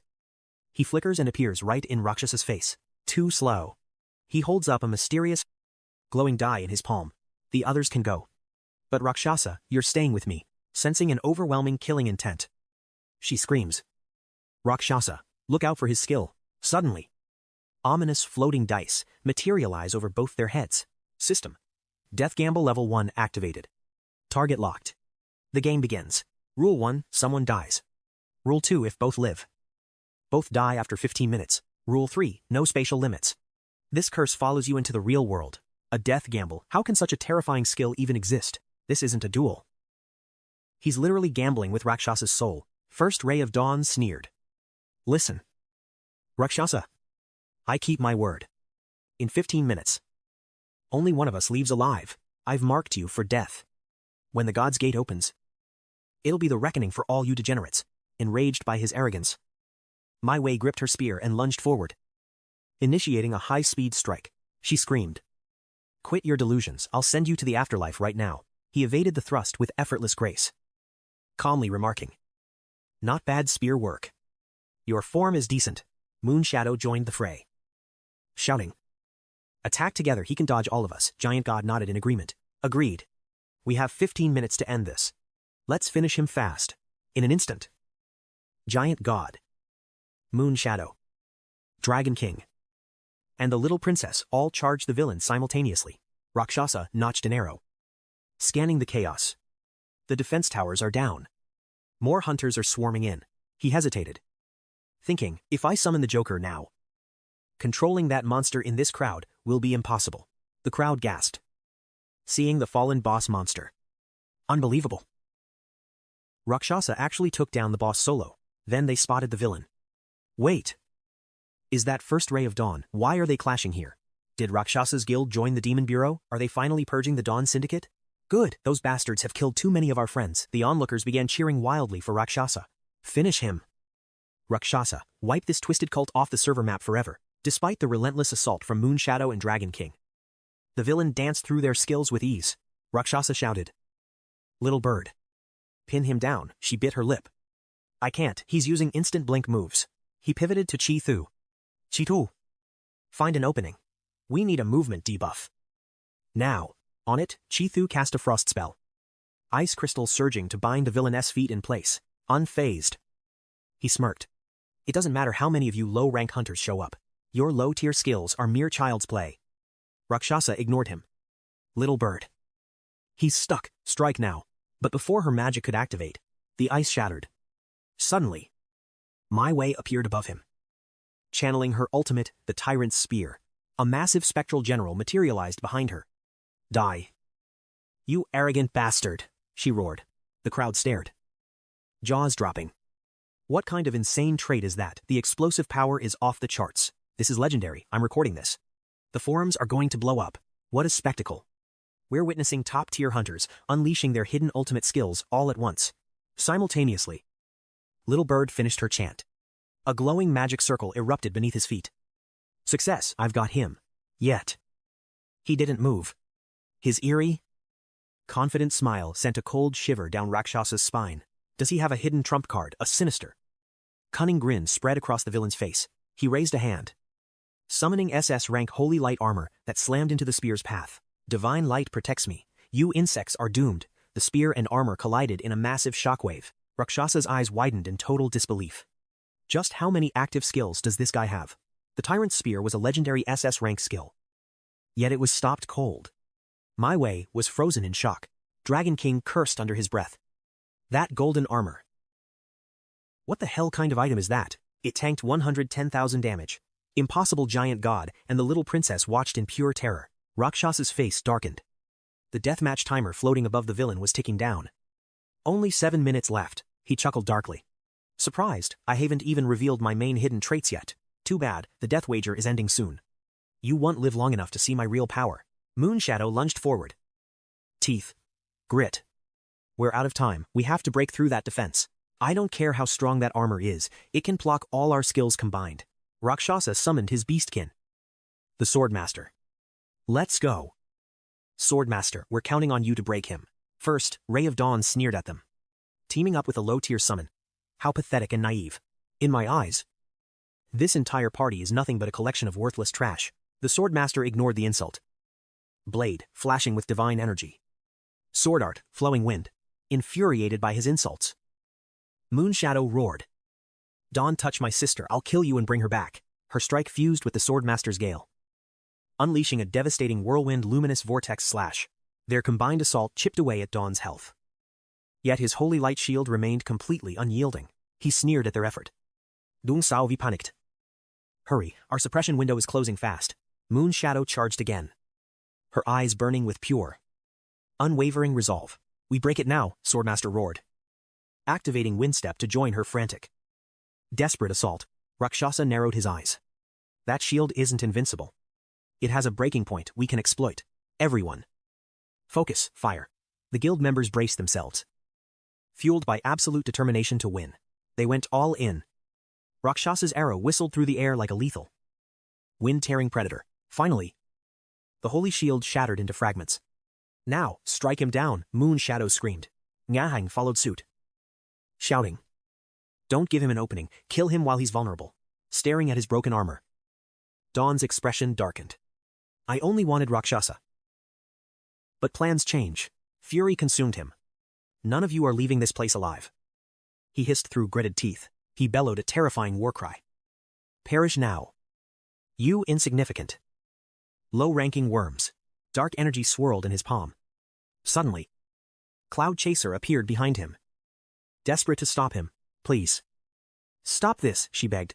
Seeing her appear, Moonshadow cried out in shock. Cloud Chaser looked away in shame as Dawn began channeling the Great Dark Heaven ritual. He laughed maniacally. No one stops my judgment. Your deaths are already written in fate. Witness my ultimate skill. As he spoke, an absolute, Soul-chilling darkness engulfed the entire battlefield. Panic erupted everywhere. What is this? I can't see a thing. Where did he go? Voices cursed through the void. This cheap, blinding skill was a total nightmare for the hunters. The world had vanished into an abyss. Total blindness had neutralized their every tactical advantage. Rakshasa signaled for calm. Stay sharp, this darkness is a debuff. We have lost all vision. The group huddled together, back to back, forming a defensive circle in the crushing. Heavy gloom. A demonic face grinned from the shadows. Who wants to die first? Dawn's blade lunged. 6 o'clock, he's coming. 𝐒𝐒𝐒-𝐻𝐍𝐈𝐍𝐆 voice cut through the dark, warning the entire team. Wait. 10 o'clock, but it was too late. Nga Han took a massive 5,811 damage hit. She screamed, realizing 𝐒𝐒𝐒 was their only radar. Rakshasa stepped in to protect her. He readied his bow, eyes scanning the void for any ripple of movement or sound. Guard 𝐒𝐒𝐒 at all costs, he commanded, focusing his senses on her precise signals. Using her hypersensitive hearing, 𝐒𝐒𝐒 tracked his every step. Was she a high-tier scout? Duan Shaohui moved to back her up. Rakshasa's unit tightened their formation around their guide, hidden in the ink-black void. Dawn observed their strategy with a cold, murderous intent. Her hearing was a threat. He needed to end this before they adapted to the darkness. Nyahang warned Rakshasa. Your Joker skill is on cooldown. He's going to target you next. I'll be the bait. Rakshasa decided. Moon Shadow. Sword Master. Get ready to counter-strike. Moon Shadow hesitated. But 𝐒𝐒𝐒 suddenly screamed. Rakshasa. Watch out, he's right behind you. Rakshasa tensed, every nerve ending screaming as the air pressure behind him shifted violently. Dawn blinked behind him. A vicious slash, carving out 62% of his health. Rakshasa. Now Rakshasa roared. Swordmaster instantly unleashed his ultimate Gale Force sword technique, fused with Moon Shadow's blade. It became a colossal, spinning whirlwind of light and steel. Dawn just laughed. I told you. These low-tier summons are just puppets to me. With one strike, he dealt 34,839 damage, crushing him effortlessly. The Swordmaster was instantly eliminated. Moon Shadow watched her mentor dissolve, her heart shattering as he vanished forever, seizing the opening after the swordsman's fall. First ray of light lunged. Go to hell. All of you. Trek Truong screamed a warning. Nguyen An. Watch out. She stumbled back, bleeding and exhausted. Is this the end? She wondered. La Sat. There was so much more I wanted to say. Her allies charged forward in a desperate frenzy. Nguyen An, hang on. We ray coming. Suddenly, a shadow flickered. Tai Van Trui Nguyen intercepted the blade, shielding her sister. A blood-curdling scream echoed. Nguyen An gasped in horror. Sister, why? Why did you do that? Collapsing into the dirt, Tai Van Trui Nguyen reached out to the madman. One last plea. My love. Please stop. Spare them. The suffocating darkness finally began to lift, staring at her fallen form. First ray of light broke. You fool, why did you jump in? Clutching her sister, Nguyen An begged. Princess, please, use your skills, save her life. Tai Van coughed, stopping her with a weak hand. It's useless. Nguyen An. You must survive. The survivors turned their fury on first ray of light. This tragedy is all on your hands. End this death wager now. Surrender and face judgment for your heinous crimes. But there was no remorse in his eyes, only the hollow gaze of a shattered soul. He laughed maniacally. Surrender. I killed the woman I loved. None of you are innocent. I'll drag you all to the grave with her. Nguyen An lunged. Die. You monster. The system window flickered. Death wager countdown 58 seconds remaining. Trek Truong slammed his palm down, mana surging. Everyone, cover me now. The summon gate cracked open. Protect the summoner. Intercept the enemy. Total assault. He's gone off the deep end. It's all or nothing now. Let's end this. First ray of light slashed wildly. Then. The Joker stepped onto the stage. In a blur of motion, spectral cards swirled, trapping the degenerate hunter in a lethal vortex.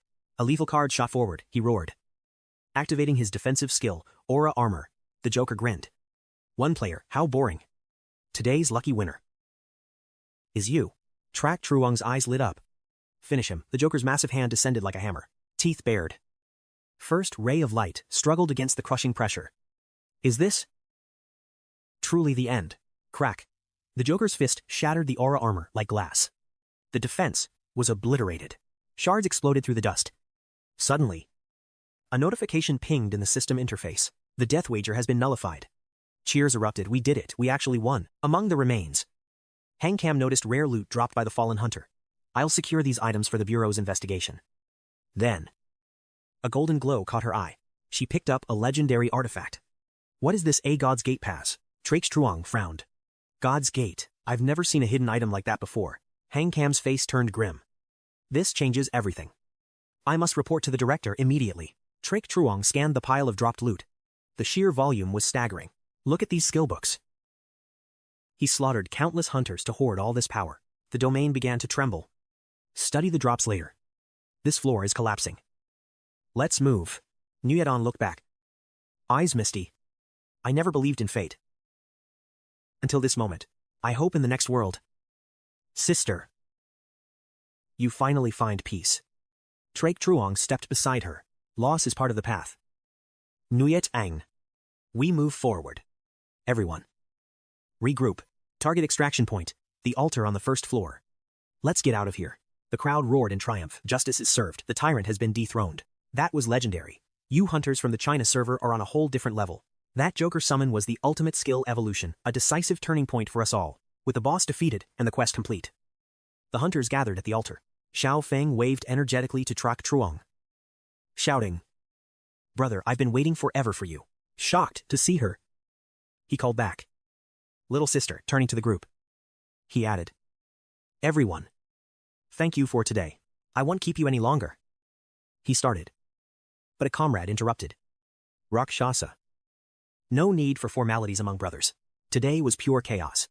Everyone should head back and get some much-needed rest. Hang Cam chimed in from behind. Seriously. I am drained.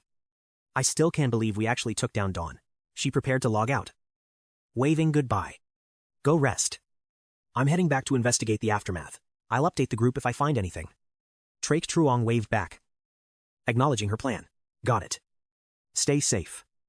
One by one, they vanished. 𝐶-𝐒𝐿 took Xiao Feng's hand, and they departed. As they walked, she asked curiously, Brother, who were those kidnappers, and where did you guys go? Squeezing her hand, he spoke softly. Let's get home first. By the way, what talent did you awaken? She skipped ahead, flashing a peace sign. My talent. Hey. That's a secret I am not telling. He sighed at her antics. You little brat. Meanwhile, in California, two men were sparring in a public dojo. Others approached the mat. Chen Feng. Stop. Get ready. We're heading back to the country next week. He didn't stop his flurry of strikes. Going back. Why would I want to leave now? I need to keep training. I have to clear the Rank 2 Abyss trial. The man in the black suit replied. The triennial Young Abyss Ranker Tournament is about to begin. Great Xia is hosting. And I'm sending you with a team. Chen Feng grunted. A tournament? Boring. I have zero interest. I'd rather stay here and get stronger. The man continued unfazed. Also, your family says your fiancé has been getting very close to someone named 𝐶-𝐒𝐿. That hit a nerve. Chen Feng instantly ripped off his boxing gloves and hurled them to the floor. Rage flared in his eyes. Damn it. Fine. I'm going back to prepare right now. That woman. How dare she play around? What an idiot. He stormed off. Cursing under his breath, the man in the suit watched him go. Then ordered his subordinates to prepare Henry's team for departure. Understood. Leader. The subordinate replied. Meanwhile, in Japan, a visitor arrived at a private estate. Apologies. Mr. Junichiro. Miss Takashi is occupied and cannot receive guests today. Please forgive the intrusion. Junichiro gave a curt nod. I see. Then I shall return another time. Inside. Takashi was resting. A servant whispered. Leader.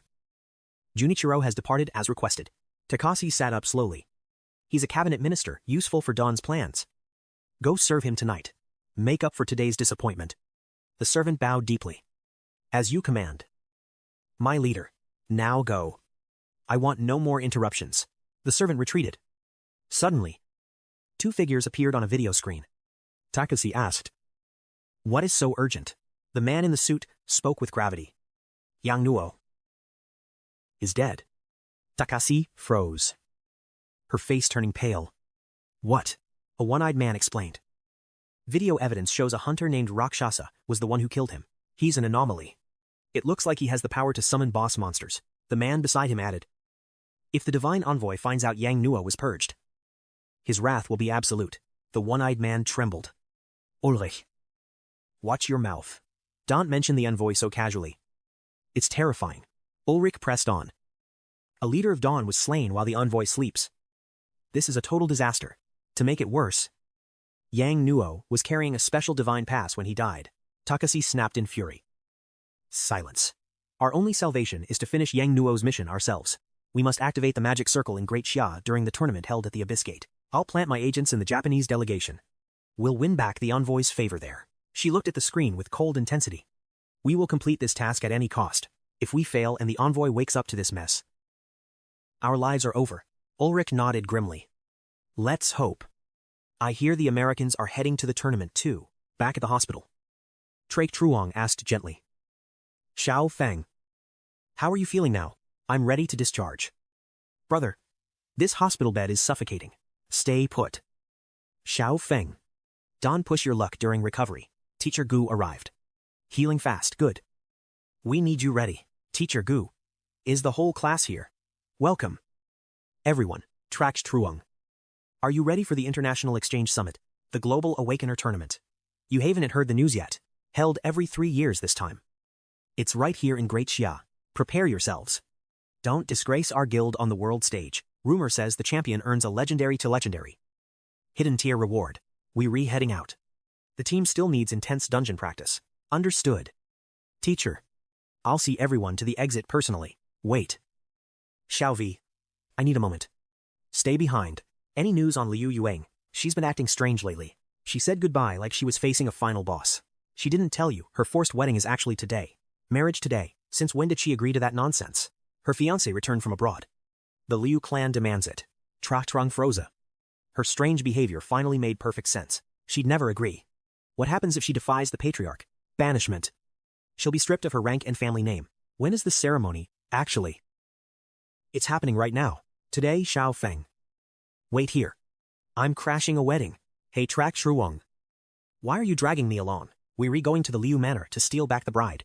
The Liu villa was packed with the city's top-tier hunters. Old man Liu. Forgive my absence. State business is exhausting. Nonsense. Serving the country is a high-ranking hunter's duty, unlike me. Rotting away in this suffocating mansion alone. Tam Thong. Check on Yuing. Is she finally ready? Hurry her up, the guests are losing their patience out here. A cold presence descended as heels clicked on the stairs. Yuing, come greet your future. This union is your destiny. She descended like a goddess. But her gaze was ice. Grandfather. I've decided. I refuse to marry Chen Feng. What? You should be honored to join our prestigious bloodline. You re nothing without us. Countless girls dream of this position. The hall went cold as the Chen matriarch hissed venomously. Defying me, you're a disgrace. Just like your failure, mother. Insult me. But leave my mother's name out of this. Enough. Marry him today or you'll be banished from this family. You'll be a degenerate with no guild backing or status. Fine. I'm leaving. I don't need your cursed name. Yuing. Stop. You're re-throwing your entire future away right now. Thank you for the shelter. Today, I cut all ties. The Chens watched the family collapse like a cruel game. He smirked coldly. Elder Liu. You really should discipline your niece. If word gets out, where will your guild's prestige go? Elder Liu reached his breaking point, slamming his cane against the floor and barking out a final, ruthless command. Mui Tam. Execute the family law. Even Tam Thong, standing right behind him, was frozen in state of absolute shock. The gossip-hungry guests watched as Ngu Tam approached Nguet on with a whip. Forgive me, young miss, he muttered coldly. Amidst the suffocating tension, Tran Fong's mother sat there indifferently, watching the brutal drama unfold like a twisted show. She mocked them. I heard the Liu family's disciplinary system is merciless to those who dare defy the guild. Traitors lose their limbs and stats before being exiled. I wonder if those legends are actually true, or just rumors. Ngui Tam warned. Miss, you know the rule. Those who leave the Liu family are forbidden from using our secret skills. Nguet On remained stoic. I know. Just do it. Tam Thong panicked. desperate to stop the inevitable from happening now. Father. Stop. She's your only granddaughter. One strike from that whip will leave her crippled and powerless for life. But Elder Liu glared down. His eyes filled with cold rage. The Liu name will not become a public mockery. He roared. Execute the law. Ngai Tam immediately raised his whip, ready to deliver a devastating and lethal blow. Steel enforcement whip activate. Nguyen An braced for the impact. Suddenly, a hand caught the barbed lash. Blood dripping from a firm iron grip. The hall gasped at the mysterious youth shielding her. Ngai Tam barked. Who are you to interfere with our family law? Nguyen An stared in disbelief at the man before her. The stranger's voice was calm, yet echoed with terrifying authority. I am 𝐒𝐿. Suddenly, someone screamed. He's a demon realm powerhouse. A legendary high-rank hunter has appeared. The crowd erupted in whispers. Why would a demon realm powerhouse crash a private Liu family gathering like this? Is he here for the Lutran Alliance? The guests switched to full spectator mode. Sensing a major shift in power, who'd be reckless enough to challenge 2 elite guilds at once? They are practically begging for a death sentence. Amidst the chaos, some realized this was the scoop of the century. A massive event for the hunter community. This is huge. Stream it. Live this awakening story will go viral and top the ranking boards in seconds. A witness dialed their editor. Breathless. Boss. I've got a bombshell. A mysterious powerhouse just crashed the Liu mansion. A demon realm hunter just breached the villa. Meanwhile, Nguyen An's face flushed with a mix of confusion and hope. His sudden arrival and protective stance sent her heart into a chaotic overdrive she had never felt before today. 𝐶 turned to the crowd, his voice booming like a high-level system announcement through the entire hall. As long as I'm here, nobody touches her. Elder Liu and his men rose to their feet. Absolutely fuming, the elder slammed his cane. Who do you think you are? Invading my territory and stopping our sacred law? Before he could answer, Tranfong stormed in. His face contorted with murderous rage and eyes full of hate. He pointed a finger at 𝐶. You degenerate, trying to steal my woman. 𝐶 completely ignored his existence, fixing his gaze on Elder Liu. He spoke coldly. Old man, my name doesn't matter to a coward like you. Just know this, Nguyen An is leaving with me. Elder Liu's face turned purple with fury at the blatant disrespect. He barked his command to his guard. Wei Tam. What are you waiting for? Kill him where he stands. Kill this brat and that traitorous girl. No survivors. Ngai Tam stepped forward, swinging his lethal whip with insane speed. Nguyen An turned, her eyes filled with terror for the man who came to save her life. His divine whip technique is deadly. 𝐶. Save yourself and leave me. But he didn't move an inch. He stood firm like an immovable mountain. Forget that. I'm here for you. Nobody in this room stops me. Leaning in, he asked softly. Nguyen An, will you come with me? She nodded. Her trust in him finally ignited. Ngai Tam unleashed a devastating strike, aiming to shatter their bones with a single high-level skill activation. 𝐶 caught it barehanded. Wait here, he said calmly. I'll clear this trash out of the way first. Ngai Tam yanked his whip back, his face a mask of pure frustration and murderous intent towards the boy. He lunged again, but 𝐶 danced through the strikes. Elder Liu gasped. That's the legendary soft flow martial style. Ngai Tam hissed a final warning. Listen, kid. I'll give you one last chance to save your own life. Kneel and beg for mercy. Or die. Even your master can save you from the Liu family's absolute wrath. 𝐶 just smirked at the threat. Shut up. You talk way too much for a total loser. Those words shattered Ngai Tam's pride. He roared, unleashing his ultimate skill, the Iron Dragon Array. Fine. You arrogant brat, Nguyen An cried out in terror. 𝐶. Watch out. She trembled, certain that the Iron Dragon Array meant certain death for him. Exhausted, Ngai Tam spat blood but smirked, launching a barrage of whip strikes straight at 𝐶's vitals. Try escaping this. You degenerate, Ngai Tam sneered. 𝐶 only gave a cold, mocking smirk. Escape. Who said I was running? 𝐶's speed stat peaked, dodging every strike effortlessly. In a flash, he countered, driving a devastating power-up punch deep into Ngai Tam's gut. The impact sent Ngai Tam flying like a broken doll, shattering the stone wall behind him. Elder Trun gasped in pure shock. He shattered a high-tier array with a single strike. Elder Liu froze, his eyes widening. Could that be the legendary Dragon's Breath technique? Even Tam Thong stood paralyzed. Suddenly, a frantic guard screamed. Fire, the backyard is burning. Chaos erupted. Guests dropped their glasses, fleeing in a desperate scramble for survival. Screams filled the air. It's a real fire, run, protect the elders. Someone douse the flames. Stay calm, clear the VIP exits. Dante push. Head for the emergency gates now. Elder Liu roared in fury. Who dares light a fire in my household? Is this an assassination? Without hesitation, he pointed a trembling finger at Trak Trung. It was him, that brat did this. The security bureau is coming. You're finished, sensing the trap. Huyen grabbed Trak Trung's hand. Trak Trung. Run, Tam Thong yelled out, acting as if he were scolding him for the crowd. But then, he leaned in, whispering a secret warning that caught Trak Trung off guard. Take her and go. If the national security hunters arrive, you will never make it out alive. Nodding, Trak Trung didn't hesitate. He pulled Huyen into the chaos. Move out. Now, safe from the inferno. Huyen panted, looking up at him. How did you find me today? Did Salvi tell you? Trak Trung shook his head. I came myself. I won't let you marry him. Her face flushed. She looked away, whispering, but why? I'm nothing to you. Trak Trung stopped, his gaze sharp and unwavering. Maybe I'm late to say this, but you mine. I won't lose you to anyone. Huyen froze, her heart racing uncontrollably. Their escape was cut short. 3 dark figures emerged from the shadows, blocking their path. An armed guard leveled his weapon. Freeze, you are both under arrest. Take them. Trak Trung snarled, shielding her. National security or not, you have no right to touch us. Trespassing, arson, and assault, the lead guard listed. And let's add kidnapping to the list. Shall we? Trak Trung's blood boiled. Kidnapping? Are you out of your mind? Look at the facts. The guard sneered, waving his cuffs. Save the excuses for the station. Cuff them now. Don't resist. You can't fight the system. Huyen trembled. Trak Trung. What do we do? Trak Trung shifted into a combat stance. Then we fight our way out.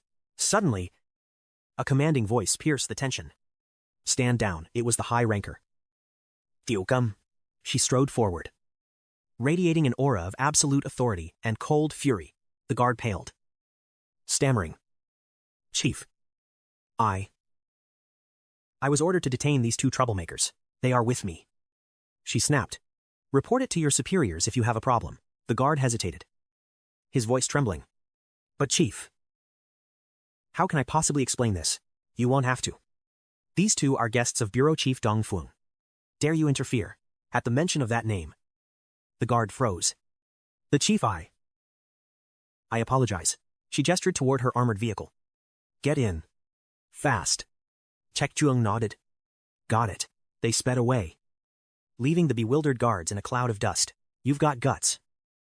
Trak Trung. She sighed. Kidnapping the Liu family's heiress. Seriously. Huyen blushed, waving her hands frantically. No, it wasn't like that at all. Trak Trung lost his cool, shouting. This is a setup. I was saving Jai On from her own grandfather's murderous hands. Tio Cam smirked, her gaze turning cold. Drop the hero act. Kid. You're in deep water now. The Bureau can only shield you for so long. Your only hope is dominating the Youth Demon Realm Exchange. Huyen gasped. The Demon Realm Exchange. She turned to Trak Trung, her eyes searching for answers. Are you really entering that hell? She whispered. Trak Trung gave a firm, silent nod. Out. Tio Cam broke the silence. Bags are in the trunk. Next stop the airport. Don't bother returning if you aren't rank 1. Trak Trung's heart skipped a beat at her coldness. No jokes. Without that title, even the director can't stop you from rotting in a prison cell. Cut to a dark city alley. A hooded figure moved through the shadows as a vengeful voice hissed. Trak Trung. I'll tear you apart with my own hands to avenge my uncle. The hooded man, Trin Hao, ducked into a corner, dodging a police patrol with panicked, ragged breaths. A notification pinged. Who has this hidden number, is it? He muttered, his eyes trembling. A text appeared. Trin Hao, if you rereading this, I am already dead. Do not mourn my passing. To die for the great God is the ultimate honor. My life was a small price to pay. You're alone now. Follow my final quest. Go to 89 Hoang Ha Street, Dongsan City. Trin Hao. The disgraced degenerate, growled the address. Soon, he stood before a decaying, numbered door. 89, Hoangha. He glared at the entrance. His heart, fueled by pure, unadulterated rage. Is this some kind of sick joke? This place looks like a literal tomb. He kicked the door open. Anyone here? Silence. Followed by a haunting, high-pitched feline screech. Trin Hao whirled around, cold sweat dripping. A cat? Am I really in the wrong place? Your uncle's death was unfortunate. A voice echoed. Trin Hao froze. His blood running cold. A cat stood there, but its eyes held a terrifying, human-like intelligence. Trin Hao fell back, horrified. A monster cat. You just spoke. He scrambled away from the nightmare-inducing creature. I am the emissary. This feline form is merely a vessel. Trin Hao gasped. The divine emissary. The cat groomed its paw. If your uncle sent you, are you prepared to serve the god? Give me power. Give me revenge, Trin Hao screamed. I'll serve anyone to kill that bastard. Strength is easy. But you must finish the mission your uncle failed. Are you ready? Greed flared in Trin Hao's eyes. Anything. Just make me the strongest, I'll do anything. The trap was set. The cat raised a paw. And a sinister, blinding light engulfed the room. Devout slave. By the god's will, I grant you the power of degeneration. System alert synchronization progress. 25%. 61%. 85% complete. An agonizing scream tore from Trin Hao's throat. 85%. A lucky awakening indeed. The cat purred. Your talent skill is now active within the demon realm's laws. Use your newfound power wisely. Trin Hao bathed in blue aura, disbelief etching his face. In the demon realm, no way. I can actually trigger my hidden stats inside the zone. The air around him began to distort. Did I stutter? Test it yourself if you doubt the god's grace. The emissary hissed. Power exploded. Trin Hao smashed the floor, roaring as the concrete shattered like glass. This is incredible. Watch it. You brute, the cat snapped. Don't destroy my sanctuary with your clumsy awakening. Trin Hao laughed maniacally. Emissary, let your loyal servant lead you to our true home.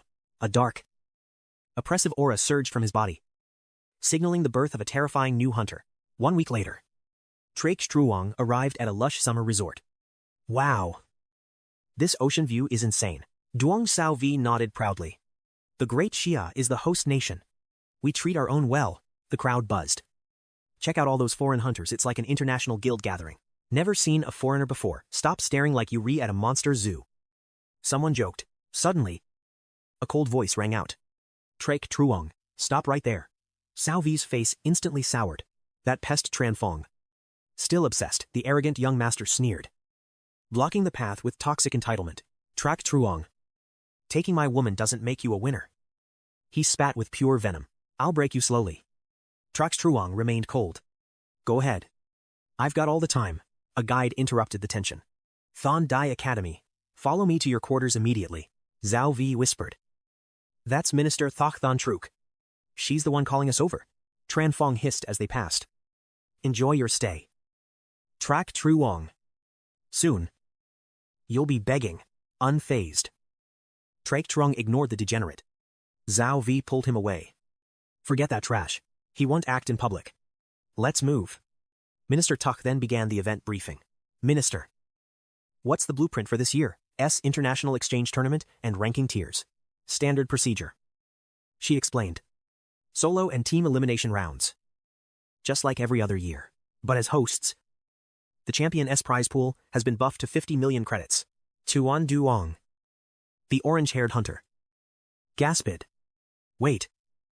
What? 50 million, that's legendary loot. The squad stood stunned. 50 million credits, that's enough to fund a whole guild. High rewards draw monsters. She warned. Every nation sent their most elite, dangerous hunters. America is gunning for their 6th consecutive world title with an unstoppable roster. Their captain, Jun Kan Auten, is currently the world's only active rank 5 powerhouse. Rank 5. They froze. Japan and C Nation also sent their most brilliant combat aces. Don't underestimate them. Here are your keys. Go to your rooms and rest tonight. She handed out the cards. Xiao Vi cheered. Finally, I'm hitting the shower first. Exhausted, but Trak Truong's hunter instincts flared. I'm not tired. This place. Something feels off. I am checking the coast. Tuan Duong tagged along. Wait for me, I need a walk too. The beach was packed. Civilians were playing in the surf. Oblivious to the hidden dangers, Tuan Duong's eyes turned into stars. Is this heaven? Look at all those swimsuits. Let's dive in. Trak Truong just shook his head. Go ahead. I'll keep watch here. Suddenly, a stunning girl in a bikini approached them. Holding a tube of lotion. I'm Ma Chihiro from Japan. She purred. Could you help me apply this sunblock? Trak Truong didn't even blink. He pointed a thumb at his thirsty, orange-haired friend. Tuan Duong here is a specialist. He'll ensure you get total coverage. Tuan Duong grinned maniacally. Her smile died. She gripped the bottle and walked off. Never mind. Forget I asked. Tuan Duong slumped in total defeat. Wait, why the sudden change of heart? I'm ready. Too crowded. Trak Truong muttered, standing up. I am heading back. Stay if you want. As he left, he spotted cloaked figures moving in a tight, suspicious formation toward the peaks. He narrowed his eyes. Hoods up in this heat, that's a major red flag. The shadows slipped toward the mountain's rear. Almost there. The lead figure whispered darkly. Why this secluded spot? Silence. This mission is critical. We can't afford a single mistake. They vanished into a hidden mountain crevice. It's beginning. Everyone. Move inside now. Trak Truong activated his stealth skill. Inside the cavern, torches flickered with eerie, dark mana. Suddenly, the cloaked men dropped to one knee, bowing deeply to a central figure. Lord Envoy, why risk a personal visit? We could have handled the extraction ourselves. Trak Truong watched from the shadows.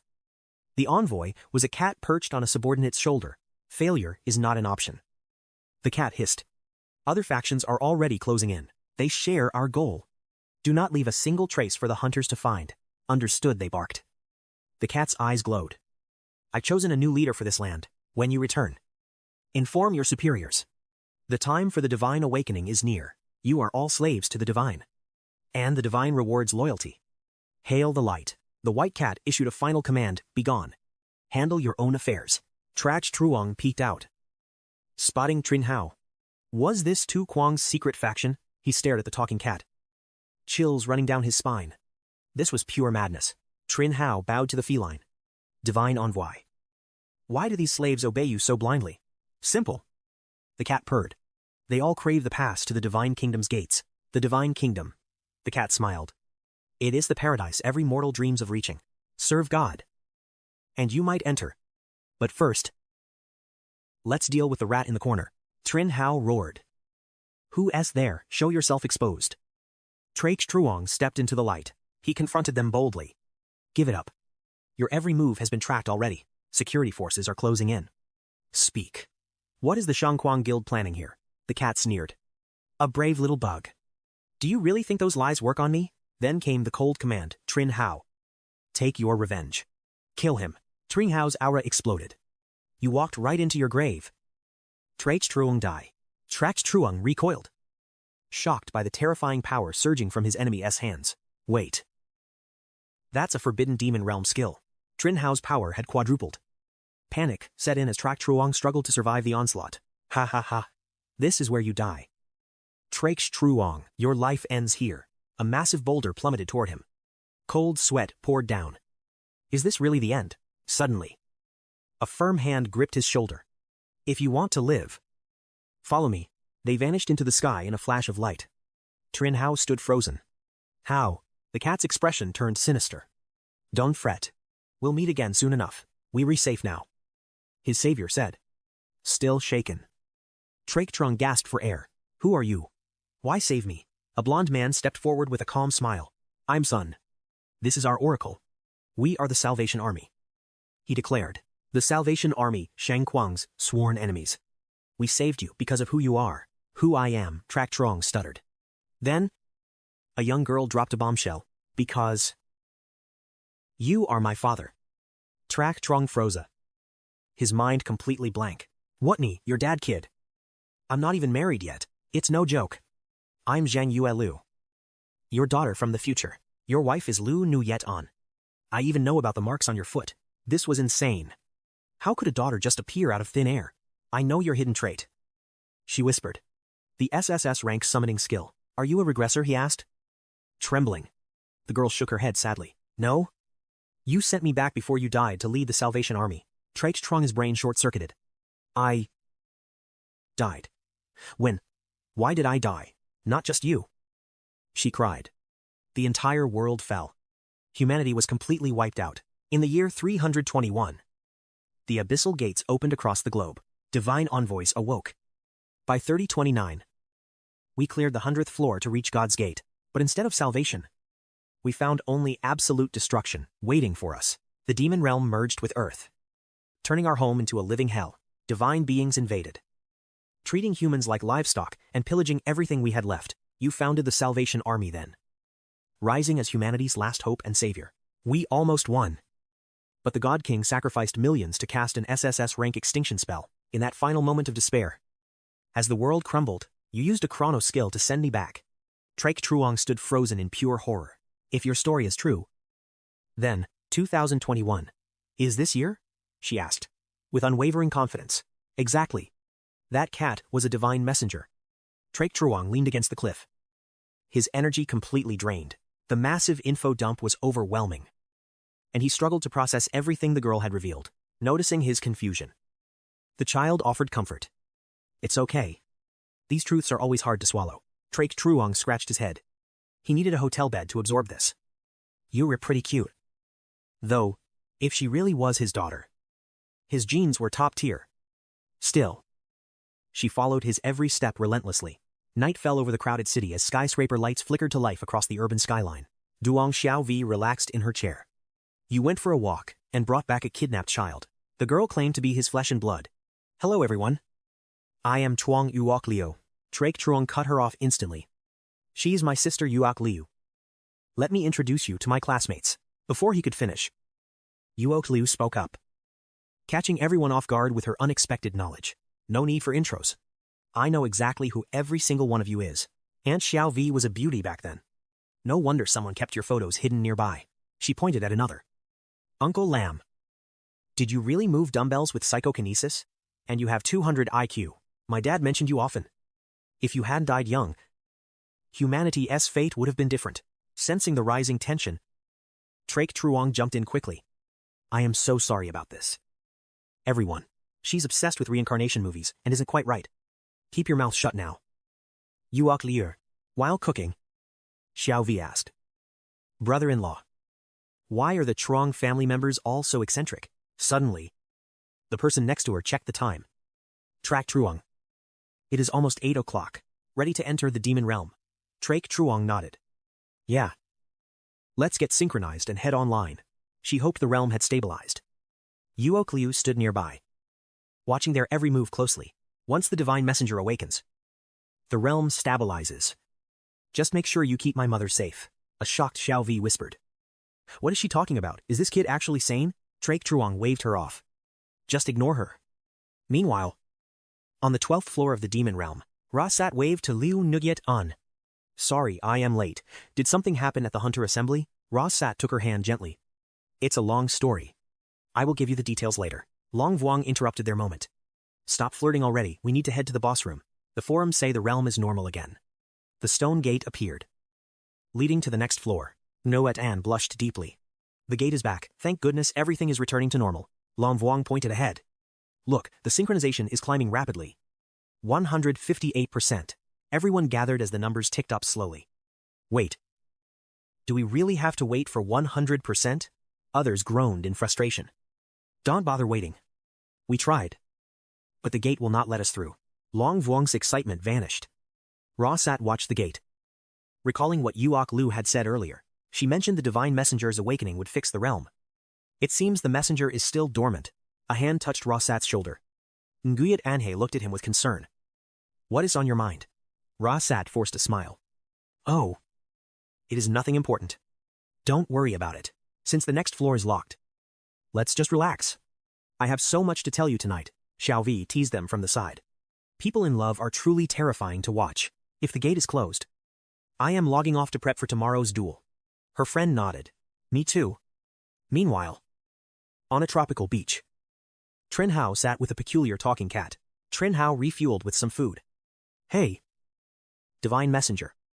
Are you holding up okay? The cat, glowing with an intense red aura, replied. It is nothing serious. Just a minor side effect. In 30 hours, my true form awakens, and I'll leave this feline vessel. We want meat for a while. 𝐶-𤐤 paused his meal, eyes widening. So, while you are gone, I'm the one in full command. The Divine Messenger gave a cool, sharp look, asserting its absolute authority even in silence. Don't get too arrogant.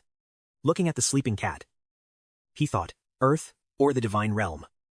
It doesn't matter. Soon, everything in this world will belong to me alone. Ha ha ha. Suddenly, a system window flashed before him. Status stable. Initialization complete. Awakening in 29 hours. 52 minutes. And 9 seconds. Back at the safe house where Trok Truong rested, little Yuok Liu was already pounding on the bedroom door. The door creaked open at last. Trak Trong opened his eyes to see her flower-like smile beaming right at him. Before he could even fully wake up, she was already dragging him away to an unknown destination. Cut to the coastal arena with a magnificent ocean view. The team was already there, loudly complaining. Today's tournament has 4 rounds and extreme danger. I want the win, but I won't lose anyone today. Know your limits. Late old Tu Vu is up next. Get ready to move out. Trak Truong arrived with little Yuok Liu. The blindfolded girl signaled for everyone to pay close attention. She has a third eye hidden somewhere. Look, Tu Vu is facing a literal savage beast today. East Asia's top martial artist Tu Vu is in trouble. Trak Truong just smirked. Relax. He's got this. He's a genius strategist. He won't throw his life away on a suicide mission like that. The screen zoomed in on 2 warriors staring each other down. The crowd roared with frenzied excitement. The massive opponent sneered first. Hey kid. Are you ready to meet your maker? The glasses-wearing warrior ignored him, coolly adjusting his frames with a sharp, icy gaze. Suddenly he announced, Ref. I forfeit, leaving the referee and his opponent in total shock. Are you certain about this? The ref asked. He nodded calmly. I am positive. Cao Vi exploded in rage. What you said? He use wits. He just quit without fighting. Little Yuok Liu giggled. Uncle Tu Vu is being smart. Trak Truong just chuckled along. Ha ha ha, knowing when you're outmatched is true wisdom. The sexy assistant finally chimed in. Cao Vi. Nuodong. Tuan Duong Yuri up next. Prepare for the coming slaughter right now. Then, the assistant turned her sharp gaze toward Trak Truong. Trak Truong. Your round 3 foe is Tran Fong. He's undergone hellish special training. Don D. Reckless. Kick his ass. Brother-in-law Zhao Vi cheered wildly. MC gave a casual, confident shrug to the crowd. Don't worry. The announcer boomed. Round 2 begins, warriors. Take your positions immediately. Nearby, a blonde-haired degenerate was taking his blind rage out on a concrete pillar. Trak Truong. I'll bury you inside the arena. The atmosphere reached a fever pitch of violence. A ponytail warrior took flight, while Zhao Vi unleashed a flurry of devastating kicks with her long legs. Nuo Dong dominated, dismantling every challenger while she remained completely blindfolded. The audience watched in stunned silence, their jaws hitting the floor in pure awe. Finally, Trak Truong stepped out. The crowd erupted, led by Yuok Liu's frantic, loud cheering. Zhao Vi dominated her opponent. Go back home. You re out of your league. Loser. Zhao Vi wins. Tuan Duong followed suit, clinching his hard-fought victory moments later. But things turned grim for Nuo Dong. She was kicked nearly 8 meters back. Winner 𝐶𝐞𝐿, the announcer roared. Round 3 competitors. Take your positions. A mysterious figure whispered to Tran Fong. Prove your hellish training wasn't in vain. Tran Fong cracked his neck. Relax. Captain. He's already a dead man. Fate finally delivered him to me. I've been waiting for this chance to rip him apart. The fated match began. The underdog hero versus the vengeful, bloodthirsty rival. Tran Fong ripped off his shirt to reveal a physique built for war. I've worn this weighted gear for a year. Today, I finally unleash my true power. The shirt hit the floor with a massive thud. It weighed several tons. He's undergone a hellish evolution. Suddenly, Tran Fong lunged forward like a starved predator. So fast, MC gasped. But his hunter instincts barely allowed him to evade the strike. Dragon breath technique, with blinding speed. Tran Fong flickers behind Trak Truong, a smug smirk on his face. Ha ha ha. This power feels incredible. Trak Truong. Let's see how much longer you can dodge. Spectators in the stands watch in horror. That speed is insane. Trak Truong is in real trouble now. Beside him, a girl gasps. Titanium-weighted training gear. Only the top-tier elites can afford that kind of equipment. Duong Xiaovi clenches her fists as the tide turns against Trak Truong. Why isn't he fighting back? Frustrated. She groans. But the girl beside her remains calm. Relax. He's no match for my brother. Seeing no retaliation, Tran Fong's ego swells. He doubles down on his assault, fueling the fire with insults. Hey. Trak Truong wasn't T-speed, your specialty. Prove it. Tran Fong sneers with pure arrogance. You re-outclassed. Trak Truong? Come on, give me your best shot. Fed up with the taunts, Trak Truong's eyes narrow. Fine. I'll give you exactly what you asked for. He stands perfectly still, tracking Tran Fong's high-speed trajectory with a cold, focused gaze. In a flash, Trak Truong intercepts him, delivering a bone-shattering slap. That's for Injuedon. Tran Fong staggers, his vision spinning as he screams. But the punishment is only just beginning. A devastating kick sends Tran Fong flying. And that one's for me. Trak Truong gathers energy into his fists. Now, here as a combined lesson you will never forget. Caught in a brutal combo, Tran Fong is pulverized, crashing onto the arena floor. Broken and bloody, Trak Truong lands gracefully, aura blazing, looking down at his fallen foe. He scoffs. Your speed, just a snail's crawl, with Tran Fong completely neutralized by Truong's superior strength. The announcer bellows. The victor of this match is Trak Truong of the Great Ha Republic. Incredible, a fan shouts. How did he win against that speed? His friend blinks. I didn't see a thing. The crowd erupts in shock. The Great Ha representative's power is truly on another level. Watching the defeat, Du Thi seethes with rage. I told you before, Tran Fong is a worthless degenerate. He never deserved this stage. A massive man beside her barks a command. Du Thi. Tend to that loser. Trak Truong has some skill. I will crush him myself. Understood, Captain. Meanwhile, a refined woman watches calmly. Well done, Trak Truong. Keep it up. Duong Xiaovi squeals in excitement. My brother-in-law is a total beast. Seeing Tran Fong get wrecked was so satisfying. But Trak Truong focuses elsewhere. Are Tuan Duong and Wok Dong okay? A teammate looks down grimly. Tuan Duong is badly hurt. He's out of the tournament. The semifinals are all on you and Zhao V now. The screen flashes Zhao V versus Henry. And Trak Truong versus 𝐶-𝐑𝐀𝐍𝐊. Semi-finalists. Prepare for battle. Henry versus Zhao V. A warning rings out. Henry. It's a monster. Zhao V. You have to be careful. The bell rings. Henry unleashes a relentless barrage while Zhao V desperately maneuvers to survive. Henry grins wickedly. Last chance. Girl. Forfeit now. Or I stop holding back, the crowd whispers. She's no match for Henry. Staying in that ring is suicide. Rage flares in Zhao V's eyes. Don't you dare look down on me. You foreign punk. She lunges. But Henry reads her move instantly. Burying a massive fist into her gut, Zhao V collapses, coughing up blood from the force. Trak Truong screams her name in horror. Trak Truong blurs into motion, catching her just before she crashes out of the arena. Zhao V, hang in there. Medical teams rush in, pushing through the chaos. High above, Henry stares down with cold arrogance. Yuri next. Trak Truong. I'll be waiting. Winner Henry of the Union of M, the announcer declares, as their eyes lock in a silent war. The MC speaks. Next up, 𝐶-𝐑𝐀𝐍𝐊 versus Trak Truong. Seeing Trak Truong's headphones, 𝐶-𝐑𝐀𝐍𝐊 sneers. You think some earmuffs can stop my hypnosis? Trak Truong shrugs. I just hate your trash playlist. Suddenly, 𝐶-𝐑𝐀𝐍𝐊 thrusts his palms forward, eerie eyes open within his palms, unleashing a sinister, blood-red pulse of power. Trak Truong froze as dark aura surged. What? What is this nightmare? Eyes on his palms. Is this some sick degenerate monster trait? The villain sneered, thinking his hypnosis had snared another helpless victim. Within his subconscious, chains bound Trak Truong under a watcher's gaze. Darkness consumed him. His body no longer obeyed his own will. A familiar voice resonated. Focus. Trak Truong. Control your heart rate. That's it.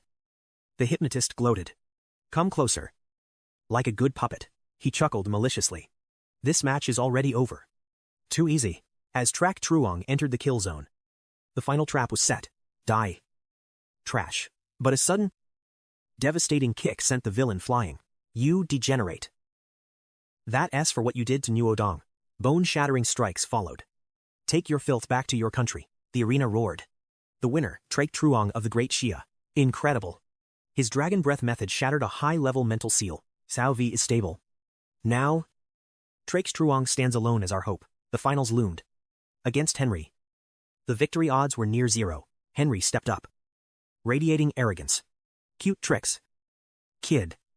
But useless. Surrender now. Henry mocked. 𝐶-𝐒𝐿's rage reached the boiling point. For my friends, I'll make you pay in blood today. Asterisk, flash times. Henry moved with god-tier speed. Too slow. Little Hunter. Fists collided. A shockwave rang out as 𝐶-𝐒𝐿 reeled back. Trying to tank my hits, that's your first and last mistake. Panic gripped the crowd. 𝐶-𝐒𝐿's arm was completely shattered. He's finished, throw in the towel before he's killed. But 𝐶-𝐒𝐿 never bows. His fighting spirit remained unbroken. One arm left. Henry sneered. Ready to die for nothing. Asterisk, internal analysis times, one arm down. The power gap is truly overwhelming. Suddenly, golden aura erupted. A hidden skill was finally awakening. Dragon breath, rapid regeneration. Henry charged. Sensing the sudden shift, ancient arts verse. Modern science. Science always wins. Boy. 𝐶-𝐒𝐿 leaped. Narrowly evading a lethal, high-speed blow. Direct impact is suicide. He moved to seal Henry's mana circuits. Success. He struck the pressure points. The crowd cheered.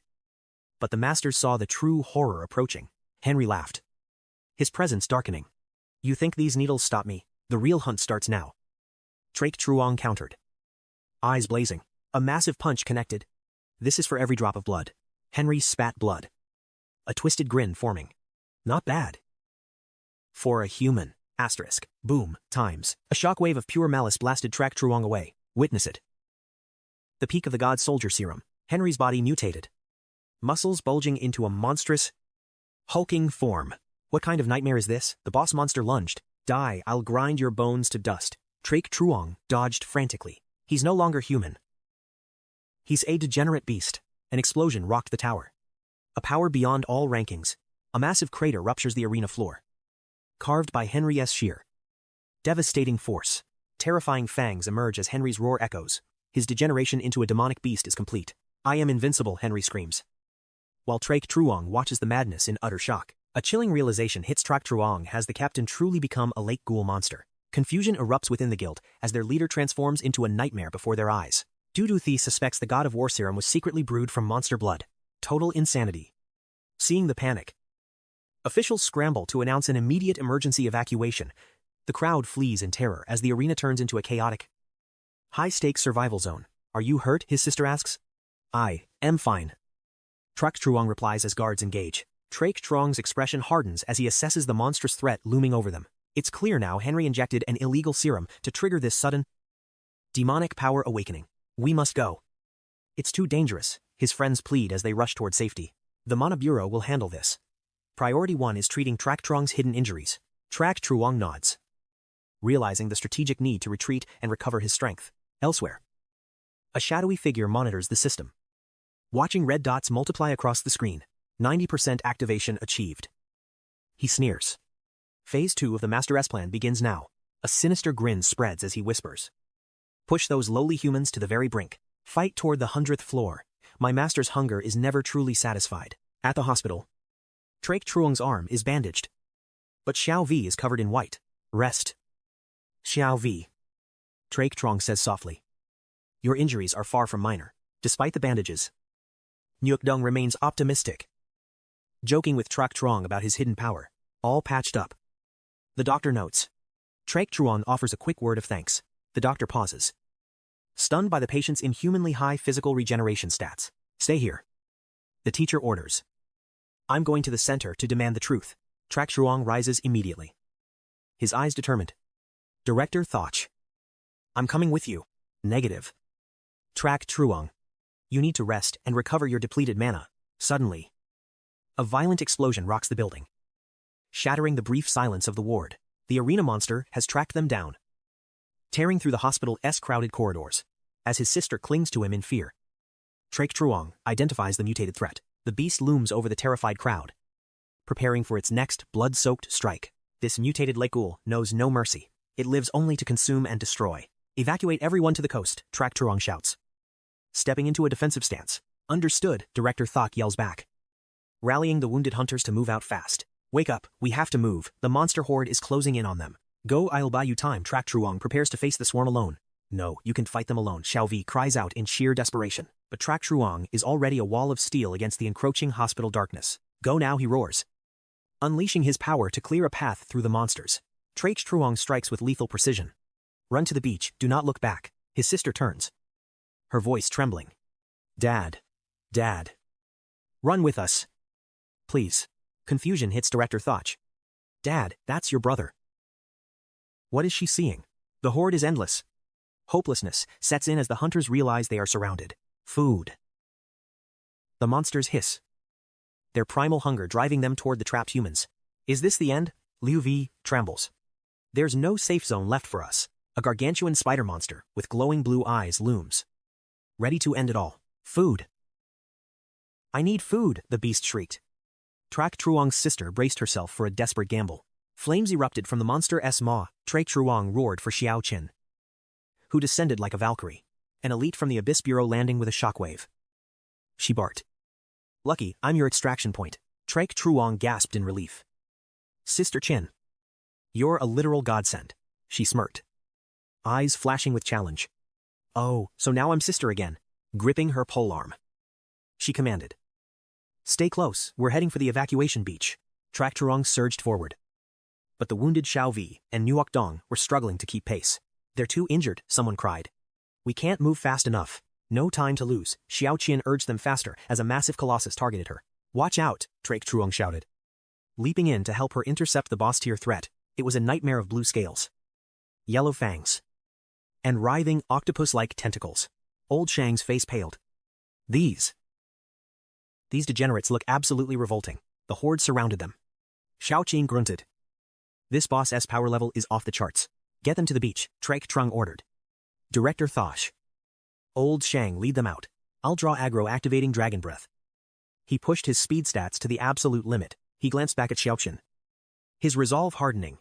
Sister Qin, I'll tank the giant, you clear the rest, she urged. Evacuate now, go. Go. Go. Director 𝐒𝐒 grabbed the young girl's hand. Understood, we're moving out. Dad. Where's Dad? The girl sobbed. Old Shang pulled her away. He's not here, run. Worried for 𝐶𝐸 but helpless.